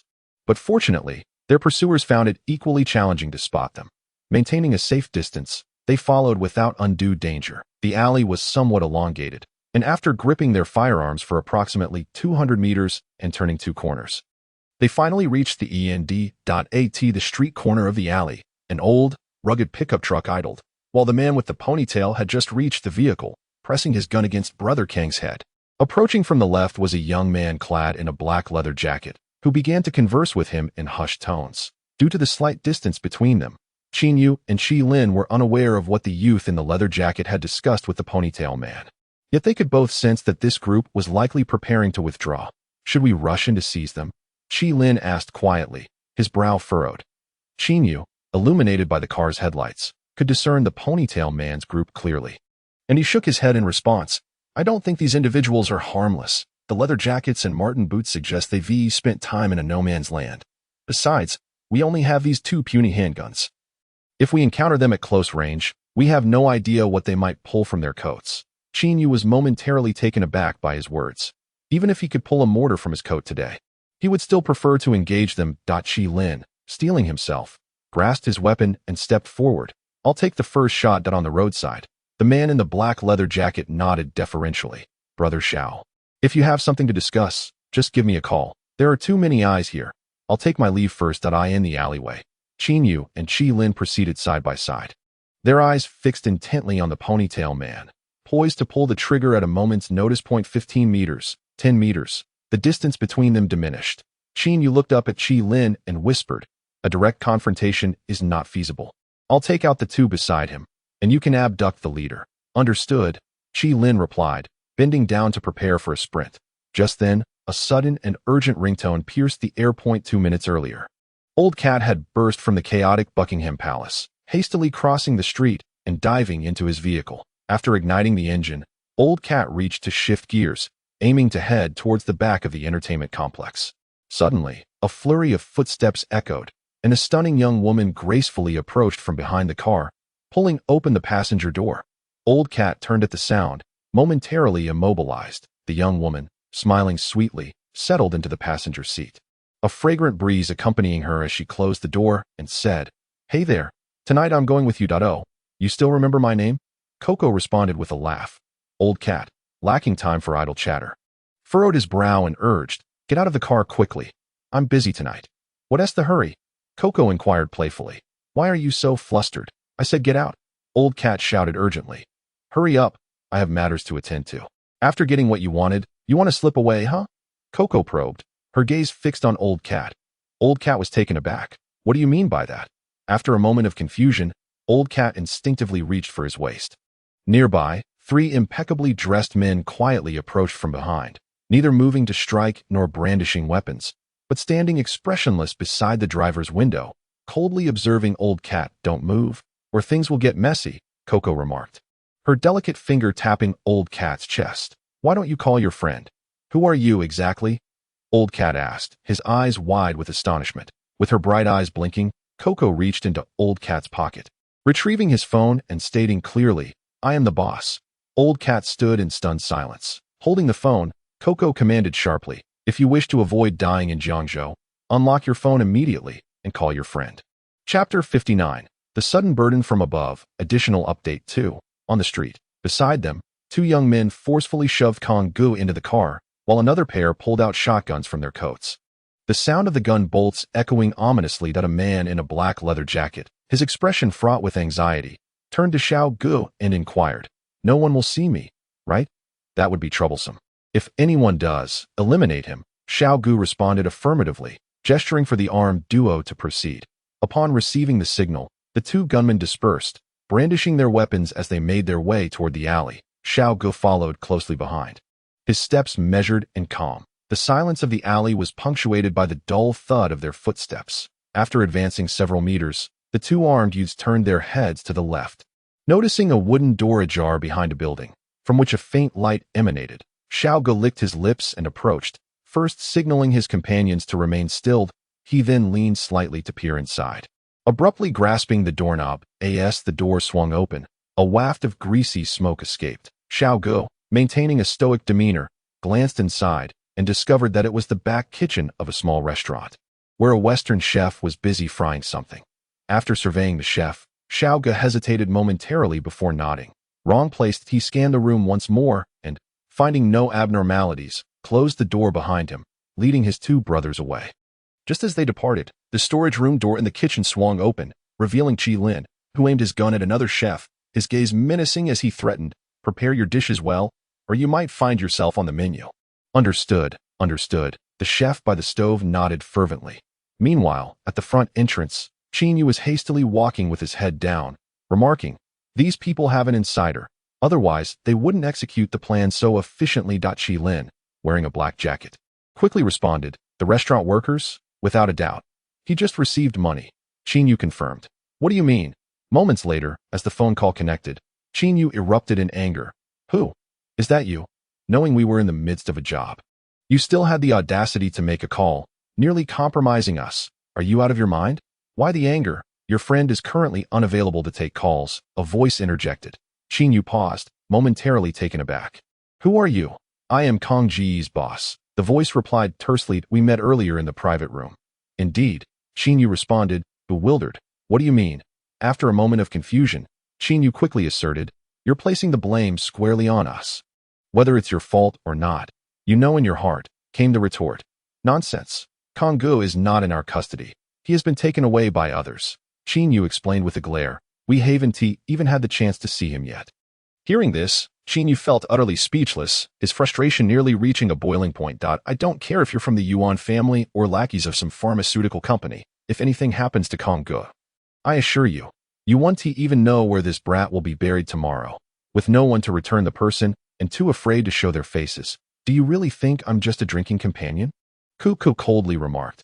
"Then let us not discuss it. Tomorrow I will inform you where to burn paper for your friend." "Wait a moment." Qin Yu, beads of sweat forming on his forehead, implored, "Give me some time. I can prove that we are not responsible for this." Qin Yu paused, contemplating for a moment, then glanced at her watch. "Before dawn. If you haven't called, we need not communicate further." With that, Qin Yu heard the busy signal of the call being disconnected. Damn. Upon hearing this, Qilin kicked over a nearby trash can in frustration. Why is everything going so poorly? Not a single thing goes right. On the street, Kuka sat cross-legged in the car, her right hand propping up her chin, lost in thought. "Boss, anyone daring enough to come to our territory to capture Kong Gu must be reckless," the driver said with a stern expression while gripping the steering wheel. "Since they have succeeded, it is highly likely they will not care for their accomplice, which means Kong Gu is in danger. There is something more to this matter." Kuku furrowed her delicate brows slightly, shaking her head in response. "Find out if Kong Gu has offended anyone recently." "What do you mean?" the driver asked, somewhat puzzled. Less questioning, more action. Qin Yu's expression remained stoic as she looked at the driver. "Understood. I will make the call right away." The driver nodded repeatedly. Chapter 60. Before dawn. Additional update 3. On the street diagonally opposite Buckingham Palace's main entrance, Qin Yu observed the patrons hastily leaving due to the recent gunfire, and quickly said to Qilin, "I'm going in for a moment. Wait for me here, that I'll come with you." "No need." Qin Yu removed his jacket, preparing to put it on inside out. "It's chaotic in there. Even if we encounter him, it wouldn't be wise to act. I'll gather some information and be right back. Then I'll wait nearby. If anything goes wrong, shoot immediately. I'll back you up." "All right." After turning his jacket inside out, Qin Yu glanced around before stepping out to cross the street. Upon hearing a voice, he turned his head, his gaze instantly locking onto a man on the street engrossed in a phone call. The man was clad in a thick down jacket, sporting a short haircut that made him appear unfamiliar at first glance. However, Qin Yu discerned from the man's trousers, physique, and body language that he was indeed the one who had spoken to the man in the black jacket earlier. Qilin, with his background as a police officer, possessed the essential memory and investigative skills, so he too recognized the individual. Qin Yu paused momentarily, then turned to Qilin, saying, "This simplifies matters. We don't need to go in. I'll handle it." Qilin replied promptly, swiftly advancing forward. The man clad in a black jacket hung up the phone and immediately prepared to cross the street, hurrying towards the store's entrance. "Hey, buddy." Qilin caught up and lightly tapped the stranger on the shoulder from behind. The man froze. A little over 10 minutes later, in a dimly lit street reeking of blood, the man in the black jacket lay on the ground, his face smeared with blood, clutching his head and pleading, "Stop hitting me. Please, don't." Qin Yu, rolling up his sleeves, bellowed, "Where is he?" "Which man?" "Brother, you must have mistaken me for someone else." Qilin, upon hearing this, delivered a swift kick to the man's head. "Where is Kong Gu?" "I don't know him." The young man, arm shielding his head, attempted to argue. Qin Yu seized the collar of his shirt, grinding his teeth as he cursed. "By the alley, next to the car. Did you take the money? Damn it. Do you dare to lie? I swear I'll shove a whole nest of rats down your throat." The youth, upon hearing this, blurted out, "Was it you who called in the alley? Finally, you understand." Qin Yu's right fist crashed into his skull as he demanded, "Where is he? Where is Kong Gu?" "Brother, I thought I'm just the messenger." Bam! Qin Yu, having lost all patience, forcefully shoved the young man away, raising his right leg and striking with precision against the left knee of the youth. A sickening crack echoed instantly. The anguished scream reverberated through the alley as the young man knelt, clutching his knee, and cried, "Stop it. I'll talk.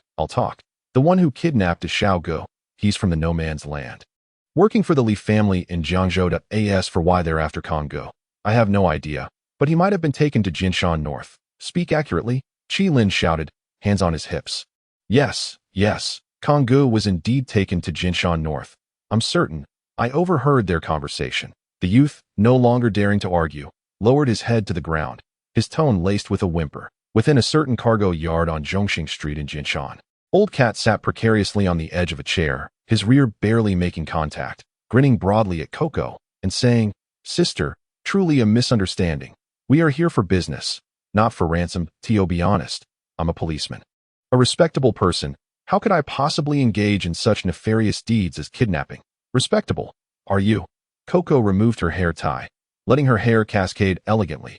"You certainly weren't in such a state back in the private room.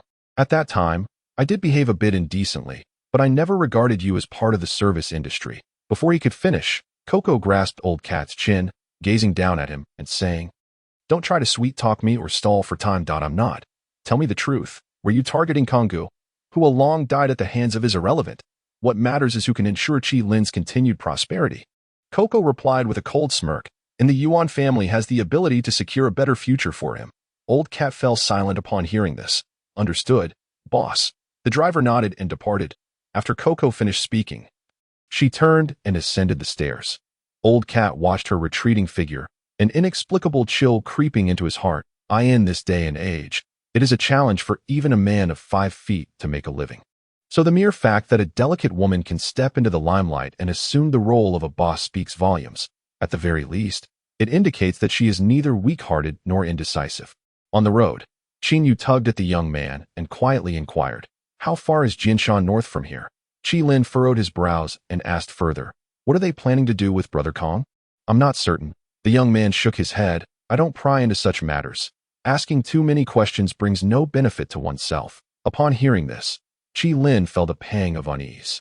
10 kilometers was too far. Without our vehicle, by the time we walked there, it would be too late for everything. Qin Yu glanced at his watch and said, "We must find a way to expedite our journey." Qi Lin, upon hearing this, scanned the sides of the street, paused for a moment, and suddenly approached the entrance of a restaurant, calling out, "Is the owner around?" "What is it?" The owner, standing behind the counter, inquired, "Is the motorcycle for sale?"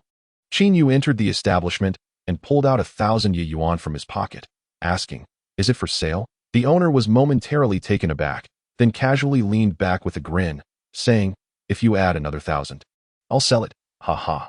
With a swift motion, Qin Yu placed his gun on the table, declaring, "The money is gone. Will this suffice for the motorcycle?" The owner recoiled in fear. A mere 10 minutes later, amidst the howling cold wind, Qi Lin, Qin Yu, and the young man found themselves atop a cheerful little motorcycle, racing towards Jinshan North. Chapter 61.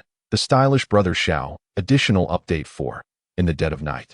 Within a building on the roadside of Jinshan North, Brother Xiao sat leisurely at a dining table, savoring exquisite dishes and sipping strong white liquor. After approximately 10 minutes, the door to the second-floor living room was forcefully pulled open. As a young man in his 20s led a robust middle-aged man into the room. These two were core members of the Li family from Jiangzhou. The young man was named Li Tong, whose father held the second highest position in the family. The middle-aged man following him was Dong Cheng, Li Tong's maternal uncle. The Li family initially began by trafficking permanent residency permits in District 7, later establishing a trading company. However, behind the scenes, they specialized in dealing in scarce resources, firearms, food, cotton, crude oil, and more. Over the past 7 or 8 years, this family has expanded like a rolling snowball, achieving a qualitative accumulation of capital. Yet, this prosperity has come at the expense of the impoverished populace nearby, as prices have soared, leaving some to bear the burden. The Li family's objective was clear. They sought to profit from the impoverished. However, in recent years, the social environment of District 7 has gradually stabilized, with various beneficial policies being implemented, coupled with a population growth that is no longer as fierce as in previous years. Thus, resources like food and cotton were no longer in such desperate shortage. Observing the downturn in their industry, the Li family quickly shifted their focus towards the pharmaceutical sector, and their conflict with Brother Kong arose from disputes over pharmaceutical interests.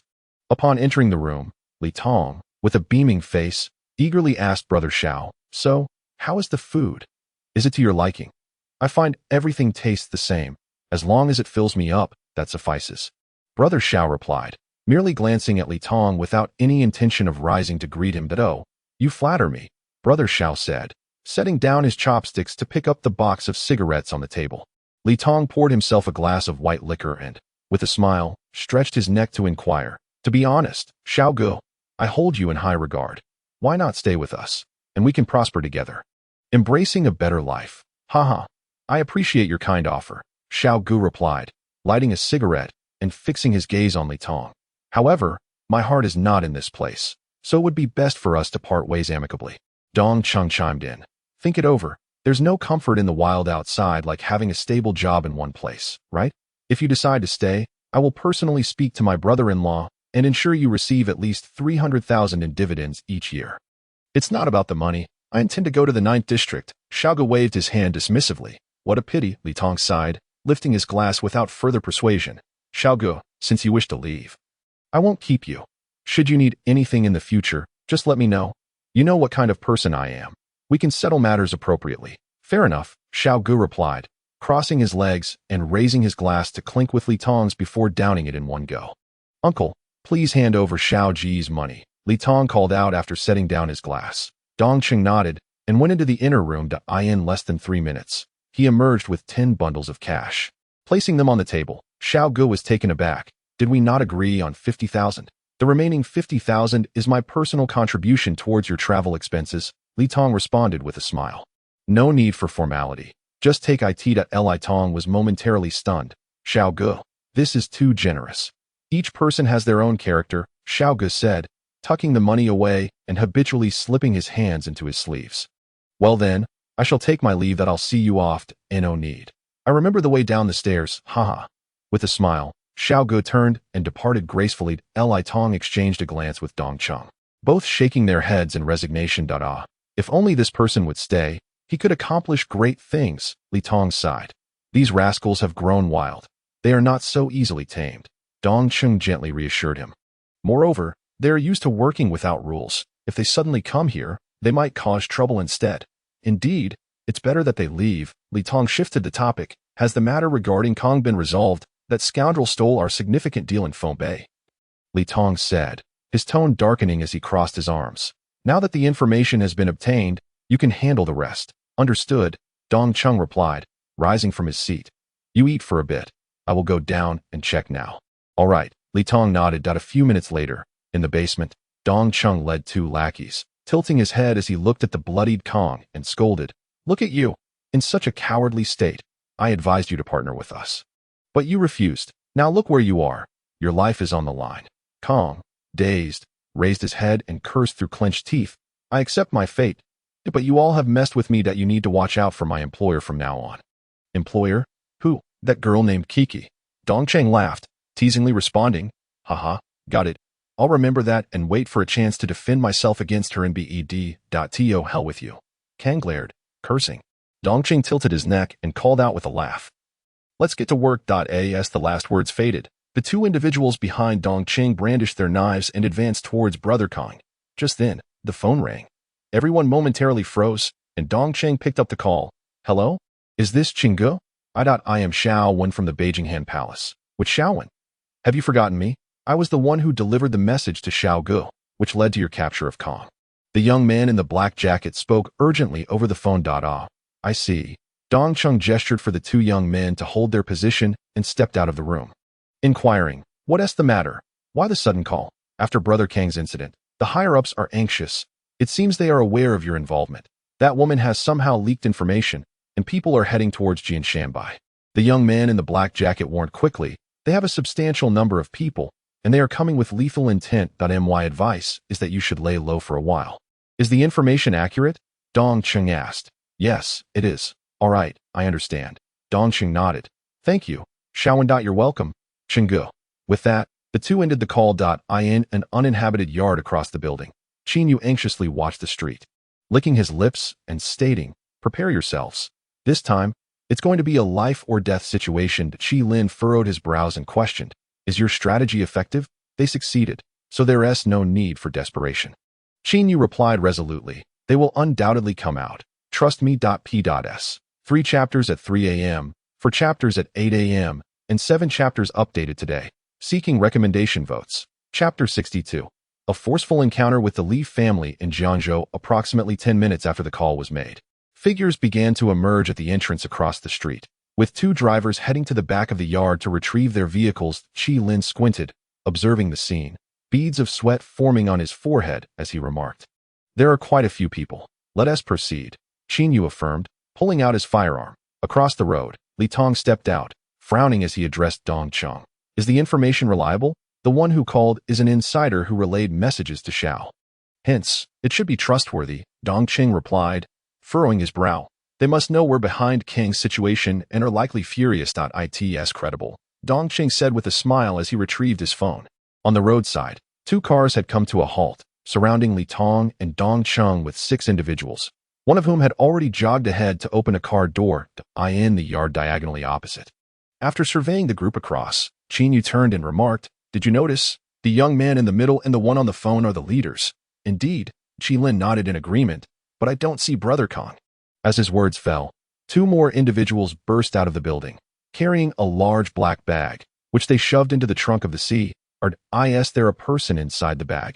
Qin Yu's eyes gleamed as he urged. Quick, get in the car. Qilin complied, mounting the motorcycle's rear seat, his right arm holding the gun relaxed at his side. Let us go. With a roar, the motorcycle's engine thundered, shooting out of the courtyard like an arrow released from a bow, heading straight for the two cars. However, the speed was too swift, and the gunfire erupted just as quickly. Bang! Bang! Qilin sat in the back seat, clutching his firearm, the muzzle aimed directly at the crowd. Someone shouted, and Dong Cheng was the first to bellow, reaching out to seize Li Tong, who had already approached the vehicle. Then a loud thud resonated as the motorcycle's front slammed heavily into Li Tong's waist, propelling him forward, only to crash against the car door with a dull thud. Qin Yu slammed on the brakes, his feet hitting the ground as he yanked Li Tong by the collar with his right hand. Qilin dismounted the motorcycle, aiming his gun at Dong Cheng, and shouted, "Don't move. All of you step back." The events unfolded too abruptly, leaving the onlookers utterly unprepared, rendering them momentarily dazed as they gazed at Qin Yu and Qilin, instinctively drawing their sidearms. Li Tong, having been struck by the motorcycle, experienced a sharp pain in his lower back. Beads of sweat formed on his forehead as he leaned against the car door, his expression contorted in agony. Qin Yu dismounted the motorcycle, gripping Li Tong's collar and shielding him with his body, while his left hand retrieved a green fuse from his pocket, declaring, "I have a big bang on me. If anyone dares to take a step forward, I will take him with me." Seeing Qin Yu produce the fuse, 7 or 8 individuals immediately retreated several steps, dispersing their formation. Is Shao Kahn coming with us? Yes, Qin Yu affirmed. If Shao Kahn comes with us, there will be no thunder, and we won't have to fight for our lives. Qilin pressed his gun against Dong Cheng, raising his voice to the crowd. Do you not understand human speech? Step back and raise your hands. Suddenly, Li Tong, leaning against the car, erupted in laughter, his eyes fixed on Qin Yu as he said, "Brother, you really have to bear this burden." Taken aback, Qin Yu responded, "You arrived too late. Shao Kahn is gone." Li Tong feigned calmness as he added this remark. Upon hearing this, an ominous premonition gripped Qin Yu's heart with increasing intensity. He tugged at Li Tong, hesitating momentarily before retreating against the car, slowly making his way to the rear and opening the trunk with one hand. Inside the trunk, a strong metallic scent of blood wafted from a black bag. Qin Yu swallowed hard, pulling back the bag's opening. There lay Kong Gu, unrecognizable, with 2 evident wounds in his throat, still oozing blood. Qilin, holding Dong Cheng hostage, sensed Qin Yu's prolonged silence and trembled, asking, How is he?" Damn it. Qilin's composure shattered as a torrent of suppressed rage, resentment, and other negative emotions surged through his mind. At the rear of the vehicle, Li Tong, hands raised, wore a smile as he advised, "Brother, look, he's gone. And it seems you two won't emerge unscathed either. How about this, that you put down your guns, and we sit down for a chat, shall we?" Bang! Hearing this, Qin Yu pressed Li Tong's head down forcefully against the car door, shouting, "Chat? My brother has been taken away. Which is more important, your brother's life or your own?" Li Tong tilted his head to glance at Qin Yu. "With so many people here, if it comes to blows, do you really think you can salvage anything?" After a moment of deliberation, Qin Yu fixed a piercing gaze upon Li Tong, stating, "Since Kong Gu is gone, I'm afraid I must take you with me to clear our names." As his words fell, the scattered subordinates turned their attention to Dong Cheng. "You truly are terrifying." Dong Cheng, with his crooked neck, gazed at Qin Yu and suddenly raised his arm, pointing at him while enunciating each word. "I have played in the planning district for so many years, and no thunderbolt has ever caught me. Come on, pull the line, and let's see who dies first." Upon hearing this, Qin Yu's left hand involuntarily trembled. The 3 brothers had come to Jiangzhou with guns and cars all provided by the station troops. Where could they possibly procure the scarce G and Y? The green wire had been yanked from a motorcycle, with the other end merely tied to Qin Yu's waistband. In truth, he had nothing at his waist. He held onto the green wire merely to intimidate. However, now, the ruthless members of the Li family in Jiangzhou were not easily swayed. What to do? If the green wire was pulled, it undoubtedly would not detonate. But if it didn't, how could they maintain control over the Li family's thugs, who relied on their lives for their livelihood? Chapter 63. Twin Stars Shine Over Jiangzhou, Part 1. Qin Yu's forehead was lined with veins. gripping the fake wire, momentarily frozen in place. His was a sham, and his adversary was not intimidated in the least. What to do? I told you, sit down and let us talk. We could still become friends. But now you've made the atmosphere so awkward. Is there any way for me to step down? Li Tong leaned against the car, laughing as he beckoned. Come on, you kneel first and toss that broken gun away. And we can still. Qin Yu seized Li Tong's hair, forcefully banging his head against the car 3 times, and instinctively reached for his pocket, preparing to draw his gun and fight. You talk too much. Qi Lin suddenly shouted. Who do you think you are? Dong Chung pointed at Qi Lin's head. Ask yourself, if the gun goes off, can you escape? If I can't escape, then I'll be buried in Jiangzhou. What of it? Qi Lin shouted back angrily, suddenly pressing down on Dong Cheng's head with his left hand, the gun barrel aimed downward as he cursed. Damn it, you. The last person to try that is already dead. Bang, bang, bang. The bright flashes of gunfire erupted, and bullets instantly shattered Dong Cheng's skull. Everyone present was left in shock. Just moments ago, Li Tong had felt he had the upper hand, but now he stared wide-eyed as he witnessed his uncle collapse into a pool of blood. Xiaoyu, get in the car. Qi Lin released Dong Cheng's head and stepped forward abruptly. Kill him, Li Tong roared, having lost all rationality. Amidst the chaos, gunfire erupted instantaneously, with Qi Lin standing at the roadside, neither dodging nor flinching. As he squeezed the trigger at the nearest 2 individuals in close quarters, both sides exchanged fire. Capitalizing on his superior marksmanship and imposing presence, Qi Lin swiftly took down one person, while simultaneously 2 bursts of sparks erupted from his chest, blood gushing from his shoulder. Bang! As gunfire crackled, Li Tong let out a cry, kneeling on the ground, blood streaming from his right leg. Come on. I'm right here. Shoot me, and I'll shoot him back. Whoever hides is a coward. Qin Yu's gaze turned crimson, his left hand pressing down on Li Tong's head, while his right hand held the gun aimed at Li Tong's chest. Who dares? Come on, step forward. Nearby, 5 or 6 thugs scattered, all in a panic, glancing at Dong Cheng's lifeless body on the ground, and the already injured Li Tong. But don't mind me, just kill him. Li Tong shouted frantically. As the echoes of gunfire reverberated through the streets once more, Li Tong felt a bullet shatter his right kneecap completely. He writhed in agony, rolling on the ground, before losing consciousness in an instant. Is that it? Then let's go. Qin Yu grasped Li Tong by the collar, urging, we're leaving. Qi Lin, drive. 10 seconds later, Qi Lin started the engine, and as Qin Yu fired 3 shots into the crowd, the 2 of them made a hasty retreat. In the vehicle, Li Tong lay unconscious in the back seat, blood gushing from his thigh, while Qi Lin, with a vacant expression, stared blankly at the windshield, silent. Qin Yu took 2 deep puffs from his e-cigarette, promptly shedding his outer coat and tearing at the inner lining, saying, take off your vest, your shoulder is injured. Injured, am I? Qi Lin had not even noticed he had been shot. Keep driving, don't move. Let me take care of it. Qin Yu reached over to unfasten Qi Lin's shirt buttons. The car traversed the quiet, dark streets. The 2 brothers remained silent, one driving while the other tended to the injury. After a long while, the vehicle departed from Jianshanbai. Qin Yu handed the e-cigarette to Qi Lin, his voice hoarse as he remarked, you're really different from before. What do you mean? Qi Lin inquired. For someone like me, with no connections, no background, and a heap of burdens trailing behind, to rise in this era, the only advantage I possess over others is that my wretched life might be exchanged for someone else's better fate. For someone else's wealth. Qi Lin turned his head, gazing blankly at Qin Yu. In this lifetime, what one acquires by taking 100 steps back pales in comparison to the tangible gains snatched forward with gritted teeth and tear-filled eyes. Like a wolf. For me, Qi Lin died in Songjiang. From now on, every day is a profit. With a smile, Qi Lin pressed the accelerator fiercely. As the clock approached 3 in the morning, at the main entrance of Buckingham Palace, Qin Yu flung open the car door and leaned down to Qi Lin, saying, you're hurt. I'll handle the rest. Qi Lin pressed on his shoulder wound, replying, be careful. It's nothing. With that, Qin Yu turned and strode towards the main entrance. Minutes later, in the grand hall of Buckingham Palace, sir, I'm here to see your boss. Qin Yu leaned casually against the bar, stating, I have some business to discuss. Do you have an appointment? No, just tell him I'm from District 9. All right, please wait. The attendant nodded. After a brief pause, Qin Yu was escorted into the top-floor office by 3 henchmen.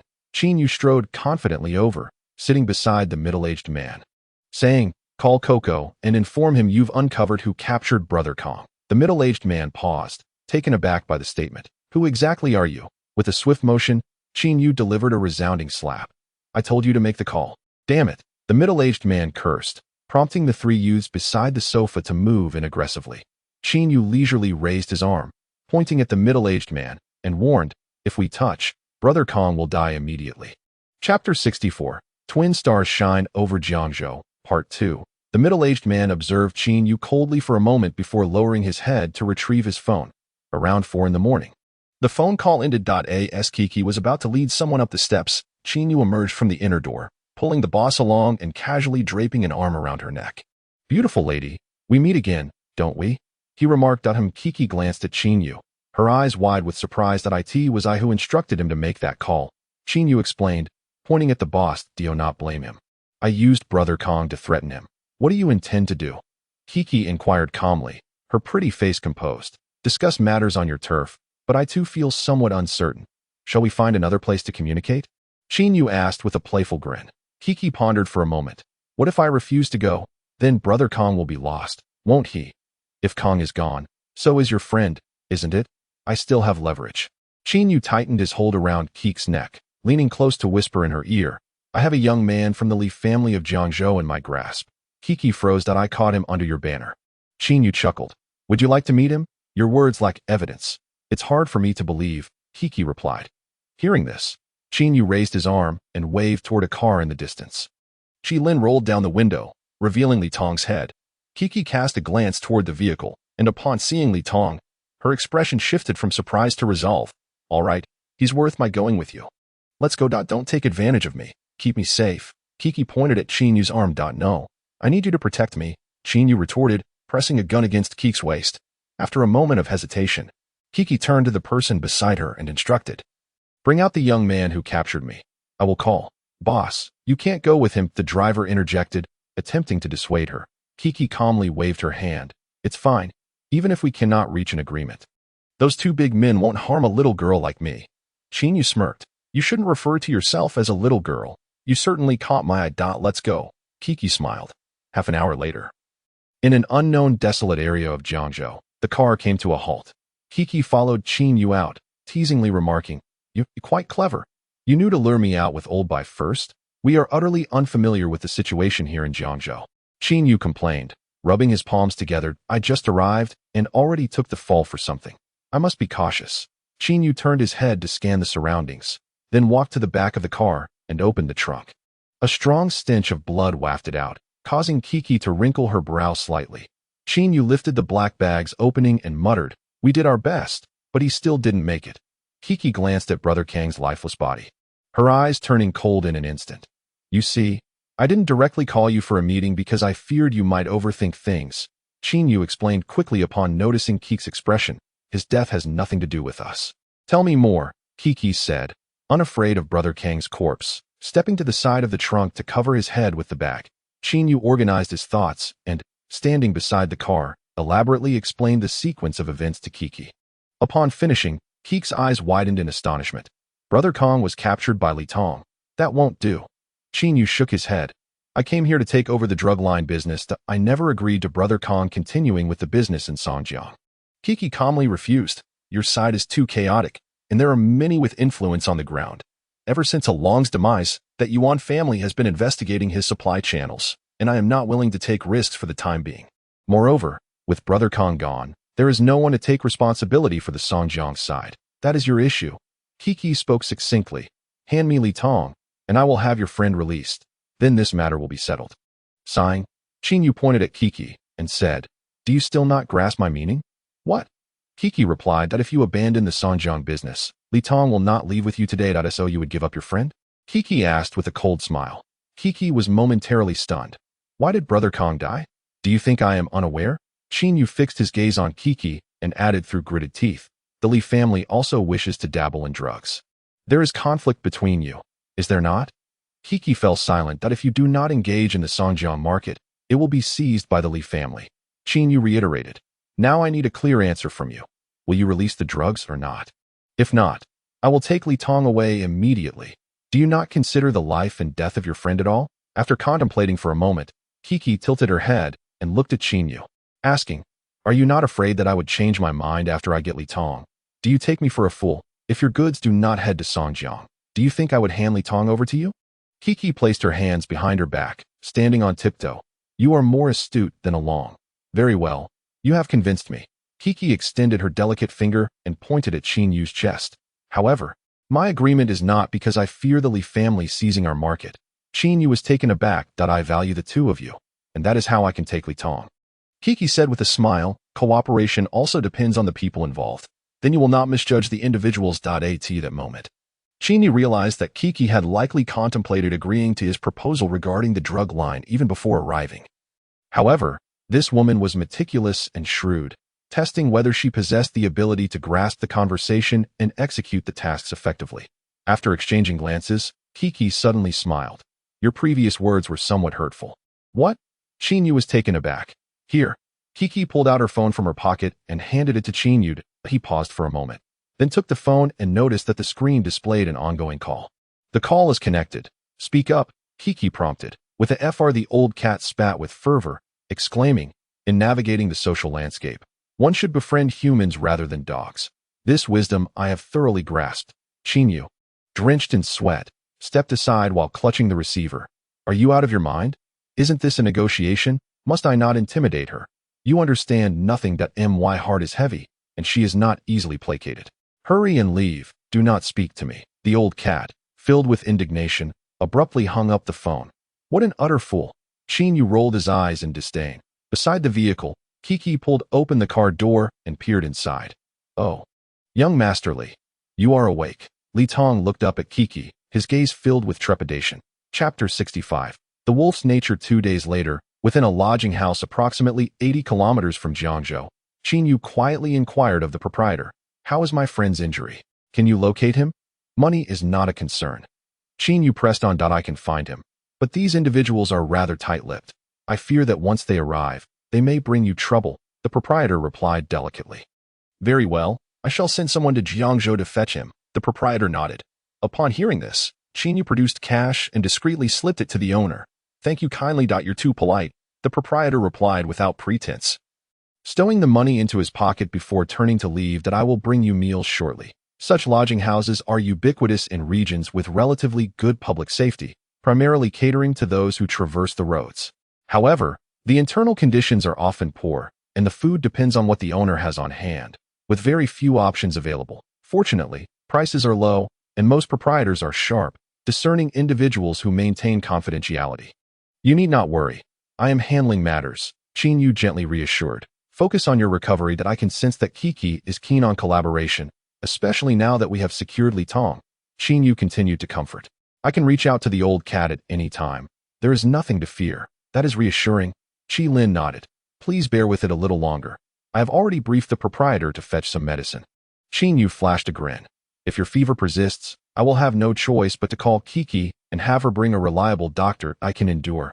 Qi Lin coughed twice, his gaze fixed on Qin Yu, his expression slightly hesitant. Qin Yu, adept at reading expressions, casually picked up an electronic cigarette and inquired with a smile, "Do you wish to say something?" Qi Lin scratched his head. "All right, I shall speak then." "Be quick about it." Qi Lin paused. "What do you mean? Are you planning to have the Ma family members go on the run?" Surprised that Qin Yu had anticipated this step, Qi Lin unconsciously nodded in agreement. "You are correct." After a moment of silence, Qi Lin pressed again. "Xiao Yu, I want to give it a try." Qin Yu turned to Qi Lin, gently advising, "Let me say this without misunderstanding. The fate of your brother Along is still fresh in our minds. This task is no easy feat. If the Yuan family learns that the drug line has been re-established, they may seek a breakthrough through intermediaries. Moreover, even if the Yuan family remains inactive recently, you have witnessed the tragic demise of Brother Kong. This line of work is incredibly lucrative, yet the competition is fierce. Both Lao Mao and I are quite reluctant to allow you." Qin Yu paused momentarily upon hearing this. "If you let me take charge, I assure you I will outperform anyone else." Qi Lin reiterated. "Having been crushed to the depths, I have no further aspirations. I shall never rise again." "Have you made your decision?" "Yes," Qi Lin affirmed with resolute nodding. "Very well. Then this matter shall be your responsibility." After much contemplation, Qin Yu declared, "From now on, Lao Mao and I will handle the official dealings. while you will oversee the operations on the streets. The three of us will be tightly bound together, undertaking ventures that will certainly attract attention. Agreed, Qin replied with a smile. Qin Yu set down his electronic cigarette, stood up, and lowered his head to retrieve his phone, stating, I must call Lao Ma. Are you going to ask him for an order? Qin asked, somewhat perplexed. What do you mean by borrowing money? Currently, Kiki Wu and T simply provide you with goods without payment. To obtain the first batch, we must settle the payment. Qin Yu shrugged and inquired, but who among us possesses the funds? Who can afford the payment? Hearing this, Qin felt increasingly bewildered. Surely, Lao Ma should cover the payment. And I believe he would be willing to do so that if worse comes to worst, we could call Li Si directly. He should be able to resolve the financial matter without us needing to borrow. No, Qin Yu shook his head. This money cannot come from Lao Ma, nor from Li Si. Qin pondered this thoughtfully. After a considerable pause, he blurted out, we have Kiki, and we have suppliers. Exactly. Qin Yu immediately concurred. The suppliers are the absolute cohesion that binds everyone together, and now that they are in our hands, we must seize this opportunity to restructure the pharmaceutical business around us. Thus, we cannot allow Lao Li to finance this. Nor should we consult the Ma family for every matter. You must understand, they are merely the downstream. Moving forward, they will rely on us for sustenance. Upon hearing this, Qin squinted and appraised Qin Yu anew, giving him a thumbs up and remarking, no wonder even someone as proud as Lao Mao is willing to listen to you, and Li Si is eager to support you. You indeed possess qualities we lack. What qualities? Qin Yu inquired playfully. The wolf-like instinct that sharpens at the scent of opportunity. Qin thought long and hard before making a piercing analogy. Heh. Qin Yu displayed an ostensibly naive smile and lowered his head to dial Lao Ma's number. Moments later, hello, Lao Ma's voice came through. Uncle Ma, please prepare an order for me, detailing the required pharmaceuticals and previous purchase prices. I have a use for it.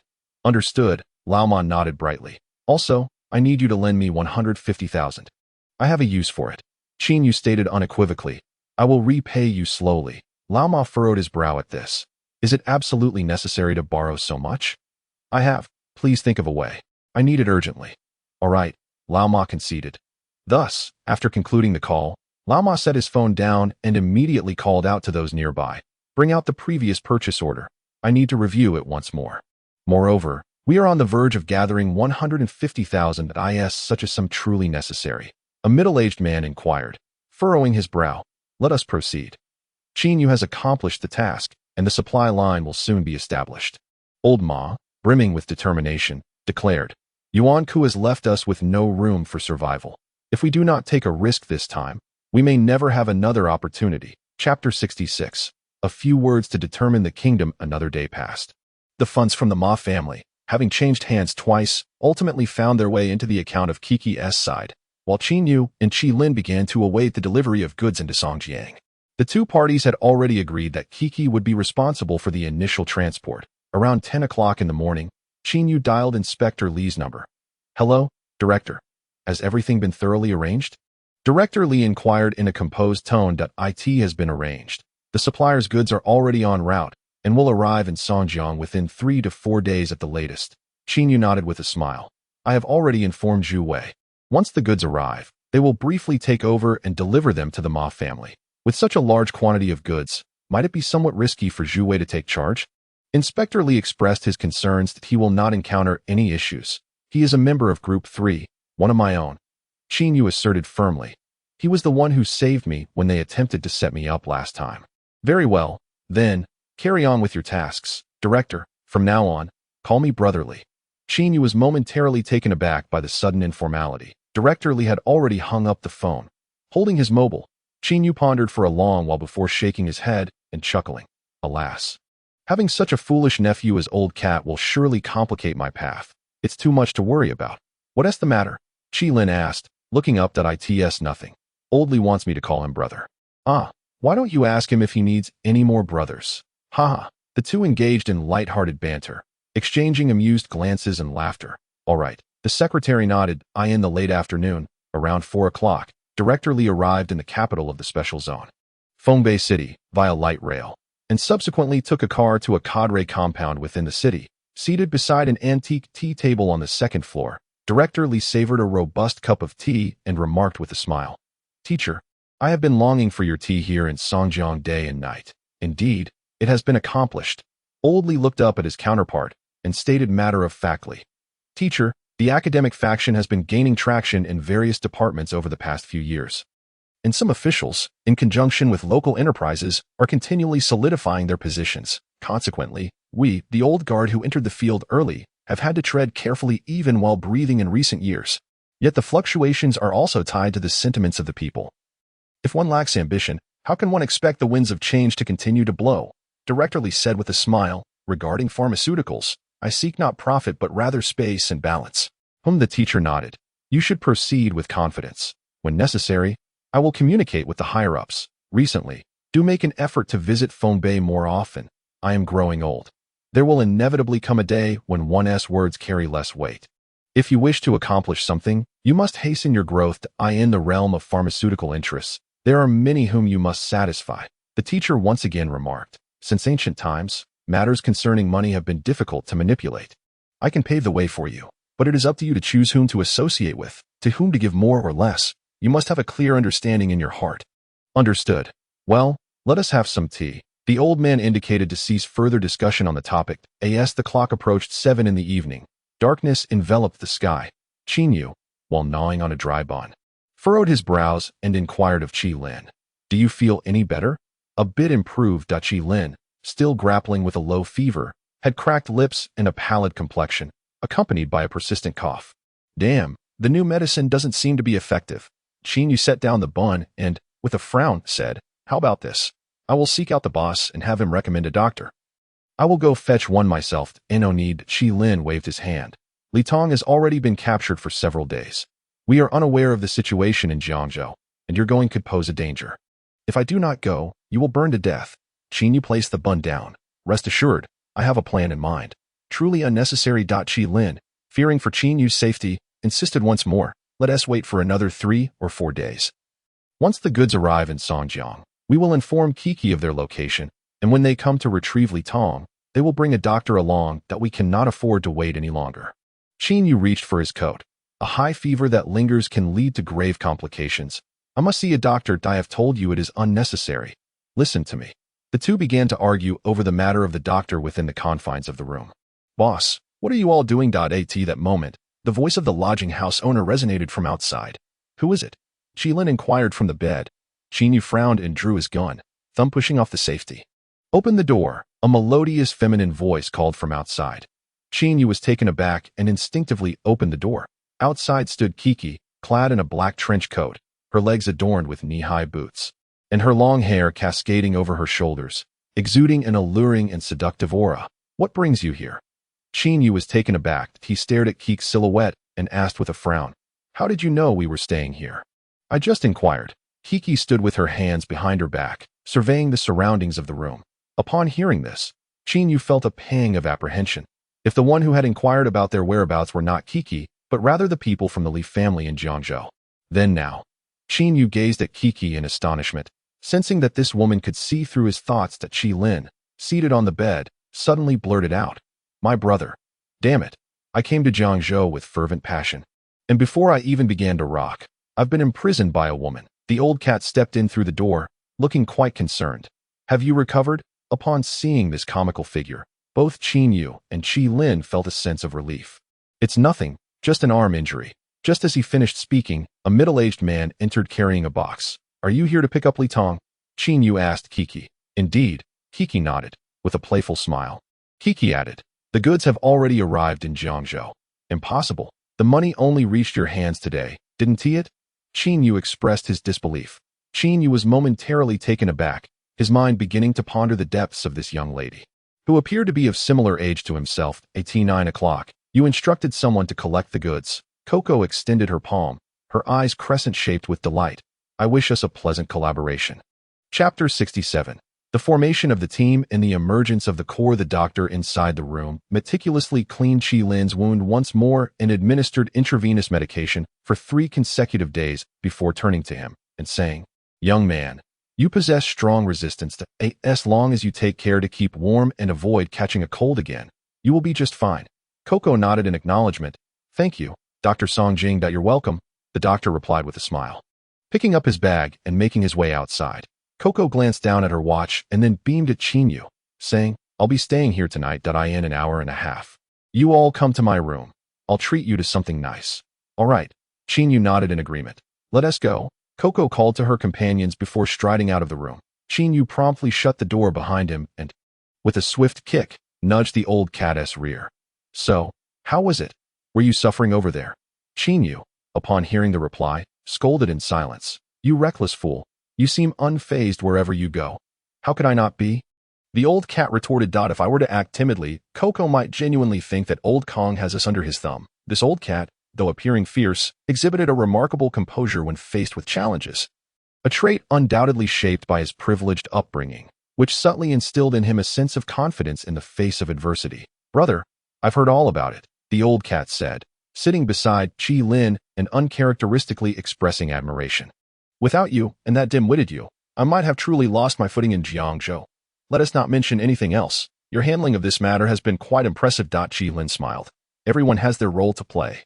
"Oh, by the way," Qin Yu interjected suddenly, "I plan to have Qi Lin act as the intermediary, responsible for liaising regarding the pharmaceuticals and distributing the profits." The old cat raised an eyebrow in surprise. "That is quite a challenging and risky task." Accustomed to such discussions, the old cat turned to Qin Yu. "Do you think this is feasible?" "Yes, I concur," Qin Yu affirmed with a nod. Then it settled. The old cat finally expressed his agreement. At the crucial juncture in Songjiang, it was Qin Yu who had clandestinely reached out to the Ma family, safeguarding Qi Lin at a pivotal moment. Their journey to Jiangzhou had been fraught with difficulties, yet it was Qin Yu who had devised strategies, enabling them to kick away the burdens that had unexpectedly befallen them. Presently, with a significant breakthrough in the pharmaceutical dealings, it was once again Qin Yu who had formulated a plan, allowing them to navigate through various relationships towards a favorable outcome. Thus, whether it was the old cat or Qi Lin, they both found themselves unconsciously relying on Qin Yu as their cornerstone. This involuntary shift, in fact, bore its own advantages, for when brothers unite in endeavors, there must exist a decisive figure to steer the course. The old cat's somewhat reckless nature often led him to act impulsively and idealistically in certain matters, while Qi Lin, despite his ample resolve, lacked experience in dealings, particularly when interacting with the nefarious individuals in the planning district. Both individuals understood that only Qin Yu, who had over a decade of solitary survival experience, a decisive demeanor, and a unique perspective, was truly suited to occupy the leading position. Lying on the bed while receiving in 4 drip, Qi Lin pondered for a considerable time before inquiring, "Xiao Yu, how do you plan to negotiate with Cuckoo? Will the pricing remain as it was before?" "No," Qin Yu replied, shaking his head. "We are not like your elder brother. He was in a position where one person's satisfaction ensured the family's well-being. However, this time we must distribute the profits among many." He continued.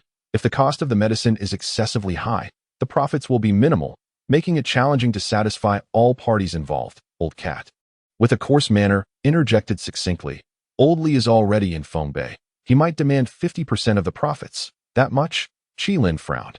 "Old Li is not primarily focused on profit. His intention is to suppress the Yuan family while creating some space for himself." Old cat explained softly, "This 50% is largely destined for upper-tier relationships. He won't retain much for himself." "That still seems a bit excessive." Qi Lin turned to Qin Yu. "The Ma family will also take a share."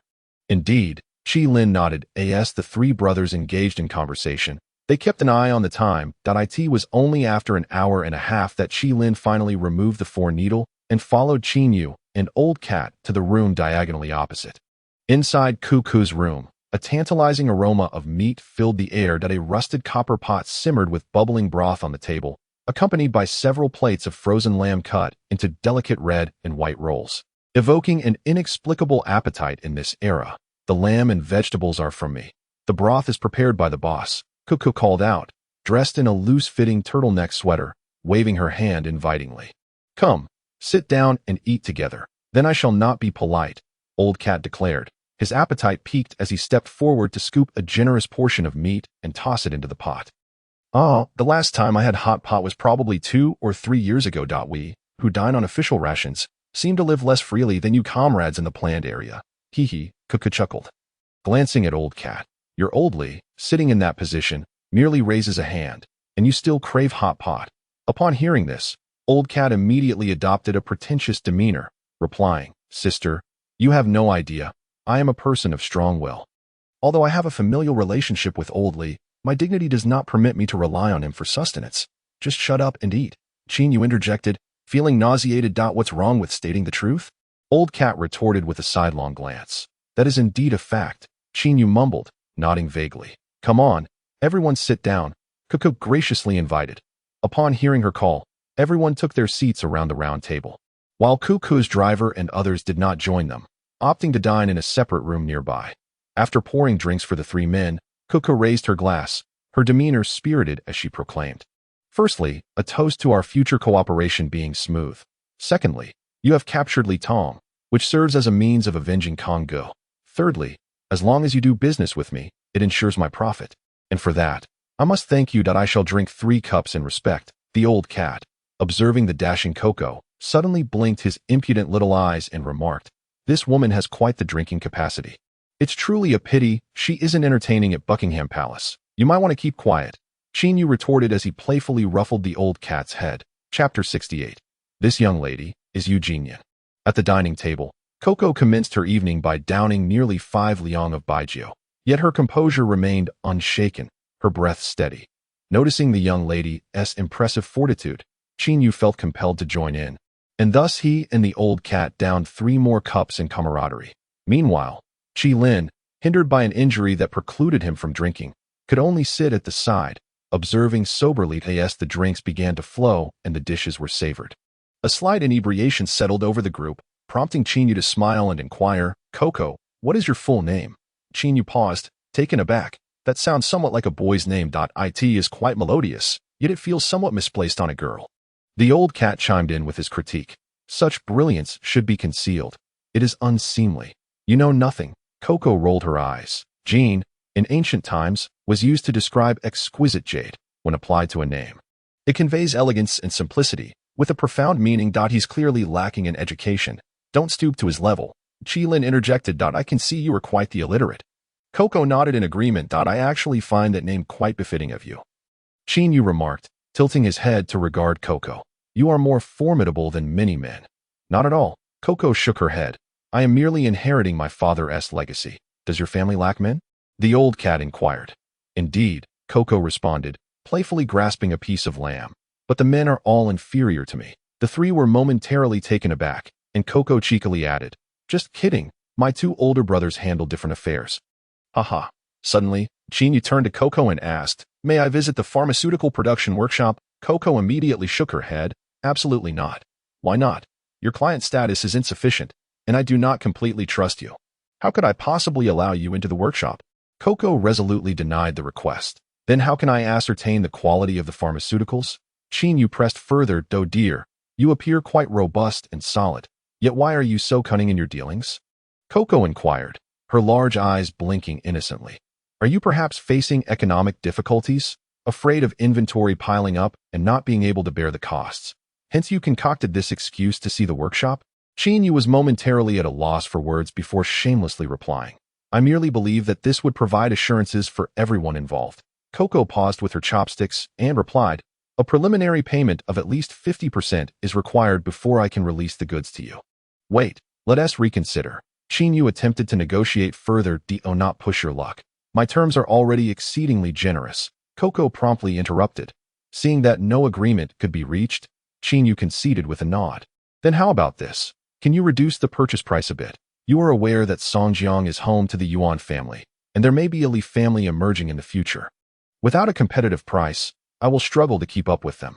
That is not feasible. The price remains as previously set. Mine is already quite low." Coco once again rejected the proposal. Qin Yu furrowed his brow as he gazed at the other party, softly urging once more, "Times have changed. Unlike the past when Along supplied goods to Lao Ma, there were not so many competitors, nor was there any animosity. Consider this. If you fail to protect the market in Songjiang, not only will you earn nothing, but you will also inadvertently support the other 2 companies." Upon hearing this, Kiki turned her gaze towards Qin Yu, remarking, "You are indeed quite shrewd. You are getting a bargain." "We genuinely wish to engage in this matter," Lao Mao interjected. "To be frank, in this line of work, every aspect of relationships must be managed, which means that the profits that come to us are quite meager. He continued, how you distribute the benefits is of no concern to me, is it? Kiki turned to him and replied, my goods are already quite reasonably priced. If we offer further discounts, how are we to survive? I believe you would not wish to witness the Yuan and Li families encroaching upon your market. Qin Yu retrieved his electronic cigarette, stating, establishing channels and gathering clientele initially, with everyone earning a little less, is indeed a prudent strategy. Kiki observed the two, who were animatedly discussing, a subtle smile gracing her face as she remained silent. Do not tempt me. We are discussing serious matters here. Why do you keep throwing those glances? Lao Mao remarked teasingly. With a chuckle, Kiki responded, the mere fact that we are sitting here discussing implies that you have accepted my pricing for the goods, correct? Qin Yu was momentarily taken aback. Do not invoke the market as an argument. We all understand that the Yu family indeed needs to compete with the other two factions, but it is merely a matter of market share. However, your situation is different. You rely on this matter for your survival. Am I right? Kiki once again questioned Qin Yu. He gazed at her, suddenly feeling a slight headache, for this young woman was indeed sharper than a monkey when it came to negotiations. Sitting down for a meal is intended to facilitate a smooth transaction that I won't speak in vague terms. You can take it or leave it at this price, but you should not overreach. After pondering for a moment, Kiki succinctly proposed, let us each take a step back.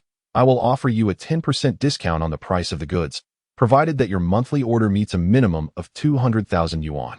If it falls short by even a cent, I will revert to the previous pricing. Lao Mao, upon hearing this, exclaimed excitedly, you truly excel at business. 200,000 worth of goods each month.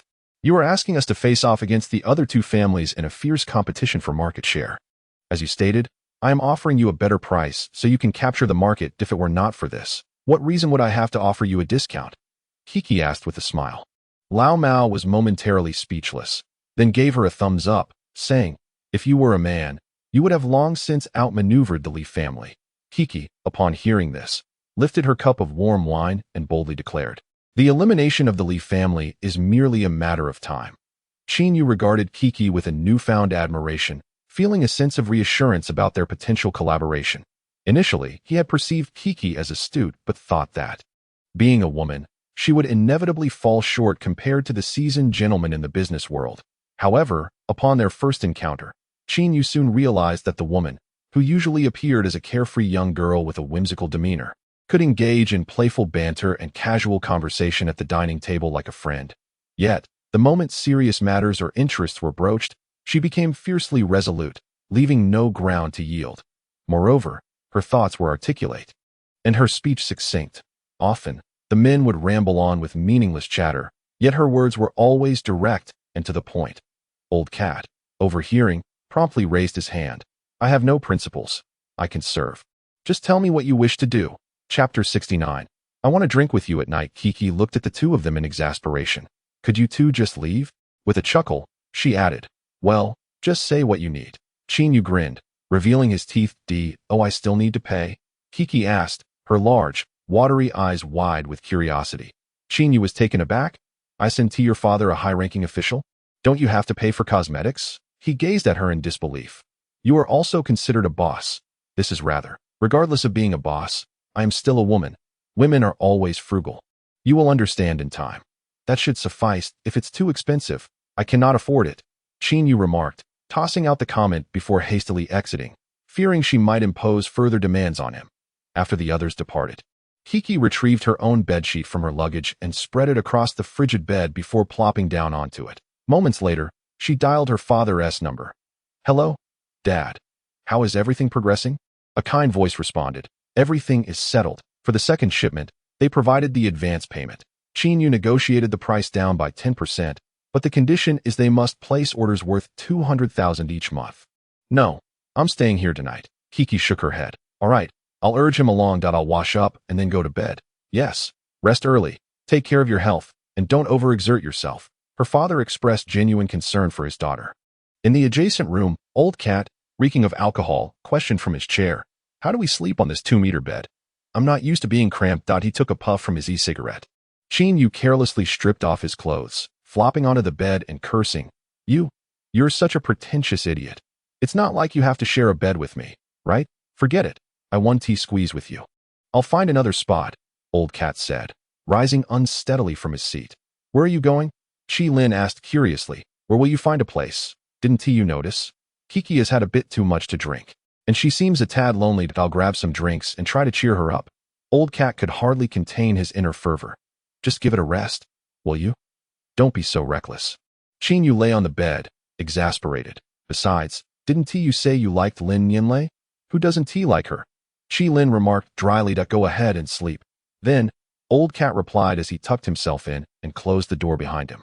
Qi Lin lay on the bed, frowning as he pondered. That fool won't end up upsetting Kiki. Will he?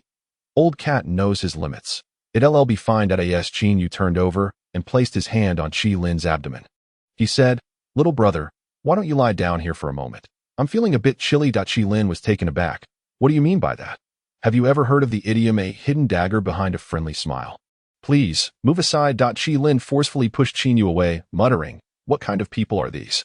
I'm still injured, and they won't even let me be at peace. Half an hour later, the lights in the dormitory dimmed, and most of the occupants in their respective rooms had fallen asleep. Lao Mao, having procured some wine and snacks, lightly knocked on Kiki's door, asking, Are you asleep?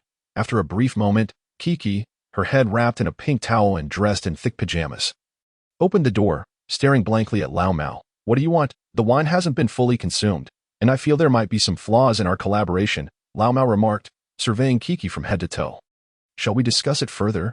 Kiki paused, glancing at Lao Mao's face, and then suddenly smiled. All right, come in. Upon hearing her words, Lao Mao's heart nearly melted. He stepped inside, using his backside to nudge the door shut, saying, Sister, I must tell you, from the moment I laid eyes on you, I found you to be more generous than any man, and particularly adept at business. Please have a seat while I go to the restroom to fetch something. Kiki acknowledged him with a nod and promptly closed the door. All right, go ahead. Lao Mao nodded repeatedly. Upon hearing this, Lao Mao was momentarily caught off guard, his heart racing. What are you staring at? Are you going to wash up? Kiki asked with a laugh. Is this appropriate? Lao Mao stood up, swiftly removing his outer coat. What are you admiring about me? He wondered to himself. When you were at my place, you were completely unflustered. Kiki gently remarked. Over the years, as I've conducted business with my family, I've encountered many people, but someone like you is truly rare. Lao Mao felt a surge of passion upon hearing her words. He swiftly removed his sweater and dashed into the bathroom, which lacked a shower head, exclaiming, Sister, please wait a moment, and I shall regale you with tales of my past. Kiki curled her lips, bending down to sit on the worn-out sofa, and began reading. After Lao Mao entered the bathroom and hurriedly filled the wooden tub with water, he scrubbed himself with utmost diligence. 20 minutes later, upon hearing the absence of water sounds, Kiki calmly called out from the sofa. Mao Mao, you can use the large towel hanging on the rope. Don't bother taking out the clothes. They're filthy. Upon hearing this, Lao Mao swiftly grabbed the large towel from the rope, shaking his head in exasperation. What an opportunity! If I don't seize this moment, it would be a shame to bear the name Li Fugui. A few minutes later, Lao Mao emerged with a towel wrapped around his waist and an outer coat draped over his upper body, only to find Kiki standing at the door, engrossed and fiddling with something. What's the matter? He inquired, beads of sweat forming on his forehead. I don't know what happened, but the door suddenly would lock, and it opened with the slightest breeze. Here, let me help you with that. No need. Just stand outside and hold it for me. I'll adjust the lock. Kiki gently ran her fingers through the ends of her hair and called out. Stand outside and hold it steady. All right. The old cat, upon hearing her voice, hurriedly dashed out of the room and positioned himself on the steps to help secure the door. Kiki twisted the door lock a couple of times and, with a smile, said, It should be fine now. Step back a bit. I'll see if I can close the door tightly. It's freezing outside. The latch must have gotten stuck. No worries. Go ahead and close it. I'll give it a tug. The old cat nodded eagerly. With that, Kiki smiled at him and reached out to pull the iron door shut. The old cat enthusiastically grasped the doorknob and, after a firm tug outward, exclaimed, It's good now, quite sturdy, it won't open. Silence lingered indoors. The old cat shivered as the cold wind blew, chuckling as he called out, Open up, it's really chilly out here, let me in. The old cat paused for a moment and banged on the door, saying, Let me in. Inside, Kiki had buried her head in the bed, laughing so hard that she trembled. You're not showing me enough respect. I want you to cool off a bit. What? The old cat gaped, letting the cold wind rush into him as he shouted, It's windy out here. Speak louder. I can't hear you. Kiki smiled once more and casually turned off the light. She continued to ignore him. Damn it. The most venomous is a woman's heart. The old cat gritted his teeth and cursed, turning to glance around as a strong gust of cold wind swept in, causing goosebumps to rise all over him. And he instinctively hugged his shoulders. However, unexpectedly, as he moved, the towel tied around his waist fell with a loud snap. The chilly breeze sent a shiver down his spine, and the old cat turned pale. Looking down to retrieve the towel, squeak, the small door beside him creaked open, and the innkeeper, holding a flashlight, had just finished inspecting the courtyard. Upon seeing the old cat in his exposed state, he froze in place. The old cat was equally taken aback. The innkeeper, after a moment of bewilderment, asked, "Brother, what on earth are you practicing? Don't make a fuss. Do you have any clothes?" The old cat retorted while picking up the towel. The innkeeper glanced down at him and, without thinking, blurted out, "Oh, a little earthworm." The old cat stood there dumbfounded for a long while, his face suddenly flushing red. "Do you have any sense of decency?" Chapter 70. The journey home the next morning. In the inn, Qin Yu was having breakfast and cast a sidelong glance at the old cat, inquiring, "Where did you sleep last night?" "Where else could I sleep?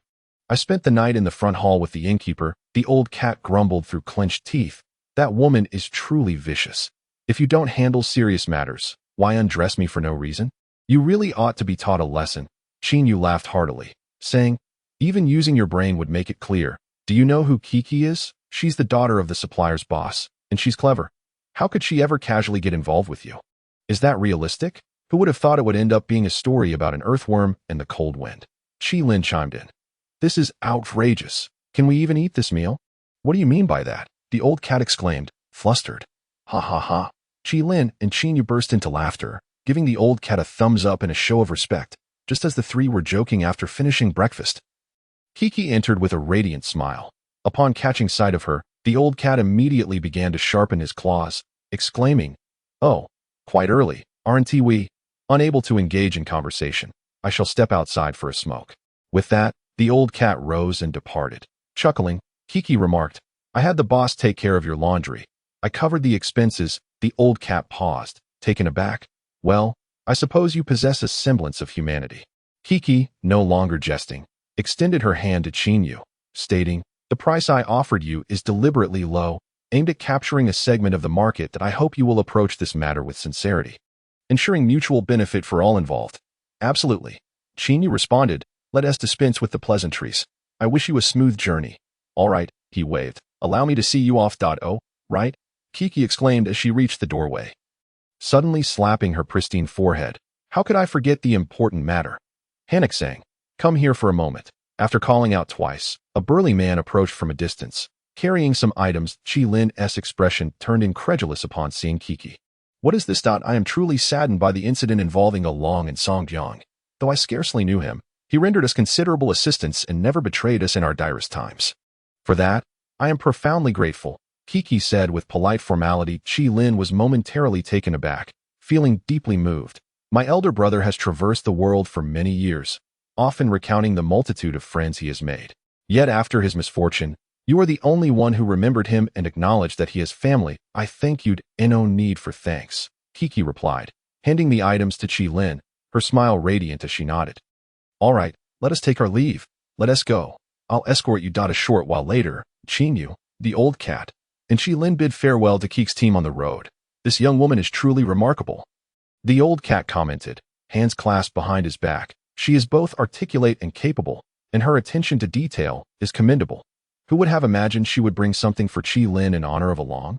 "Indeed," Qin Yu concurred. "Did you not observe?" Lin turned to the old cat and whispered. "Li Tong seemed rather stoic. Wouldn't you agree? But do you know the expression he wore upon seeing Kiki in the car?" "What expression?" "It was as if he had encountered a deadly foe intent on his demise." Lin replied without hesitation. There was a hint of trepidation in his eyes, a sort that could not be concealed. "Regardless of clarity, at this moment, our relationship with her is amicable." Qin Yu chuckled, patting the old cat on the shoulder. "Wouldn't you agree, brother? My rapport with her does not seem as harmonious." In the afternoon, the trio tirelessly secured a pharmaceutical line during their expedition to Jiangzhou, finally acquiring a solid foundation for their endeavors in Songjiang. That evening, within an office building belonging to the Yu family in Jiangzhou, Kiki sipped her homemade lemon tea while seated on the sofa, gazing at Li Tong, Have you considered the consequences of those who would seek my life? Feigning calm, Li Tong tilted his head with a smirk. You wouldn't dare touch me. If you choose to sever ties now, it won't be easy for you either. Such confidence, are you? Kiki set her teacup down and inquired. This matter, I have fully accepted my fate. Now, I shall remain silent and do nothing, simply awaiting communication from my family, and you all. Li Tong is acutely aware that his father and uncle have undoubtedly already been in contact with the Yu family. You possess quite the audacity. Ke Ku, with a mocking smile, remarked, you killed Brother Kong, yet you don't even offer a word of remorse. Upon hearing this, Ku stood up, hands clasped behind her back, gazing at Li Tong. Are you truly unafraid of me, or are you merely feigning calmness? Li Tong clenched his fists tightly, declaring, I am not a mere thug on the streets. I have the Li family backing me. Oh, Ku nodded, suddenly turning and shouting, panic saying. The door swung open, revealing a burly man in a black t-shirt who bent down and addressed her. Boss, teach the young master of the Li family how to speak to me. Ku tossed this line over her shoulder before walking away. Henrik Sang drew a gun, expressionless, aiming it at Li Tong's knees. Ke Ku. If you continue like this, the two families will soon be at odds. Bang, bang, 2 gunshots rang out, shattering Li Tong's kneecaps. Li Tong cried out in pain, falling backward and knocking over a chair. Ke Ku turned, hands still behind her back, and spat at him. You're merely a distant relative of the Li family. Why are you pretending?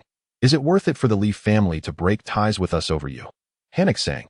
Drag him to Brother Kang's funeral. Do not treat his wounds. Let the bullets remain lodged in his bones as he kneels for an entire night. Understood. Henrik Sang nodded. An hour later, the eldest brother of the Yu family called, his tone slightly reproachful. Ku, what are you doing with Li Tong? We've already finalized our terms here. Chapter 71. A good deed done daily around 3 in the morning. On the highway, Lao Mao, having taken a short nap, groggily glanced outside the car. Where are we? Pull over ahead. I need to relieve myself and grab a bite to eat. Then you can rest while I drive. Lao Mao said as he rubbed his face. All right. Qin Yu replied, driving for not much more than 2 kilometers before stopping the car in a clearing. Lao Mao casually grabbed the provisions from the back of the car and covered the already sleeping Qi Lin with a thick military coat before he began to eat. Do you have any sense of decency? I'm trying to eat here. I'll take care of my own. You take care of yours. It won't interfere. Qin Yu chuckled, grabbing a tissue and heading towards the inner field to find a spot with better feng shui. Squatting down. Inside the car, Lao Mao had a steamed bun with smoked meat and downed 2 bottles of water before stepping out to relieve himself. I in the field. Qin Yu shouted, I'm not done yet. And you've already finished? You eat faster than a pig. Hurry up, Lao Mao retorted, fastening his belt. Otherwise, I'll drive off without you. Sitting in the driver's seat, Lao Mao began to warm up the engine. Qin Yu trudged through the snow, but after barely 20 meters, he suddenly felt something trip him. What is this? Though the night was dark, the pale moonlight illuminated the basic contours of the ground. Qin Yu lifted his leg to kick whatever had hindered him, then bent down to see a purplish-blue face staring back at him. Damn, Qin Yu Rao was audacious. Yet at this moment, he too was taken aback. He took 2 steps back and scrutinized the scene, only to discover a boy, approximately 15.6 years of age, lying in the snow. Although the boy was clad in thick garments, his eyes were tightly shut, and his hair was covered in frost and snow, resembling a super saiyan in his frozen state. In the designated planning area, such occurrences were not uncommon. Each year, numerous individuals without a path in life succumbed to the bitter cold, perishing amidst the icy expanse. Thus, Qin Yu hesitated momentarily before turning to leave. Help me, please. The boy lay motionless, his voice barely a whisper. Help me. Qin Yu stood still, gazing at him, and after a prolonged silence, inquired, how long have you been lying here? Help me. The boy merely repeated those words. How can I trust you? Besides, you're in dire straits. Your demise would only complicate matters for everyone. Qin Yu retorted before decisively turning away. The boy's feeble cries persisted, yet Qin Yu walked further away until he could no longer hear the sound. In the vehicle, Old Cat noticed Qin Yu approaching and immediately scoffed. What took you so long to wipe your ass? Old Cat shifted gears and slowly departed from the spot. Inside the car, Qin Yu furrowed his brow, his face devoid of any mirth. What's wrong with you? Did you run into a ghost? What kind of expression is that? Old Cat, sensing something amiss, inquired curiously. However, circumstances had changed. His life had somewhat improved, while that child still clung to life and could speak. Ignoring him would inevitably lead to the extinguishing of this young life amidst the icy wilderness. As thoughts swirled in his mind, Qin Yu found himself reflecting on his own childhood, one marked by abandonment. The resemblance was striking: a thick cotton coat, tattered boots, the endless expanse of snow, and a child left unattended. With his eyes closed, after a moment of silence, Qin Yu suddenly commanded, "Reverse the car." "What for?" Old Cat was bewildered. "Just hurry and reverse," Qin Yu urged out. A few minutes later, the vehicle once again halted in the open area. Qin Yu pulled a military coat from the trunk, striding into the snow to wrap and lift the child. Old Cat stood by the roadside, astonished as he asked, "Where did you find this person?" "I encountered him while taking a dump," Qin Yu panted. "He is still alive." "What the hell? He is barely a child, not even an adult," Old Cat remarked, glancing at the boy. His face is already turning purple. Holding the child, Qin Yu immediately instructed, "Quickly, fetch the heating lamp from the car and light it in the open." "All right." Old Cat, being kind-hearted, felt urgency upon seeing the boy and hastened to the vehicle. Retrieving the lamp from the trunk, Qin Yu placed the child on the ground and turned to ask, "Is there any alcohol in the car?" Qin Yu surveyed the surroundings and promptly added, "You must undress him slowly. His body has frozen stiff. If you are too abrupt, it could cause him harm." "What kind of day is this? Undressing him in this weather?" Old Cat remarked, carefully igniting the lamp and gently removing the boy's clothing. Qin Yu cradled the snow in his hands and, summoning all his strength, began to rub it against his back and chest. At first, the snow clung to the child without melting, but after a good 10 minutes of vigorous effort, snowmelt began to trickle from his hands. After toiling for a solid half-hour, Qin Yu was drenched in sweat as he pushed against the child's chest and called out, "Can you hear me? Open your eyes if you can. Otherwise, I might just toss you aside." After shouting this 6 or 7 times, the child suddenly murmured, Help me." There was finally some response. Qi Lin, who had just stepped out of the vehicle, shouted from the side. Qin Yu let out a sigh of relief. Whether he lives or not depends on him now. After the 3 brothers rescued a child along the way, they hastily continued their journey to Songjiang. In the back seat of the car, the child, who had been lying there for 2 days, began to regain color in his face and called out with newfound awareness, "Is there anything to eat? Give me a little." Chapter 72. From covert conflict to overt struggle. Upon returning to Songjiang, inside the room, Qin Yu removed the foul-smelling clothes from the child and tossed them at the entrance before bending down to splash his face with cold water. "What are you planning to do with this child? Are you going to let him stay here?" Old Cat casually inquired. "That could work. After all, we found him. You should help think of a solution too." Qin Yu nodded. "All right, let us go." After a brief discussion, the two locked the door and departed from Courtyard 88I in the afternoon, inside the office of the Chief Inspector. Inspector Li looked at Qin Yu with satisfaction and gestured for him to sit. Li casually tossed a cigarette to Qin Yu and spoke in a steady voice. "I've concluded the discussions regarding the situation in Fongbei. However, you must inform the Ma family to avoid drawing too much attention. The higher-ups want to observe the profits before we delve into any troublesome issues." "Understood," Qin Yu nodded, then softly inquired, "Since the drug line has been re-established, do you think we can proceed with Ma Lauer's case?" "Good. I have it under control," Qin Yu affirmed. Momentarily taken aback, Qin Yu reached out to accept the items Li had handed him, glancing down briefly before exclaiming with a grin, "Oh, thank you, Chief Inspector. A second-level officer has been approved for me so quickly."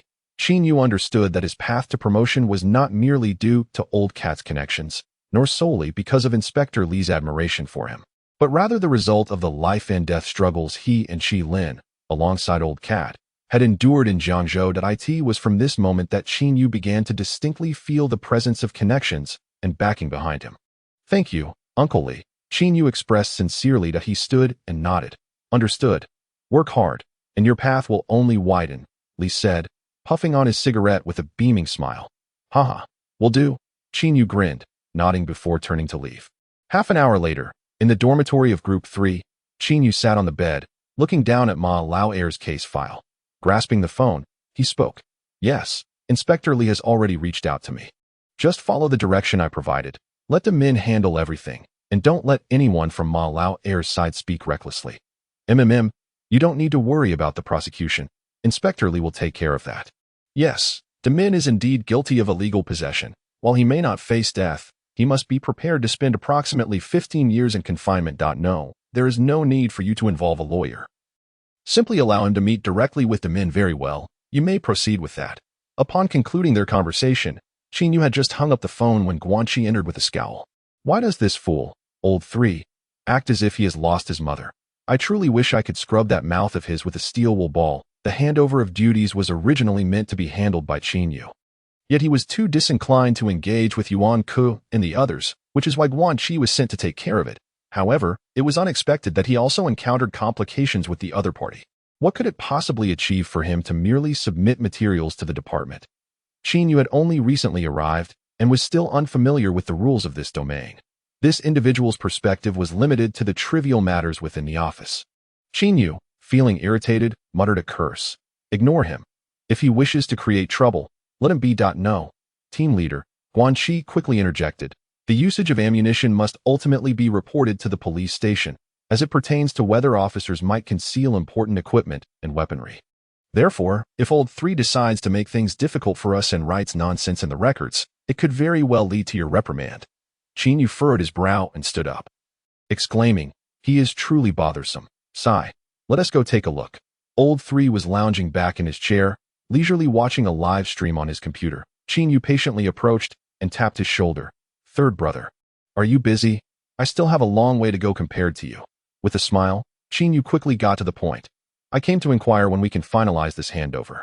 After a moment of contemplation, Qin Yu leaned in closer to old 3's ear and whispered, Third brother, those 2 grenades are still unused. I've hidden them away because someone is always trying to mess with me. I need to keep some hard assets for self-defense. By the way, would you like one? I can find an opportunity to give you one on any night. Old 3's expression darkened as he slowly stood up.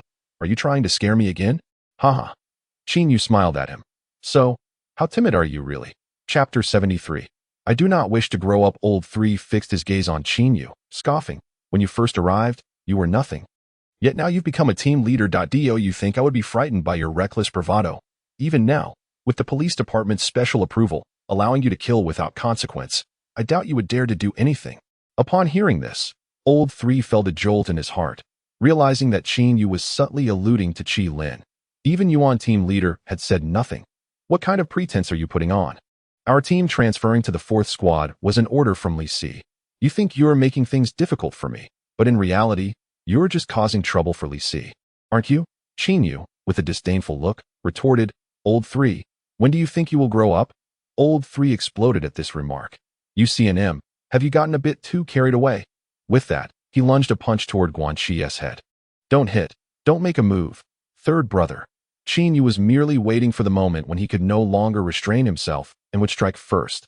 Thus, he stepped forward, wrapping his left arm around the other's shoulder while his right fist clenched tightly as he exclaimed, Third brother, hear me out. We can stand here and exchange words without any consequence, but should you choose to resort to violence, matters will escalate significantly. The third brother, who had previously held Guanxi in contempt, was incensed by this provocation and retaliated with a flurry of punches. Thud. Guanxi deftly dodged the blows, feigning injury as he fell backward onto the ground, immediately shouting, On what grounds are you hitting me? I shall report this to the police station. I will submit materials to the supervisory office and seek to have you prosecuted. Come on, get up. I'll take the blame. Enraged, the third brother lifted his foot, ready to kick Guanxi. Qin Yu swiftly encircled the third brother's neck with his left arm and, with his right fist, landed 3 or 4 solid blows to his chest at that moment. A group of members from other teams, having heard the third brother's call, surged forward, engaging Qin Yu in a chaotic scuffle. The opposing side numbered at least 7 or 8, while only Guanxi stood beside Qin Yu. Yet, both were no strangers to conflict, harboring cunning minds. They had even prepared themselves not to retaliate. Guanxi, lying on the ground, continued to shout, Third brother, if you don't manage to kill me today, I shall extort you for all you're worth. I'll make sure you regret it. The third brother, teeth bared, seized a stool, poised to strike. Just then, Yuan Ke entered through the main door, glaring and bellowing. What is going on? Have you all lost your minds? His furious shout brought an immediate hush over the room. The third brother, panting, turned to Yuan Ke and said, Captain Yuan, stay out of this. I'd rather strip down than let this go. Yuan Ke, upon hearing this, felt a headache coming on and scolded with a darkened expression, Shut your mouth and put down that chair. The third brother, after a moment's hesitation, finally tossed the stool aside. Yuan Ke furrowed his brow, casting a glance around the room before striding over to Qin Yu and asking, "Oh, so you've become quite the important figure, have you? Feeling unburdened about where you choose to engage in conflict?" Qin Yu smiled. "Captain Yuan, I am but a poor lad. How could I possibly feel so inflated? Today, Director Li has issued an order for us to assist Team Ford. I brought Guichi along to handle the handover. But third brother insists that the equipment I used during our last case at the butcher shop doesn't match up as he attempted to reason with him. The situation escalated. Look, we have surveillance here. If you don't believe me, we can pull up the footage." Upon hearing this, Yuan Ku's expression darkened further. "Xiaoqi, go to the surveillance room and have the clerk retrieve the footage." Qin Yu quickly added, "Never mind." Yuan Ku waved his hand dismissively, his face devoid of expression as he addressed the third brother. "Hurry and complete the handover. They used explosives in that case, and indeed. It doesn't match up." The third brother attempted to argue further. "I told you to do as I say. If it doesn't match, find a way to fix it." Yuan Ku glared fiercely, causing the third brother to bite his lip and fall silent. Yuan Ku then turned to Qin Yu, smiling as he inquired, "Team Qin, do you have any further instructions? I can arrange anything you need." "No, nothing at all." Qin Yu quickly waved his hand. "Well, if you have any requests in the future, just come by and let me know." Yuan Ku, hands clasped behind his back, added, "You're quite the favored individual in front of Director Li. The entire police department seems to revolve around you now." Yuan Ku gazed at Qin Yu, still smiling as he remarked, "Qin, I wish you smooth sailing in your role as the inspector. It is not that I am inconsiderate. Rather, Guanxi now speaks to me with a tone rife with sarcasm." Lao Sen argued his case vigorously. "What has he said to you in that manner?" Upon hearing this, Lao Sen felt particularly humiliated, his face reddening as he glanced at the officer beside him, simmering with frustration and itching to retort. Yuan Ku looked up at Lao Sen and suddenly shouted, "Li Si has made it abundantly clear that he intends to support Qin Yu. Why would you obstruct him over such trivial matters? Are you truly capable of hindering Captain Qin, or is your aim merely to infuriate Li Si, wearing the title of deputy captain, yet engaging in such foolish antics? This is an office where the art lies in killing with a smile, not a rough-and-tumble street brawl where every little issue incites a ruckus."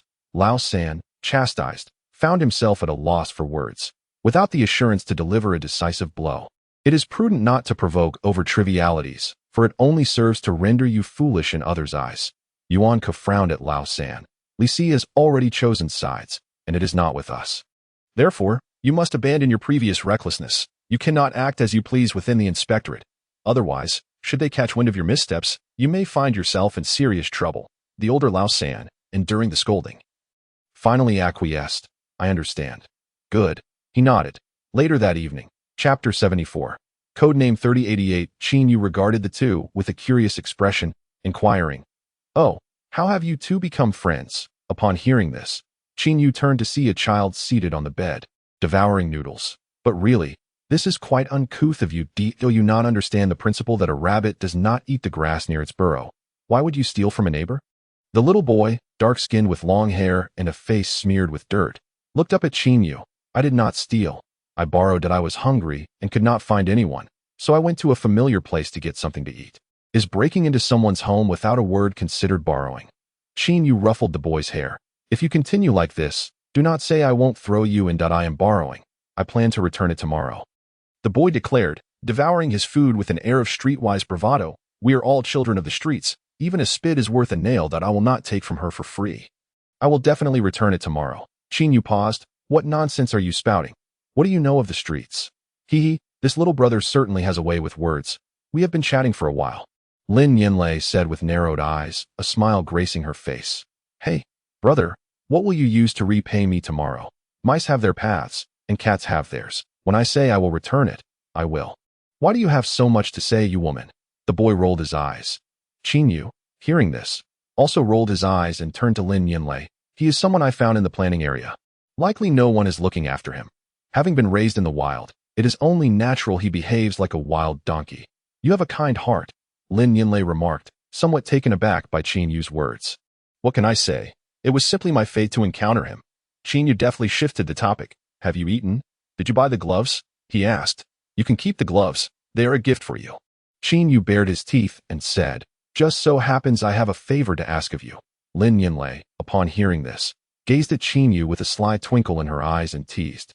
"Oh, is it for your beloved, the esteemed lady cat? Get lost. Are you dating someone?" Lin Yinlei inquired further. "No, merely a friend." Qin Yu, standing beside the cabinet, was at a loss for thoughts when he suddenly blurted out, "Why do you ask? Are you feeling jealous?" Lin Yinlei's face flushed instantly at his words. "Are you out of your mind? Jealous over you? Such wishful thinking." With that, she turned and walked away. Qin Yu, watching Lin Yinlei's graceful figure, suddenly called out, "Is he eating? Should I come to your room for a chat?" "Look at how flirty you are," the young boy, with his large eyes wide open, remarked as he sat on the bed and regarded Qin Yu. Qin Yu turned around, pulled out a cigarette from his pocket, and asked, "What is your name?" "I am Wang Hunan, though some friends in the streets affectionately call me Big Tooth," the young boy, sweating profusely, sipped from his noodle soup. Wang Hunan set down his bowl and chopsticks, looked earnestly at Qin Yu, and, feigning maturity, said, "You saved my life, and we shall be as close as brothers. I'll do anything you ask." Hearing this, Wang Hunan immediately grew displeased. "Damn, how can a child of the streets do the work of women?" Qin Yu was taken aback. "What are you saying? Do you expect me to serve you? Hurry up and wash the dishes, little master." "Who are you calling Grandpa? If you keep being disrespectful, I'll give you a beating." Qin Yu swiftly slapped him and urged, "Get on with it." More than an hour later, as the lights in countless homes dimmed, Qin Yu gave Big Tooth a bath in a wooden tub, then took his razor to shave his head. Having eaten and drunk his fill, Big Tooth felt drowsy and sat quietly in the chair. "How old are you?" Qin Yu asked. "18. Stop lying. Tell the truth that I'm 3 years younger." "That's nonsense. Doesn't tea that make you 15? Qin Yu rinsed the razor. "How did you end up sleeping in a snowdrift?" "I ran down from the hills, had run out of food, and it was freezing. I was so tired that I fell asleep in the snow." Big Tooth's body and face were covered in frostbite, and once the warmth of the room enveloped him, it became unbearably itchy, causing him to unconsciously scratch his skin raw. Moreover, he was in such a frail state that he limped as he walked. Looking utterly pitiful, "Why did you go to the hills?" "My older brother took me." Big Tooth paused momentarily but maintained his composure, articulating clearly, "We went to the mountains to gather scarce ingredients and catch some live creatures." "Are there still creatures in the mountains?" "Yes, but you have to venture deeper." Big Tooth stated in a flat tone, "Last month, we ventured into the heart of the mountain. The snow pits were several meters deep. Human traffickers with guns were behind us, forcing us to go in and gather ginseng. Everyone was terrified and did not dare to proceed. They shot 3 people, and my brother was among them." Qin Yu was left speechless upon hearing this. "I am still young and cannot seek vengeance, but one day, I shall bury that trafficker's head in the very snow pit where my brother died." Daya spoke softly, devoid of any emotional fluctuation. Qin Yu furrowed his brow and continued to shave his head under the dim light. "My elder brother is dead. Every time I sleep in the shed, memories of him flood back to me." Daya slightly lowered his head. "I fear I will always remember him, so I fled at night. And then I encountered you."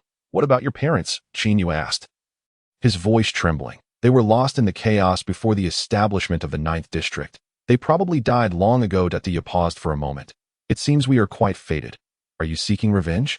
Qin Yu inquired, attempting to sound nonchalant. "The one who killed my only family member. I will undoubtedly make him pay," Daya replied without hesitation. "Then live well."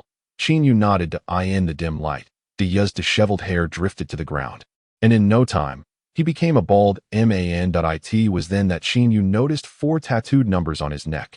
3088. What does this mean?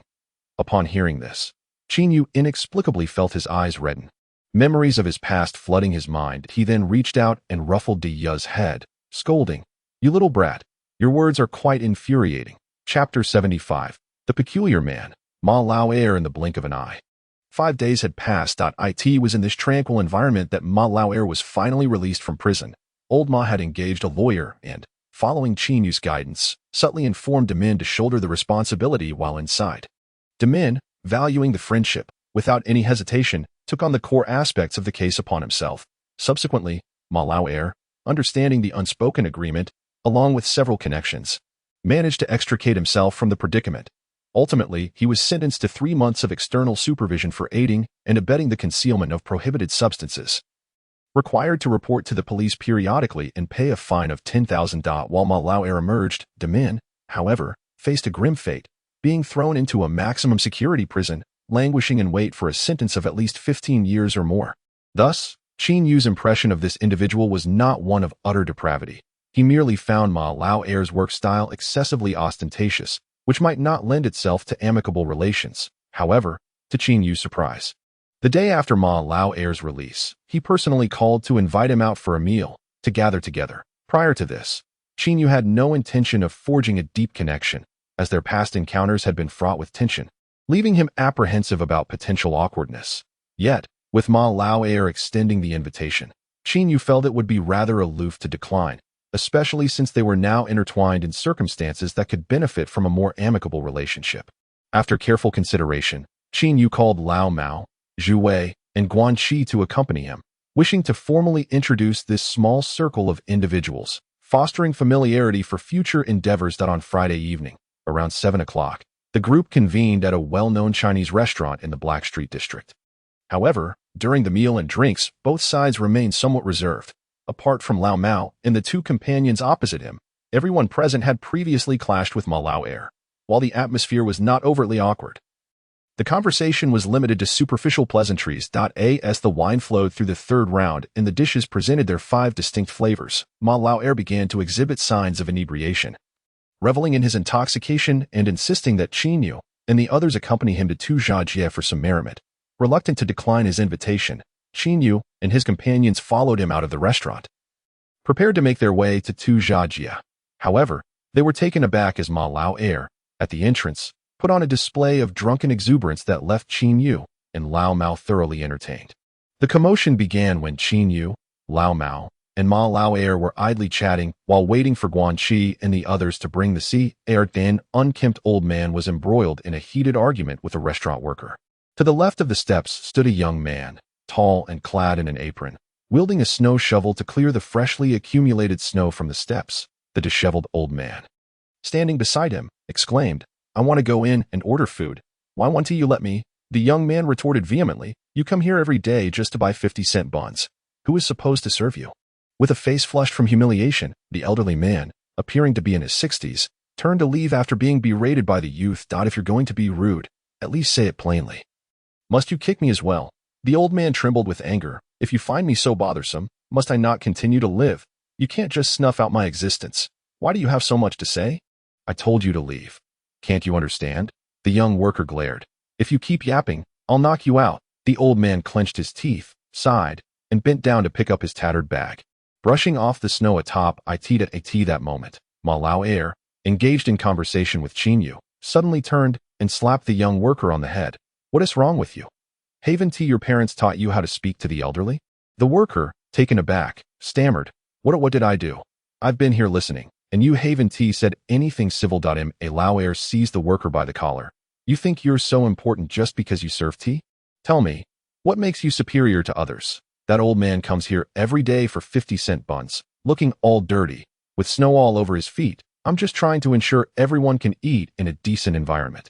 Go to hell. Ma Lao Er, with a fiery temper, delivered 2 swift slaps. Apologize. Apologize. The worker, clearly intimidated and of a meek disposition, was on the verge of tears after being struck.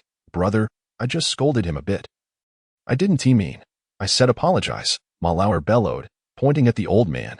Thank you, my friend, but I won't be buying any buns. The old man chuckled, his spirit unbroken. Ma Lao Er raised an eyebrow.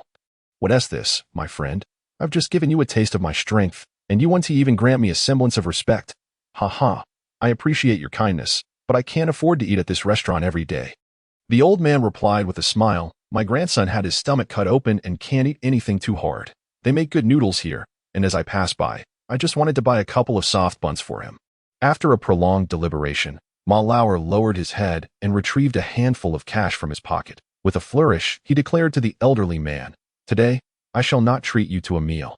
Rather, I shall provide your grandson with steamed buns for an entire year. The old man was taken aback, as were Qin Yu, Lao Mao, and others, their faces reflecting astonishment. Ma Lao Er produced a crisp 500 yuan in cash and handed it directly to the young worker, instructing, from this moment on, at this time every day, ensure that steamed buns are prepared for this gentleman. Should I find out that you have failed in this duty, I will make you shovel all the snow off Tuza Street. I understand. The young worker nodded. As the words settled, Guanqi and the others drove up in their car, and Ma Lao Er, smiling, waved to the old man. Let us go, my friend. The old man, momentarily dazed, quickly bowed to Ma Lauer, saying, I thank you, my child, and no need for thanks. Haha. I'm young and money comes easily. Ma Lauer dismissed the sentiment, not delving deeper into conversation before hopping into the car. Lao Mao, observing the entire affair with his hands clasped behind his back, shook his head in admiration, remarking, this lad is quite generous, giving away 500 yuan without a second thought. He is indeed a person worth cultivating a friendship with. Qin Yu chuckled in agreement. On the way to Tuza Street, Qin Yu, as if jesting, inquired, Lauer, that old man is clearly in need of money. If you wish to do a good deed, why not just give him the cash directly? Ma Lauer, reeking of alcohol, pondered for a moment before delivering a classic retort. I can afford to treat his grandson to a year's worth of steam buns, but I cannot save him. Those are two separate matters. You are indeed an intriguing individual, Qin Yu mused, a thoughtful smile gracing his lips after a moment of reflection, within a mid-range entertainment venue on Tuza Street. Several of Yuanhua's subordinates were reveling in merriment. In the third-floor private room of Wanshur Entertainment, a row of young women stood gracefully. Ma Lauer, puffing on a cigarette, turned to Qin Yu and said, Come on, today you may choose first. If you are not satisfied with one, we can select 2 or 3. I will cover all expenses. I want that one. The one gazing at me with such longing, Lao Mao stated without hesitation, waving his hand. Good evening, Appa, greeted a striking girl with a smile as she approached in fluent Korean. After Lao Mao made his selection, Qin Yu and the other 3 each chose one to sit beside them. Ma Lauer then summoned the service staff for drinks and personally serenaded the crowd to enliven the atmosphere.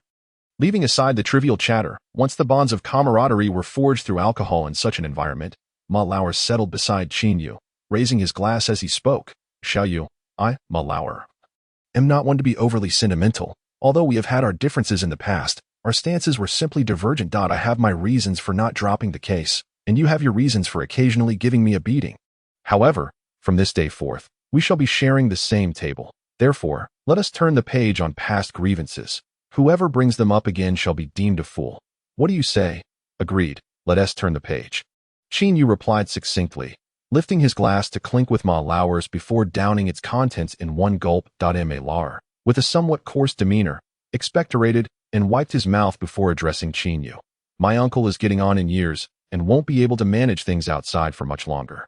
Henceforth, I may need to take the reins of our business affairs. Little Yu, I am a straightforward person. As we interact moving forward, feel free to speak your mind. If I disagree, I will certainly explain why. Let us avoid any unnecessary guessing games. They serve no purpose. Ma Lauer nodded. He then waved his hand dismissively. Oh, we are not new to the pharmaceutical trade. Rest assured, I know what needs to be done. To be candid with you, Qin Yu interjected, pulling out an electronic cigarette, and continuing softly, the suppliers have imposed a strict target on us if we wish to procure the medications at a lower cost. We must achieve a minimum sales volume of 250,000 each month. Do you understand what this entails? Indeed, Qin Yu nodded promptly. The suppliers are eager to ascertain whether we can genuinely collaborate. Consider this. They are engaged in the clandestine manufacture of pharmaceuticals, which makes them a thorn in the side of several established companies. Therefore, if potential partners lack capability, the suppliers would prefer to forego business rather than take risks. I comprehend your perspective, Ma Lauer acknowledged. Initially, we must prioritize stability. Qin Yu poured a glass of liquor. Once we cultivate a satisfactory relationship with the suppliers, we will undoubtedly stand firm. He raised his glass, believing he had said enough, and offered a toast. The two exchanged a smile and downed their drinks in unison. Once the serious matters were concluded, Ma Lauer called out to a sturdy man with a resolute countenance, marked by a scar on his left eyelid. Zishugu, come here, let me introduce you properly. From a distance, the man who had been conversing with Lao Mao and others approached with his drink in hand. This is Lu Zishu, who has been with my family for nearly a decade, and has essentially watched me grow up. Ma Lauer introduced with a smile. He had something to attend to earlier, which is why he couldn't join us for the meal. You two should get acquainted. I am Qin Yu. Hello, hello, Lu Zishu replied with a warm smile and a steady voice. I was preoccupied earlier and couldn't break away. I look forward to your guidance. Qinzu. You're too kind. Just call me Little Yu. Qin Yu responded with a smile, despite the prominent scar on his face, which lent him an intimidating appearance. Lu Zishu spoke with a rich timbre and did not carry himself with an air of superiority, exuding a sense of calm. After their introduction, Ma Lao turned to Qin Yu and explained with a chuckle, "My father, old Ma, wishes to delegate authority to me, yet he fears I may falter. Thus, he has enlisted Zishu Gu to work alongside me, providing guidance in the process that I often consult him on various matters." Upon hearing this, Qin Yu felt a sense of relief. That sounds quite reassuring. Having an experienced individual by your side will certainly keep you in check. Otherwise, you might end up clashing with the waitstaff over a meal, which would be quite worrisome. Haha. Laughter erupted among the group. Qin Yu, feeling somewhat exasperated, tugged at Ma Lao. "All right, that should suffice. You've already spent quite a bit today." Ma Lao waved his hand dismissively. "What is the purpose of earning money, if not to spend it? To speak rather bluntly, this unfortunate incident has befallen me due to your involvement.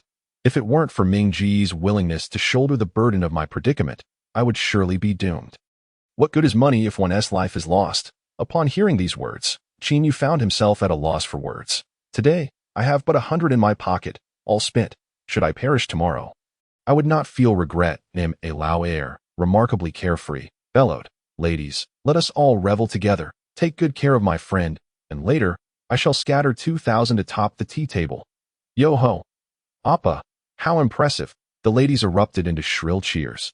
Celebrating Ma Lao, Qin Yu, seated on the sofa, gazed at Ma Lao with a smile, internally reflecting. Some may profess their indifference towards wealth. Such claims might be mere pretense or indicative of their lack thereof. Yet, to embody such a carefree spirit is a rarity indeed. In my 20 years, I have encountered few like Ma Lao. This individual may lack refinement, his speech rife with the roughness of the underworld. Upon closer examination, he is not without his numerous flaws, but his genuine nature is undeniably admirable. To live one's life with such abandon is no small feat, whether in times of peace and joy or amidst the present chaotic turmoil. However, Lao Mao gradually found himself in sync, as if he had encountered a kindred spirit in Ma Lao, feeling a profound sense of missed opportunity. Grateful for the warm hospitality, he mused, "Is this young lady truly as delightful as she seems? Please provide me with a verbal report tomorrow." "Very well." After their pleasantries, Lao Mao was assisted by the young lady as they departed. 15 minutes later, after Ma Lao, Lu Zishu, and the others settled their bill and were about to leave the entertainment venue, they suddenly spotted one of Yuan Hua's associates standing within the music bar, shouting, "Dong Gu, I bid 500. Chapter 77, Overindulgence or Intentionality? Who is performing today?" Ma Lao swayed unsteadily towards a nearby companion. "Yao Ji, the Taiwan?" he inquired again. Indeed, his companion nodded. "Damn it, let them do their thing while I enjoy mine. Is there an issue with that?" Ma Lao retorted with a fierce glare. "The alley is so narrow. Should I always take a detour upon encountering them?" Lu Zishu fell silent. "Let us go take a look." Ma Lao beckoned, leading the group into the music bar. On the stage of the music bar, a strikingly alluring young lady was performing a rather risky act, her style distinctly Thai, and her performance certainly pushing the boundaries. As her words faded, the spotlight shifted to the entrance, where Ma Lao, flashing a grin, settled at an unoccupied table nearby. Waving cheerfully at Yao Ji, the owner at the entrance declared a bid of 1,000. The host announced loudly, "Friends, opportunities are fleeting. Miss Yao Ji will be performing in Fongbei next week. It will be challenging to arrange another meeting. Wealthy patrons, seize your moment." This auction-style approach to nightlife is essentially designed to enliven the atmosphere. Most patrons partake simply for amusement. Many do not genuinely wish to engage with the performers, and it is uncertain whether a dinner or drink with a performer would lead to a night spent in their company. Moreover, as the enchanting lady is an individual of stature, it is clear that Yongdong's antics are merely for amusement, fueled by excessive libations and a desire to impress. However, the moment Ma Lao appeared, the entire atmosphere shifted inexplicably. Yongdong, a longtime companion of Yuan Hua, although not directly engaged in the ground-level competition, possesses 2 formally registered companies and wields considerable influence over many of the Yuan family's businesses, positioning him as a strategist operating from the confines of an office. Thus, he harbors a degree of disdain for the Ma family, comprised as it is of those from humble beginnings. Seated on the sofa, Yongdong adjusted his black-rimmed glasses. Curiosity piqued as he inquired of a friend nearby, "Has this lad made his entrance?" "Yes. I hear it was Officer Li who facilitated his release," the friend replied with a nod. "Huh. He is lucky to be alive, though I doubt he even remembers his own surname now." Yongdong chuckled, waving his hand dismissively. "Xiao Lu, why don't you engage him? The young man standing in front immediately raised his hand, calling out, 1005.2000, came Malauer's unblinking response, 2005.3000. In less than 5 seconds, the bidding escalated to 3,000, a figure that had long surpassed the bounds of mere frivolity. The guests present understood that both parties were now dead serious, no longer treating the event as a game. At the entrance, Lu Zishu frowned, warning Malauer, is this really worth it? 3,000 for a woman? It's not about the money, Malauer replied, reclining with a leg crossed, his gaze fixed intently on Yongdong, a smile playing at the corners of his mouth. Hey, do I still have any bullets left? If not, I'll just have her come over for a drink. Enough? Yongdong said darkly. Let him play his game. 3,000. Is there anyone willing to exceed that? The host inquired. Now, let us invite the enchanting lady to toast the gentleman at the entrance. The host announced. Lu Zishu was momentarily taken aback, exasperation evident as he retorted, You have no money. Why are you shouting? Is there anyone? Malauer impatiently pressed. Yes, Lu Zishu confirmed with a nod. Upon hearing this, Malauer pointed at Yongdong and called out to the host on stage, I won't be drinking anymore. Let the lady go to their table. That gentleman has been shouting for a while. He must be a bit thirsty, ha ha ha. As soon as the words left his mouth, the room fell into a sudden silence, leaving even the seasoned host at a loss for words. Yongdong, sitting on the sofa with a visibly darkened expression, remained silent. Suddenly, a burly man sprang up from the sofa, seizing a bottle from the table and hurling it towards Malauer with a swift motion. Crash! The bottle shattered upon impact with the table, and a predictable conflict ensued. The opposing group surged forward, a flurry of fists and kicks directed at Malauer and his companions. Yongdong stood before the sofa, repeatedly shouting in an attempt to intervene, but to no avail. At the entrance, Malauer, already 8 parts intoxicated, despite his ferocity, found himself at a disadvantage due to the smaller number of supporters on his side, compounded by the fact that the staff of the entertainment venue sided with Yongdong. Soon, he was cornered against the wall by 3 or 4 individuals, who unleashed a barrage of punches and kicks upon him. Lu Zishu grappled with 3 of Malauer's entourage. While he managed to hold his ground, he was nonetheless restrained. A chaotic brawl ensued for approximately 7 to 8 minutes, ultimately culminating in Malauer receiving a thorough beating. The manager of the entertainment complex hurriedly arrived to separate the combatants and then turned to Malauer, saying, What do you think you're doing? We all know each other. Causing trouble here only serves to embarrass me. Wiping the blood from his nose, Malauer, seemingly unfazed, chuckled and replied, It's nothing. Nothing at all. It has nothing to do with you. Damn, after getting beaten, I finally sobered up. Is there a car available? Shall we head to the hospital? The manager inquired. No need. This little injury is nothing to worry about. Malauer smiled as he wiped the blood from the back of his hand, appearing intoxicated, yet speaking with a surprising clarity to the manager. Sorry for the trouble. I'm fine, but the boss might not be pleased. Just go wash up quickly. No, I'm leaving. Malauer waved his hand dismissively and was the first to exit the entertainment complex. Sigh, when will you learn to stay out of trouble? Lu Zishu lamented. Inside the music bar, what is going on? Yongdong asked, tilting his head. Chapter 78. The Brute. Yongdong was initially prepared to leave, but upon hearing the manager's remarks, he felt somewhat cornered. Heh, why are you trying to chase me away? Yongdong inwardly cursed the manager for speaking out of turn, but simultaneously recognized that Malauer was a reckless character, and he had no desire to engage in a contest of wills with such a volatile individual. Thus, he felt trapped, contemplating leaving to preserve his dignity, as if he were somehow intimidated by Malauer. If he stayed, he feared further complications. After deliberating for a while, Yongdong smiled and responded, It's fine. If he doesn't come today, I want to leave. What are you trying to prove? It's nothing. Just pour another round, and we'll continue drinking for a while. A light, carefree smile adorned Yongdong's face. Sigh, the manager sighed, rising from his seat. Once the manager departed, Yongdong immediately instructed a nearby friend, call home and have 2 people come over. Just say there's a situation at the company. After the chaos subsided, Lu Zishu, who resided not far from Tuzha Street, found himself home in less than 10 minutes thanks to Malauer's driving. All right, Malauer nodded. I'll take my leave. Take care, brother. Lu Zishu offered a few parting words before turning away. To the warehouse, Malauer nonchalantly rubbed the scabs on his face and remarked, What's the rush?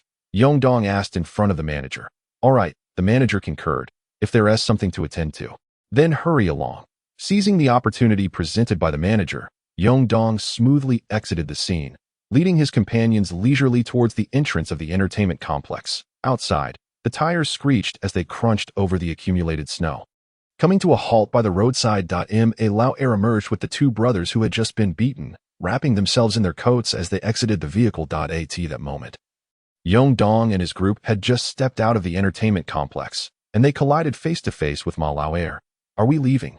Ma Lao Air, his face still marked with traces of blood and reeking of alcohol, inquired. Dong was taken aback. "What the hell do you want?" "I want to take you down." Ma Lao Air brandished a gun from his coat and boldly ascended the steps. The manager of the entertainment venue rushed out upon hearing the commotion, immediately furrowing his brow and advising, "Old Air, how much longer are you planning to carry on? Could you perhaps do me the courtesy of ceasing this disturbance?" Old Air, tilting his head to regard the manager, retorted, "When I was being beaten, where was your concern for my dignity?" The manager was left speechless. "Is this street yours to command?" Old Air forcefully shoved the manager aside, saying, "Stop babbling.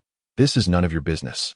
So step aside. That he raised his hand, brandishing a gun, and pointed it at Dong's head, inquiring, "What number is it? 123 or 456? Faced with Old Air, who appeared to have lost all reason in his inebriation, Dong was momentarily rendered speechless. "Let me tell you a number." Old Air gritted his teeth, pressing the gun's muzzle against Dong's temple, enunciating clearly, 123. Either you kneel and bow your head to me 3 times, or I will put a bullet through you. You're talking nonsense. Dong scoffed disdainfully. "Old Air, do you genuinely believe no one can handle you anymore?" To his left, one of Dong's friends reached out to grasp Old Air's arm. Instantly, Old Air pivoted the gun and pulled the trigger. Bang! The gunshot rang out, the bullet piercing through Dong's friend's palm, blood gushing forth. The crowd on the steps fell silent. Dong was taken aback. "Do you think I've had too much to drink?" Old Air slapped Dong's cheek, saying, "Damn it, I'm speaking to you with a gun and bullets. Do you understand?" Dong's face flushed with indignation, inwardly cursing his misfortune for encountering such a reckless outlaw today. "Dong, I have no other requests today. I simply ask if you can kneel and bow your head to me 3 times. Old Air pointed at the ground and suddenly shouted, 1. Dong clenched his fists, fixing a steely gaze upon Old Air's eyes, remaining silent. 2. Old Air's chest heaved, his index finger already poised on the trigger. Dong's expression fluctuated. Casting a furtive glance at the onlookers, he whispered to Old Air, "Old Air, the territory of Tuza Street is limited. Could you leave yourself some room for maneuver?" "What do you mean by room for maneuver?" "Today, I'm holding a gun, and if I don't take you down, tomorrow you'll have the chance to hit me. Is that what you call opportunity?" Old Air bellowed like a thunderclap. "Can you kneel?" Dong felt his head buzz from the shout, glancing again at the expressions of those nearby. "Come on, stand straight. I'll fire 3 shots to send you off." Old Air, Dong saw that he was truly about to ignite the situation and instinctively raised his hand to redirect the gun's muzzle, saying, all right, I yield." Hearing this, Old Air tilted his head back a step, smiling at Dong. Dong's cheeks flushed as if they might bleed, his chest heaving violently. "Oh, you see the south? Kneel over there." Old Air pointed to the left. "Haha, fine." Dong chuckled, pushing Old Air aside, and with a thud, knelt down, his back straightened, loudly proclaiming, "Second brother, do you find my posture satisfactory?" "Ha!" Old Air laughed, ruffling Dong's hair. "Bow your head." Dong bent forward, touching the ground 3 times. "Damn it, your posture is quite deceptive, but I'm satisfied." "Dong, you certainly know how to read people." "Haha." Ma Lao Air struck Dong's head twice before turning and descending the steps, calling out, "Let's go to." As his words fell, the 2 brothers who had come with him tucked their right hands into their pockets and retreated from the doorway. A few minutes later, inside the car, the driver, still shaken, turned to the bleary-eyed Ma Lao Air and asked, "You were far too reckless. Dong is no insignificant figure around here. Have you considered what would have happened if he hadn't knelt today? A matter ought to be contemplated thrice. Otherwise, hesitation is inevitable." Ma Lao Air, tilting his head, replied, "Why overthink it? Just act decisively. If he doesn't kneel, I'll take him down. The gun's in my hand. What have I to fear?" Chapter 79. Power and money. Every individual possesses a blend of virtues and vices, though the distinction lies in the visibility of these traits. Some are apparent, while others only reveal themselves in the face of adversity. Ma Lao Air exemplifies a person with strikingly evident strengths and weaknesses. That he exhibits a certain impulsiveness and a disregard for consequences. Yet from another perspective, he is warm-hearted, never penny-pinching with friends, and exceedingly trustworthy. The following morning, Ma Lao arrived at his nephew's residence and kicked him squarely on the head. "What the hell? Who is it?" Ma Lao air groggily awakened. "Old Ma," hands clasped behind his back. Wore a face tinged with fury. "Have you had a bit too much to drink and lost your senses? Who told you to go after Yong Dong, bare-chested and sitting on the bed?" Ma Lauer blinked his eyes and replied with a hint of impatience, "They struck me first. The entire music bar witnessed it. What else was I to do? Remain silent and do nothing. Do you think I am unaware of anything? If you had approached them first to negotiate, would they have dared to strike? Uncle, regarding that incident at Tujiajia, Ma Guang is gone, and my little nephew has been taken in. You surely want to come out. We have lost so many people," Ma Lauer said, his eyes reddening. "Our family earns its living on the streets. If you keep letting others suppress us, who will still stand with you? 50 kilograms of drugs is enough to warrant execution. The risk is the same for everyone. Yet, when they assist the Yuan family, they enjoy wine, meat, and prestige. What do they gain assisting you? They must worry about being caught by the police and also fear being slapped by the opposition. Tell me that isn't that infuriating?" Old Ma, hearing this, felt a pang of sympathy. "Last night, I did lose my temper a bit, but I cannot bear the blame entirely. Had they not acted first, I would have certainly left." Ma Lauer, displaying a measure of filial piety, replied, "Uncle, I understand what you want to say. I'll be more cautious in the future. Please, don't be angry, all right? You ought to mature a bit. These matters on the ground are not solely about fighting and killing." Old Ma sighed. "Did Qin Yu not inform you? Old Li has repeatedly advised us to keep a low profile recently. If you stir up trouble now, it will be quite difficult for them to intervene." "Okay, I understand now." that Ma Lauer, suffering from a hangover, appeared quite disheveled, his eyes bloodshot and his complexion pale. "Look at you, in such a dreadful state." Old Ma cast a sidelong glance at his nephew, furrowing his brow as he scolded, "Hurry up and wash your face. Come with me to the warehouse to check the goods." "All right," Ma Lauer nodded eagerly, and thus a post-drinking tumult quietly faded into oblivion. In the ensuing week, the streets remained eerily quiet, as if the incident of Ma Lauer brandishing a firearm to force Yongdong to kneel had failed to impact the Yuan and Ma families.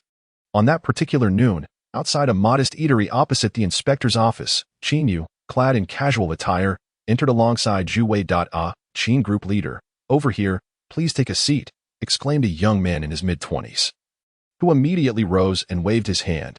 Qin Yu cast a glance at him, his expression impassive as he approached. "Group leader Qin, would the noise disturb you? If so, we could reserve a private room." The young man inquired, bowing slightly, though Qin Yu had previously felt little benefit from the power he wielded. Since formally assuming the role of the third group's leader, this subtle sensation had begun to manifest. The young man before him was engaged in residency brokerage, primarily assisting individuals from the planning area in applying for permanent residency in the 9th District. However, his background was mediocre, and he was involved in numerous illegal dealings. Recently, one of his errand boys had been apprehended by Zhu Wei. Subsequently, through Lao Mao, this young man had managed to connect with Qin Yu, seeking his leniency. Once seated, Qin Yu softly gestured for the others to sit as well. He crossed his arms and fell silent. "Group leader Qin, you must be quite busy lately. It's manageable. I heard there have been significant personnel changes within the inspectorate. It seems the former Elkson has been reassigned to the precinct. I've been out on field duty recently, so I'm not very clear on that," Qin Yu replied, shaking his head impassively. After a brief lull, the young man retrieved a gift box from his bag. Beaming as he addressed Qin Yu, "Regarding that matter, I kindly ask for your leniency. We shall certainly avoid making mistakes in the future. Moreover, Brother Mao was furious about this incident with me. Alas, in these times, everyone struggles to earn a few coins." "Group leader Qin, please, let me finish." Qin Yu interrupted with a frown, continuing, "Since Lao Mao has interceded, I shall find a way to assist you with that issue.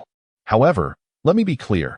If you continue to purchase residency rights for deceased individuals, engaging in clandestine forgery, and selling them at inflated prices to others, you will be dealt with accordingly." "Understood, understood," the young man nodded repeatedly. "What is your name again?" Qin Yu inquired. "You can call me Xiao Lu."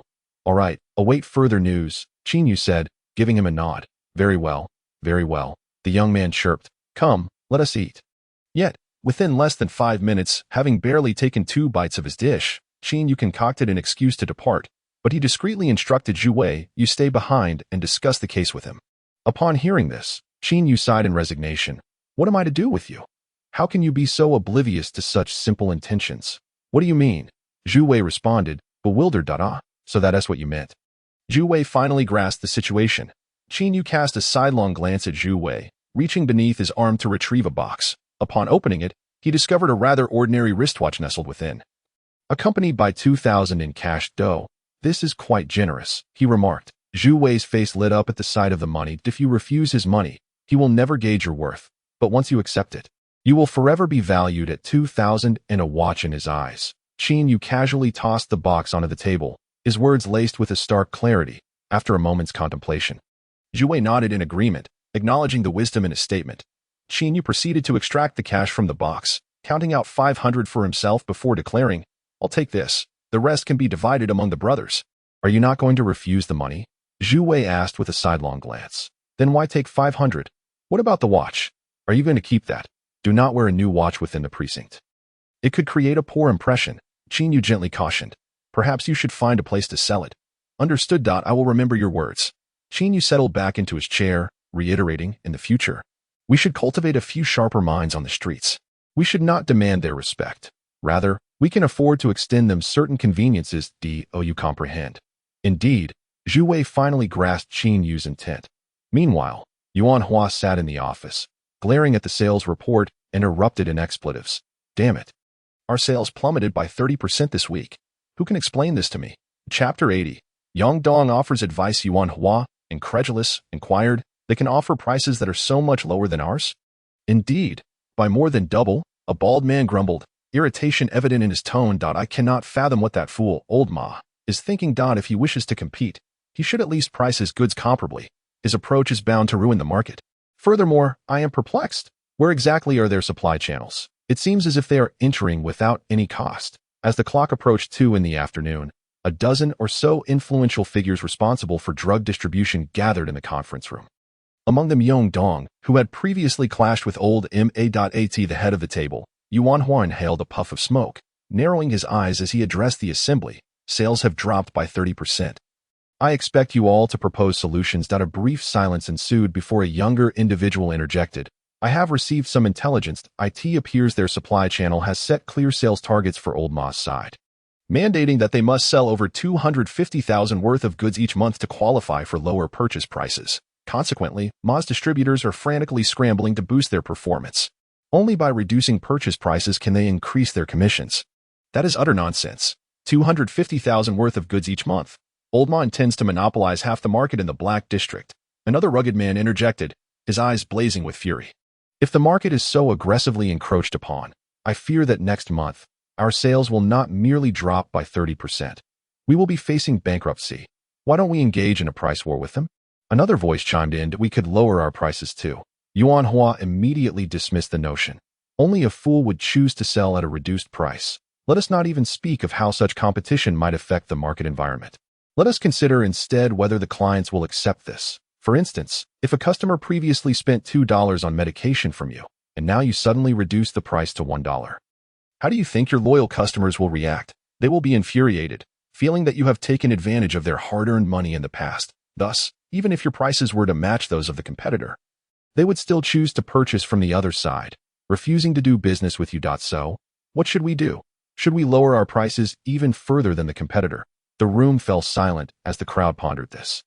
Is there a way to continue undermining the competitor through official channels? A bald-headed man proposed. Upon hearing this, the expressions of the crowd darkened, and the room once again descended into silence. After a few moments, just as Yuan Hua was about to pose another question to the group, Yang Dong, who had remained silent until now, suddenly spoke up. Old Yuan, I have just one question for you. Yuan Hua was taken aback. Go on. First, tell me your stance regarding the competitor. Do you intend to confront them head-on, or do you wish to endure their market assaults for the time being? Yong Dong inquired with a furrowed brow. The crowd erupted in response to this question. Isn't it obvious? We must retaliate. Indeed, isn't that a given? If we allow them to continue their onslaught, we will be finished. How can we possibly make a profit then? The distributors will surely abandon ship. The voices of the distributors and bigwigs rose in unison, as this issue directly impacted their interests. Upon witnessing the dismal figures reflected in the reports, their tempers had already flared. Yuan Hua pondered for a moment, then frowned and urged, "Speak plainly. Don't keep us in suspense. I have a plan that could eliminate the competitor entirely." Dong replied with a smile. The crowd was taken aback at this revelation. "Then do share it quickly," the bald-headed man insisted. After a brief contemplation, Dong stood up and declared, "This plan must be discussed privately with old Yuan." Hua was momentarily stunned. 10 minutes later, go ahead. "How shall we proceed?" "We could approach it this way." Dong lowered his head and began whispering to Hua. Later, around 8 o'clock in the evening, on the streets of a residential area in Songjiang North, Qin Yu, clad in a heavy military coat, sat in the passenger seat and asked Lao Mao, "Is that Ma Lao always asking you out to show off?"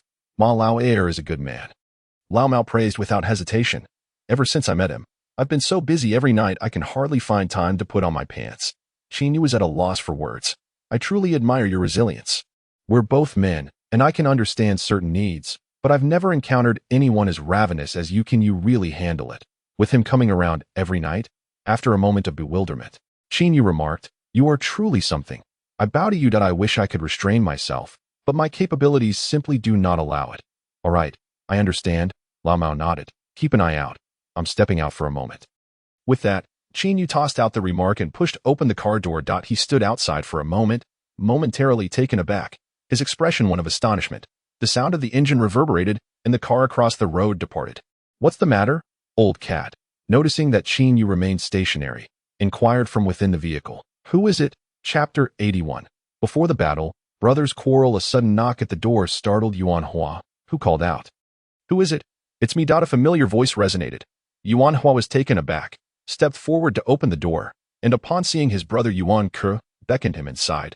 "Are you about to sleep?" Upon hearing this, Ku immediately shook his head and said, "I disagree." "Disagree about what?" Hua was taken aback. "I disagree with your continued dealings with the Ma family." Ku took a sip of beer. "I believe we can afford to be patient." "Patient?" Hua responded, his brow furrowed. "Our sales have plummeted by 30% this week. Do you comprehend the implications of this? It signifies that the operational costs of our entire pharmaceutical team are surging uncontrollably." During today's company meeting, the expressions of others were already quite grim. "It's not merely my urgency. The entire company is anxious. Do you understand? The anxiety of these individuals is not for the company's benefit." Ku set down his beer and countered, "The elders around you only regard money. When sales decline, their share diminishes, which is why they pressure you into dealings with the Ma family. But you are the manager, the one in charge. You cannot perceive issues from a singular perspective. You must consider the entirety. The last time we engaged with the Ma family, our relationship with the police station was already strained. Now that the storm has barely passed, you are making moves again. What will they think? They want to attribute the issues to the various managers within the company. They will only question your ability to take the helm." "Nonsense." Hua, already feeling despondent, was further incensed by his brother's words, abruptly standing up and shouting, "Can this era still be compared to the past? In the past, if you made a mistake, you might not even escape a city before facing ruin. But is it the same now? Qi Lin killed someone and plunged into the undeveloped area. Do we have any recourse? The struggles over interest on the ground are inherently bloody. This is something you understand." "I understand, and those at the upper echelons understand even more. If you wish to engage with the Ma family, there will inevitably be a cost. This is an inescapable reality we must confront. Otherwise, you will be usurped in the market. Your space for survival will be eroded. Brother, your reasoning has become flawed. You are still viewing conflicts of interest through the lens of the past." Ku retorted just as firmly.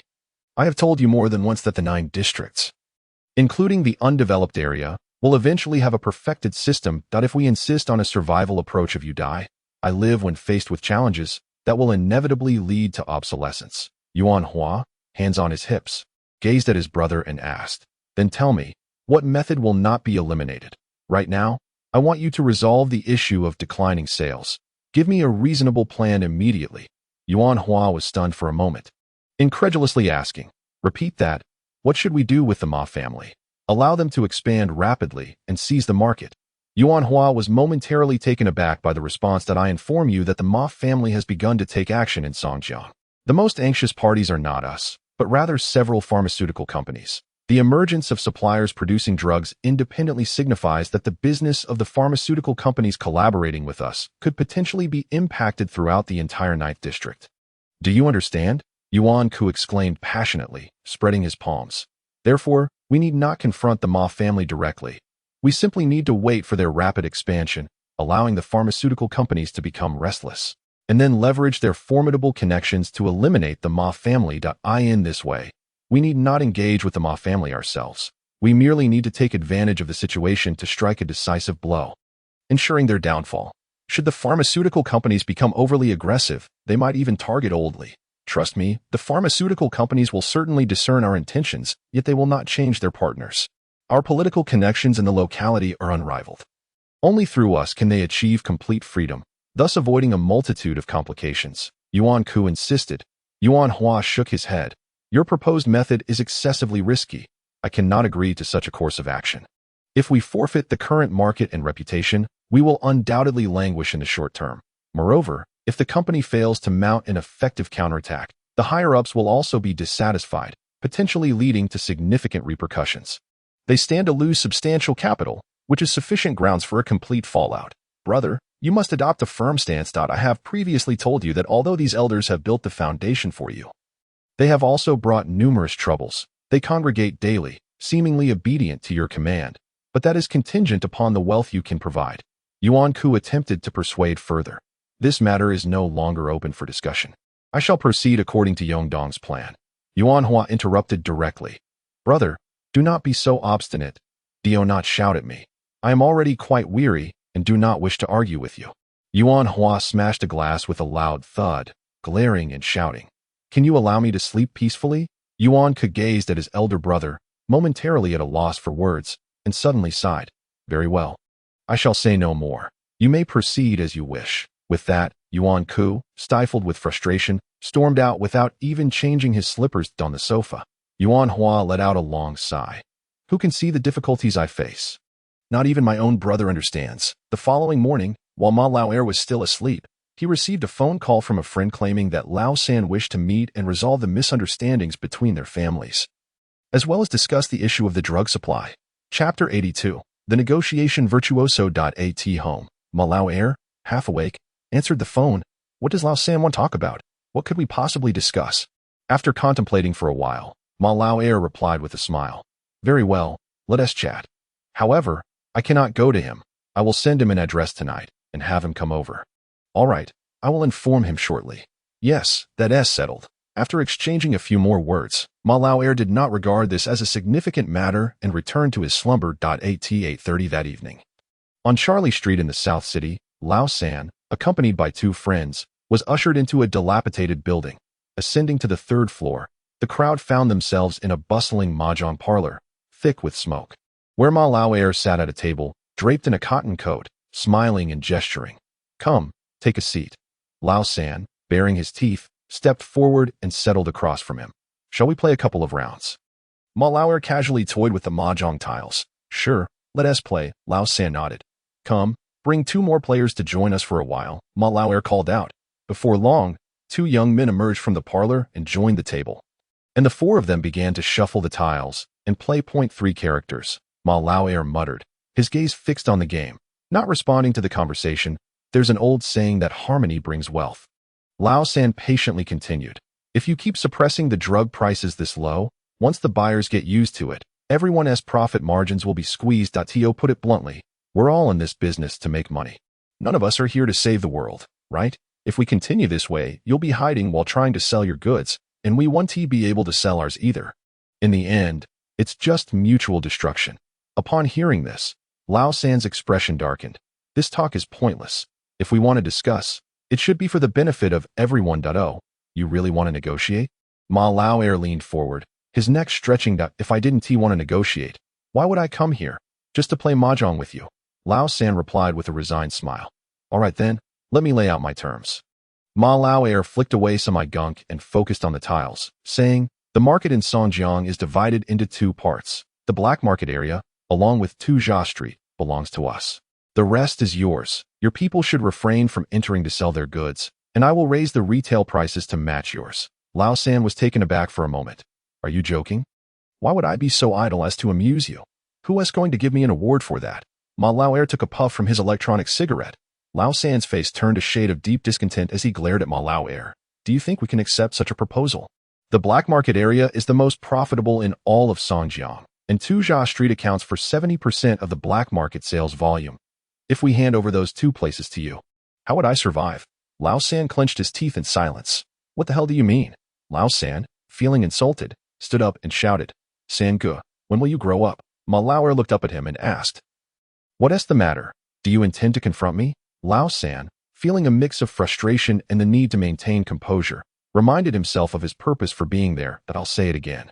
If you want to negotiate, let Yuan Hua come personally to discuss the territory division. Ma Laoer, inhaling his smoke, pushed a tile forward and said, I'm out.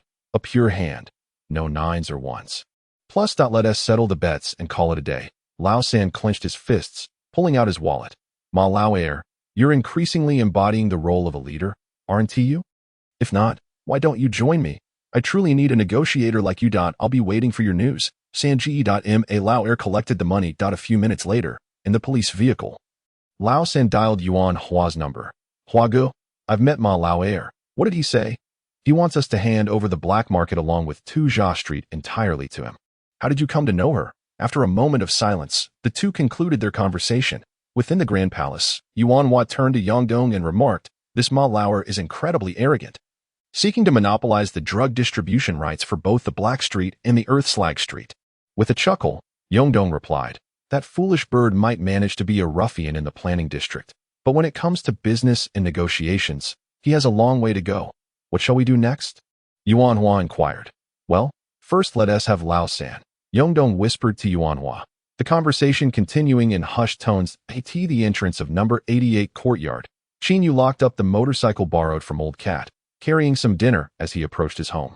However, before he could step inside, he was met with an unbearable cacophony emanating from within. Xiang, in the stillness of the night, my love for you runs deep. Come, let me read your palm. Dia, let go of me. Little sister, don't push me. Qin Yu stood outside, momentarily taken aback by the sounds. Damn, this kid is truly indecent. After eavesdropping for a while, his face flushed with embarrassment, he cursed under his breath, realizing that if he didn't intervene, Dia might very well finalize matters inside. Bang! Qin Yu yanked the door and called out, open up. Who is it? Dia shouted in response. Are you deaf? Hurry up and open the door. Qin Yu shouted impatiently. Get lost. In this courtyard, only Lin Jia's room boasts an indoor bathroom. Our outdoor toilet is so foul it feels as if it's about to affix itself to our very skin. With nothing much to occupy my time, I tidied up and, quite by chance, became acquainted with that young lady. Dia grinned widely and remarked, Xiang's mother runs a butcher shop, known as Hua Jia, and she has 6 or 7 robust women working beneath her. During the day, while they rest, Xiang helps out a bit. We often cross paths, and through our repeated encounters, we grew familiar with one another. He continued, but even when you're familiar, you can't just lead her into your room. One must consider her palmistry, right? Qin Yu retorted vehemently. How can you be more lecherous than an old tomcat? I'm not thinking anything, just having a casual chat. Dia adjusted himself, saying, you constantly brag about your experiences. Why then do you conduct yourself so unrefined? Qin Yu, with an air of righteousness, admonished, even rabbits don't eat the grass near their burrows.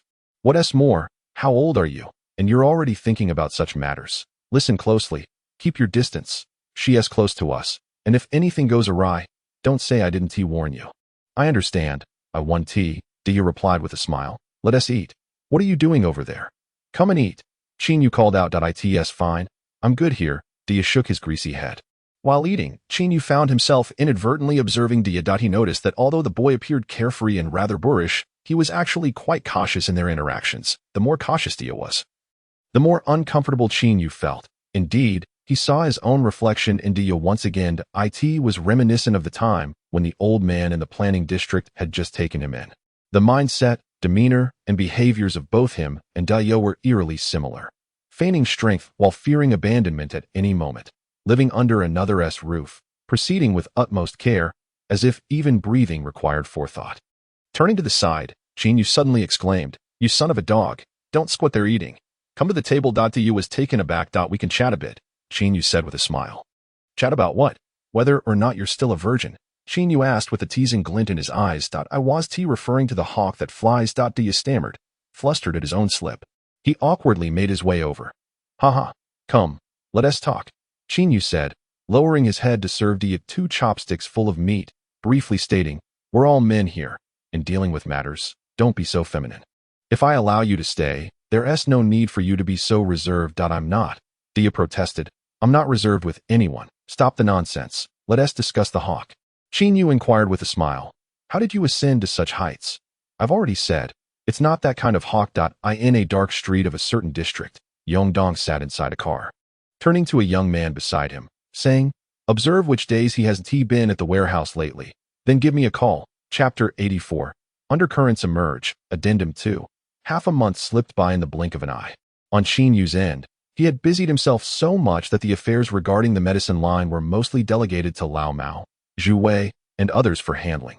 Fortunately, the team on Coco's side is quite professional and consistently delivers on time, thus sparing them any additional worries. Each party at the official front has its own affairs to attend to, and Ma Laosi is also occupied. He is still engaged in a dispute with Lao San, as the latter seems genuinely inclined to sit down for a serious discussion rather than continue the conflict on this particular evening. Shortly after 9 o'clock, Ma Laosi sat in the warehouse, holding the phone and speaking to Lao Ma.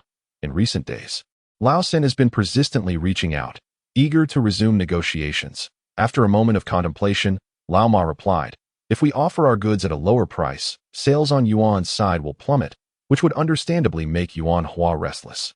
However, his desire for reconciliation is somewhat unexpected. While this approach is indeed more secure, I must reiterate, despite their current softness, we must not let our guard down. With the new year approaching, it is prudent to avoid giving Lao Li any trouble. Lao Ma reiterated his caution. "All right then, that's settled. I have a headache and am going to rest for a bit." "Okay." After a brief conversation between the two, they ended the call. Later that night, around 10 o'clock, within the warehouse, Ma Laosi, draped in a military overcoat, sat on a chair feeling rather bored, fiddling with his phone while watching a live stream. The door creaked open as Lu Zishu stepped in, casually reminding him, "I've just put in 2 more boxes. There are fewer than 10 left now that will be out by the end of the week at most. Perhaps you should notify Qin Yu to replenish our stock." "All right." Lu Zishu nodded. "I can't stay. I need to go out." Lu Zishu shook his head while sipping water. "I've been negotiating with several agents in the suburban living village who are eager to stock up. I'm going to check on that." "What am I supposed to do then?" Ma Laosi was not one to sit idly. He felt restless if he didn't venture out for even a day. "You can stay here. I've been here all day. It's unbearable." Ma Laosi inhaled his cigarette, switched off the live stream, and began to browse his phone book. Ding ling ling. At that moment, his phone rang. Ma Laosi's eyes brightened as he quickly answered. "Hello, Cat. Are you missing me again?" "Where are you?" Old Cat asked casually. "I in the warehouse." "What's up? Do you need anything?"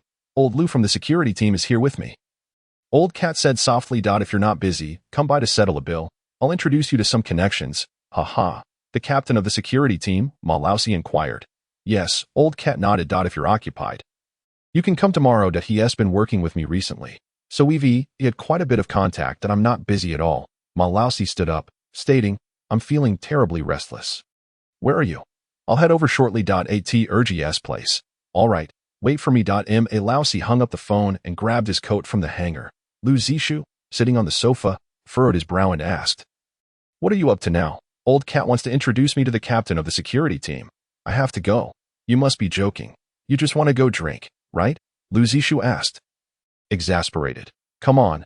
Meeting new connections is serious business." The elderly cat hurriedly paced with small, quick steps, bursting out of the room while exclaiming, "Shouts you. I'm stepping out for a moment. Please keep an eye on the warehouse and distribute the medicine as per the prescribed quantities." A young man from downstairs inquired, "Aren't the keys with you?" "I left them on the table. You can take them, just don't give them to anyone else." "All right, understood." After hastily relaying a few instructions, the elderly cat exited the warehouse, while Lu Zishu, having his own matters to attend to, lingered only a short while before hastily making his way towards the village. As the clock approached 11 at night, a vehicle swiftly halted on the street behind the warehouse. A young man stepped into the car, frowning as he asked, "Did you bring the goods?" The driver retorted, "Is he not here?" "Correct." The young man immediately instructed, "Unload the items at the back door and make a swift exit." "Understood." The driver nodded. 5 minutes later, gripping the steering wheel with one hand, the driver departed while sending a text message. "Boss, everything is set." Chapter 85. A fortuitous misadventure in the streets at 11:30 at night. A medication distributor clad in a thick cotton coat entered the warehouse, cheerfully calling out, "Second brother, come down for a moment. I'm here to collect the quota that His words fell, Xiaozu, sporting a buzz cut, opened the door upstairs and inquired from above, collecting the quota. Upon seeing Xiaozu holding the keys, the distributor expressed confusion. Have you started distributing quotas already? Wow, you've been promoted. Haha, not at all. Xiaozu chuckled. Second brother has stepped out. And Zishu isn't here either. I'm filling in for them for a bit. Well, that's quite a responsibility, the distributor remarked. Enough of that. Second brother is simply carefree. Xiaozu replied nonchalantly. The old man wouldn't let me handle this work at all. As they conversed, they walked to the door at the back of the first floor, where Xiaozu unlocked it, saying, "You wait at the door? All right. What medication do you need?" Xiaozu inquired. Nodding in acknowledgement, Xiaozu stepped inside the storage area, retrieving 5 boxes of goods according to the labels on the boxes. Meanwhile, in a certain nightclub, Malayer Air embraced the captain of the security team, saying, "Rest assured, brother, you look after me, and I shall reciprocate." He continued, "In a little while, I'll let you go downstairs to choose from the ladies' rooms. If you're satisfied, you can take one with you, but what if I don't fancy any of them?" "Damn, is your taste that high?" Malayer Air ran his fingers through his hair. "If you don't fancy any, then I'll have to take matters into my own hands, that I'll tell you this. Brother, I'm known in the circle as the trumpet blower, and truly, I've never been bested in this regard." Laughter erupted among the crowd. "We get along well. In the future, if anything happens on the streets, you'll still need to look out for me." The elderly cat raised his glass. "A trivial matter." Captain Liu waved his hand dismissively, secretly complimenting the elderly cat. "The police chief is from your family. How could I not obey? Let us not discuss that, saying such things in public. Do you wish to get me killed?" The two exchanged flattery in a jovial manner as they enjoyed their drinks. In a certain street of the dark district, just a moment ago, at the small tune's place, the medicine delivery man stood with one hand in his pocket within the alley, turning his head to survey the surroundings. After a brief wait, a gaunt old man, brushing the frost from his beard, approached with hurried steps. "Here you are, old man. Where's the medicine?" the elder inquired bluntly. The delivery man, after casting another glance around, retrieved a box of medicine from his bosom and handed it over. 2 boxes in total. 120. The old man was taken aback. "Give me 2 more boxes." "No, no." The delivery man shook his head. "One person can only purchase 2 boxes. Hurry up and pay. Just give me 2 more boxes.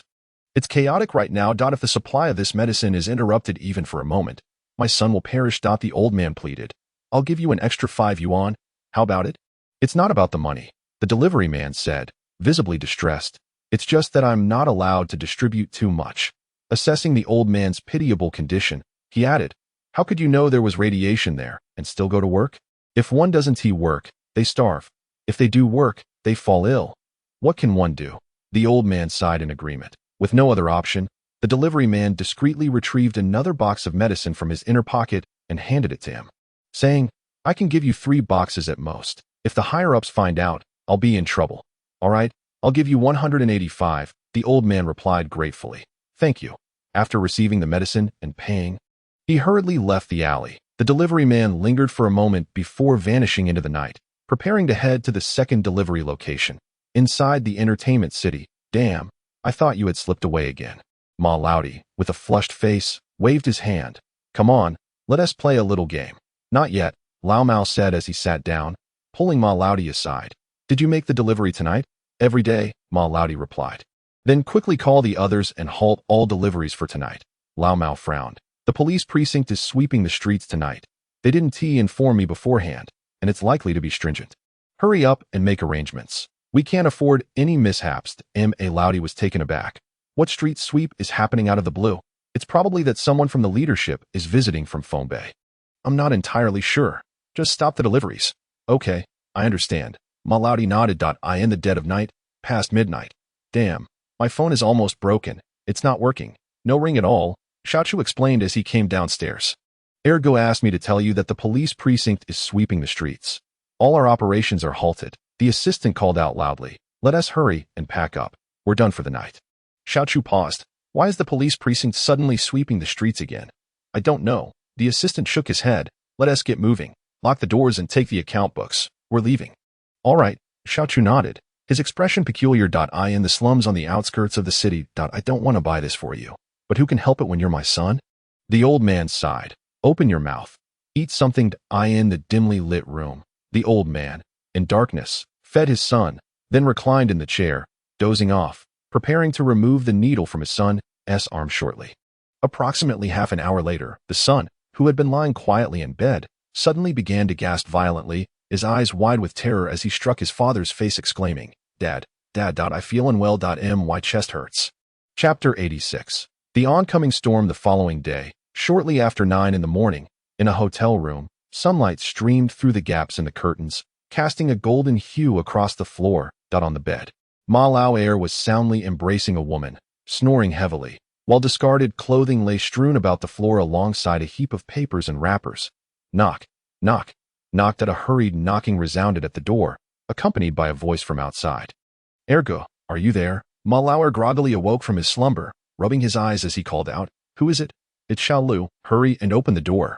After a moment's delay, Ma Lao Er picked up his watch, glanced at it, and cursed, Damn, what time is it? Can't a person get some sleep in the morning? With that, he hastily gathered the scattered clothes and draped them over himself before opening the door. Ergo, something serious has happened. What kind of serious matter? Did the district leader die? Ma Lao Er yawned as he asked. Upon hearing the response, Ma Lao Er instantly became alert. People have died. How did the ones buying the medicine know where our warehouse is? I have no idea. Xiao Lu shook his head. I tried calling you just now, but couldn't get through. Uncle Ma is anxious and wants you to contact him immediately. On the bed, the young woman lazily opened her eyes. Honey, why are you in such a fluster? Ma Lao Er rushed over and swatted the woman aside. My underpants, quick. Where are my underpants? You're wearing them, aren't you? Meanwhile, across the street from the Ma family's warehouse, Lao Ma, pale-faced, pushed open the car door, clad in a military coat, leading 3 or 4 individuals as they strode purposefully towards a nearby crowd. Don't go over there. Don't go over there. That moment, Lu Zishu and a young man, bloodied and tattered, rushed in from the side, grabbing Lao Ma's arm. What are you two doing here? Lao Ma asked, momentarily taken aback. There are over 100 people inside and outside the warehouse, all long-time customers buying medicine from us, and they've gone mad, attacking anyone who enters. Lu Zishu, clutching his head where blood oozed from a wound, urged, You shouldn't go in there. They won't listen to anyone right now. Nonsense. I must be allowed to speak the truth. Lao Ma shouted urgently. I need to explain to them that our medicine is beyond reproach. It's futile. Lu Zishu grasped Lao Ma's arm tightly. 2 people have indeed died, and their emotions are running high. They won't heed anyone's words. Moreover, the police have arrived and sealed off the warehouse. You definitely won't be able to get out if you go in. Lao Ma's eyes widened in fury as he bellowed. This is a disaster. Why wasn't the merchandise dispatched at the first sign of trouble? Lao Ma was left speechless by the gravity of the situation. At the entrance of the warehouse, hundreds of longtime customers were genuinely enraged, blocking the doorway and shouting in unison, Lao Ma, you've lost all virtue. We supported you with our hard-earned money, and yet you sell counterfeit medicine that harms us. Come forth, let those drug dealers emerge. Otherwise, we shall storm in and deal with you harshly. On Tuza Street. Without our group to safeguard you. What right do you, the Ma family, have to contend with others? We protect you, merely hoping for a bit of affordable medicine. Yet you engage in such inhumane acts. The cacophony of curses, cries, and utter chaos erupted in front of the warehouse. These impoverished brothers, who squeezed every penny to purchase medicine, were now in a state of desperation. On one hand, they loathed the Ma family's inhumane behavior. On the other hand, they were even more distressed at the prospect of whether they would still have access to affordable medicine in the future. How would they survive? A myriad of emotions led to an escalation of their agitation, and they began to vandalize the main entrance of the warehouse. The number of officers present was scant. Unable to quell the fury of the crowd, and they could only retreat to the back door, calling for reinforcements. Dong Gu, how should we handle that situation? Old 3 inquired. Take care of it, Yang Dong replied without hesitation. Old 3 was taken aback. Is it really necessary? Can't we just let him go? Yang Dong frowned at this remark. We cannot afford to show mercy. Find someone to take care of it immediately. Old 3 felt uncomfortable at this command, yet his limited position rendered him incapable of voicing any objections. As noon approached, Qin Yu hurried into the office, pushing the door shut behind him and announcing, Director Li.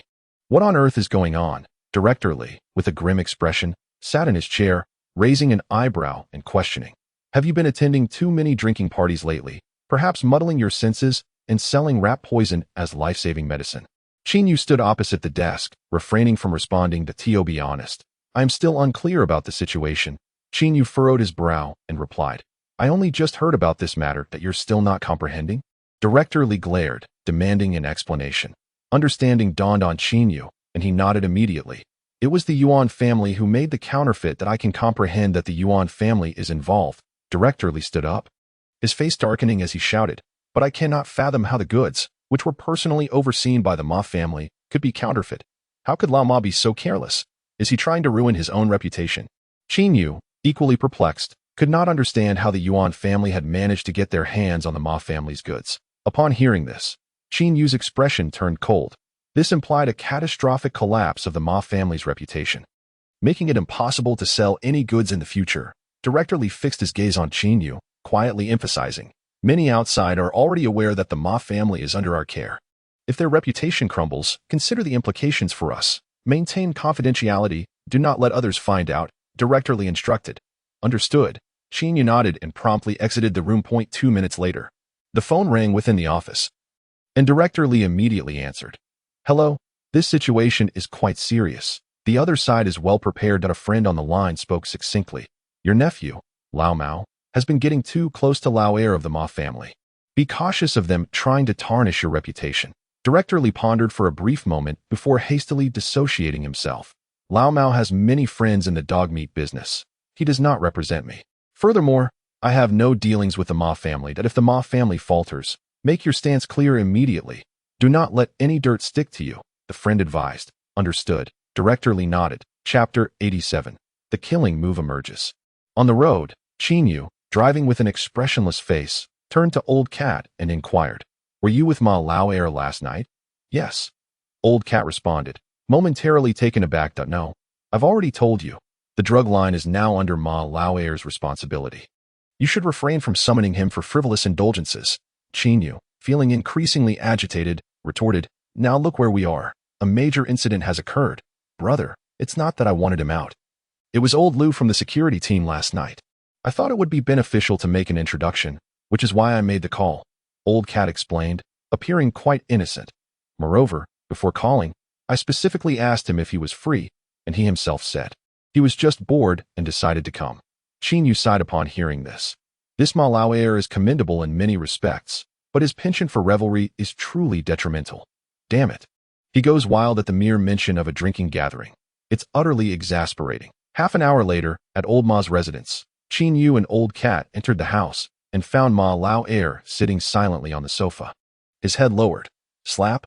Old Ma, trembling with rage, struck him hard across the face, causing Ma Lao heir to tumble sideways onto the sofa. You always have an excuse, Old Ma seethed, glaring at him. You play around during leisure. And when it's time to work, you still play. One day, you'll ruin not just yourself but all of us around you. Ma Lao heir, after a prolonged silence, turned his head and spat out a mouthful of blood. Still refusing to speak, being a man who valued his pride above all, he listened to his uncle's scolding in silence, though anger bubbled within him, and he clenched his fists, muttering, Don't let me find out who is causing trouble. Otherwise, I'll ensure they're left with nothing but bones. Do you see this? Old Ma, hearing those words, grew even angrier. He pointed at his nephew and turned to Lu Zishu, exclaiming, He still doesn't understand who is to blame for this mess. He is not even sober yet, still thinking about women. Ma Lao heir was taken aback. If I don't beat you to death, it would be an affront to my fallen brothers. Old Ma, pulling off his belt, pointed to the ground and shouted, Kneel before me. I command you to kneel.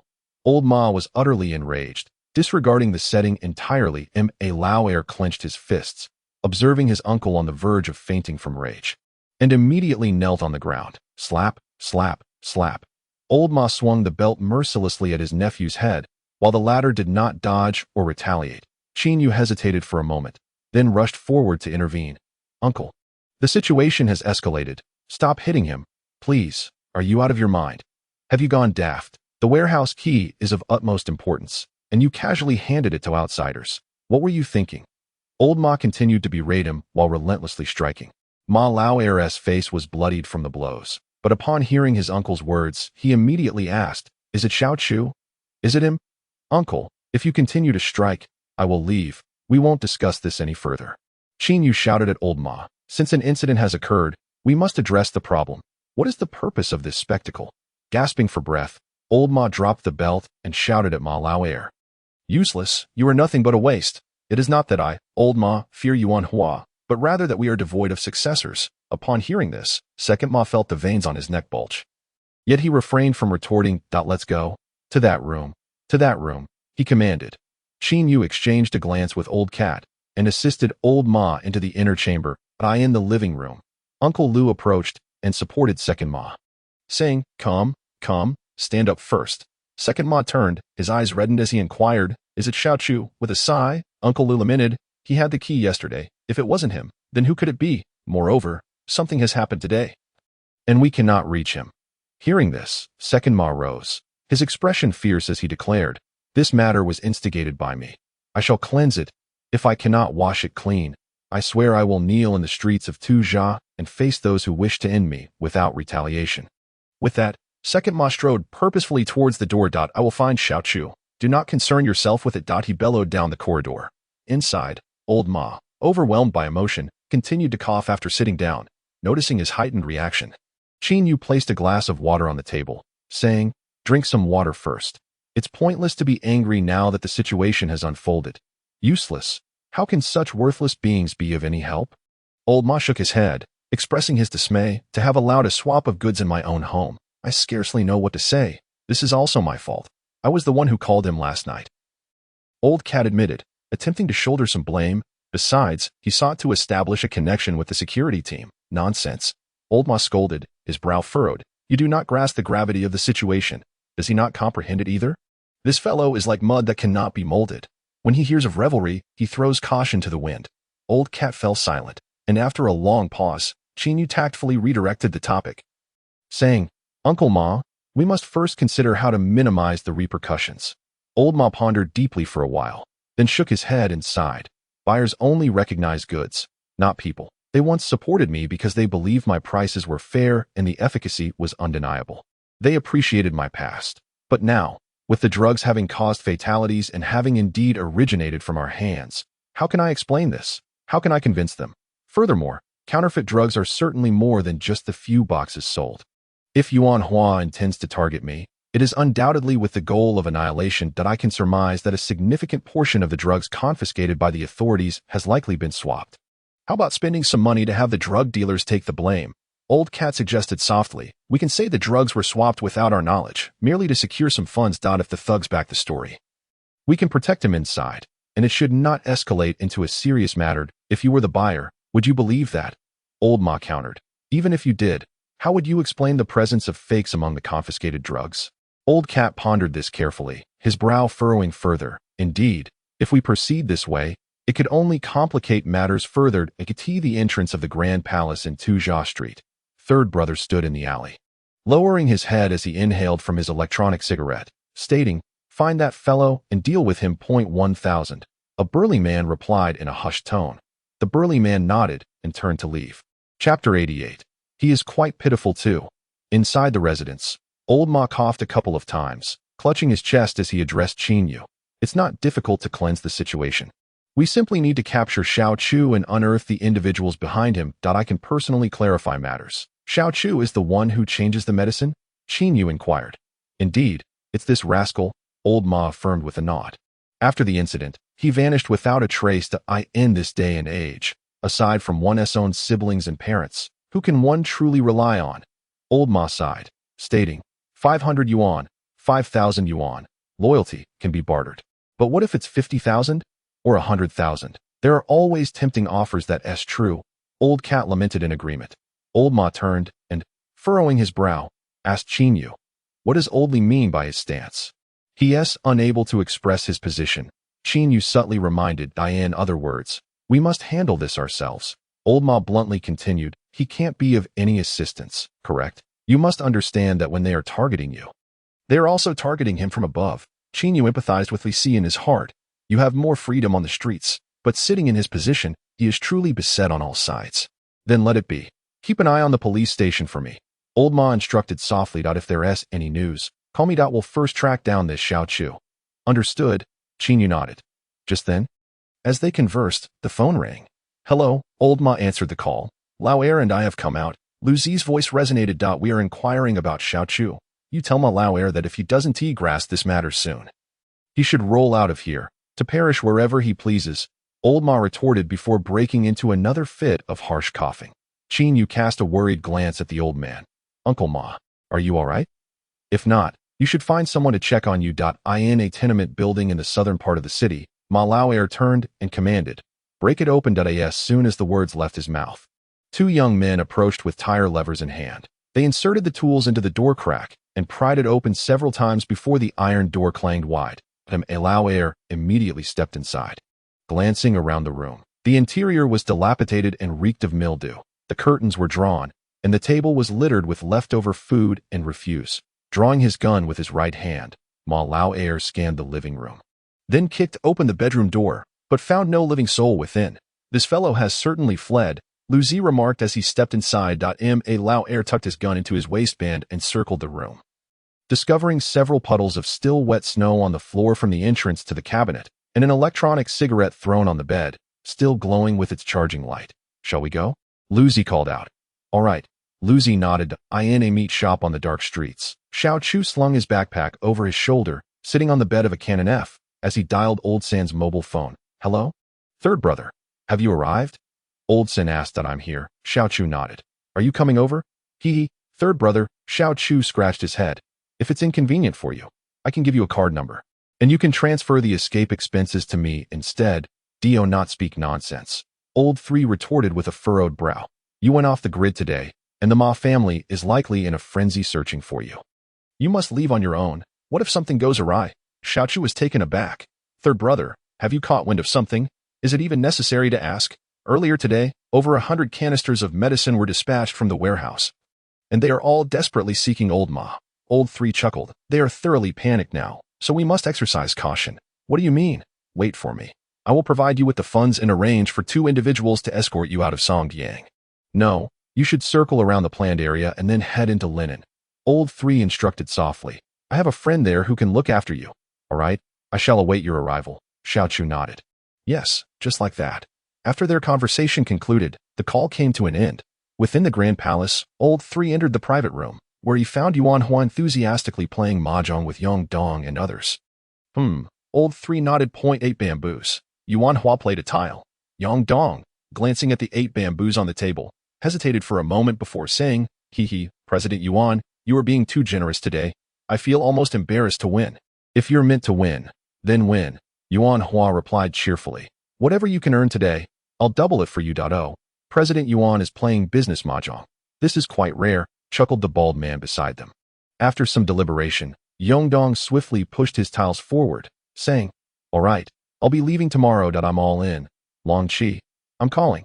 Old 3 observed the game for a while, and after a lengthy pause, he could not help but ask, President Yuan, is it absolutely necessary for Xiao Chu to be out of the picture? Everyone paused in surprise at this remark. He is merely a lowly errand boy. Old 3 forced a light-hearted smile. It's rather pitiable. Yuan Hua lowered his gaze, counting the money, and softly inquired, Old 3, what did you say? I didn't catch that. Old 3 blinked. Yuan Hua, smiling, looked up again and asked, What did you say? I truly didn't hear. It's nothing now. Old 3 grinned widely. Yuan Hua settled the payment and waved his hand, signaling, Come, shuffle the tiles, and let us continue playing. Meanwhile, on the other end, a red-faced man was driving swiftly. Beside the slums, Meyer frowned and asked Xiao Lu, Are you certain he has a good relationship with Xiao Chu? Absolutely. Xiao Lu nodded. Find him. Ayer called out as he boarded the car first. Hurry up. Chapter 89. The survival instincts of the underdog inside the butcher shop. Xiao Chu sat on the bed, inhaling from an electronic cigarette, his gaze betraying a hint of anxiety as he frequently checked the time on his wristwatch. On the street, the screeching of brakes echoed as an old SUV came to a halt at the intersection. Inside the vehicle, the red-faced man bent down to dial Old 3's number. Speaking succinctly, I have arrived. Prepare to take action. Understood. He responded before hanging up. He then retrieved a pair of surgical gloves from the storage compartment and donned a knitted cap from the back seat before stepping out of the car. The automobile idled in neutral, secured by the handbrake, yet the engine remained running, its front facing the broadest expanse of the street, ensuring that once the occupant exited, they could swiftly make their escape. Once the ruddy-faced man had prepared himself, he adjusted his attire and strode purposefully into the butcher shop.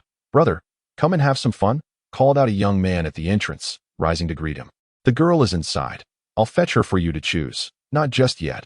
I need to discuss something with a friend," the ruddy-faced man replied, tilting his chin slightly downwards as he inquired. "Where is room 307? "Thank you." With that, he ascended the stairs. Inside the modest bar, the young man scoffed, muttering, "Penny pincher, always coming here to discuss nonsense." Upstairs, in the dimly lit corridor, the ruddy-faced man slipped his right hand into his coat, his sharp gaze scanning the surroundings. Inside a private room, Xiao Chu frowned, engrossed in a game on his phone, yet unable to concentrate. After his character perished twice in quick succession, he abruptly stood and exclaimed, "Damn it, why is it taking so long? Is there still no word?" He paced around the room, slinging his shoulder bag across him, and instinctively approached the door, peering through the peephole. 303, 305. As he observed the numbers on the door to his left, the ruddy-faced man suddenly halted, withdrew a firearm from his coat, lowered his wrist, and positioned the gun along the seam of his right pant leg before taking another couple of steps. Room 307 was right before him. He cast a quick glance around, pressed his body against the door, and knocked. Inside the room, Xiao Chu glanced outside, noting the corridor was silent, and turned to head back to the restroom. His nerves were frayed, and he felt the urgent need to relieve himself. Knock, knock, knock. Just then, a voice called from the other side of the door, "Xiao Chu, open up. Third brother is downstairs. He wants to see you," the ruddy-faced man continued. "Xiao Chu, are you there? Open the door." Cold sweat suddenly erupted on Xiao Chu's forehead. His face drained of color as he trembled, retrieving a long military knife from his bag. A tense standoff ensued. But after a brief moment, the ruddy-faced man lost patience, stepped back, and abruptly raised his right leg. Bang! Bang! With two muffled thuds, the door lock shattered as if it were merely a ruse, flinging the door wide open. The ruddy-faced man stepped inside, only to find the room shrouded in darkness and utterly vacant. Panting heavily, Xiao Chu wiped the sweat from his brow, quickly silencing his phone, while his right hand gripped the dagger tightly. Standing in room 306 and peering at the opposite door, downstairs, footsteps echoed, and a service attendant shouted, "What is going on? Who is kicking the door?" "Damn it," the ruddy-faced man scowled, turning to exit the private room. Moving swiftly along the wall, not far ahead, he collided with the service attendant. "Who is kicking the door?" the attendant inquired. "Is there anyone in room 307? The ruddy-faced man raised his gun, pressing the muzzle against the attendant's head. Seasoned and relentless, he demanded, "Has the person in room 307 opened any other rooms?" The attendant froze. "Speak, or I'll kill you." The ruddy-faced man growled menacingly. I wasn't he paying attention. I wasn't he on duty just now." The young attendant's complexion appeared flustered. The red-faced man furrowed his brow and cast a glance at the attendant, noticing the walkie-talkie clipped to his waist, and promptly commanded, "Inquire with the walkie-talkie," swiftly. Just then, a muffled thud resonated from outside. The attendant, unwilling to provoke the one wielding a firearm, could only respond hastily. The even-numbered rooms have windows. With a clang, the door swung open, illuminating the room with a harsh light. The acrid smell of smoke overwhelming. The window directly opposite had been flung wide open, allowing a chilling breeze to rush in. After a brief pause, the red-faced man dashed to the window, peering downwards only to witness the limping figure of Xiao Chu awkwardly cross the street and vanish into the alley across the way. "Damn it, the 1500 I had is gone." The red-faced man cursed under his breath, lowered his head to retrieve his phone, and while sprinting outside, dialed Lao San's number. Approximately 3 minutes later, Xiao Chu emerged from the alley in a disheveled state, his phone ringing in his pocket. "Hello?" After a moment's deliberation, he answered, "Third brother, your approach was rather ruthless." "Xiao Chu, have you misunderstood?" "Misunderstood? How could that be? I could smell the gunpowder in the air," Xiao Chu replied with a cold smirk. "If it weren't for my years of experience running with Lao Ma and the others, I might not have made it through the night. I sent that person to pick you up." "Xiao Chu, listen to me. What more is there to say? Third brother, your friend frightened me." With a scowl, Xiao Chu abruptly ended the call and quickly vanished into the night. At the card table, Yuan Huan noticed the peculiar expression on Lao San's face and promptly inquired, "What is wrong?" Upon hearing this, Yuan Hua overturned the mahjong tiles, rising to his feet to ask, "Did something slip?" "Yes," Lao San nodded. With a resounding slap, Yuan Hua struck Lao San, causing him to stagger back several paces. "Is your brain the size of a soybean?" A police officer on duty, and you can't even keep a thug in check. Lao San lowered his gaze. These ruffians have been rolling around outside for years. They've become quite cunning that I think you're the one who's becoming cunning. You fool, you can't manage a single task. Yuan Hua lost all desire to continue playing mahjong and immediately turned to Yongdong, asking if that kid didn't receive the final payment, could his mindset change? In the city, Ma Lao sat in the car, addressing Xiao Lu, draw him out. I'll wait downstairs. Understood. Xiao Lu nodded. Chapter 90. Yuan Hua's esteem. Yongdong, taking a drag from a cigarette, pondered for a moment before replying, I don't believe his mindset will change. We have indeed overlooked our dealings with him. Yuan Hua frowned that I fear he may seek revenge. After considerable thought, Yuan Hua came to agree with Yongdong's reasoning. As long as Xiao Chu remained level-headed, he would surely choose to abscond with the initial payment. Yongdong added, what I had previously given wasn't insignificant. He has no need to continue risking himself in this murky water. The situation is far too convoluted. A moment's inattention could cost him his life. No. Yuan Hua shook his head. Keeping him around poses a risk. Especially since Lao Ma is not acting alone. He has Lao Li backing him. Only by ensuring he remains silent forever can this matter be finalized. Indeed, that is correct. The bald man nodded in agreement. No problem. Yongdong readily accepted the terms. Enough of this. No more fighting. Yuan Hua, hands clasped behind his back, strolled towards the door while calling out to Yongdong. Step outside with me. We need to have a conversation. All right. Yongdong immediately rose to follow him outside. After a brief interval of 10 or so minutes, within the office, Yuan Hua retrieved a financial approval slip from the drawer, lowered his head to inscribe the figure of 100,000, affixed the steel seal, and pushed it towards Yongdong. What does this signify? Yongdong inquired, taken aback. This is part of your bonus for the second half of the year. Yuan Hua replied with a smile that I am approving this for you now. The substantial amount will be settled at year-end. Rising from his seat, Yuan Hua spoke gravely. Yongdong, among our group of veterans, you possess the sharpest intellect. In every critical moment, you manage to devise solutions that help me navigate through challenges. Hence, exceptional talents deserve exceptional treatment. If others are dissatisfied, let them produce some results. Yongdong grinned. Why are you being so sentimental today? Not quite, Yuan Hua remarked, stepping towards the window and pouring himself a drink. A few days ago, Xiao Ku and I had a heated argument. He told me our operational model is outdated, and despite our current scale, we still resemble a bunch of clumsy fools, though his words were somewhat extreme. There is a kernel of truth in them. Yongdong remained silent. In conquering the world, we need people like the bald man. However, to maintain our hold, we require individuals like you, Yuan Hua said, gazing at Yongdong. In the coming 2 years, I will elevate your position and gradually grant you certain privileges if you assist the company diligently. I, Yuan Hua, will ensure you are well rewarded, as will everyone else. Yongdong smiled. My presence here is not solely due to the company's promising outlook. Rather, it is because you, Yuan Hua, are the boss. You value loyalty, and aligning with you gives me a sense of security. Indeed, Yuan Hua nodded heavily in response to in the urban district, on a narrow path surrounding a large courtyard. Ma Lao sat expressionless in his car, having waited for approximately 10 minutes before spotting Xiao Lu leading a youth of his age out through the main gate. Getting out of the car, Ma Lao greeted him and promptly opened the car door. Along the way, the youth nervously addressed Xiao Lu. Brother, I truly have no idea about his actions. As they conversed, Ma Lao emerged from the alley, seizing the youth by the collar and forcefully pinning him against the wall, demanding, do you know me? Yes, the youth stammered, his face turning pale. What's wrong, brother? Can you find Xiao Chu? Ma Lao pressed down on the youth's shoulder, his expression darkening. The youth blinked in confusion. Brother, I genuinely do not know where he is. We haven't been in touch today. This. Ma Lao snapped his fingers, and Lu Zishu drew his gun, pressing it against the youth's forehead. Brother, please don't do this. I will ask you once more.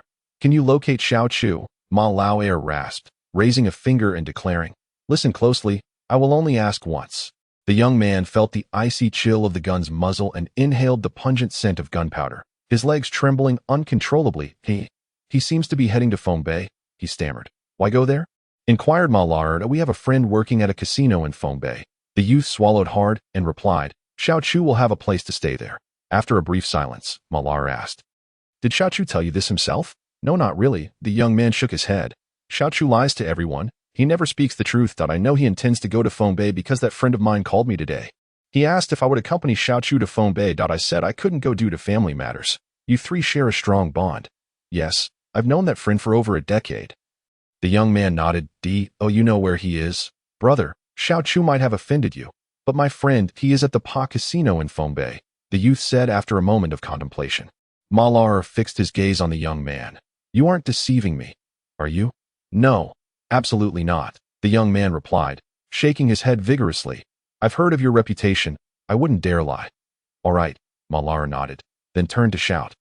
Xiaolu, take him to our warehouse on Tuzha Street for a few days. Once I find Xiaochu, I'll release him immediately. Your father's meals will be taken care of. Malar turned to leave, stating, this is merely a precaution against petty villains, not against honorable men. As soon as I locate Xiaochu, you will be free. Lu Zishu, overhearing, kicked the young man. Is it only you who knows how to play tricks? 2 hours later, Malar stood at Songjiang North Station, holding his phone and speaking to Qin Yu. I am heading to Fongbei. Xiaochu has fled there. Chapter 91. To kick someone while they're down. Or to lend a helping hand. Qin Yu was taken aback. Is the information reliable? I am already at the North Station. Malar glanced down at his watch. There are 10 minutes left before the train departs. Qin Yu was momentarily stunned. You're leaving already? It seems rather hasty, but we should at least discuss this. Your sudden departure leaves me unprepared. Qin Yu's concern was palpable. He fell silent. It's all right. I've arranged for a scalper to assist me. Malar said, lowering his gaze. A bit of money can resolve this matter. I still advise against such a sudden trip. Qin Yu expressed his unease. Xiaoyu, if the situation isn't resolved cleanly, the Ma family won't have a chance to lift their heads in Songyang.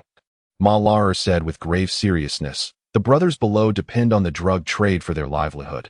I cannot jeopardize everyone for a single indulgence. This cannot be hesitated upon.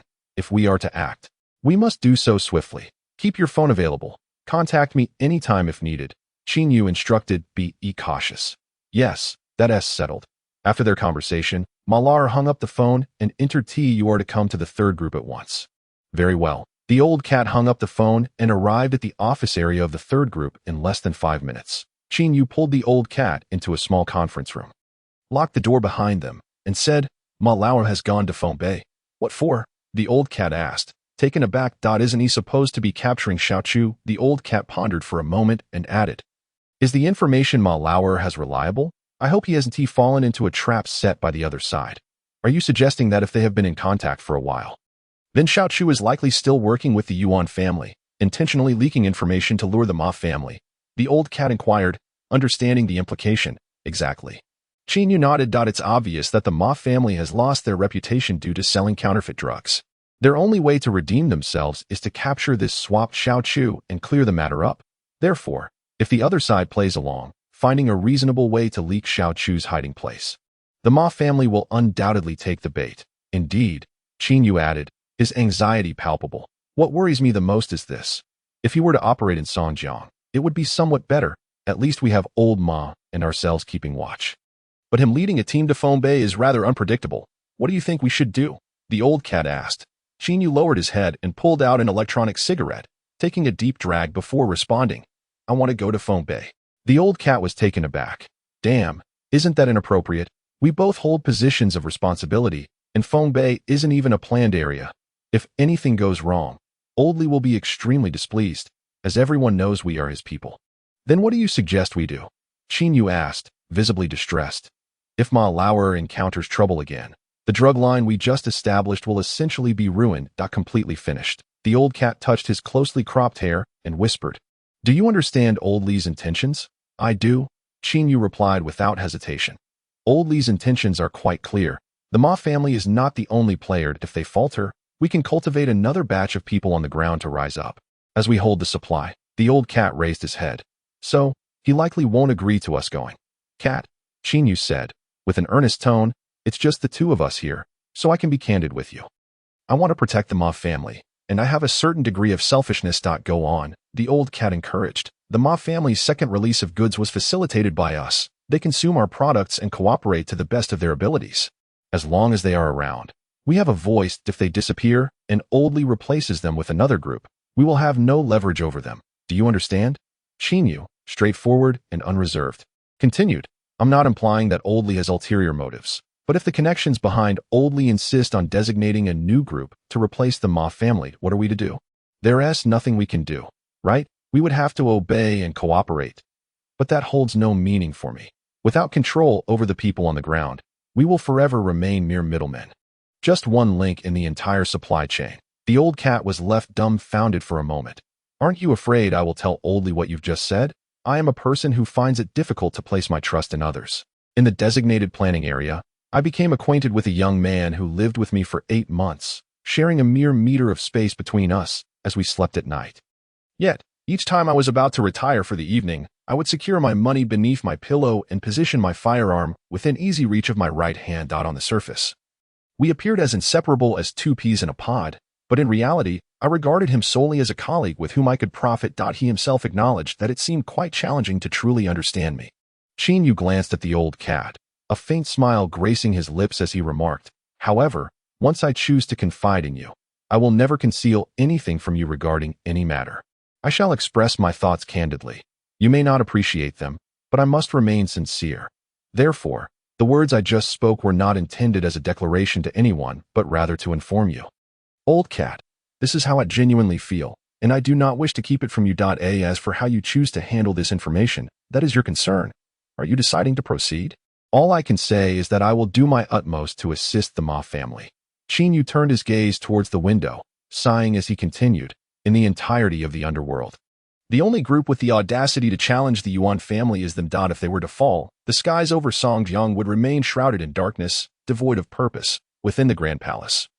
Yongdong, listening to the soft strains of music while savoring a cigar, exuded an air of authority as he stated, "What good would it do to investigate the operations of the Xiaoqiao Bank? That rogue earns his living through illicit means. How could he possibly expose himself in this regard? As for his connections, any individual on the run would certainly seek refuge among acquaintances." Chapter 92.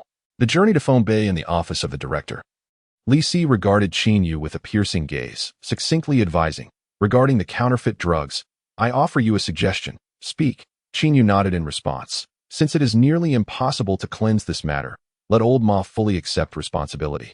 Li Si said with a cautious demeanor he should find someone to step forward, voluntarily confessing and shouldering the burden, thereby minimizing the likelihood of escalation. Furthermore, the families of the 2 deceased victims must receive substantial compensation. Qin Yu paused in astonishment, replying, "Director, if you urge old Ma to admit that he sold counterfeit drugs, would that not simply fulfill Yuan Hua's desires? What alternative do you propose that would thwart his wishes?" Li Si inquired, furrowing his brow. "Do you possess absolute certainty in apprehending the individual who swapped the counterfeit drugs? Moreover, are you aware of Yuan Hua's potential subsequent actions, should matters deteriorate? What strategies do you have to counteract?" Qin Yu fell silent, acknowledging the situation now, and presenting someone to take the fall would certainly make matters more manageable for the police department. Lic rose, sighing deeply, and remarked, "When one errs, one must bear the consequences. This situation serves as a visceral lesson. I doubt old Ma would acquiesce." Qin Yu shook his head. He understands that his survival in the underworld hinges upon his reputation and influence. To compel him to admit to selling counterfeit drugs would be tantamount to stripping him of his hard-earned standing. Without the advantage that sustains him, how would he proceed? Yet, if this matter cannot be cleansed, the blame for selling counterfeit drugs will inevitably fall upon him, and Yuan Hua will continue to strike. As circumstances deteriorate, not only will the reputation and influence of the Ma family be compromised, but we too will find ourselves in a difficult position. Lic furrowed his brow, gazing at Qin Yu, and stated, "If old Ma consents, I can afford him some time to reconsider. Should he refuse, then our collaboration shall cease, and we will seek an alternative." Qin Yu harbored a deep-seated fear of Li Si broaching this subject, yet the latter had laid it bare. For Li Si, the team responsible for the medication must ensure a smooth operation. Whether it is the Ma family or the Li family, or even the Bai family, matters little to him. Stability and a lack of trouble are his only priorities, and the recent blunder by the Ma family has instilled a sense of peril within him. Hence, it is entirely understandable that Li Si would contemplate abandoning the Ma family when necessary. After all, in the adult world, practicality often outweighs sentiment, especially considering Li Si's relationship with old Ma is hardly one of emotional depth. After a moment of contemplation, Qin Yu raised his gaze to Li Si and said, "Uncle, I believe there is still room for negotiation. Old Maier has already discovered the whereabouts of the counterfeit drug supplier. Where? Li Si inquired. Lic took a couple of steps within the room, his voice lowering as he asked, "What do you suppose Yuan Hua is planning to do now? To eliminate the supplier?" Qin Yu replied without a moment's hesitation. "Are you aware of the situation in Fongbei?" Li Si pressed further. Qin Yu hesitated, falling into silence once more. Lic was taken aback. "Have you ascended to a higher position? Are you not aware of your own standing? Old Maier may wield a gun to seize the supplier, but can you do the same? What do you hope to achieve?" Li Si exclaimed. Somewhat perplexed, "Is there only Old Ma and Yuan Hua and Songjiang? You possess goods. Are you truly concerned about finding someone to sell them to?" Li Si fell silent, after a span of several minutes. Qin Yu departed the office and immediately contacted his captain, requesting a 3-day leave. Meanwhile, the police commissioner sat on the sofa, casting a glance at old Li and inquiring, "What is this Qin Yu up to? Has he perhaps taken a substantial sum from the Ma family? Otherwise, why would he involve himself in this matter?" Li Si shook his head in response. "It is not a matter of money. What Qin Yu seeks is personnel." "Personnel? What do you mean?" "He fears that I might replace the Ma family and independently assign others to handle the goods." Li Si elucidated succinctly. "He wishes to maintain control over the situation on the ground, which is why he has decided to take a risk." The commissioner was momentarily taken aback, his eyes wide with surprise. If that is indeed the case, then Qin Yu is not only intelligent, but also possesses considerable audacity. Qin Yu is a second-level officer, and you are ostensibly providing for him. Should anything transpire in Fongbei, it would be quite easy for the higher-ups to trouble you. The commissioner cautioned. Lic shook his head. "If you are afraid of trouble, does that mean trouble will stay away? Just a few days ago, who could have anticipated the counterfeit drug situation? Alas, ever since I clashed with Yuan Hua over Qilin's matter, it has become evident that being in this position is far from easy." The commissioner fell silent. 2 hours later, within the confines of Courtyard 88, Qin Yu retrieved 50 yuan and handed it to Dia, saying, "I will be out on business for the next few days. Do not cause any disturbances at home. If any urgent matters arise, seek out Zhu Wei at the police station." "Understood?" "Not necessarily," Dia replied. Qin Yu glanced at his watch. "Make sure not to wander outside aimlessly this evening. Lock the doors and retire early. Do not concern yourself with my well-being. I have slumbered amidst the vast wilderness before." With a smile that exuded warmth, Dia remarked, "Rest assured, I shall keep a vigilant watch over your abode." Just then, the sound of Qin Yu's mobile phone ringing pierced the air. "Hello, where are you going?" inquired Lao Ma. The dim-witted Ma Lao heir occasionally acted without forethought. Lao Ma nodded. "I am uneasy. I wish to go and see for myself." After a moment of contemplation, Qin Yu replied, "You cannot take the light rail. You still have a case to consider. Although you could enlist the help of a scalper, it remains somewhat perilous. We shall drive." Lao Ma succinctly stated, "You go ahead. We shall meet in Fongbei." "Very well." That evening, shortly after 7 o'clock, Qin Yu escorted Guanqi onto the light rail bound for Fongbei. However, no sooner had they taken their seats than Lao Mao, donning a woolen hat and munching on a ham sandwich, approached them. Qin Yu was taken aback. "You are going as well?" "Hee." Qin Yu's gaze fixed on Lao Mao, and a knowing smile emerged. In the chaotic alleys of Fongbei, Ma Lao heir stood waiting for a considerable time until a young man approached. "You here for the goods?" the youth inquired, lifting his gaze. "Yes." Introduced by old Lu, Ma Lao heir affirmed. The young man glanced around before lowering his head to open a slung cloth bag, stating, "Choose for yourself. Take what you desired." A Lao heir peered inside, revealing a bag brimming with firearms, their barrels glistening with menace. Chapter 93. Xing Xiao in the office of the Assistant General Manager at Longxing Pharmaceutical Company in Fongbei. A young man with a sharp parting in his hair, fair complexion, and handsome features was intently focused on his computer, meticulously revising a report on the restructured drug production line. That a knock resonated at the door, prompting him to call out, "Enter."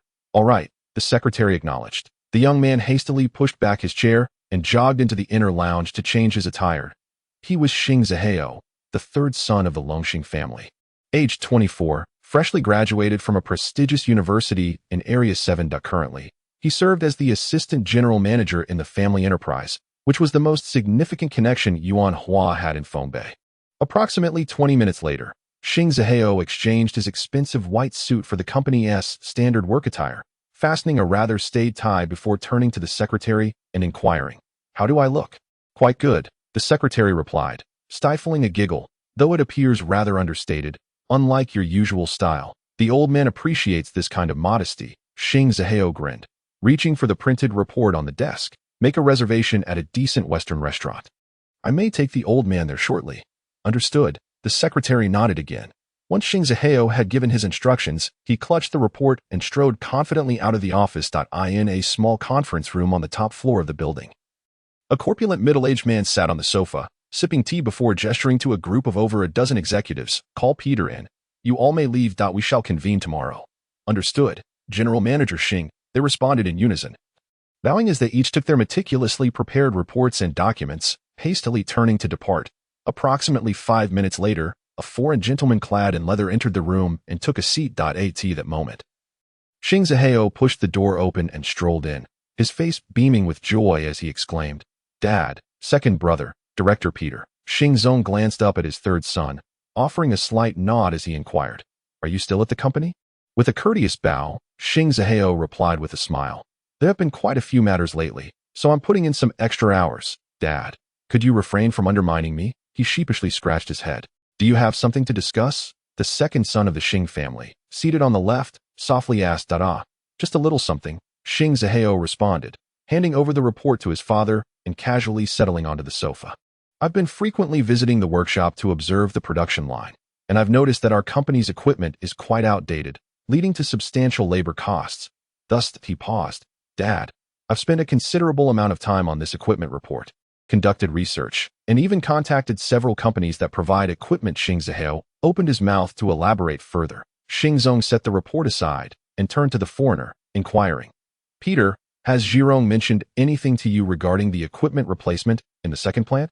He has, and the report he provided is impeccable, the foreigner replied, giving a thumbs up, its as if it were crafted by the hands of a deity. Xing Zihao was momentarily taken aback. After a brief pause, a flush crept over his face as he nodded in agreement. You may step out.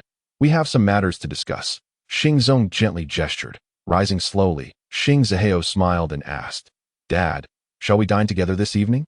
After pondering for a moment, Xing Zong glanced at his watch and replied, No need. The three of us will just go for a soak and grab a bite to eat. All right then. Xing Zihao maintained his smile. You two carry on. Xing Zong nodded and turned to his second son. Continue along the lines of what you were saying earlier, about the new reagent. Xing Zihao cast a glance at the three. He turned to leave, yet the smile on his face had already been supplanted by a grim expression. At the entrance, the secretary, who had been waiting for some time, immediately inquired with a smile upon seeing Xing Zihao emerge. Did you submit the report? Was the boss pleased? Xing Zihao abruptly turned, his eyes reddening as he asked, Is this a matter for you to concern yourself with? The secretary promptly fell silent. 2 hours later, within a high-end apartment building in Fongbei, Xing Zihao held a vial of a neural drug produced by his own pharmaceutical company, lowering his gaze as he injected it into his arm with a syringe. Closing his eyes, he inhaled deeply, his arm trembling as he drew breath into his chest. Moments later, he collapsed onto the sofa with a thud, his body convulsing. With a vacant stare, he looked at the girl nearby and suddenly broke into a smile, saying, It's nothing, come here. Upon hearing his voice, the girl immediately set down what she was holding, changed into slippers, and dashed over, grasping Xing Zihao's arm as she asked, Have you eaten, darling? Xing Zihao wrapped his arms around the girl's neck and abruptly asked, When I was showering earlier, I noticed a disposable razor for men in the trash can. Whose is it? The girl paused, taken aback. It belongs to my dad. He stayed here with my mom yesterday. I called you last night. Why didn't you answer? Xing Zihao gently pinched the girl's neck as he questioned. Are you lying to me? I have not. What on earth are you? Making me wait for an hour and a half. You even bring people home. My mother is unwell, which is why they came here. They indeed stayed here last night. With a sudden movement, Xing Zihao grasped the girl's neck with his left hand and raised his right arm, delivering a punch to her face. Damn it. You made me wait. What gives you the right to make me wait? Huh? Blood gushed from the girl's nostrils as she cried out, shoving Xing Zihao. Are you insane? They truly came here last night. My phone ran out of battery. If you don't believe me, call my dad. Push me. Argue back. Do you not understand your position, huh? Xing Zihao, akin to a madman, unleashed all his pent-up frustrations upon the girl, swinging his fists like a beast. Initially, the girl resisted, but after enduring a series of heavy blows to her head, she became disoriented, instinctively shielding her vital areas with her arms, allowing the punches to rain down upon her. Xing Zihao struck for a full 7 to 8 minutes before finally feeling a sense of fatigue, gasping for air with hollow eyes as he sat on the ground, drenched in blood. The girl's face swelled grotesquely, resembling a pig's head, and after a lengthy pause, she sobbed, "My parents really came that if you don't believe me, call them that I'll be damned." Xing Zihao staggered to his feet, his anger slightly abated. "There's money in the nightstand. Take it and leave." "What do you mean? I've had enough. Tomorrow, someone else will take your place in this room." Xing Zihao picked up his pink jacket and strode out. Downstairs, as Xing Zihao settled into the car, his phone rang from his pocket. "Hello, good day, Xing Xiao. This is Songjiang Yongdong." Songjiang Yongdong, seated in the car, frowned and asked his companion in the passenger seat, "Are you certain he went to Fongbei?" After pondering for a moment, Yongdong replied, "Keep investigating. We'll head to Fongbei first." "Understood." The companion nodded. Late at night, around 10 o'clock, Qin Yu, Old Cat, and Guanqi emerged from Fongbei Station. Chapter 94. Aiming at Wentao. Songjiang is approximately 600 kilometers from Fongbei, and if one takes the light rail without encountering restrictions due to extreme temperatures, the journey takes just over 3 hours. Upon exiting the station, Qin Yu immediately contacted Ma Laoyi. "Hello," the call connected, and Ma Laoyi's voice came through. "Where are you?" Qin Yu inquired. Upon hearing the response, Qin Yu was taken aback. This indicates he may have already met with Xiao Chu. Indeed, Ma Laoyi nodded. "I want to leave. I'll wait for him here. He is unlikely to show up tonight." Qin Yu quickly advised, "Why don't you come find us first? We can discuss it together." "Old Laoyi, in matters like this, one must not rush. Since you arrived by light rail, making a commotion could easily lead to being locked up."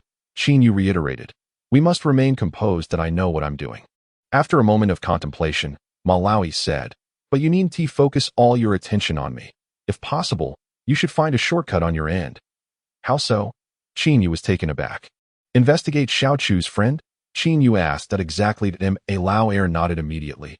"Xiao Chu has just arrived, and this lad is likely to take a few days off to accompany him. As for me, I have no vehicle at my disposal and can only wait outdoors. This approach not only yields slow results but also heavily relies on the other party's reactions. However, if you could locate some local acquaintances to inquire about this fellow's usual residence, we wouldn't have to wait so long, would we, Wentao?" "All right, I understand.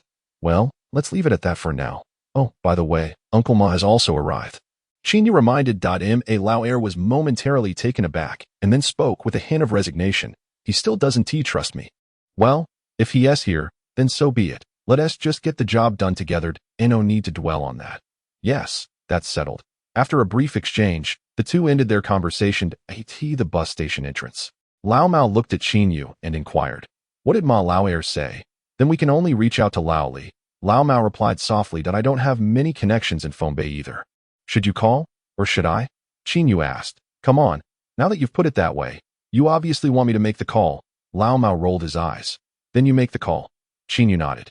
After their discussion, Lao Mao stepped aside and dialed Lao Li's number, while Qin Yu and Guanqi had some acquaintances in Songjiang. Yet they were hesitant to reach out, fearing that any leaked information could lead to greater troubles. "All right." Qin Yu glanced at his watch. "Let us head into the city first, find a place to settle down, and then wait for Uncle Ma." "Let us go." Lao Mao nodded and followed Qin Yu onto the road. Inside the light rail carriage, Yongdong sat in a luxurious private compartment, sipping water when his subordinate entered after knocking. "Brother Dong, I found out that Xiao Chu's friend works as a dealer at Mingjua Carnival and didn't he have a late shift today?" the subordinate reported as he approached. Yongdong pondered for a moment. "Can you find out where this lad lives? The friend I contacted is in the new 2nd district, and he is not familiar with Mingjue's situation. So it might be hard to get that information." The subordinate shook his head. After another moment of contemplation, Yongdong promptly took out his mobile phone. "What is your friend's name?" "Wentao," the subordinate replied. Yongdong nodded and dialed Xing Zihao's number. "Hello? Ah, Xing Xiao.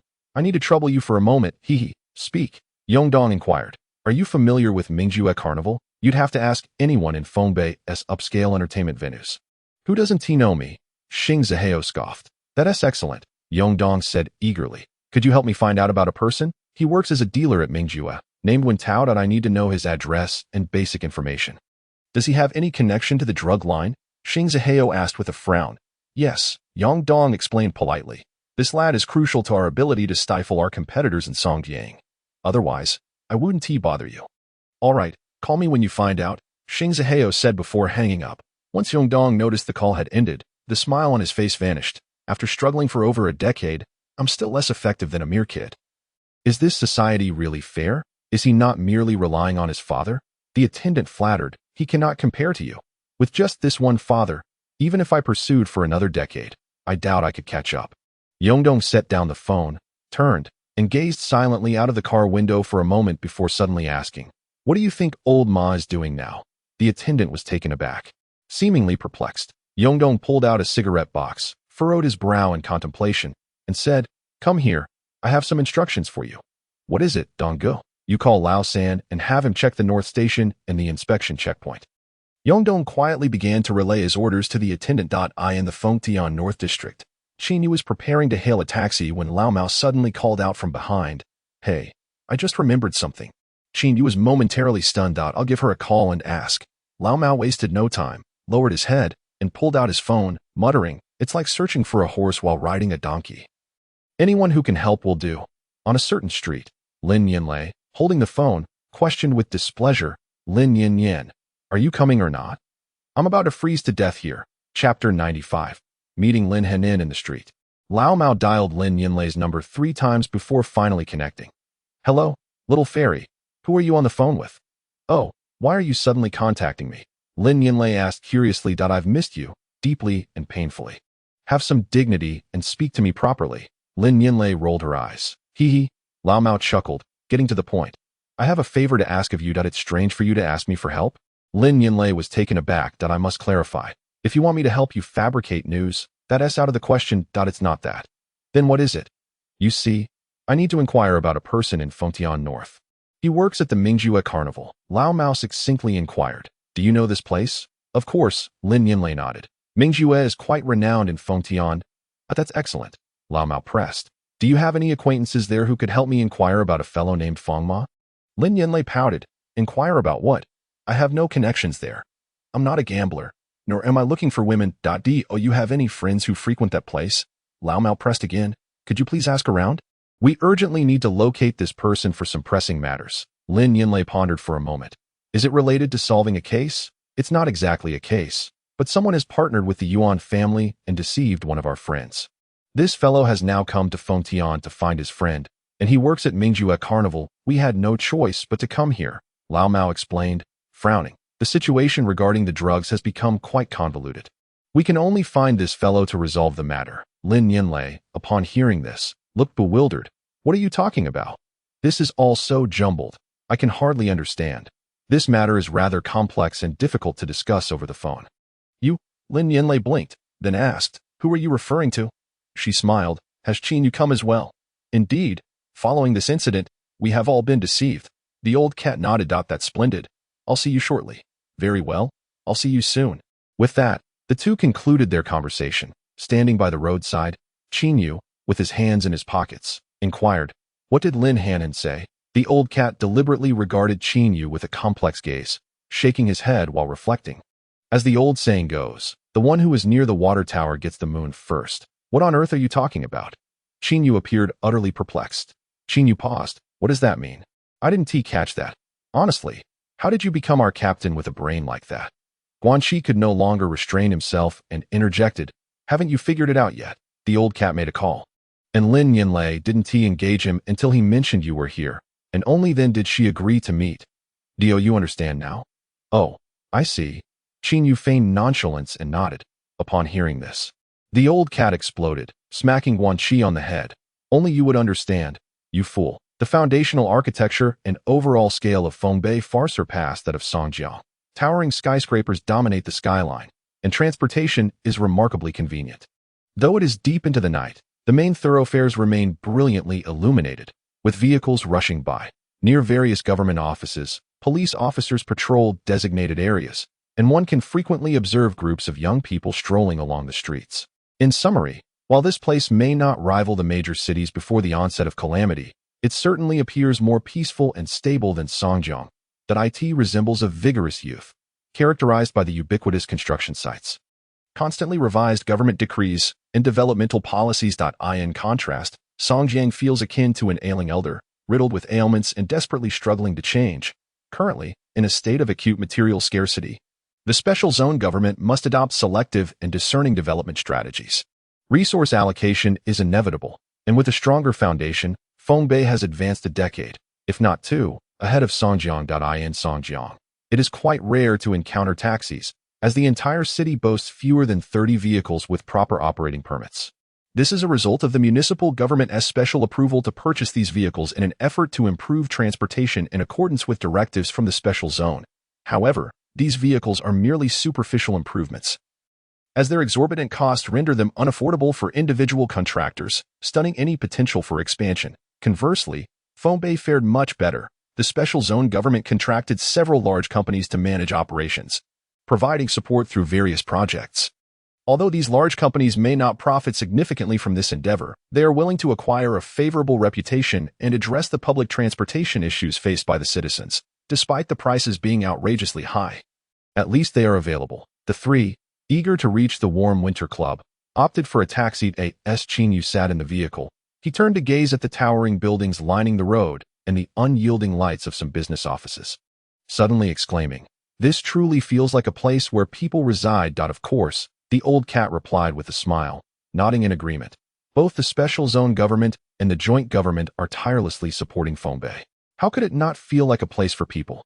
After careful consideration, Qin Yu added, "If this is where people are, then what resides in the planned district?" As the words fell, the old cat and Guanxi fell silent. At the border checkpoint between Songjiang and Fongbei, a dilapidated off-road vehicle was parked by the roadside. As two armed soldiers approached, documents. One of the soldiers barked monotonously. The driver, seated within the vehicle, retrieved several residence permits from Songjiang, lowered the window, and handed them over. The soldier glanced down at the documents, pausing for a full minute on the third one before inquiring, "What is your purpose in Fongbei?" "Step out. I need to conduct a search." The soldier waved his hand dismissively. After a brief pause, the elegantly adorned Lao Ma in the back seat promptly opened the door and stepped out. The inspection lasted nearly 10 minutes, and only after finding no contraband did the soldier wave and declare, "You may proceed." The next vehicle. 5 minutes later, Lao Ma dialed Qin Yu's number. "I've cleared the checkpoint. I'm heading into Fongbei shortly." "All right, make your way to the warm winter club," Qin Yu instructed succinctly. The light rail train sped along its course. Yang Dong stood by the window, gazing into the vast expanse of snow-covered land, and hoarsely asked, "Are you certain?" Chapter 96, A Confluence of Forces. Approximately an hour later, Yang Dong, accompanied by 4 companions, hurriedly exited the station and encountered the third prince of Longxing Pharmaceuticals, Xing Zihao. "Hello, Zihao," Yang Dong greeted courteously, extending his hand. Without rising from his seat in the car, Xing Zihao offered a token handshake and replied, "Get in." With a smile, Yang Dong gestured for his companions to take the rear vehicle, while he himself entered Xing Zihao's car, politely remarking, "Xing Xiao, I appreciate your assistance. Isn't it just a bunch of ruffians from the underbelly competing with you in Songjiang?" Xing Zihao inquired with a hint of dissatisfaction. After all this time, can Yuan Hua not handle these individuals? Yang Dong hesitated momentarily before clarifying, "These ruffians have certain connections. The district police chief is currently supporting them." Naturally, Yang Dong had no intention of crossing swords with this arrogant young master, nor did he wish to delve into the complexities of the turf war. Thus, he simply smiled and responded, "We did make some initial missteps. We were rather careless." Upon hearing this, Xing Zihao frowned and commented, "The company sought out old Yuan for peace of mind, yet it appears you are not at ease either. Indeed, we will strive to rectify matters going forward." Yang Dong nodded in agreement. After a moment of contemplation, Xing Zihao pulled out his phone and asked, "What's the name of that little ruffian working at MG?" Yang Dong blinked and promptly replied with a smile, "Let us not pursue him just yet." Xing Zihao was taken aback. "What do you mean? Aren't you here to find this person?" "Here's the thing," Yang Dong began, gathering his thoughts, "since this little figure is pivotal. If we are eager to find him, the other side will certainly be anxious as well. So, I had someone inquire a bit." Yang Dong softly and carefully laid out a plan for Xing Zihao. Within the mellow ambience of the warm winter club's lounge, Qin Yu, frugal as ever, ordered a glass of lemon juice for both Lao Mao and Guanxi before continuously glancing at his watch. "Don't fret. Hasn't there been any movement from Lao Ma's side either?" Lao Mao gently advised, "There's no use in rushing. Let us be patient." As the words fell from her lips, a graceful figure entered through the main door, beaming and waving at the three. "Hello, my brothers. Oh, you finally made it." With a smile, Lao Mao greeted her, playfully adjusting his trousers. "Have a seat over here." Lin Yanlei casually placed her bag on the table, shifting her body to sit opposite Qin Yu, teasingly remarked, "Three grown men, and you come to a bar just to sip on lemonade. How about something stronger?" "My friends? Isn't it your friend's affair? Why are you drinking such weak stuff?" Lin Yanlei inquired curiously. The three fell silent. Lin Yanlei ground her teeth, turning to Qin Yu, and said, "I can assist with this matter. Though I have never been to the Mingjue Carnival. Please wait a moment. My brother will be down shortly after finishing his business upstairs. He has quite a few friends around here." "Your brother? Which family does he belong to?" Qin Yu asked, intrigued. "My cousin," Lin Yanlei replied with a smile. "All right, let's wait then." Lao Mao nodded and inquired, "What would you like to drink?" "I have no plans today. I can join you for a drink." Lin Yanlei shrugged off her coat and suggested, "Let's have some pre-mixed drinks." Upon hearing this, Qin Yu rolled his eyes. "Just drink some lemonade. Alcohol is so expensive. Is this how you treat someone asking for a favor?" "What's wrong with having a drink?" Lin Yanlei shot back, displeased, her eyes wide with indignation. "He's too stingy." "I'll treat you," Lao Mao said, his eagerness evident. "Order whatever you like. Today, if you want to drink the very essence of the Jade Emperor, I will foot the bill." Thus, the group continued to chat while waiting for Lin Yanlei's cousin to descend. An hour slipped by, and as nearly half the patrons had vacated the bar, Qin Yu's phone suddenly rang. "Hello, Uncle Ma. I'm at the entrance of warm winter." Lao Ma's voice resonated. Qin Yu paused, immediately rising to respond, "All right, I'll meet you at the main entrance. Okay. As their conversation ended, Qin Yu turned to Lin Yanlei and said, "You all carry on. I need to greet an elder." Upstairs, a remarkably handsome young man, clad in a woolen coat, sat on the sofa, absorbed in a thick stack of documents. "In a rush, I'll digest this material before proceeding," he said with a smile. "Tomorrow, I'll send you a message. You and your father truly have contrasting styles in your work," a middle-aged man remarked, setting down his wine glass. At such a young age, you carry yourself so steadily. Your future is boundless." "Not at all. I dare not make mistakes in this matter," the young man replied, scratching his head, then promptly stood to pour a drink for the other. "Here, uncle, I toast to you." In the lobby of Warm Winter Club, Qin Yu had met with Lao Ma and the others, heading towards the small bar. On the street, Xing Zihao, holding his phone, stated decisively, "You all need to come over." "Yes, it's the address I just gave you." "All right, that's settled." Upon seeing Xing Zihao hang up, Yongdong immediately frowned and advised, "Xing Xiao, you haven't grasped my point. This matter can easily be handled without our involvement. If you seek official connections, it might save a lot of trouble, and you could even sell it to the other party. I find this somewhat perilous. The other party is no pushover, as they are accustomed to living on the edge." Yongdong should persuade further. Xie Zihao turned his head, fixing his gaze upon him, and demanded, "With your cowardly demeanor, how can you assist our family in resolving the matter regarding the pharmaceutical line?" Upon hearing this, Yongdong fell silent. A few minutes later, two vehicles hastily pulled over to the roadside, and Xie Zihao immediately commanded, "Let them follow us." Chapter 97. The conflict arises inside a small bar. Qin Yu introduced Lin Yanlei to Old Ma and the others before they all took their seats. Is there a plan? Old Ma quietly inquired of Qin Yu. "Please extend my gratitude to your friend." Old Ma had been thoroughly exhausted over the past few days, his face haggard. Next to him, Lin Yanlei looked at Old Ma and the others, blinking her large eyes before turning to Qin Yu and saying, "When my brother arrives, you need not say much. Just mention that we are colleagues, and that we are seeking Wen Tao regarding a news matter." Qin Yu paused. "Why say it that way? Is there something inconvenient?" "Oh, I see." Qin Yu nodded in understanding. Old Cat glanced at Uncle Ma, and after a moment of silence, reminded, "As long as your brother possesses sound judgment, he cannot be led to believe that Uncle Ma and the others are your colleagues." Uncle Ma understood the implication. "You all can converse. We shall wait nearby. Quickly, order a few glasses of lemon juice for Uncle Ma as well. This beverage is diuretic." Old Cat called out to Guanxi with a mischievous tone. "Damn." Guanxi rolled his eyes and followed Uncle Ma and the others to a nearby booth. Just as they had finalized their strategy, Lin Yanlei's phone rang. "Hello, Nian Nian." "Oh, no, brother, are you done?" "All right, then come down. I'm at the small bar." Yes, just like that." A few minutes later, a handsome young man, accompanied by an attendant clad in a woolen coat, strode into the bar. "Here, brother." Lin Yinlei waved to him. "Heh, do you have friends?" The young man approached with a smile, while his attendant sat upright on the sofa near the entrance, occasionally surveying the surroundings. Lin Yinlei stood up, pulling the young man closer, and said, "This is my brother, Lin Xiao." "Brother, these are two friends from my workplace, Qin Yu and Old Cat." "Hello." Lin Xiao extended his hand. "Greetings." Qin Yu rose to shake his hand. Old Cat, standing nearby, candidly flattered. "Your family's genes are exceptional. Each of you resembles a star. The young man is quite eloquent." Lin Yinlei chuckled, pulling her brother to sit beside her, and said, "I have a favor to ask of you." "What is it?" Lin Xiao inquired with a smile, subtly probing. "What news are you pursuing that involves the film industry? I've told you 1,000 times. Your trip to Songjiang is that, oh dear, why is it so complicated to ask for your help?" Lin Yinlei pouted and interrupted. "Will you help or not? If not, we shall take our leave and cease all contact henceforth. That I am at my wit's end with you." Lin Xiao, resigned, retrieved a unique military green phone, half touchscreen and half keypad, from his pocket, lowered his head, and said, "Fine, I will inquire.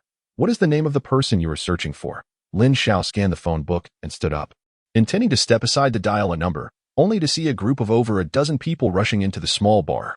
Under the dim lighting, Xing Zihao tilted his head and glanced around, casually asking with a hand in his pocket, "Could you point out who among them is from the opposite side?" In the booth to the right, Lao Ma's companions immediately fixated on Yongdong, who then unconsciously rose to his feet, his face paling as he exclaimed, "What brings Yongdong here?"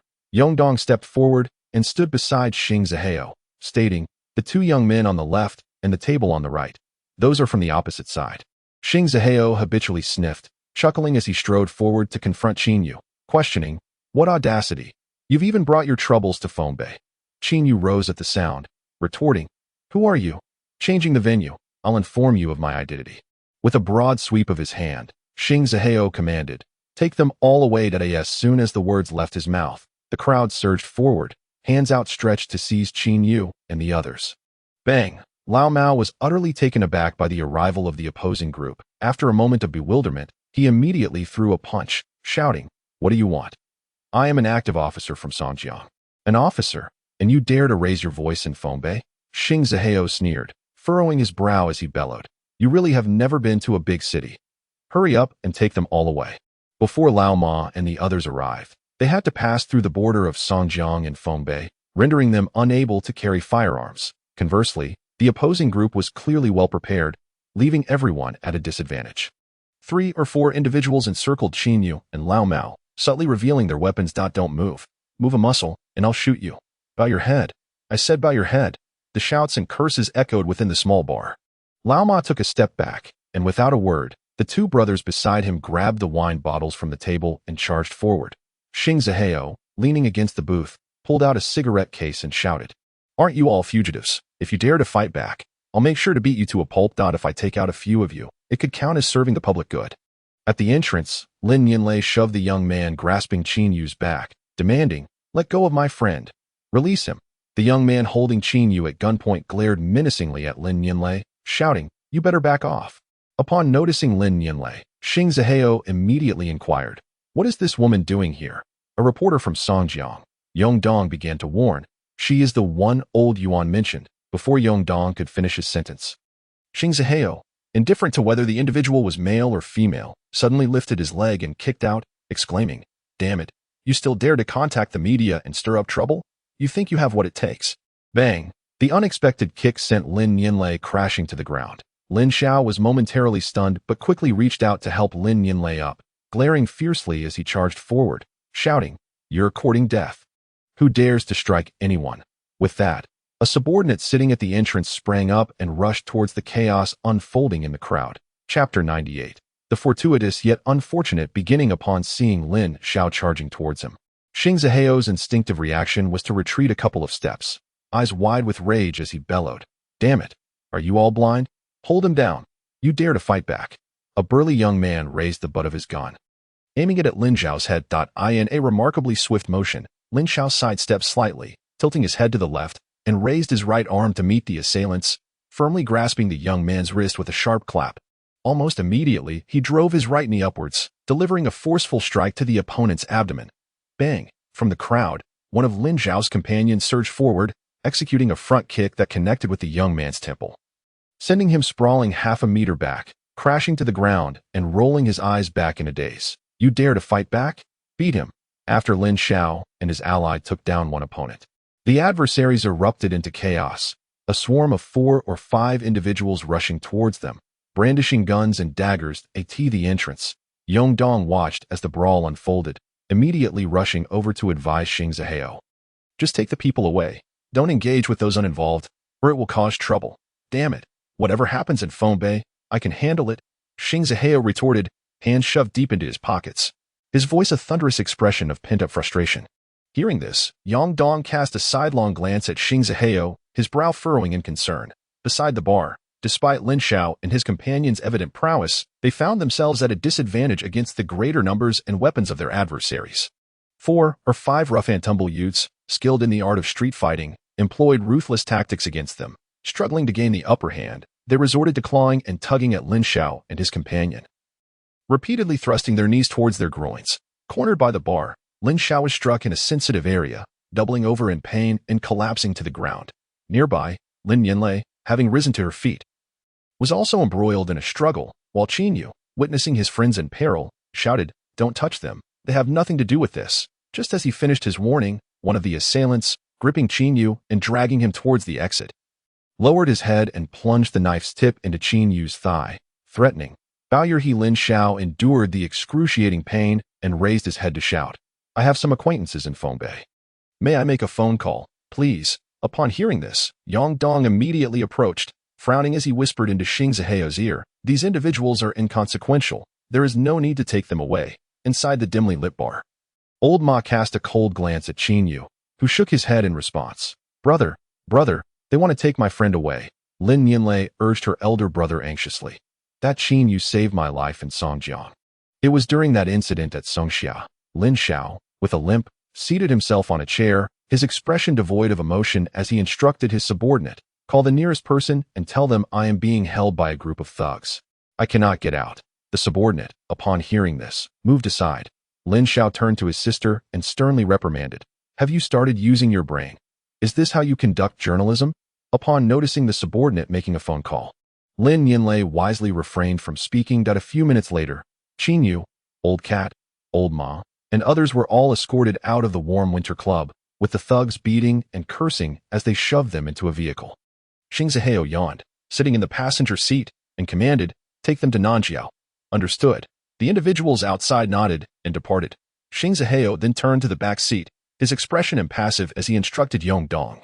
"This is the only time for cleanup. I reiterate. The company sought Old Yuan to minimize trouble, not to create more. If you can handle it, proceed.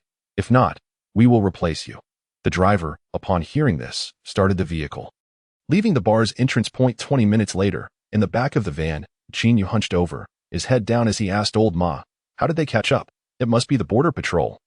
Old Ma bit out angrily, "Damn it. A single mistake by Xiao Air has us completely under their control. Did I ask for your opinion?" A thug in the middle row shouted, striking Old Ma's head repeatedly with a weapon. Old Ma, with reddened eyes, endured and said, "We should have fought back in the room. We might have escaped with a few, but why didn't you let us?" Qin Yu licked his chapped lips. "I thought there was still a chance. Still talking, are we?" The thug raised the weapon as if to strike Qin Yu again. Suddenly, the roar of engines echoed from the rear, as 2 dark green trucks and 4 off-road vehicles hastily approached. Xing Zihao, groggy, opened his eyes and turned to the side, muttering, "What on earth are soldiers doing on the streets at this hour?" The dark green convoy abruptly overtook on the left, diagonally halting in the middle of the road. The driver, caught off guard, slammed on the brakes, coming to a stop by the roadside. The dimly lit street was illuminated by the glaring headlights of the trucks, and a soldier in his 30s leaped from one of the vehicles, booted feet striking the ground as he raised an automatic rifle, firing into the air. Da-da-da-da. The deafening gunfire erupted, and the soldier bellowed, "What the hell? A mere drug dealer thinks he can turn the tides. All units, dismount with live ammunition and be ready to shoot." At that moment, from the 2 trucks, 40 to 50 soldiers had already jumped down, weapons in hand. Chapter 99. The young man of the Lin family in splendid attire and fierce steed inside the vehicle. Xing Zihao felt no panic upon witnessing the soldier fire his weapon, as he presumed the individual had mistaken him for someone else. However, the moment Lin Xiao and Lin Yinlei appeared, he was utterly bewildered. After a brief moment of astonishment lasting less than 10 seconds, Xing Zihao hastily retrieved his phone, his hand trembling as he dialed a number. "Hello, Mr. Peter. I have an urgent matter to discuss with you. I have encountered several unidentified soldiers on Xiwan Avenue, and they may attempt to apprehend me. Please, could you quickly find out which department these individuals belong to and leverage your connections?" Xing Zihao spoke rapidly, his words tumbling out in a rush. Peter, who had been in the midst of slumber, was taken aback by the speed of Xing's speech, and with a bewildered expression, he asked, "Goodness, what are you talking about? You want me to investigate unknown soldiers? Do you think I am a deity, drenched in sweat?" Xing Zihao stole another glance at the street opposite him and promptly relayed the license plate number to Peter. Just then, the soldiers had already approached and surrounded Xing Zihao's vehicle, forcibly wrenching open the door. Lin Xiao stood outside, reaching in to pull out the young man he had just kneed, and with an impassive demeanor, he inquired, "Where is your gun?" The young man, trembling in fear, looked at Lin Xiao, momentarily at a loss. "Did I ask you again? Where is your gun?" Lin Xiao's eyes blazed as he yelled, startled. The young man instinctively reached for his lower back and drew out a firearm. Lin Xiao immediately stepped back, pointing at the young man and shouted, "Assault!" Bang! Bang! The subordinate, responding to the command, swiftly fired his weapon, and the young man's knees shattered, causing him to collapse to the ground, wailing in agony. "All of you, get out of the vehicle, cover your heads, and line up," the soldier bellowed. Dozens of soldiers, silent and resolute, pulled their triggers, aiming their weapons at the interior of the vehicle. Xing Zihao, beads of sweat forming on his forehead, steeled himself and exited the vehicle, gazing at Lin Xiao. "Which department do you belong to? Who granted you the authority to operate a pharmaceutical company?" Lin Xiao, maintaining an expressionless facade, replied, "The authority to produce and sell pharmaceuticals was conferred by the Special Zone. What you do not know is that it was individuals like me who forged this territory. Do you think you are worthy to act all high and mighty before me?" Clenching his fists, Xing Zihao dared not utter a word. Lin Xiao raised his arm, adjusting his woolen overcoat, and confronted Xing Zihao. "Do you not possess even a modicum of discernment? Do you recognize what this coat is?" Xing Zihao blinked, genuinely unaware of the coat's significance. Lin Xiao seized the soldier's firearm, his expression darkening as he shouted, "Let me inform you. This coat is known as the winter uniform for senior officers. In the past, it was referred to as the officer's uniform. With your lack of insight, do you think you are entitled to make a fuss in Fongbei? You dare to threaten my sister? Damn it. I could end you without a second thought." And the police wouldn't dare question WHYS. His words hung in the air.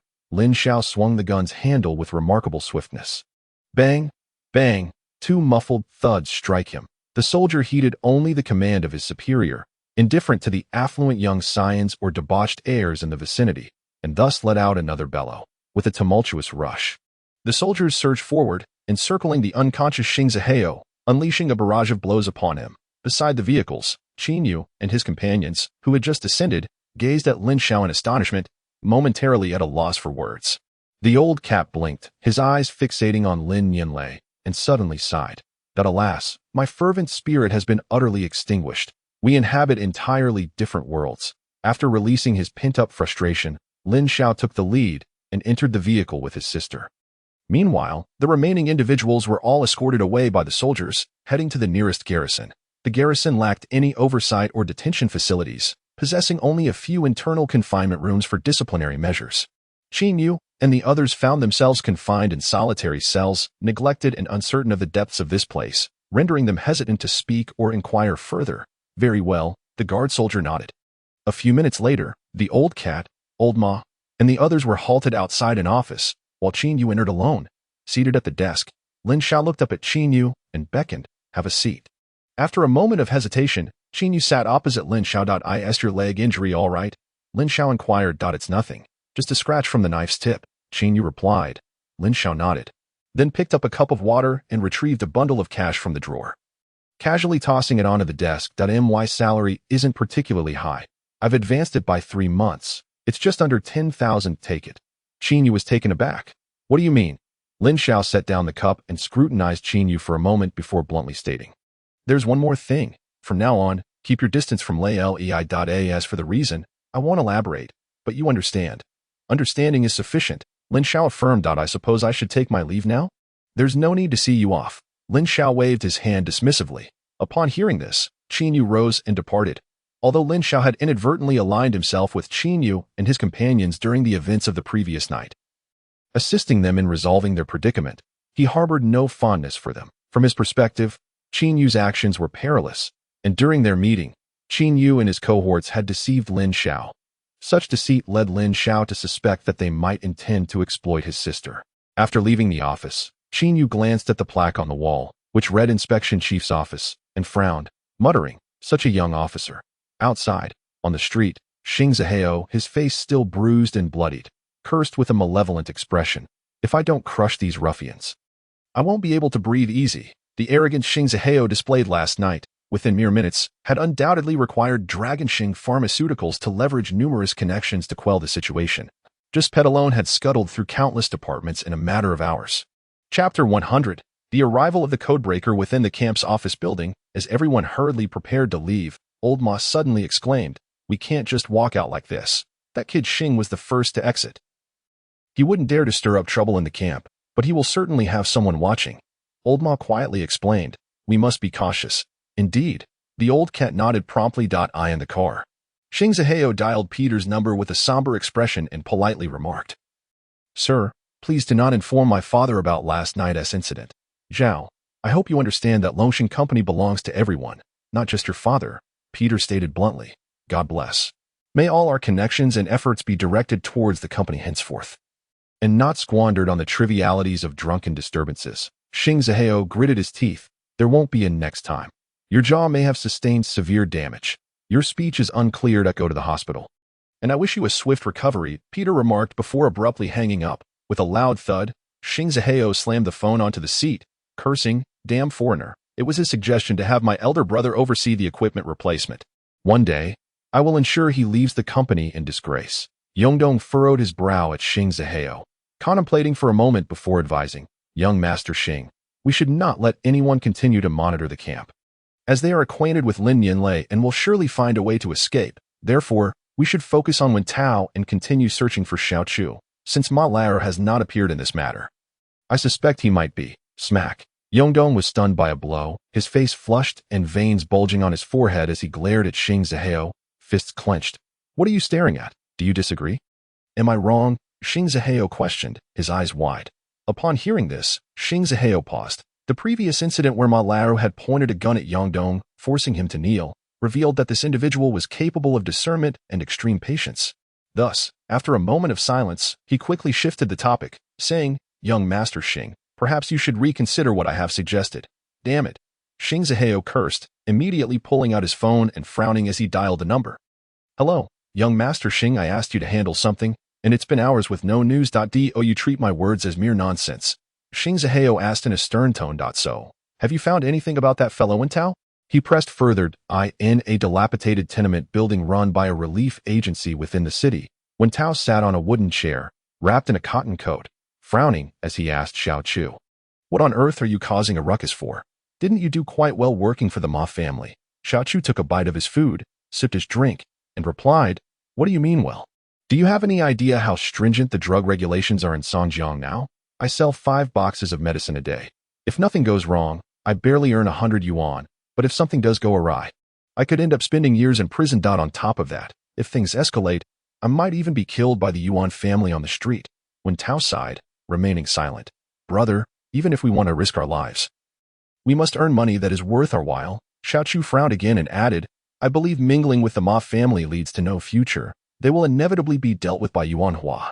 Thus, I might as well take advantage of this situation to satiate my own needs. Indeed, in this day and age, it's tough enough to survive on one's own, let alone discuss ethics with a boss." Wen Tao nodded in agreement. "Xiao Tao, although we do not share the same surname, we are indeed brothers who have weathered significant storms together." With the courage granted by alcohol, Xiao Chu declared, "I shall not conceal the truth from you. I have brought some money this time. Heed my words and promptly resign from your position at Mingjue. Let us embark on a different venture together, and I shall provide the capital." "Resign? But I am doing quite well at present." Wen Tao replied, momentarily taken aback. As long as one is diligent in this line of work, there is no fear of losing out. Sustenance is assured. After a brief silence, Xiao Chu continued, "I have aspirations to trade in firearms. But I cannot trust others if you desire a better life. Join me that I have connections in Songjiang. Wen Tao fell into contemplation. What are you waiting for? Remaining a mere errand runner will only enrich the boss. If you wish to live with dignity, you must take initiative, Xiao Chu urged once more. Trust me, resign from your job, and we shall prosper together. Wen Tao set down his chopsticks. How much capital do you have? Is it sufficient for this endeavor? Large-scale trading may be unfeasible, but starting small will certainly suffice. Damn, why are you already doubting before we've even begun? Xiao Chu replied, exasperated. You must have faith. We will succeed. Xiao Chu paused. What else do you intend to do? Just make a call and say be cautious. The Ma family is frantically searching for me. What are you afraid of? This is Fengbei.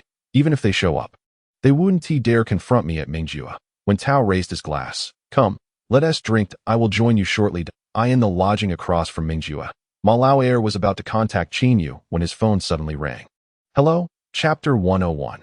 Hesitant when A Lao perked up at the sound. Is it really him? Indeed, I saw someone greet him. Lu Zishu nodded. So, shall we proceed? No, not yet. Hold off for now. Ma Lao instructed urgently. Mingjue is quite a substantial venue. Should there be any commotion, you might not be able to escape. Keep a close watch on him. I will head to the entrance immediately. Understood, Lu Zishu replied. And the two ended the call. A Lao promptly tried to call Qin Yu again, but the line was busy. On the city streets, Qin Yu held the phone, frowning. Yes, we have exited the barracks. Regardless of the circumstances, we owe thanks to you and your brother.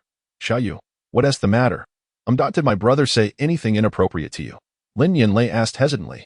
Qin Yu paused. Haha. No. I merely expressed my gratitude to him in the office. Oh, that's a relief. Lin Yanlei responded with a smile. My brother tends to be rather subdued, speaks bluntly, and is quite protective of me. That is commendable. Indeed. With that, their conversation concluded. Lin Yanlei sat on her bed, suddenly feeling an inexplicable distance between herself and Qin Yu, as if they were mere acquaintances. On the roadside, Lao Mao turned to Qin Yu, saying, well, this is good. Neither of us need to pine for her anymore. It's pointless. Such nonsense. You are even more flirtatious than I am, though you refrain from voicing it. Old Cat remarked with a slight smirk.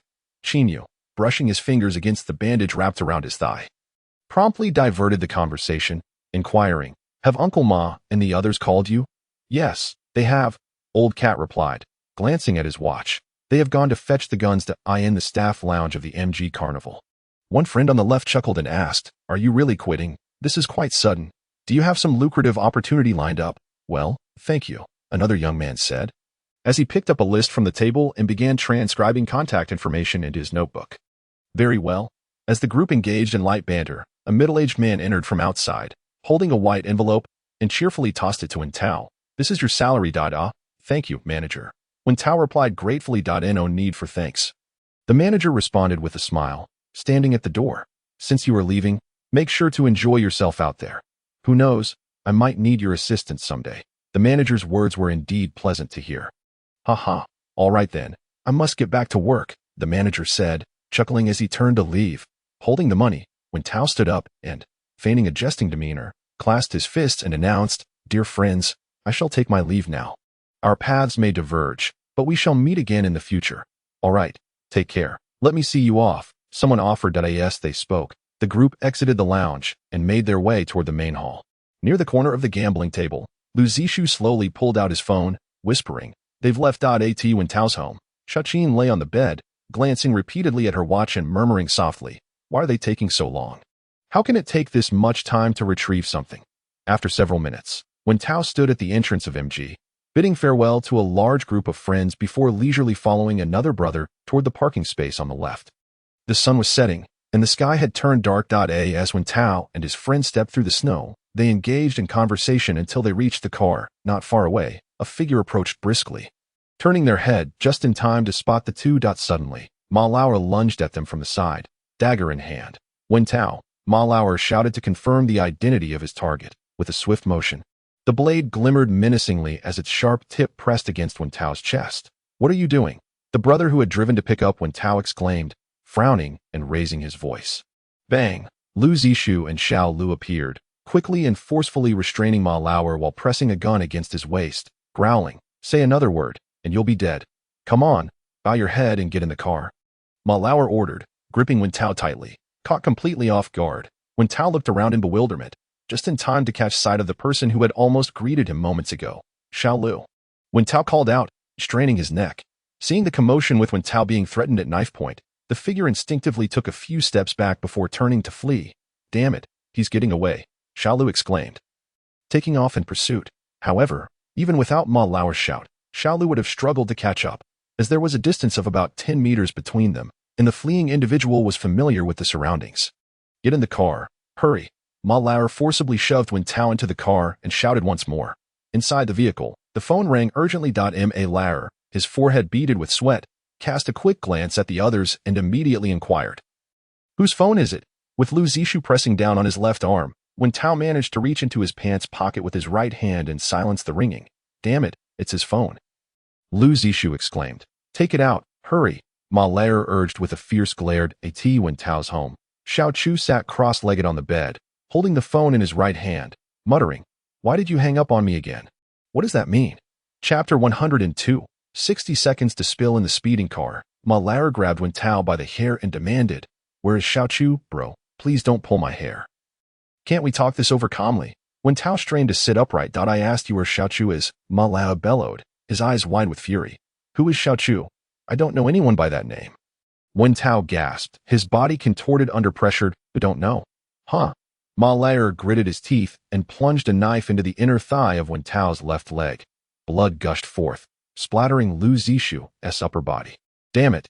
You're going to kill me, Wen Tao shouted, his eyes wide with terror. Suddenly, Ma Lauer slid the knife to the left and with a swift motion, tore open the fabric of Wen Tao's pants. What are you doing? Wen Tao panicked. Is the blade cold? Ma Lauer asked, his gaze fierce. If I make another move, you'll soon find yourself devoid of the pleasures of manhood. Wen Tao's forehead glistened with cold sweat as he swallowed hard. You must know why I'm looking for you. Ma Lauer, with a menacing glare, declared, did I travel all the way from Songjiang just for some trivial grudge? If you don't speak, do you really think I want to find him? Huh? Bro, please, just move the knife away, Wen Tao pleaded, his voice trembling. That I'll tell you everything. That I'm asking you one last time. Where is Xiao Chu? Ma Lauer thundered, his voice booming. This is your final chance. Bro, just put the knife down. I swear I'll get you sugar-coated Hawthorne. Ma Lauer lifted the knife, poised to stab at Wen Tao's groin. Don't stab. Don't stab. I'll tell you. I'll tell you. Wen Tao screamed in despair. He is at my house. He is at my house. Please don't stab me. Is he with others at your home? How do I get to your place? Speak quickly. Lu Zishu urged. I in the city, behind a butcher's shop. Lao Ma lowered his head to inspect a firearm before turning to issue orders. Xiao Qi, give him the money. Guan Qi, upon hearing this, produced cash and handed it to a middle-aged stranger. The man accepted the money, scrutinizing it thoroughly before smiling and saying, What kind of operation are you running in Fobei to have made 2 transactions in 3 days? Are you checking household registrations? Lao Ma frowned and asked, Are you interrogating us? Just a casual inquiry, the middle-aged man chuckled, waving his hand. All right, let us leave it at that. I have more goods. Call me any time if you want to procure. Lao Ma glanced at him, then called out, Let us go. Upon hearing his voice, the others followed Lao Ma as they departed inside Wen Tao's home. The ever-impatient Xiao Qing, who had been waiting for some time, felt a growing sense of unease, especially after failing to reach Wen Tao by phone. Sitting on the edge of the bed, she contemplated for a moment before promptly searching for the reservation number of the MG Carnival's front desk and dialing it. After a brief interval of several seconds, the call connected. Hello, this is the MG Carnival. Greetings, may I inquire if Wen Tao is available? This is the reservation line. If you are looking for Wen Tao, you should call his mobile. I apologize, but his mobile is unreachable. I am a friend of his and urgently need to speak with him. Could you please assist in summoning him? Xiao Qing politely requested. I haven't seen him today. Could you hold for a moment? Certainly. After a brief wait of approximately 3 minutes, the other party resumed the conversation. Are you still there? Yes. Wen Tao has already left. How long ago did he leave? It's been a while. Xiao Qing furrowed her brow, pondering for a moment before responding. All right, I understand. Thank you for your help. No problem. The front desk attendant hung up. Inside the room, Xiao Qing glanced at the time once more before abruptly rising to her feet. Her movement swift and decisive as she began to dress. In a car, Ma Lauer dialed Qin Yu's number. Where are you? I've got Wen Tao, Ma Lauer stated bluntly. He threw up in less than 60 seconds. Qin Yu paused, setting down his chopsticks, and inquired, You acted without informing me. He vomited, did he not? Indeed, Ma Lao nodded. What do you mean? Are we moving against Shaoqing now? Yes, Ma Lao affirmed. I asked Wen Tao. And he said Shaoqing is home alone. No. No. No. Qin Yu shook his head. You should wait until we all arrive before taking action. That would be more assured. As you are aware, we encountered Yang Dong and the pharmaceutical representatives yesterday. They are already aware of our presence in Fongbei. Do you understand? At the entrance of the MG Carnival Lounge, a young man, wiping the sweat from his brow, exclaimed, I just saw him at the door. There were 3 or 4 men who forced him into a car. That's impossible. We just escorted him to the entrance. He was taken from the parking area. Why didn't you intervene?